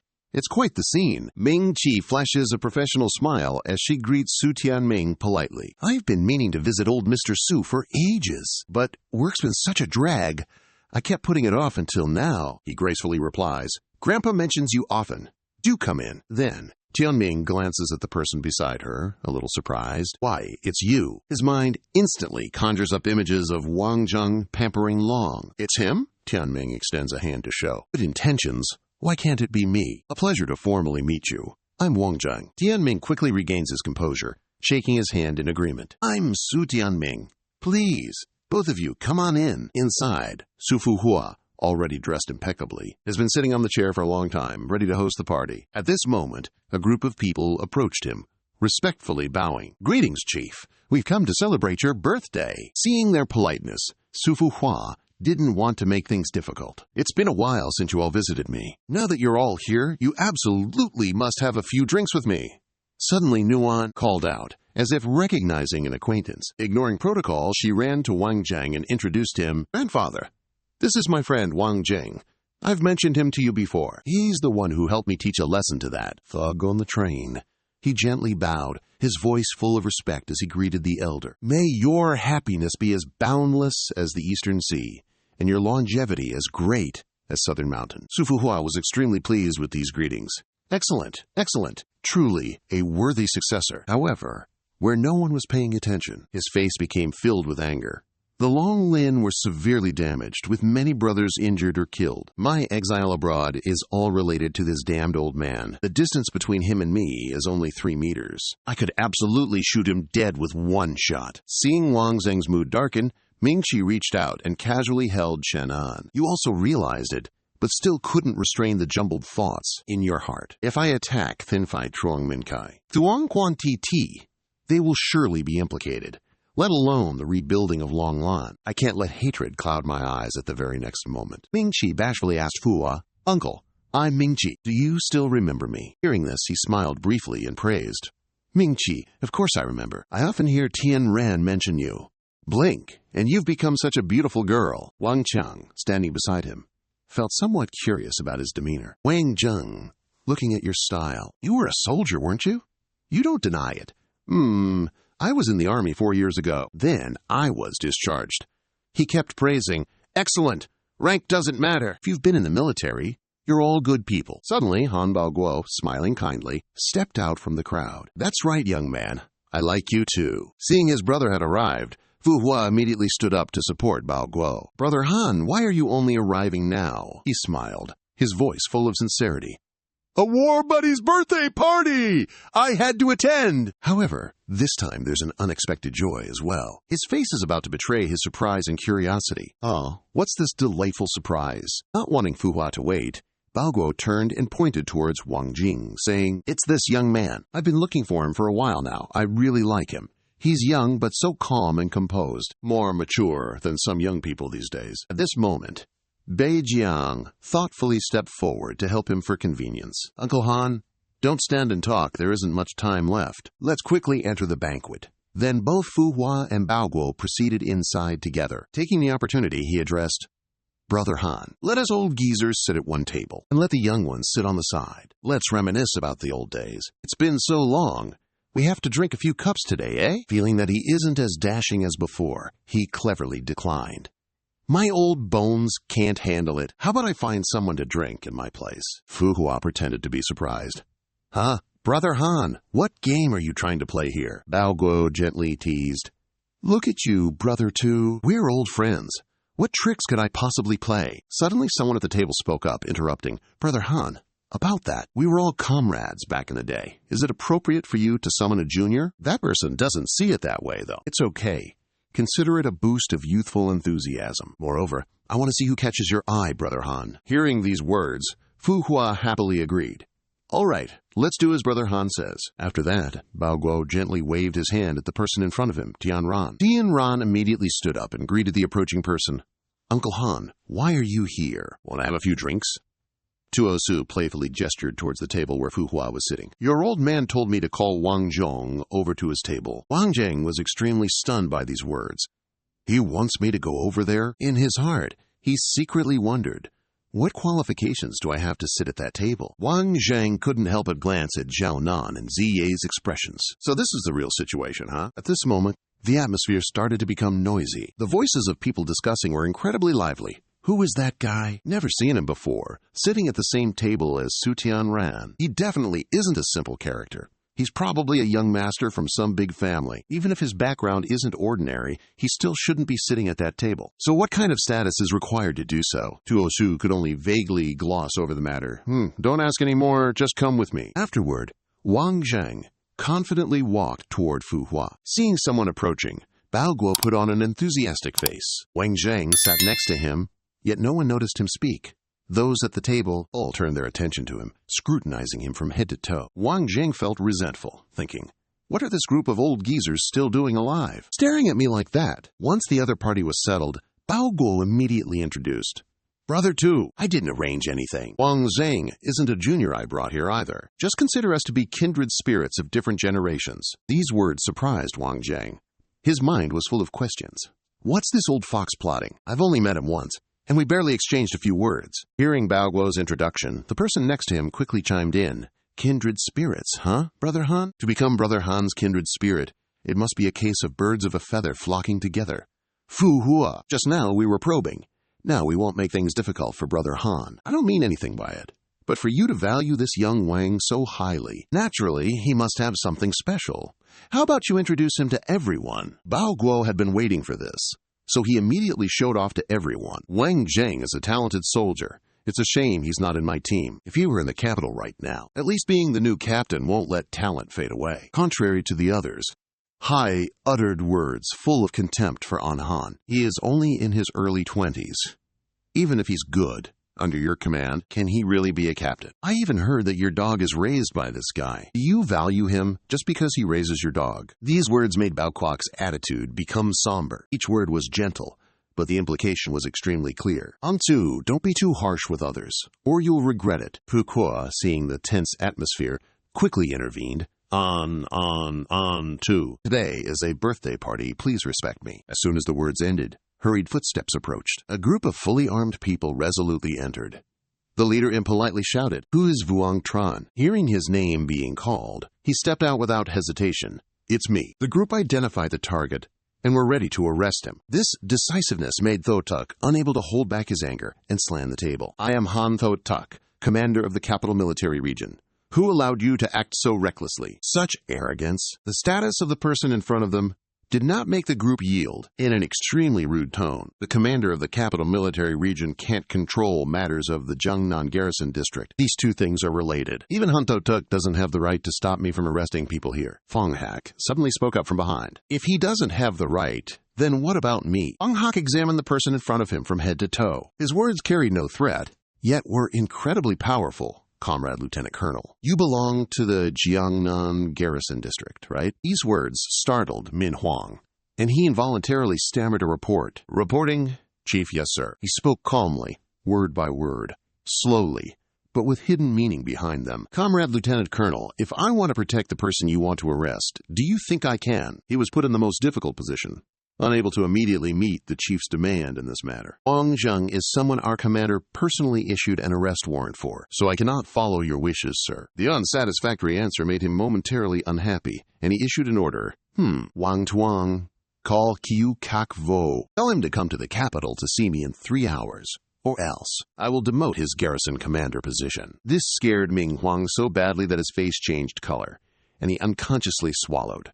Just who is this old geezer? Over there, Wang Zheng carried out his orders without delay. He quickly brought over a phone that had already been connected. Tiao Keu wants to speak with you, sir. He quickly took it, immediately updating the situation and reporting, quote, Commander, I'm apprehending a suspect, but I'm currently facing some difficulties at the scene. From the phone came a very hurried voice. Difficulties? What difficulties? Get back here now. As soon as he hung up, he hastily ordered a retreat and dispersal. Ming Huang turned away, unreasonably scolded. He was resentful. The arrest order was personally issued by that guy. I'm just following orders. Even if I run into someone higher ranking than him, no matter what happens, I'll be used as a scapegoat. Seeing that the situation had calmed down, Wang Zheng turned to Fang He. Why aren't you dead yet? These rather innocent words didn't make him angry, but instead he became concerned. If I were dead, why would I ask you to come back? Fu Hua, standing beside them, looked at the person in front of her, utterly astonished. Wang Fanghe, what wind blew you here? He heard that and politely greeted Brother Tu. Long time no see. No matter what, you must have a few drinks with me today. He was so happy to have distinguished guests visit, as if a festival had begun. Of course, if I had known you were out of seclusion, even without a birthday celebration, would have invited you for a meal. The waiters, witnessing the scene just now, started to gossip, saying, Wang Fong Hak. This name sounds familiar, doesn't it? I think I've heard it somewhere before. The person next to him couldn't hide their curiosity either. Wang Fong Hak. Could it be Wang Fong Hak, the person considered the father of the Special Forces of the People's Republic of China? Wang Fong Hak on the other side started to become impolite, patting him on the shoulder, signaling to Pukoa. Brother Tu, many years have passed, so let's let it go. Now that we've met today, when are you going to pay me back what you owe me? These words made Tu Kai, who was next to him, so angry that he stood up abruptly.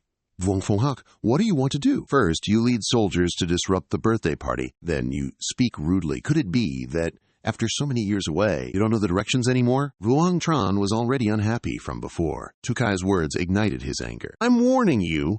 Don't you dare talk to the old man like that. Your action of grabbing his collar has alerted the surrounding bodyguards. Gun barrels are raised in unison. You look at the shrimp around with disdain. My speed is faster than their guns. You can try it if you don't believe me. He's scared by this display, struggling to escape your grasp. What are you trying to do? Let go. Wang Zheng refuses to budge. Apologize to the old man. As you speak, you lift Zikai into the air. I hate people who use their age to bully others. I call you Zilao, only because you're older than me, however. In recent years, you've only grown older, not wiser, haven't you? Has your brain been eaten by dogs? Fu Hua, seeing the situation spiraling out of control, steps in to mediate. Young man, don't get worked up. You still have no intention of stopping? What, you want to apologize on his behalf? Tian Ming emerges from nowhere, pointing directly at Wang Zheng, challenging him. Do you dare to release Zilao and fight me one-on-one? Fang He finally speaks, trying to smooth things over. All right, young man. Release Zilao. After all, we've known each other for 15 years. You're being a bit impolite. You finally relent, releasing your grip and throwing Zikai to the ground. You're lucky today. If there's a next time, I'll shut your mouth. But not apologizing is okay, too. I have to go collect some interest now. As the words leave your lips, he's knocked back on his ass. Immensely accurate, crushing Tian Ming Wang with a domineering air. Cao Cao, eyes at ease, looks at the two pathetic figures. Right now, you're no match for me. Too weak. This scene makes the bodyguard behind him even more vigilant. Don't move, or I'll shoot. Fenghua isn't being friendly anymore either. Wang Fang He, today you ruined my birthday celebration. Leave this young man behind. I might let you go. Bang. He hasn't rushed to a decision. He still looks very calm. Old Su, do you still remember when we were building the Huaxia Special Forces Unit? We established an emergency project. Old Su immediately replied. I remember. Of course I remember. Fang He's voice still rings out steadily. I'm sure you also remember, because old Han doesn't know this mechanism. When an emergency situation occurs, the Huaxia high-level special forces can seize all command authority. Old Su still doesn't understand. But there are no high-level special forces here. Though he looks calm on the outside, Fenghua's heart has long been wavering. Back then, there really were high-level special forces that were acknowledged, but they vanished like smoke. What is this old geezer plotting? Fang. He is now telling people to bring out a military uniform, ready to play his cards. Who says there aren't any? Lieutenant Colonel Wang Zheng, quickly put on your military uniform. Tian Ming, seeing the military uniform that was just brought out, is so shocked his jaw drops. Long Lin is the legendary Long Lin military uniform. Fu Hua's face showed no expression, but his heart had already begun to race. Originally thought he'd use the strongest name of Hua Xia to uproot all the weeds, but unexpectedly, the one that escaped the net appeared right before my eyes. Looks like this Wang Zheng isn't so simple. Wang Zheng walked towards the military uniform, a bit of nostalgia in his heart. Didn't expect that even though Long Lin was destroyed, the old geezers kept my casual wear. His hand unconsciously reached for the outfit before him, then suddenly, as if remembering something, his hand quickly retracted. Wang Zheng turned sharply towards him, his expression extremely resolute. Activate emergency protocol. Special forces, the spearhead of Hua Xia, take over command. Command all military personnel on the scene. Bao Guo, silent until now, finally spoke. Old Su, don't you dare deny it now. I see the current situation perfectly meets the conditions for emergency protocol. Fu Hua, sensing the unfavorable situation, reluctantly surrendered, dropping his gun. Feng, he didn't want to linger any longer, and left proudly. Let's go! He quickly grabbed Ming Chi's hand, following behind in the dazzling sunlight. The group of them quietly moved forward. The cars are waiting outside, as you requested. Wang Cheng, barely in the car, couldn't hide his excitement about you. I've heard our chief mention you're the youngest major in the entire Wasia Republic. Meeting you today is truly my good fortune. The chief said you should accept this uniform and await further instructions in 6 months. Wang Cheng, surprised by this, asked, report back in 6 months? Feng. He couldn't conceal the amusement in his eyes, his words full of care. Kid, you've done quite well these past few years. I'm giving you 6 months outside. Push yourself and train hard. After 6 months, I'll gift you with a branch of the army. You tightly grasped his hand, releasing all the grievances you'd endured. Old-timer, I know you've had it even harder than me these past years. We've lost so much, we must reclaim it all. Oh, right, old man. I need your help to save someone. He's long understood the worries in your heart. It's Shengguan Jiajing, right? He's awake now. You were surprised once again. You cured him? How? He quickly opened his laptop. Shangguan Jiazheng was poisoned with a rare toxin. Bang! His eyes were glued to the screen, his mouth ceaselessly expounding. This poison is a new concoction of several neurotoxins. I had to experiment many times before I could find an antidote, but who knows if it'll leave any lasting damage down the line. Over at the hospital, sunbeams peek through the little windows. Thithi, lying side by side, rubs her eyes, like she still can't believe what she's seeing. Dad? Her voice filled with a hint of emotion. Dad's finally awake. Jiajing gazes at his daughter, heartbroken, and raises a hand to stroke her head. Thithi, you've really had it rough these past few months. She doesn't want her father blaming himself, so she quickly replies, I haven't had it rough, Dad. As long as you're awake, nothing else matters. Suddenly, from the door comes the sound of Zhiju, stopping someone. You can't come in. Hearing the commotion, she quickly opens the door and steps out. Seeing that it's Yun Xiao who's arrived, she beams. Big brother, you're here. Come on in, Brother Lin. This is my eldest brother, Shangguan. Yun Xiao isn't an outsider. He quickly adds, That's right. I heard the news you sent about Uncle the Third waking up, so I rushed straight over here. Seeing someone visiting Jiazhong, he politely greets them. Come on in, Yun Xiao. Take a seat. He gently sits down beside the hospital bed. Carefully, he opens the food container in his hand, looking deeply concerned. Uncle the Third, it's good you're awake. I told them to slaughter a chicken today to cook for everyone at the farm. It's been too long, Uncle Ba.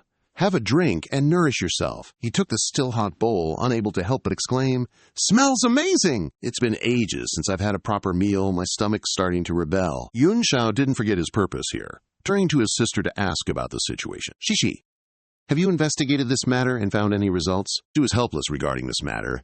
Not yet. The opponent is very cunning, not leaving any traces. Hearing that, he didn't know what to do besides offer encouragement. Don't worry, we'll definitely find out. Jiajing seized the opportunity and trusted her to ask, Yun Xiao, are you preparing to recuperate for a while? Do you want to go to Zhurong and help Shishi? He awkwardly found a reason to refuse. Uncle Ba, you know my preferences. Working at the farm every day, I don't have the mindset for business. Just then, the doorknob turned. Shishi saw Wang Zheng walking in from outside. Unable to hide her joy, Wang Zheng, you're back. Seeing a good opportunity, she quickly introduced him to Jia Zheng. Dad, this is Wang Zheng, the bodyguard you hired for me. But even Dad hasn't met you before, have I? He didn't rush to show himself, turning to face the west as he stood outside the door. I already finished the mission earlier. You've worked hard these past days. Go get some rest first. He obediently listened. Yes, boss. Jie Zheng looked at the person who had just arrived, then praised him. Not bad, kid. You didn't hide anything and spoke your mind. My gut tells me we've definitely met somewhere before. Your eyes feel so familiar to me. Hearing this, he wasn't surprised at all and seemed to want to speak privately. Shishi, go outside first. Your dad and Wang Jing have something to discuss. She was extremely understanding and left, giving them both some private space. Seeing that there were only 2 people left in the room, he also no longer kept up pretenses like before. Dongfang Zuo Wang, please sit. The name from Jie Zheng's mouth made Wang Jing unconsciously surprised. How do you know Dongfang Zuo Wang? The expression of the person in front of him seemed to be within Jie Zheng's expectations. No need to look at me with that expression. These 4 words, Dongfang Zuo Wang, aren't any secret. I'm a businessman. I'm involved in both the underworld and legitimate society to some extent. He didn't beat around the bush and went straight to the main point. No need to be so roundabout. Tell me, where exactly have you met me before? After listening to the situation, he turned his gentle gaze forward. As expected, Master didn't misjudge. Seriously, he said, I'm also considered half of your senior apprentice. The missions you've carried out. Master and I have been watching closely, so your intuition wasn't wrong. Wang Zheng, hearing this, asked in surprise, What? You're my senior apprentice? His heart was filled with questions. Shangguan Jie Zheng is the old geezer's disciple, but the old geezer only has me as his disciple. He's never mentioned anything about having another senior apprentice before. Jie Zheng, seeing his confusion, kindly explained, Master is my master, but I can only be considered half of his disciple, because before this, he's never officially recognized me as a disciple. His voice continued steadily. Zhurong can have the scale of today. Master had to spend so much effort. Before you became Dongfang Zuowang, carrying out missions in Europe and America, we created many opportunities for you. You can remember carefully to see. Hearing this, he couldn't help but burst out laughing. This expression made Jie Zheng a little puzzled. What are you laughing at? Wang Zheng couldn't hide the joy in his words. How can I not laugh? Originally, I was just a lone wolf in the capital. But now, I have such a massive mountain backing me up. Won't I be able to swagger through life with ease from now on? Why don't you hesitate to ask more? For many years now, my every action has been in the palms of you guys' hands. Why didn't he hide anything and just told everything after you came to the capital? Everything you do is within our observation range. I must say, the things you've done are even better than what we imagined, even exceeding our expectations. He spoke, gently placing the glass in his hand on the table. Currently, the undercurrents in the capital are raging fiercely. Aside from us, there are many others who want a share of the pie. This time, I was poisoned because of that. Hearing this, you became pensive. Even that old man had to expend so much effort to save you. The current situation is really not beneficial for us. After a moment of thought, you boldly voiced the suspicion in your heart. So tell me, do you think anyone knows that you and I are actually 2 peas in a pod? No, I always feel a little off. Hearing this, Jie Qin quickly reassured him. Surely not. My master and I communicate very secretly. Surely no one knows, and I won't interfere with the military system. Moreover, this sick room is absolutely safe. No one can break in. You don't need to worry. Wang Zheng didn't want to say more, eagerly waiting, not thinking so much anymore. So what's my next mission, huh? He's not being polite at all, asking me to take a trip to Ningxia. On the street, houses crammed together, dense with Liu Xuan's advertising images. In the Xiaochuan non-restaurant, she's probably been waiting for ages. Seeing Wang Zheng arrive, he was a little miffed that he was 15 minutes late. Wang Zheng has been pretty busy lately, he replied casually, eyes glued to the menu. Of course, I'm busy. I'm still a senior vice president, you know? I even turned down a few invitations just to have dinner with you. The prices on this menu are in the hundreds of yuan, making him exclaim, Geez, these dishes aren't cheap at all. This left her speechless on the opposite side. Oh, just drop it already. You're just a security guard, so stop pretending to be a CEO, okay? Besides, you gave me the opportunity to earn 2 million yuan in agency fees. Isn't treating you to a meal the least I could do? Oh, right, Liu Xuan, remembering something, probed Wang Zheng. Oh, that's right. Zhao Gang asked me to go shoot his film. What do you think? I want to hear your opinion. Even though the name sounded familiar, he asked to make sure. Zhao Gang, as in that rather famous director? Receiving her nod, he expressed an indifferent attitude. I have no opinion. You decide for yourself, he said nonchalantly. Suddenly, Lun Pei appeared by her side, asking politely, Excuse me, are you Ms. Liu Xuan? Liu Xuan replied without hesitation. Yes, what's the matter? Waiting for this, he quickly offered, My name is Li Lunpei. I am the secretary to the CEO of Yangguang Media. Our boss is also dining with clients at this restaurant.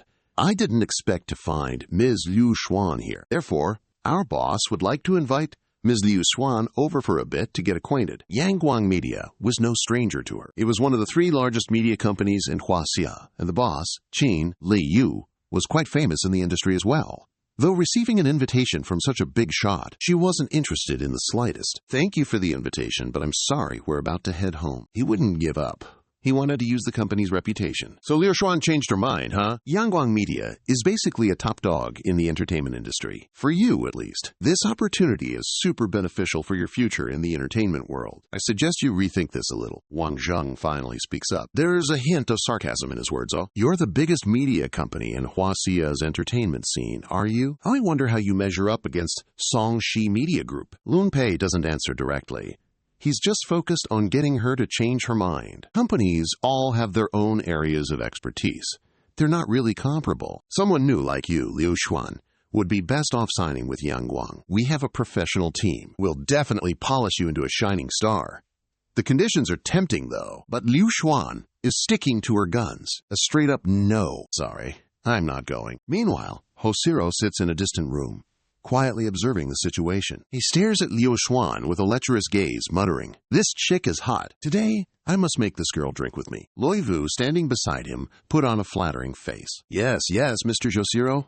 I've sent people to take care of it already. Please rest assured and don't be impatient. He was outwardly enthusiastic, but inwardly he was cursing. If it wasn't for my company's desire to expand in the Japanese market, with you pretty girls, how would it ever be your turn? Luan Boy, seeing that sweet talk wasn't working, turned hostile and threatened. If you insist on refusing to go, President Tan won't be polite to you. He won't give him any face. Just then, Vuong Tran suddenly interrupted. Hold on. After a moment of consideration, he said coldly, "Go with him. I'll make a phone call first." As soon as the phone was connected, he immediately ordered, "Hello, Tongmin Shan, right? I'm at Qiuzhua Nam. Get your ass over here within 15 minutes, immediately." After these words, Vuong Tran calmly approached Secretary Li. "Let's go." The name that was just mentioned made Luan Boy hesitate. Tongmin Shan, President Tong of Tongti Communications. "Wait a moment, I'll go report back to President Tan." Lei Yu scoffed, hearing the secretary's report. "Don't listen to his blustering. Invite him again. Just say, Mr. Sakata is here. The head of a Japanese media company is here as well." Unexpectedly, this piqued Wang Zheng's interest. Japanese?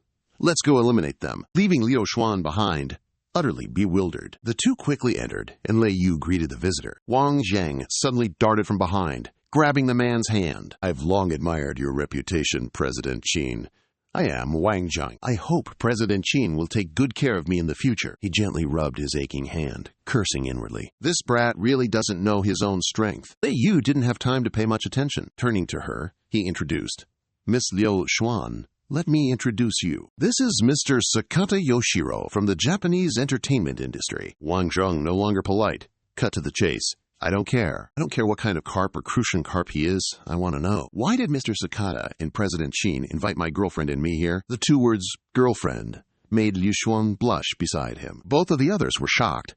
Girlfriend? Even so, this only made Duo Siru even more excited and interested. Offering your girlfriend 10,000 yuan per drink? How can he continue to shamelessly offer 20,000? 20,000 yuan a glass! That's the price of a top-tier global female celebrity. At this point, Wang Zheng couldn't hold back any longer. He grabbed a bottle of wine on the table, cursing repeatedly. "You bastard! I'll give you 20,000 yuan. Will you bark like a dog for me?" This scene was quietly observed by Yi Xing through a screen, and he couldn't help but sigh. If this Wang Zheng didn't show up, the capital would be as calm as a still lake. Boring to death at this moment, someone suddenly spoke from behind. "Young master, you don't need to stoop so low, because you are already in the country." A group of bodyguards surrounded Wang Zheng, intending to bully the weak with their numbers. Lei Yu flattered incessantly from behind. "Mr. Sakata, don't get worked up. This brat is really too ignorant. No need to dirty your hands because of him." Outwardly, he appeared docile. Inside, he began to curse under his breath. "This ignorant kid who doesn't know the immensity of the universe. If you ruin my good deed, I definitely won't forgive you." Suddenly, the door behind Liu Xuan opened slightly. Voice also echoed. Aizu said, "Who doesn't know what's up?" Min Zhan suddenly walked in, scanning the situation. What's going on here? He saw the newcomer and immediately switched his flattery target, quickly running to greet him. What wind has brought Boss Tong here? Min Shan didn't seem to understand what was happening. So, General Chin is here too? What's the occasion today? You spoke up at this moment. You are 3 minutes late. He heard that and was a little embarrassed.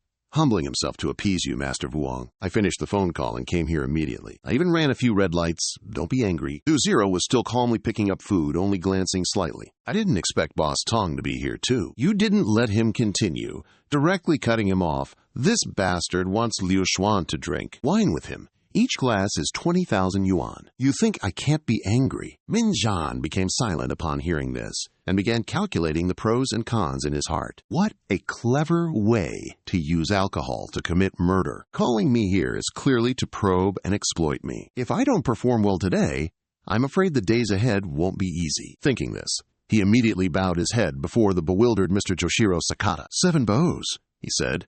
And without hesitation, he used his hand to smash Joshiro's face straight into the 8 soups placed on the table. The burning sensation on his face caused him to roll around in pain on the floor. Ah.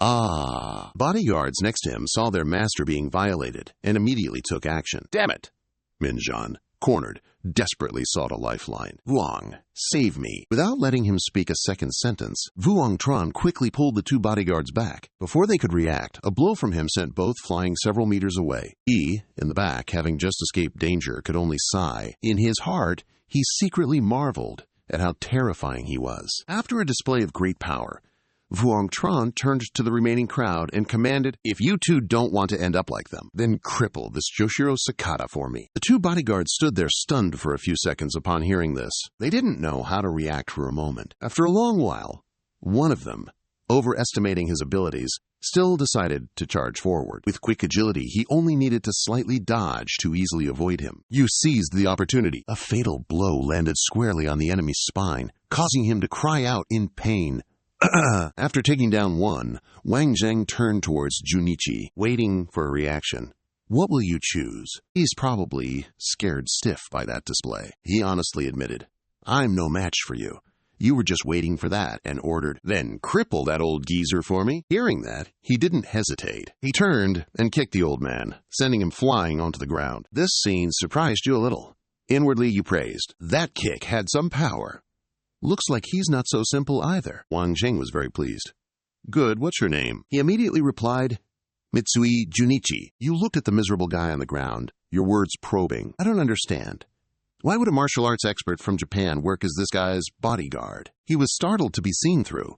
This expression didn't escape your notice. Don't be so surprised. I've fought Yamaki Sansuke a few times before. Although you didn't use your full strength, I could still tell. To be clear, Yamaki Sansuke is a key representative of the martial arts sect. By seniority, he's Mitsu Junichi's martial uncle. That name just uttered has him stunned. A hint of surprise in his heart. Didn't expect him to fight Yamaki Sansuke without losing. Feng Zhong didn't pay attention to this and cut straight to the chase. Your past can be told to me slowly later. Right now, I just want to ask you 2 questions. 1. Have you ever bullied any Huaxia people? Seeing Junichi shake his head frantically, he nodded in satisfaction and continued. 2. Will you choose to continue following me or die right here? Hearing this, he immediately put on a miserable look. I'll follow you.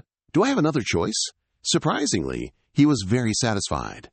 Very good. Just then, Ziyie also walked in from the door, followed by 2 tall bodyguards. Didn't expect Uncle Tu and young Master Wang to both be here. You nearly wrecked my restaurant, you know. She looked at Doshiro lying on the floor and shouted, Aren't you going to take the guest to the hospital now? Seeing that it was Ziyie who had arrived, Wang Zheng immediately changed his attitude. Turns out it's Miss Song.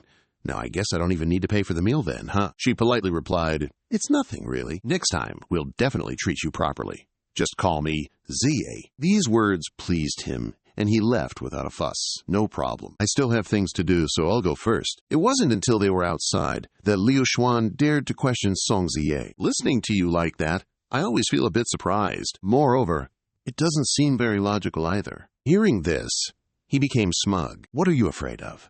If soldiers come, we'll block them. If the water rises, we'll build a dam.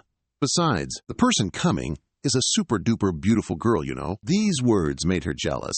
Seeing his perverted and despicable look, don't you dare mess things up. Perhaps due to being too excited, One of Liao Xuan's legs involuntarily tripped. She instinctively fell straight into Wang Zheng's arms. He supported her with one hand. However, he didn't forget to pay attention to every move. The explosive power of this Junichi guy is so strong. It seems his strength is much greater than I imagined. He didn't dwell on it for too long and immediately bent down to check the injury, asking Han caringly, "Does your leg hurt?" Liao Xuan gently moved her ankle. It was a bit sore, but she could probably still walk. Wang Zheng didn't say much, and with a whoosh, he scooped her up into his arms. He complained incessantly. What kind of parking area did Songzi build? Bumpy, bumpy! She has to pay for it. At the same time, Tuda on the other side is looking into the distance. Uncle Tu, you really have foresight. Knowing to build a relationship with this person early on, Min Shan put on a distressed look and explained, "It was a misunderstanding. A misunderstanding. Originally, Uncle wanted to discipline him at first. As a result, we suffered heavy losses. He says that, but in his heart he has his own calculations, because Vuong Tran has already promised him that he will help him replace his older brother, Tong Min Vi, become the head of the Tong family." She couldn't help but warn, "But Uncle Tu, you are flattering Vuong Tran like this. You are openly opposing the family." On the other side, two men silently stared at a building that looked old. Suddenly, one of them spoke up. "Young master, what should we do with it?" Thien Ye just quietly turned away, not even bothering to look back.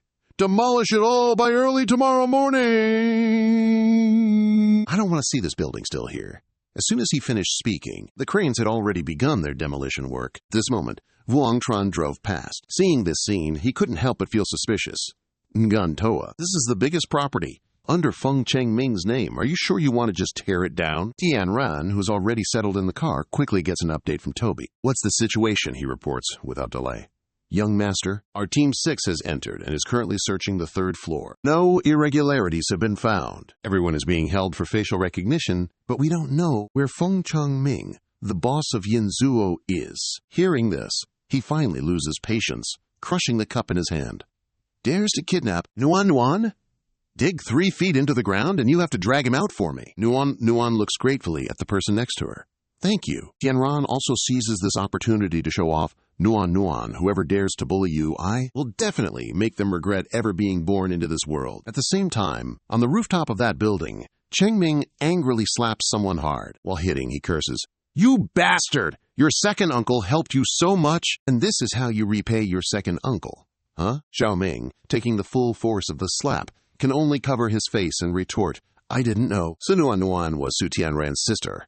Moreover, in the beginning, you also supported me kidnapping Su Nuan. Furthermore, while the two are still arguing, a group of people storms in, fully armed and extremely imposing. He was so scared by this scene that he knelt on the ground, begging, "Didn't I already release Su Nuan? Why are you guys making things difficult for me?" The guys on the other side, without another word, began to prepare for coercion, prepare to fire the tranquilizer gun. He was driven into a corner, so he had no choice but to give up.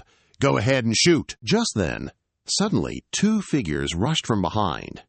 "How could we so easily hand them over to you guys like that?" In a flash, the 2 of them hoisted Zhang Ming and Zhao Ming onto their shoulders, not forgetting to turn back and mock, "Bye-bye, handsome fellas." With that, the 2 vanished from sight in a flash. The prey slipped away right before his eyes, but Su Wei could only stare helplessly. Mission failed.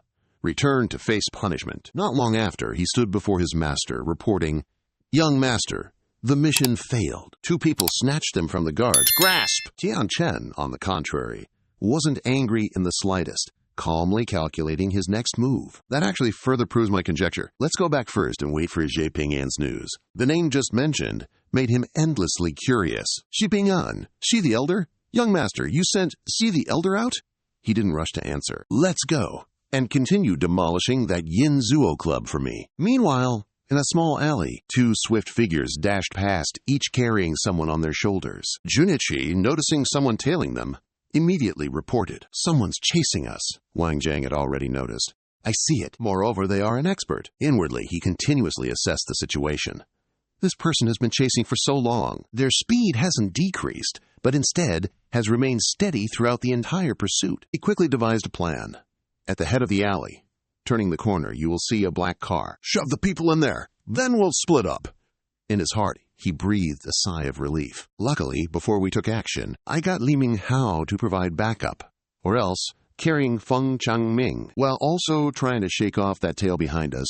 There's no way I could have managed it. In a flash, the two busily crammed the people into the car. As soon as the car doors slammed shut, they quickly scattered in two directions, according to plan. Having just run a few steps, an ominous premonition struck as a ravenous cheetah lunged towards him. In order to catch Wang Zheng, the old man used all his might to leap closer. His arms spread wide like an eagle, but in his gut he cursed, "You little brat, go die!" Seeing the situation become tense, Wang Zheng decided to use his trump card quickly. He's already caught up. Strong leg strength indeed. So? These needles won't pose any challenge to an expert. With a flick of the hand, all those needles were neutralized. This made him extremely surprised. The silver needles that he threw out didn't hit a single one. Benan also praised the young man before him.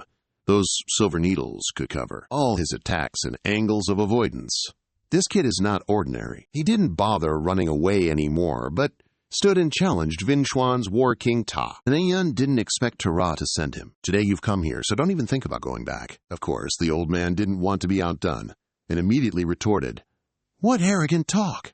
It seems you don't understand the distance between you and this old man, and taking your head will be as easy as chopping wood." Vuong Tran angrily rushed up and proactively attacked Ta, the old dog. Then you can try. Even if the opponent attacked unexpectedly, the old man still managed to raise his left hand to deal with it smoothly. The next punch aimed straight at Benan's face. The old man tilted his head, dodging as smoothly as surfing on TikTok. Then came an immediate counterattack, causing Vuong Tran to not even have time to react. This old man is too strong. The old man slowly advanced, each step arrogantly showing a cunning look. "If you can't kill me, then you must come back with me. But because you spoke too harshly earlier, I must cripple one of your arms." Vuong Tran is as loud as thunder. He's too arrogant, isn't he? No matter how strong you are, you're just a dog of Torah. Unfortunately, you revealed an opening. Benan took the opportunity to finish with a super fast move, but still lacking a bit of sharpness.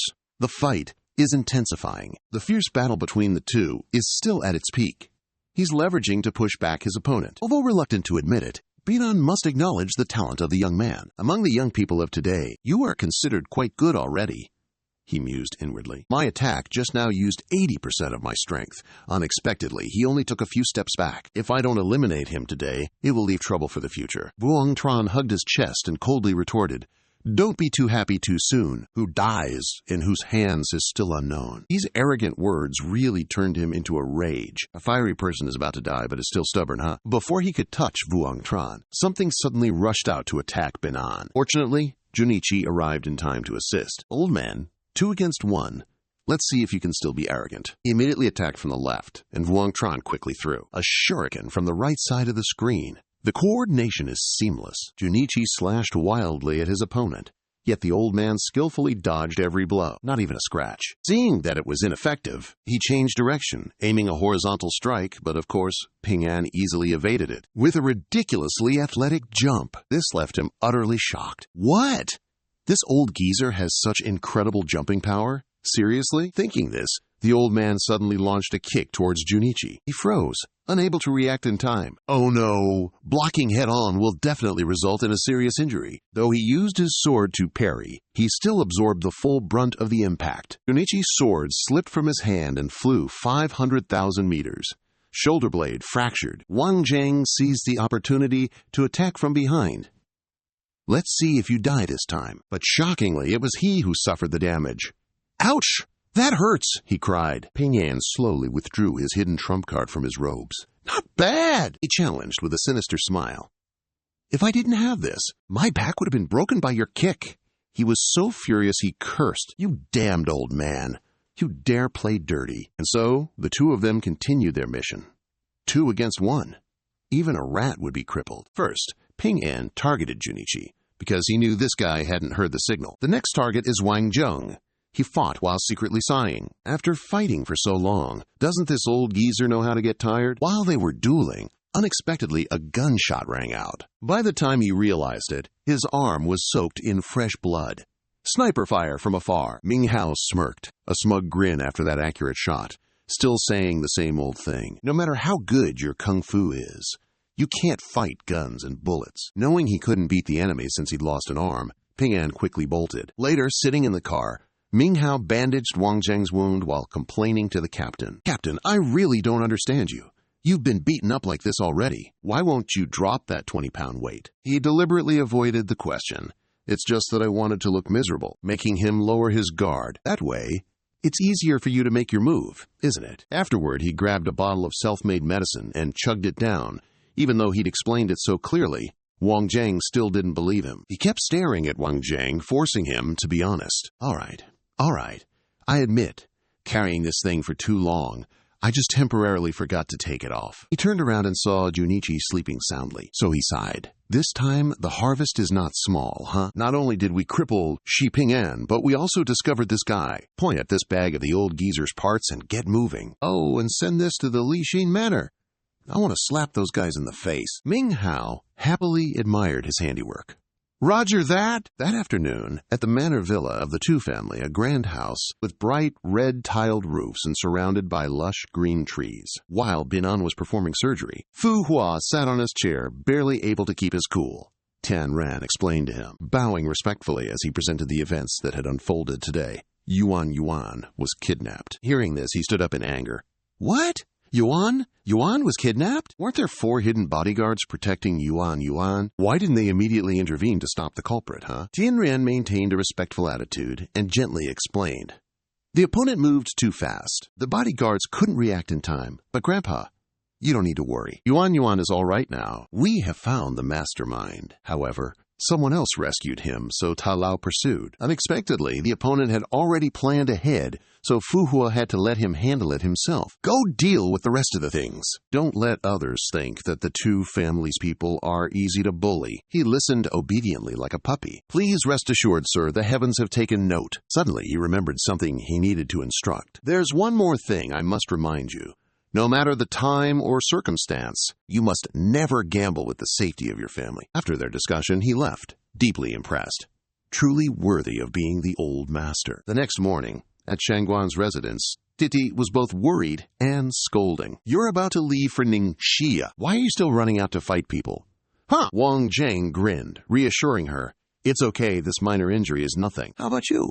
Aren't you coming to Ningxia with me? They'll leaned her head back, sighing, and spoke of her worries. I'm staying to take care of Dad. Moreover, the company has a lot of work to handle. Also, Han Xingye and I haven't seen each other in ages. I really miss her. She stood up, pointing towards 2 monstrously large pieces of luggage, and instructed, Here are 2 bags, all things I prepared for Xiao Ye. Inside are clothes, shoes, and some of her favorite specialties to eat. Looking at the heavy load, Wang Zheng quickly waved his hand, refusing. My dear young lady, how do you expect me to carry these 2 huge bags? Furthermore, Han Xingye is in the army and has to wear a uniform all year round. She can't wear these clothes anyway. Hearing that, she felt it was quite reasonable. All right, I won't send clothes anymore. Just a bit more food. Is that all right, young master? A sigh of relief to have escaped the calamity. Oh, my dear admin, quickly take out all the clothes. Later, at the Tuo Manor, golden sunlight shone down on the roof. Inside the living room, he reluctantly announced the bad news to his master. Chief, there's a package. The guards already opened it for inspection. As a result, Fu Hua frowned unhappily, showing impatience. Stop beating around the bush. Bring it here, and let me see. He hesitated a bit before daring to open it. Inside the box was an arm. He frowned but didn't say a word, pondering something. After a moment of contemplation, he ordered, Take this to Tianran and show him. He respectfully bowed and quickly followed the order. Yes, upon entering Tuo Tianran's room, he became deeply concerned. Have you asked the doctor? Can they reattach it for Jie Lao or not? Wang, he honestly reported the situation. I've asked already. The doctor said it's impossible. Because the joints are severely broken, moreover. Xi Lao doesn't want to put steel pins in his body either. He was truly powerless. You go back to work. I'll go visit Xie Lao later. After he left, Tianran immediately took out his phone, calling his subordinates to push forward important tasks. There are 3 things. Firstly, mobilize all forces to find Feng Changming's whereabouts. Give me a follow-up on the second point. Keep a close eye on Wang Zheng. Don't miss any of his actions. The people we buried before. It's time for them to be useful. Third, use my name, Lao Ra, and invite Minister Chen for a discussion about troop designations. When he hangs up, he reveals a sinister, scheming look, so distorted and ugly. The Long Lin have been eradicated for so long, so how could I let them revive? Outside the corridor, Wang He secretly sends a message to some mysterious figure. On the phone screen, the words name on the list appear. Perhaps he's signaling something top secret. On the other end, Zhao Nan received the message. He indifferently takes out his phone from the drawer. This action proves this is just part of the plan. Then he lets out a content, triumphant smile, as if winning the lottery. Here it comes. At the waiting lounge, the atmosphere here is normal. Wang Zheng, wearing sunglasses, strides confidently with his bodyguards. But in reality, he's feeling helpless. I told her to bring less stuff, yet she still packed it all into 2 new suitcases. Seriously. While waiting, he unintentionally catches sight of a familiar figure. Song Ziye. Huda sat down in the opposite row of seats, warmly starting a conversation. What a coincidence, young Master Vuong. Why are you here too? Vuong Tran politely replied, It is indeed a coincidence. I wonder where Miss Tong is going dressed like this. Seeing his polite address, she suggested changing the way they addressed each other for familiarity. Going to Indan Shuyen, young Master Vuong. Don't call me Miss Tong anymore. Just call me Tuda, and I'll call you Vuong Tran, okay? He happily agreed to the request. Okay, as long as you don't mind. What a coincidence. I'm also going to Ngan Shuyen. I wonder what you're doing in Ngan Shuyen. Tuda talked about her upcoming trip. Just consider it a trip. I want to experience the scenery and people in the Southwest a bit. My grandfather and father have some old comrades in arms in the Southwest. This trip is also to visit those seniors. Hearing this, he suddenly recalled. If I remember correctly, General Lai Diep Bin, praised by the CA as the king of the Southwest, was also a comrade of Mr. Tong, right? She enthusiastically recalled old memories. That's right. My grandfather and Mr. Li were in the same unit and had a very deep friendship. This trip, I also want to visit Mr. Li a bit. Vuong Tran then expressed his wish to come along. I wonder if I could join you in visiting Mr. Li. Together, okay? She smiled and agreed. Of course, this time we can go to Ningxia for a trip together. 10 odd hours later, suddenly Tian Shu came over and asked to sit with Shang. Hello, beautiful girl. Excuse me, is anyone sitting here? He deliberately found a random reason to refuse. Sorry, someone is sitting here. He didn't care and just sat down next to Zia. Let me introduce myself. My name is Li Tianshu, born and raised in Yinchuan. We're arriving in Yinchuan soon. How about I treat you two to a meal? She immediately vaguely recognized Li Tianshu. This name sounds so familiar. Wang Zheng crossed his arms, his tone somewhat wary. We don't know you. Why should we have dinner with you? Tianshu put his hands into his pockets and calmly explained. My grandfather is Li Yeping. Perhaps his reputation is considered somewhat significant. At this moment, Ya was certain of the identity of the person in front of her. So it's the young Master Li. I often read news related to you. It can be said that you are the most famous young master in the Southwest. Seeing is believing. Truly young and talented. He's fallen into pensive contemplation of Li Tianshu. Why did he have to show up now? This trip, I've bumped into Song Ziye and even encountered Li Tianshu. This absolutely can't just be a coincidence. He flashed a friendly smile, teasing. So, Song Miss also knows me, huh? Originally, I was planning to pretend not to know you, so I could have an excuse to get acquainted from scratch. Ziye was utterly astonished. You know me? He continued, half joking, half sincere. I guess you don't know, miss. Our grandfathers agreed to an engagement for us when we were kids, actually. However, my father vehemently rejected it. The result is that now meeting you, I feel extremely regretful. Wang Zheng, intrigued, tilted his head inquisitively. Young Master Li, you already know Miss Song. So do you know me? Tianshu warmly turned to reply, Of course I do. Wang Zheng, currently the vice president of Jurong International. My grandfather met you at Old Master Tu's birthday banquet. He praised you endlessly when he got back. I've wanted to become friends with you for a long time now. He politely shook the other's hand, like two real men. If you already knew me, then why did you pretend not to know me earlier? He chuckled lightly, admitting it just as I said. Originally, I planned to create a chance encounter. Then, at that very moment, a judgmental gaze swept silently over this guy, talking so bluntly, not giving a damn about anyone else's face. After he finished speaking, the atmosphere fell into an awkward silence again. Wang Zheng just sat there silently, nonchalantly tapping on his phone. Actually, he's investigating information related to Tianshu. A moment later, he took the initiative to speak, probing. So did you deliberately come here to create this chance encounter? He scratched his head, a little embarrassed, then quickly beat around the bush. My grandpa praised you as a resourceful person, advising me to be careful after meeting you. Looks like he was right, I wonder, young Master Wang. Would you like to come to my house for a visit? If my grandpa met you, he'd be very happy. He clasped his hands in front of his chest, politely refusing. Please accept Old Man Lee's praise, but I have to go to the Ningxia military region to visit someone first. After that, I'll come to greet him later. Hearing the stammering answer just now, he quickly heightened his vigilance. This trip to Ningxia has already been followed by someone else.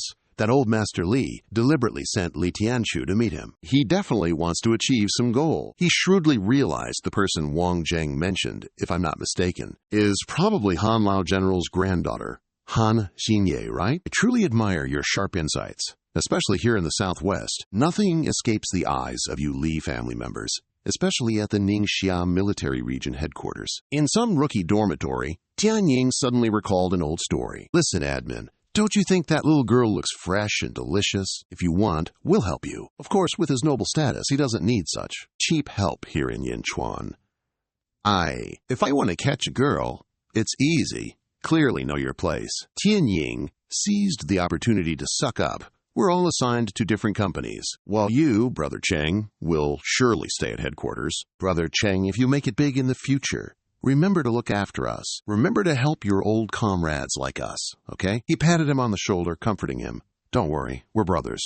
Once my career takes off, I'll absolutely never forget you guys. Everyone around understood and quickly chimed in.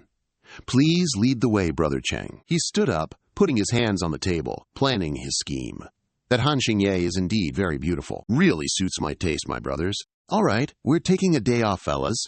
Tonight, we eat, drink, and be merry. You guys set that girl up for me, and leave all the follow-up to me, got it? Tianying is obedient, listening like a puppy. Rest assured, Bro Chang. Just say the word, bro. Even if we have to carry her, we'll toss that girl onto the bed for you. In the girls' dorm, Yangzi, while folding her blankets, was sneakily trying to entice Xingye. Our recruit training is over, and there's a party tonight. She flatly refused. What party? I'm not interested. You guys go have fun. I'll stay here at the dorm. Ignoring her refusal, she kept trying to persuade her. All of us sisters are going. What's fun about staying alone in the dorm? Even after saying that, Xingye still didn't react, so she switched to a softer but firm tone.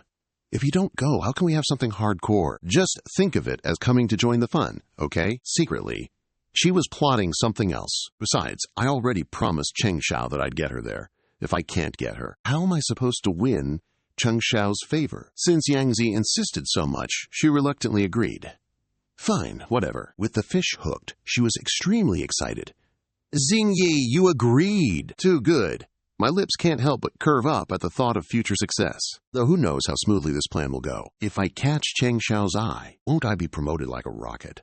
What a power fantasy. Then she turned to remind her team, starting today, we have 3 days off. Let's change and hit the streets. How about dinner and karaoke tonight, girls? Everyone was excited, cheering in unison with joy. Okay. A moment later, the whole group went outside. Yangzi secretly glanced around, scrutinizing Xingye from head to toe. Except for being a bit pretty and having slightly bigger breasts, what does she have that can compare to me? Seeing the girls arrive, Chengshi took the initiative to greet Xingye. We're having a party tonight, and I hear you sing very well. You absolutely have to sing a few songs for us. She politely declined the offer. I'd be too embarrassed. You guys sing. Of course, he continued to persuade her. You wouldn't give up on his prey so easily. Then, how about Xingye has a few drinks with us tonight? Once we're assigned to different teams, it'll be hard to see each other again. She angrily crossed her arms, frowning as she looked at the person in front of her with suspicion. Why do I keep feeling like you're trying to drug me, then immediately become vigilant? You think I can't see that you're trying to pull a fast one. The two sides are talking awkwardly when suddenly a red car pulls up outside. A luxurious car.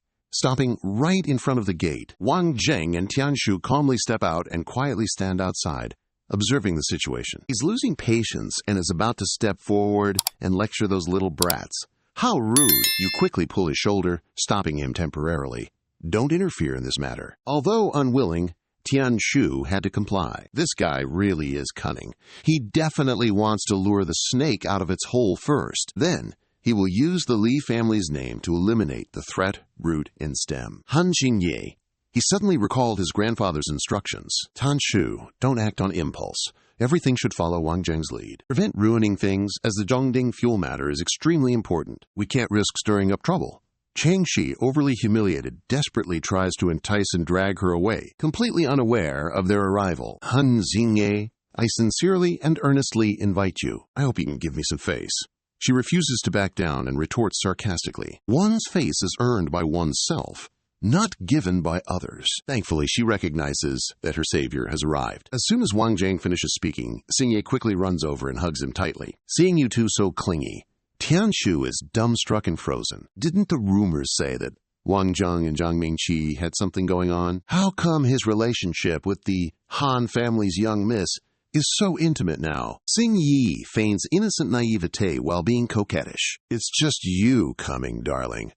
Wang Zheng understands her intentions very well. He cooperates in her charade. Yes, Shangguan Shishi has to take care of her father. Sheng Fei is also away on a business trip. This time, only I'm here, darling. As soon as he finishes speaking, Wang Zheng immediately changes 300 degrees. He switches to a domineering CEO face, coldly glancing at the immature punks. Xiao Yi, tell me, is there someone here bullying you? Relying on authority, having someone to back you up. Xing Ye frankly exposes the crimes of these bastards. Someone has impure intentions towards me. Hurry and help me deal with him. His sharp eyes and indifferent smile exude an aura of badassery and dominance. All right, then. I'll take care of this trouble for you. Zhang Shi arrogantly steps forward, tentatively asking, Are you Han Jingye's boyfriend? Before Wang Zheng could answer, she quickly drapes her arm over his shoulder and admits, He is my boyfriend. What? We're engaged? Tianshu just heard that and is freaking out. Looks like she's thinking, where am I? Who am I? What on earth are these two doing? Since when did the young miss of the Han family talk so directly? Everyone around is frozen stiff. Engaged already? With my naturally persistent nature, I'll just act the role to the end. Of course, hubby dear. Wouldn't you agree? He just stares blankly at her, completely helpless. How can that sentence sound so wrong? Coming from this brat. Breaking the suffocating atmosphere, Yang Zi quickly diffuses the awkwardness. Everyone here is a guest. Tonight we have a banquet. Xing Yi, bring your boyfriend to join us. Wang Jing politely accepts the invitation. No problem at all. Everyone here is Xing Yi's comrade in arms. It wouldn't hurt to get to know each other. Casually gesturing to the young man beside her, I wonder if this friend of mine can join us as well? She flashes an enthusiastic smile, agreeing wholeheartedly, as if it were nothing. Of course, the more the merrier. Don't even think about leaving before it's over. Even though I'm unwilling, Chengxi has no choice but to act generous. One more person won't make any difference, right? After all, they can't stir up any trouble in my territory. He turned away discontentedly and made a phone call. Hello, Brother Chu. Help me book a private room, one that can seat 3 tables in Ningyuan. Yes, after you finish your work, remember to call me back. Tonight I want to treat some comrades to dinner. You should come along too. Later, at the Ningyuan International Hotel. By this time, it was almost noon. Tianshu slowly got out of the car, pretending to be refined, and apologizing. Clearly, it was young Master Cheng who invited us, yet we made you wait so long. Wang Zheng also got out of the car right after, feeling apologetic. We're late. Young Master Cheng, you don't blame us, do you? Although Chengxi wasn't happy, he still forced out a gentle smile. It's all right. Now that everyone's here, let's go inside. Seeing Jingye sticking so close to him made him frown uncomfortably. These lovebirds? Let's see if you can still smile later. Oh well, I'll just swallow my anger and force myself to be friendly to lure the prey into the den tonight. You must drink until you drop. Consider it our welcome to you. He turned to glare at Chu Qiang as a signal. This time, you guys are definitely dead meat. Once everyone was seated comfortably at the table, the atmosphere in the room gradually became lively. 3 large round tables were fully set, a variety of dishes, so pretty. At the table, Cheng Shi eagerly raises his glass. Come on, Wang Jing, bottoms up! I'll toast you first. But Wang Zheng, showing zero respect, bluntly refuses. Why should I drink with you? Are you even worthy? Heesh. Cheng Shi loses it, jumping up to start a verbal brawl. You! Refuse a toast. You want a punishment drink, do you? Instantly, he grabs Wang Zheng by the collar, pulling him close. That rudeness really makes Wang Zheng lose his cool. His face darkens. Don't touch me! Who dares touch our man? He decisively snaps Cheng Shi's fingers. Eek! Cheng Shi screams in agony like a pig being slaughtered. Everyone around panics, rushing to intervene. Young Master Cheng, young Master Cheng. Even though Tianshu knew up front that he was a decisive guy, he still never expected him to be this bold. Snapping someone's fingers upon meeting them? This Wang Zheng is just too cruel. Yang Zi anxiously rushes over, kneeling beside him to ask, Han, young Master Cheng, are you okay? Humiliated, he quickly stands up, barking threats like a mad dog. You, once you're arrested, Let's see who can protect you. Today, I'm definitely going to get my hands on Han Xingye. Suddenly, a grand ceremonial announcement rings out from outside the door. I heard that someone here got drunk and caused trouble, and he brought a bunch of police officers with him. She brazenly pointed at Vuong Tran to accuse him. How could he stand to be at a disadvantage? He immediately retorted, I was only acting in self-defense. He had already been bribed, so of course he wouldn't listen to reason from him. Stop talking nonsense and come with us to the station to report. He arrogantly cursed terribly. You don't want to drink a toast, but you want to drink a fine? Today, you are definitely dead. Seeing the situation gradually becoming distorted, Thian Tu quickly spoke up to help his friend. He had only known him for a few chapters. Comrade police, I witnessed everything just now. This friend was really acting in self-defense. If you want to investigate, shouldn't you bring him back to the station too? Lalong silently nodded, signaling to Trin Tai. As if everything had been arranged in advance, he arrogantly shouted loudly. He didn't bother listening to reason at all. You dare to obstruct someone performing their duty here? Take them all back to the station for me. Rinthi complacently praised his loyal dog. Deputy Team Leader Vuong, you are really responsible. When I get back, I will tell my father. In 5 years, the word deputy will be removed from your rank. Hearing those words, he excitedly thought about his illusory dream. This is the son of a city committee member. Just as long as he says nice things in front of Secretary Qin, my future will be incredibly bright. The dream of promotion has driven Li Long to act. He cuffs faster than ever, so rest assured, I will definitely complete the task well. Even so, Tianshu maintained his calm, composed expression. I'm telling you, you've handcuffed me. Taking them off later will be tough. Changshi sat arrogantly on the sofa, not even paying attention to him. Where did this bumpkin come from, daring to say such things in Yinchuan? Let me handle this impudent brat. Tianshu only needed to make a quick phone call. As soon as the person on the other end answered, he immediately reported the specific situation. I've been handcuffed by the police, and am at the Ningyuan Hotel. Cheng Shi remained arrogant, challenging, oblivious to the storm that was about to break. Let's see what kind of waves you can make in Yinchuan. I am the one with special privileges. As soon as he finished speaking, unexpectedly, Li Long's phone actually rang, just as Tianshu threatened. He bowed respectfully and greeted the person on the other end. Chief Yan, what are your instructions? As soon as he heard the voice, he flew into a rage, scolding. Are you at the Ningyuan Hotel? He was still naive, not understanding the situation. He was genuinely unsure of who to side with, so he truthfully replied, Yes, I am resolving a case. We got drunk and squabbled right here, huh? Speaking of which, B.A.'s blood boiled, and he cursed him out before he could even wipe his face. You idiot, your family has caused a big problem. Then, he hung up the phone in a flash, leaving Lu Li Long with a face full of sorrow. Standing alone between heaven and earth, knowing the outcome beforehand, why bother fighting? Before long, Bing Chao showed up, and Xiang rushed into the room with a tense look. So tense, yet Zhu Chong was foolish enough not to notice. And again, stirring up Lao Yan's hornet's nest? Why does he have time to come here today? He didn't bother to pay attention to the flies, hastily approached, and asked Han Tian Shu Li Xiao Ye. Today, it's because my subordinates were too reckless.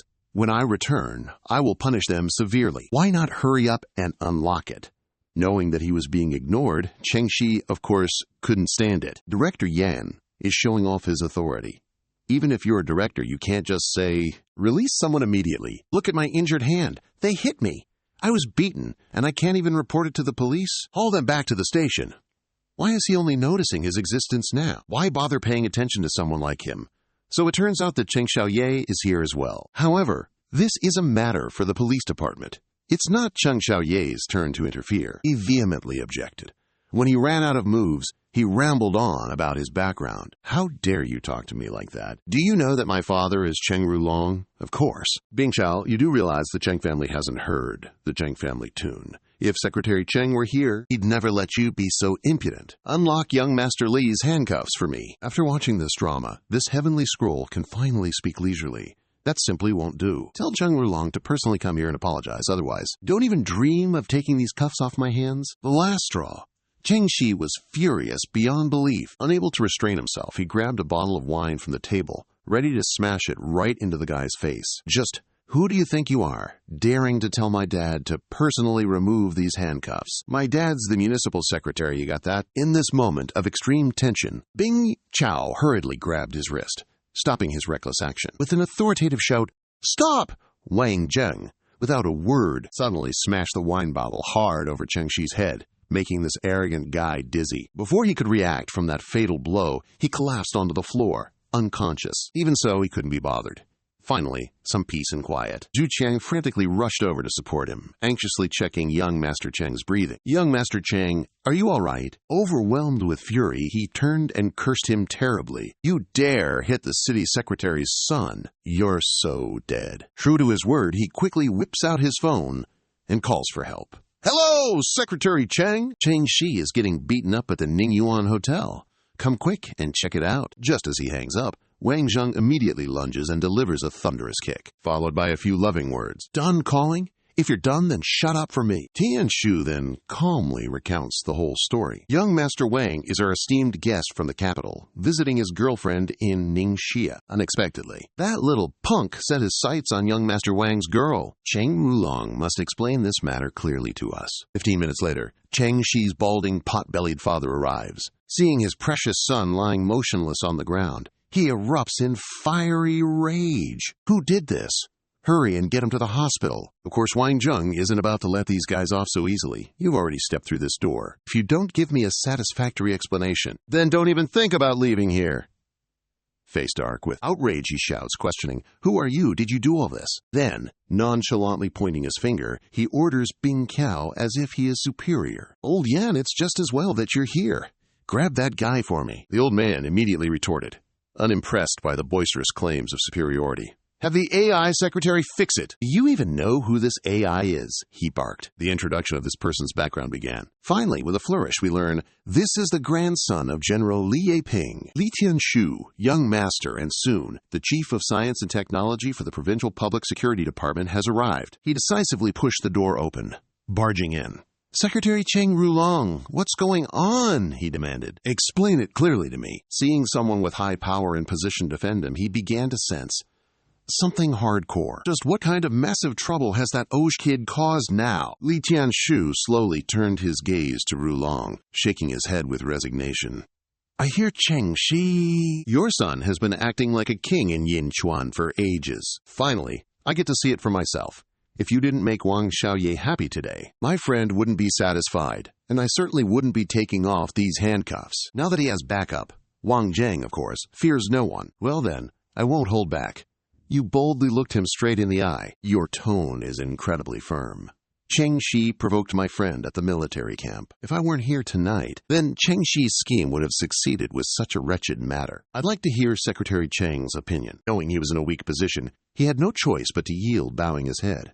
I apologize for Cheng Shi. It's because I didn't discipline my child strictly, which is why he offended young Master Vuong and young Master Li. Here, Vuong Tran didn't beat around the bush. He slapped him hard across the face. Secretary Trin, do you think I and the young master are fools? You continue to scold and berate, not giving the other party a chance to open his mouth.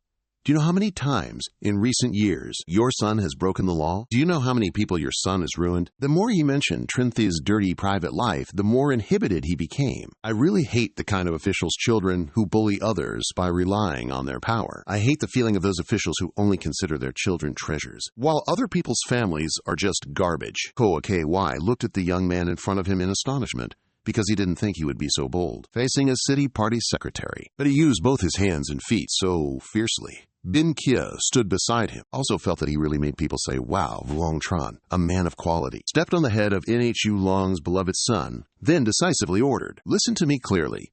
Take Trin Thi to India. Without my permission, he will never be allowed to return for the rest of his life. He coldly leaned down and threatened, his eyes as sharp as daggers, penetrating his painful expression. If by tomorrow I still haven't seen Cheng Ji's plane ticket to India, you know the consequences, right? But Rulong still confidently doesn't believe I dare. I smirked. Guess if I dare. If you plan on pulling any more tricks, don't blame me. I'll dig up all your dirty laundry from the past few years. After everything was resolved, Jing Ye immediately ran over, playfully praising, how stimulating, Wang Zheng. Why don't you just stay in Ningxia forever? Every time I meet you, I get so excited. Even knowing her playful nature, he still indulgently dotes on his little madam. I'm just afraid someone else here will bully you, you know? Later, Li Tianshu will also secretly protect you. Hearing this, she was quite surprised. Gradually, she developed a good impression of him. This young Master Li knows how to handle people. One day, I must visit the Li family to pay my respects. Leaving aside the unlucky things that happened, Wang Zheng took the initiative to invite her out to relieve stress. "I'll stay here and hang out with you for the next 2 days. Otherwise, once I'm assigned to the company later, I won't have time to stroll around." Speaking of fun, Jing Ye was excited like a child. "Okay, let's go shopping. Eating. The next morning, while Wang Zheng was sitting in the office discussing with partners, "So, what do you say? Are you guys interested in collaborating with me?" Wei Hua cautiously spoke up. "What qualifications do you have to demand cooperation with us? You're using the name of the old leader. Luring us here is because of this?" The 3 people sitting here are respectively Vice Wei Hua, Zhu Yongmei, and Shen Lian Mang, ManhwaGO's subordinates. All high-level executives of Zhongding Natural Gas. Seeing the other party just staring blankly, he asked suspiciously, "Vice Wei Hua, you're a smart man. As the vice president of Zhongding Natural Gas, what I want, you really don't know." He calmly admitted, "I don't know." Wang Zheng, annoyed, threw 3 mysterious information dossiers onto the table. Unexpectedly, the atmosphere of the negotiation today isn't very comfortable. "Take a look at these. Knows, maybe you'll change your minds later." The 3 of them picked up the documents to read, and after finishing, everyone's faces were stunned. Yongmei shouted, "You're blatantly framing us." Then he violently threw the thing in his hand to the ground, revealing pictures of him debauching with 2 tender, loving girls. Wang Zheng calmly smirked. "Why are you so agitated? Wouldn't that just expose things even more? What you're really afraid of?" Wei Hua, seeing that he had been caught, immediately compromised. "What do you want? You want us to cooperate with you?" Seeing his goal achieved, he gets straight to the point. "First, Shen Lian Mang, I want you to transfer all of this year's consumption funds from all the southeast provinces into an account held by Zhongding Finance. All these years. I know you're capable of this, all right? All right, spit out your next demand." Secondly, Vice President Wei Hua, he's the Deputy General of Zhongding Yuanqi and a confidant of the Su family. "I need you to draft an agreement, a stock transfer agreement, that is. Also, coordinate with Shen Lian Mang to execute the transfer of funds." "Got it?" Hearing that, he shook his head helplessly.